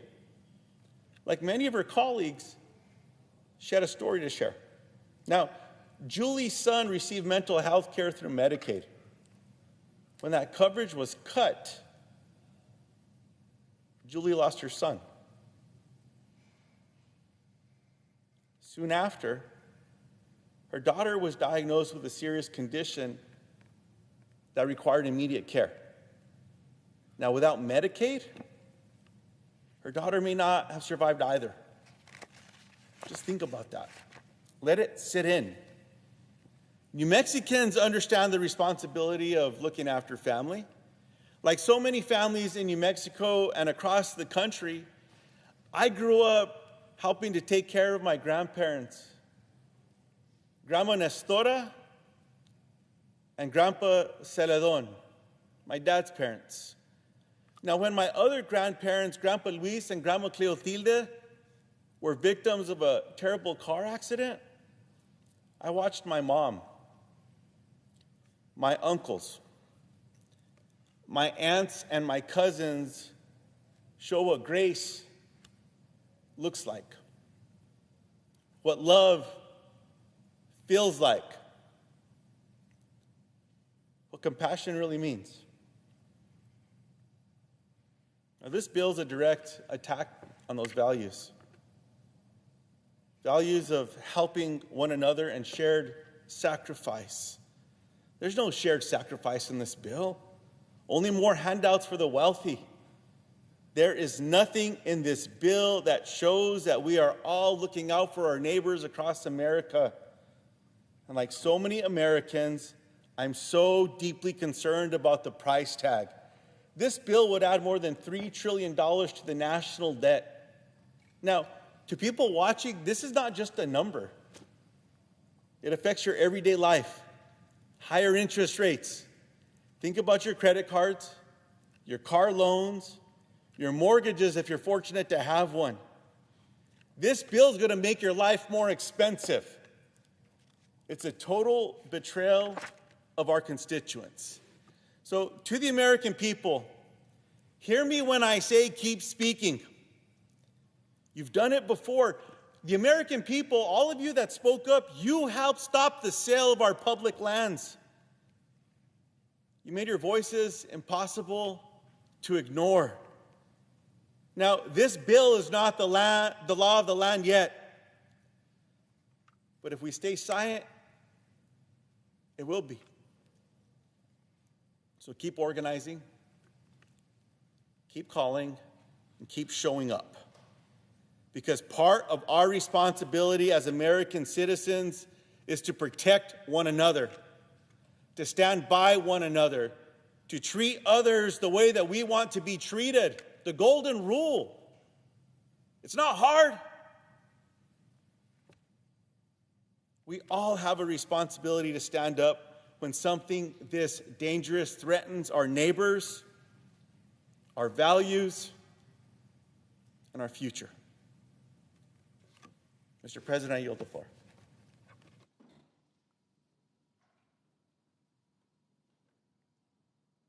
Mr. President. I recognize the senator from New Jersey. Mr. President, I rise today to lift up the fact that this reconciliation bill will do real harm to countless American families. It's not theoretical or hypothetical. Families are hurting right now. The opiate crisis that has ravaged large parts of my state, mental health crisis that people across this country are so concerned about and are begging for help about. And so many other challenges that are out there. Every single family knows the fear of a health crisis. Like Susan, a mother I met at a town hall down in Egg Harbor. A town hall that was part of a series of town halls that I did, trying to highlight the challenges that so many families are facing. And in this crowded room of over hundreds of people, a woman named Susan shared her story. A mom of a 24-year-old son with Down syndrome. They used Medicaid to be able to cover his care. She broke down at the weight of her fear and worry of her child, something a lot of us can relate to. She said to me that this is the face of Medicaid. And as I went over to give her a hug, I remember what she said. It's real. And it is real. And I know everyone in here knows that. I know because offices on both sides of the aisle are getting the same calls. Our phone systems broke down because of the overwhelming volume of people calling and literally begging us not to do this. Begging us to protect Medicaid so their kids can see the doctors. Begging us not to cut SNAP benefits so their students can have access to healthy food. It is a humbling experience seeing a parent begging for the resources to take care of their sick child. And yet, as I look around, I see far too many people rushing through this process to get it done. With little care about the resulting impact it will have. Generational damage that will be done while we are rushing through, barreling through, without the ability to properly debate this. Well, I want you to know, the people in New Jersey, the people in this country, this budget represents an abandonment by their government. And this will hurt everyone we are supposed to be helping. Some of the people that could be impacted the most are people within the disability community. Hundreds of thousands of people in New Jersey with disabilities rely on Medicaid for coverage. Over 15 million across our country, including a man named Tom Spadaro, a disability advocate in Ocean County, New Jersey, who joined me for a town hall. After a gun accident when he was 11, Tom is a total quadriplegic, dependent on a ventilator and others. Medicaid helped him go to school, then college, and in his own words, has given him dignity. When talking about this bill that we are debating here today, he said, quote, "If I lose Medicaid, I feel like I'm getting shot in the head again. This time, it's not a bullet, it's legislation." I want his words to echo through this chamber today for everyone to hear. If this budget passes, families in every single state across this country will feel these cuts long after the media and the Trump administration have decided it's time to move on and get over it. A cancer patient doesn't just move on when they have to delay treatment because they've lost insurance coverage, when a family has to upend their lives to become caregivers to their parents because they can't afford elder care, when a hospital closes and the new closest emergency room is hours away after the child is in an accident and needs help now, not in 5 hours, they won't get over it. America will feel this long after Donald Trump is no longer in the White House, and they will remember what has happened to their lives because of it. Now, there's some people listening who might not think that this is going to affect them. But these cuts to health care in this bill are so dramatic that it's going to have an impact that reverberates all throughout our communities. I talked to a hospital leader in New Jersey who said that these cuts could be so devastating for their revenue because of how much they get through Medicaid reimbursements that they're not sure that they're going to be able to keep their doors open. A hospital, not certain that they can keep their doors open. This is not the only story like this across my state, across the country.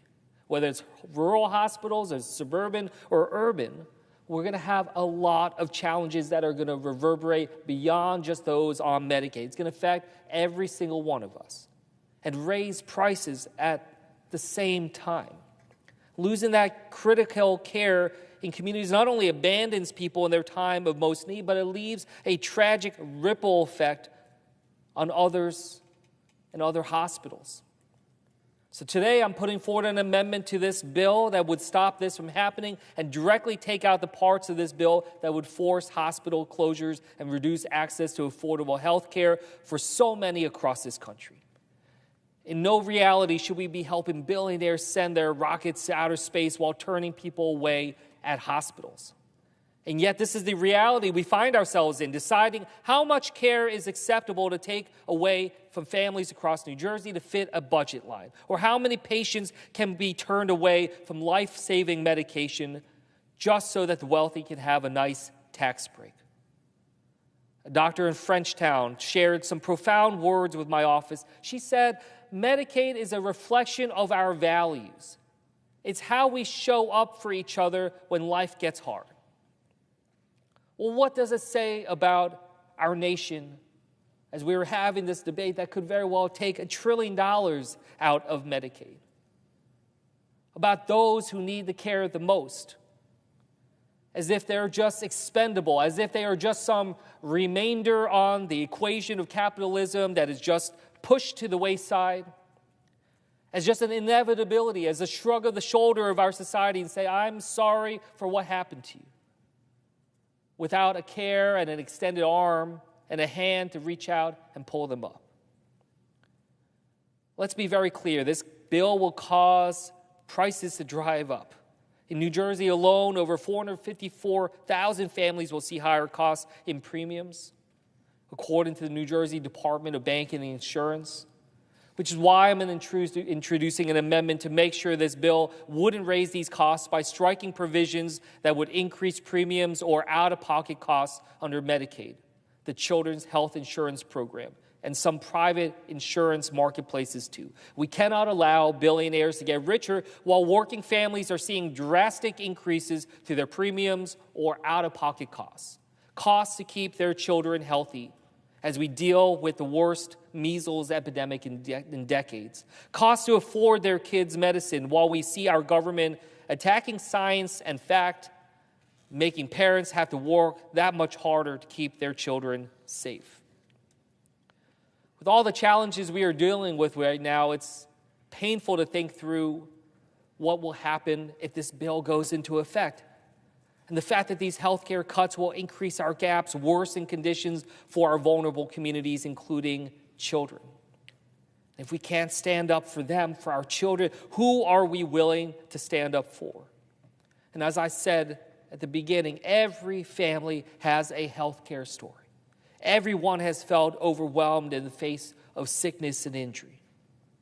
Just a year ago, my father took a fall. I got the call while I was on the campaign trail, rushed down to the hospital. But even after the surgery, what we learned is there was an even more debilitating challenge that we face, a cognitive decline as my father is descending into dementia. I just spent Father's Day weekend with my father, the entire weekend.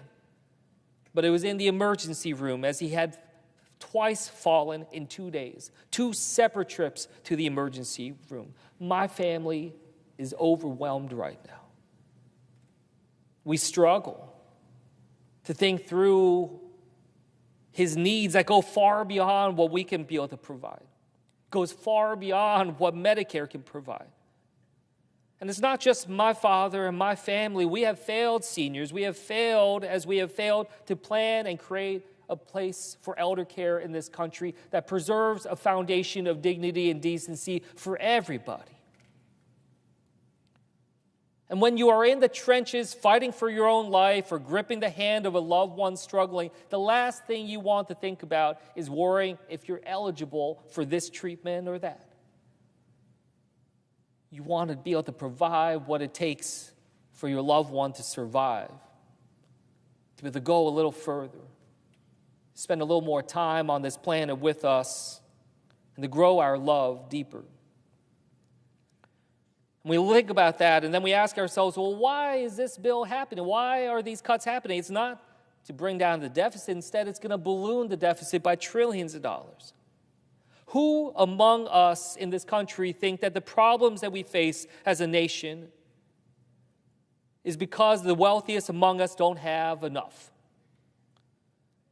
The distrust in government right now, it's not because politics isn't doing enough to help the most well-off in our country, the billionaires and the millionaires. I asked my colleagues to find the courage to do the right thing. I want us to bring back to 2017, in this very chamber, as senators gathered to decide the fate of the Affordable Care Act, which was at the time hanging by a thread. Many of my colleagues here in this chamber were also on the floor at that time. I was not. I was a regular citizen, angry at what I was seeing unfolding, watching it on my phone. A citizen that felt so detached from what was happening on this chamber. I remember thinking to myself, how could the Senate be seriously considering doing such harm to this country, to so many Americans, by trying to gut pre-existing condition protections, the Affordable Care Act, so much others? I asked myself, am I missing something? Am I missing information to understand why it is that this is even happening? And we saw rushed conversations, and we saw people running back and forth.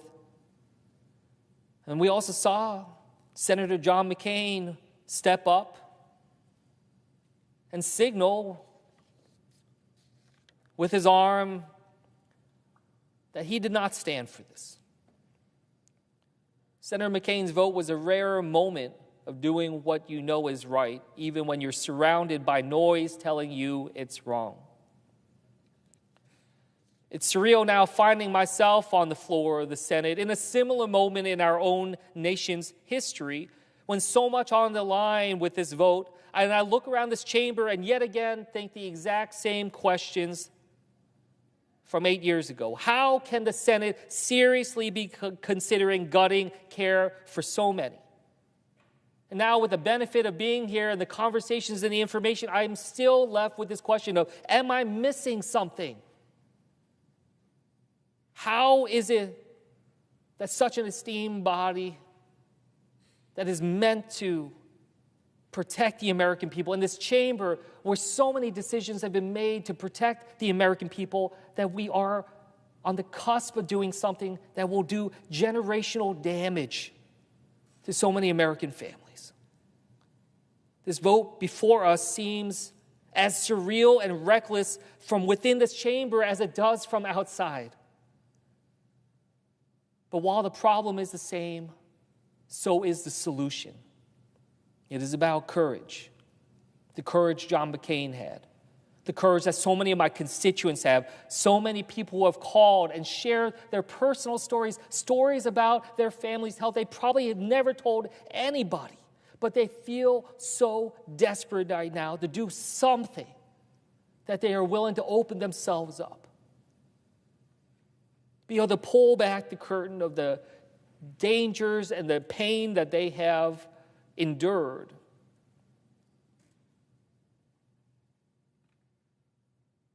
To be able to try to do anything to stop this bill from hurting Americans. That is courage. And it's courage about standing up against the big money and the special interest, and sometimes it feels insurmountable. And I say to my colleagues here today that you won't be remembered by whether or not you pass this bill on President Trump's timeline, or you feign concern about constituents just to be able to stab them in the back later. You'll be remembered by your courage to stand up and say no. You'll be remembered by your courage to speak out for the people, not just the few who have paid, but for all of us. You'll be remembered in the same way as our former colleague was remembered by what he did 8 years ago. I urge you to remember that this job is bigger than all of us, bigger than any one man, any one party. It is about using our vote and our courage to make lives better for those that we represent. History and the American people are watching. You still have time. You still have power. I still believe in this chamber and believe it can be a force for good. Let us use it for the children, for the disabled, for those not in this room. And with that, I yield back.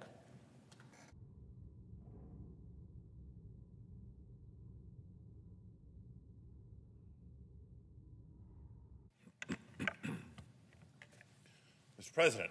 I recognize the senator from California. Mr. President, I too rise in opposition to the reconciliation bill before us. But before I get to my objections over the substance of this historic attack on working and middle-class families, I want to speak for a minute as the ranking member of the Rules Committee. And I need to address how Republicans are abusing the process to get here. They're breaking the Senate rules to hide the true costs of the bill. For the second time in just 6 weeks, the Republican majority is going nuclear on the Senate rules.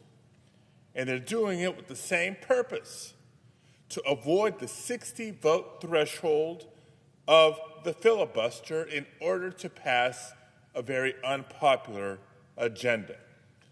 Now, I know oftentimes we're advised against getting into quote-unquote process because most people may not care about process or understand process, but in this particular case, it serves to underscore the significance of the damage that this bill represents, the procedural lengths to which the Republican majority is going to try to get this done.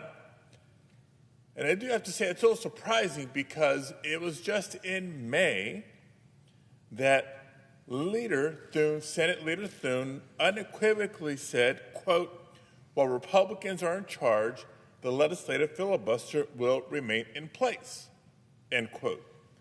If we go back to January, he was asked about this because folks kind of had a sense that this might be coming.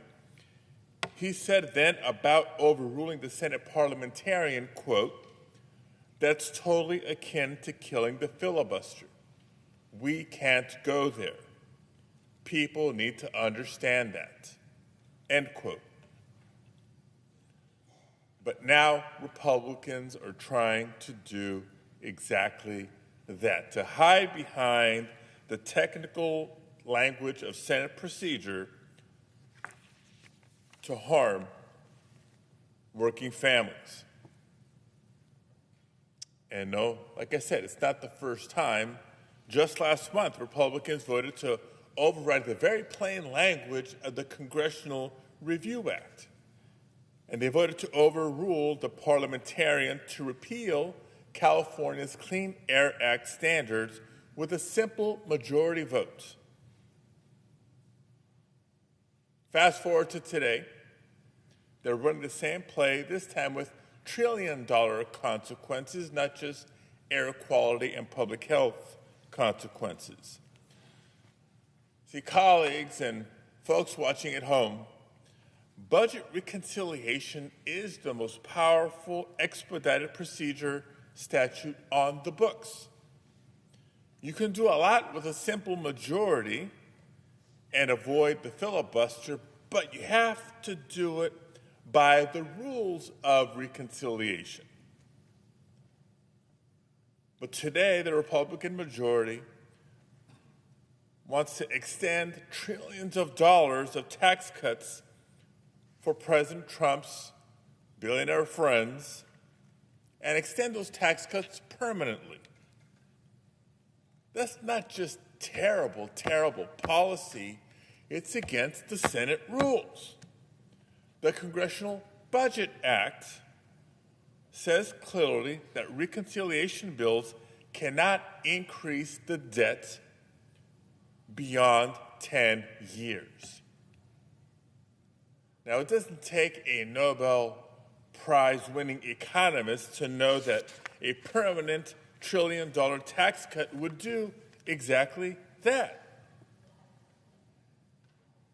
And so once again, following the same playbook they did last month, the majority is going to twist the rules to try to find a way. They're again ignoring the guidance from the parliamentarian's office that doesn't fit their agenda. And they're setting yet another new precedent for this body. Not only continue to overrule the parliamentarian, but to ignore adding trillions of dollars of costs under the, quote, current policy baseline.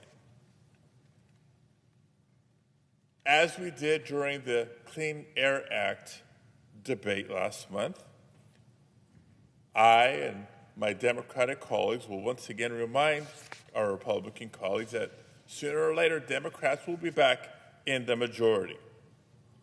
By then, the American people will have felt the pain of this bill, but we'll make sure that they understand just how hard you tried to work to hide it from them.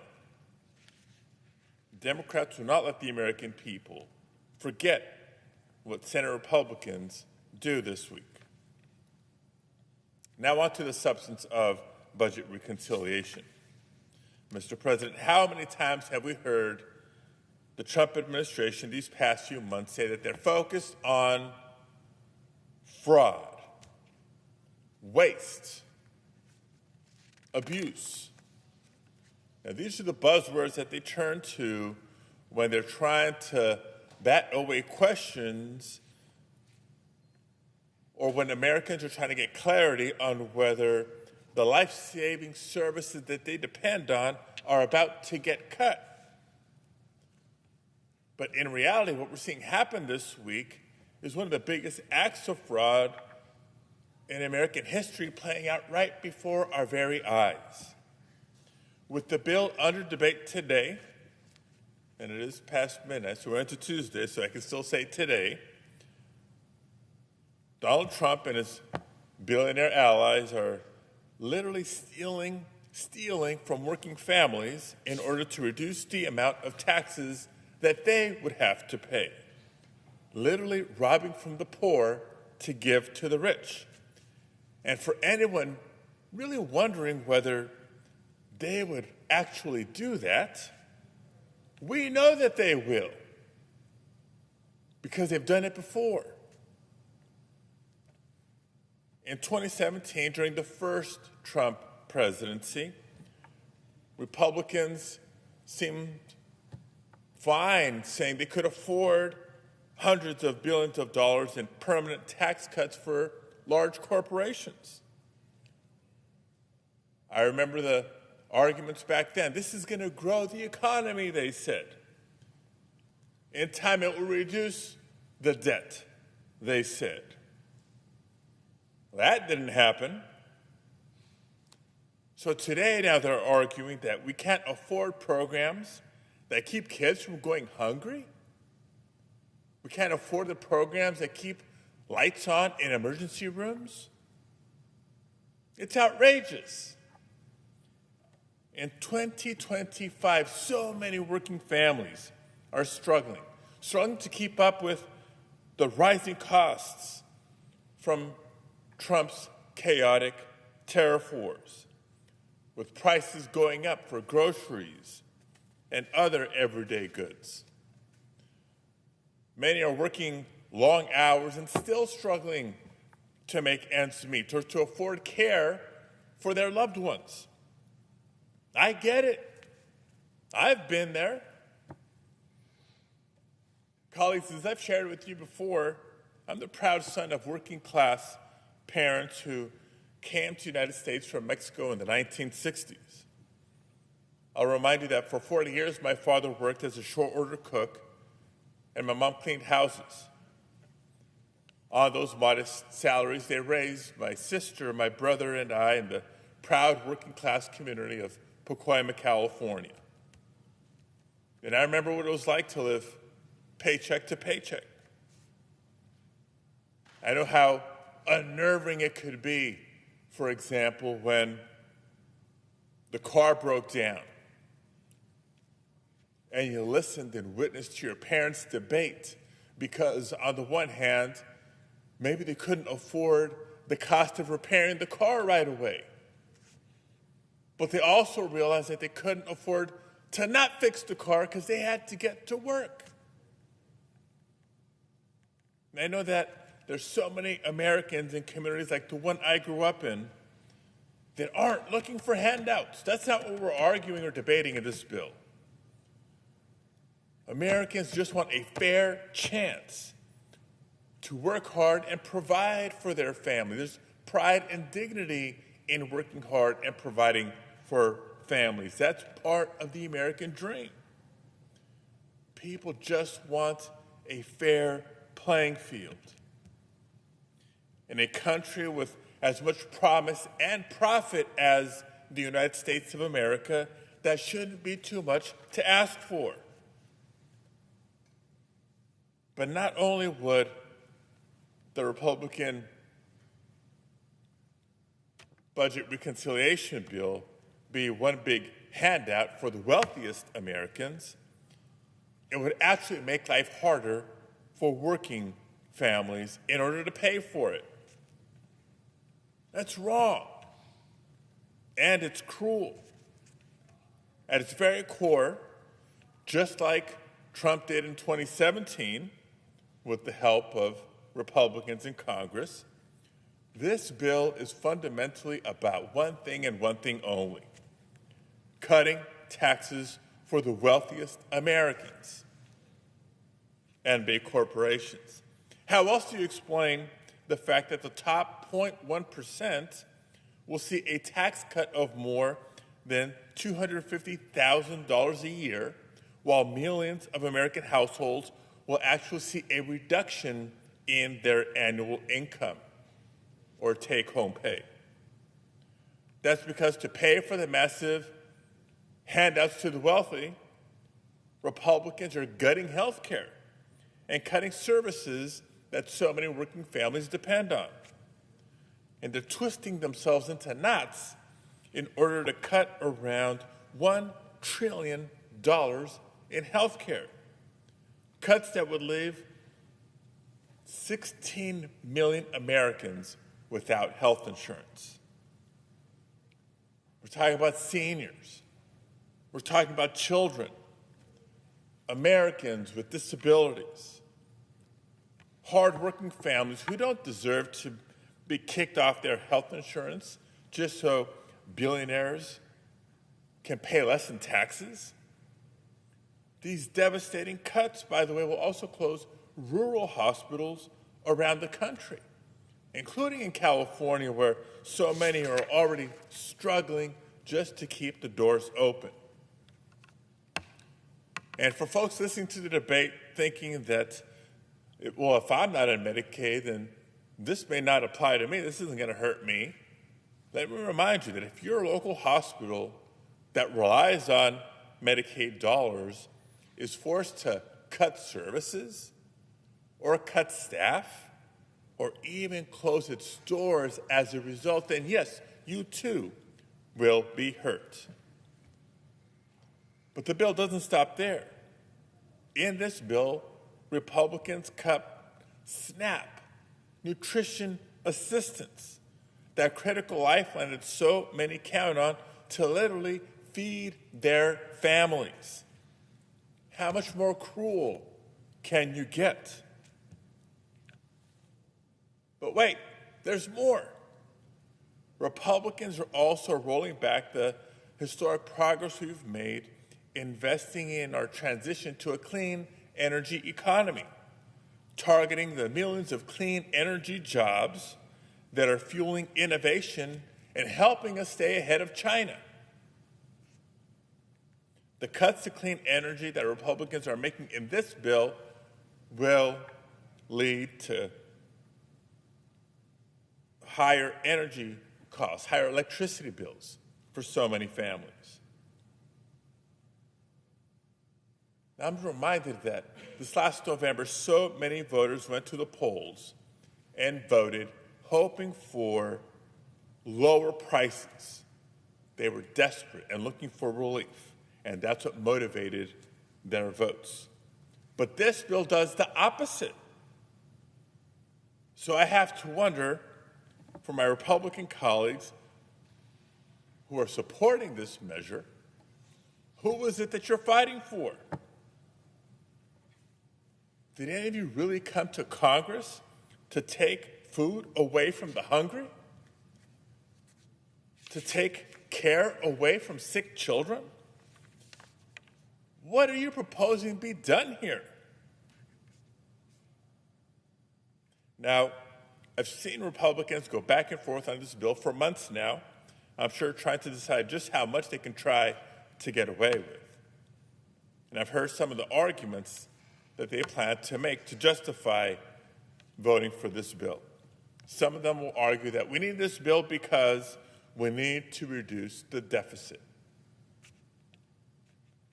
Talk about misleading. This bill adds trillions, yes, trillions of dollars to our nation's debt.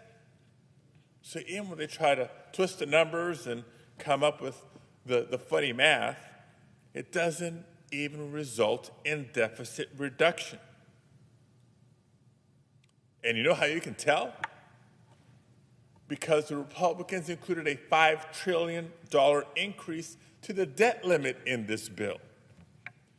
If the bill and the cuts included in the bill indeed reduce the deficit, as they claim it does, they wouldn't have needed to raise the debt limit in the process.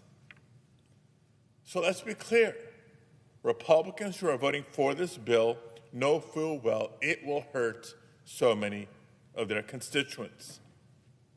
That's why behind closed doors you have Republicans handing out flyers that show just how devastating Medicaid cuts will be in states represented by Republicans. Or we hear they're discussing the burden that SNAP cuts will have on state and local governments. But because the leader of their party wants to sign this bill to celebrate the 4th of July this year, many of them will vote yes. But I'll ask again, who is this bill in service of? Who are you standing up for? Who are you fighting for? I'll tell you who I'm fighting for. I'm fighting for people like Jesus da Costa from San Diego, a home care provider who, in 2016, because of his mother's who became his mother's full-time care provider when she was tragically hit by a car and became disabled. Jesus can't hold a full-time job and carry all the responsibilities of looking after his mother. So for both Jesus and his mother, Medicaid has been a lifeline. I'm fighting for him. I'm fighting for people like Tina Ewing Wilson in the Inland Empire, who remembers what it was like the last time her Medicaid benefits were cut. Tina struggles with seizures and developmental disabilities and requires care 24/7. But when the Great Recession hit and Medicaid cuts followed, Tina knew she could only afford her care by offering free room and board to caregivers. Caregivers who went out to abuse drugs and alcohol and took advantage of her financially. Tina's terrified of that possibly happening again if these Republican cuts to Medicaid impact her. I'm fighting for her. And I'm fighting for the families I met at Rady Children's Hospital, where over half of all patients are covered by Medicaid. And I'm fighting for the nurses and the caregivers who fear for their patients. They care for their patients, but they're fearing for their patients because of these proposals. For every parent across the country who's working their tail off to put food on the table for their children, but every now and then may need a helping hand. If you see these Americans, if you have constituents with similar experiences in your state, and still think that they should have less of our help, not more, then I guess we came to Congress for different reasons. If you've seen so many corporations' profits soaring and the wealth inequality in our country growing, and think that billionaires need more tax relief, then I guess we came to Congress for different reasons. And if this week you'll vote to rip these critical lifelines away from millions of Americans because you somehow think it's the right political calculation, then surely we came to Congress for different reasons. Colleagues, it's crystal clear. I urge you to vote no on this bill and stand with me, stand with us, stand up for working families. That's what I plan to do. Thank you, Mr. President. I yield the floor. Under the previous order, the Senate stands adjourned until 9 a.m.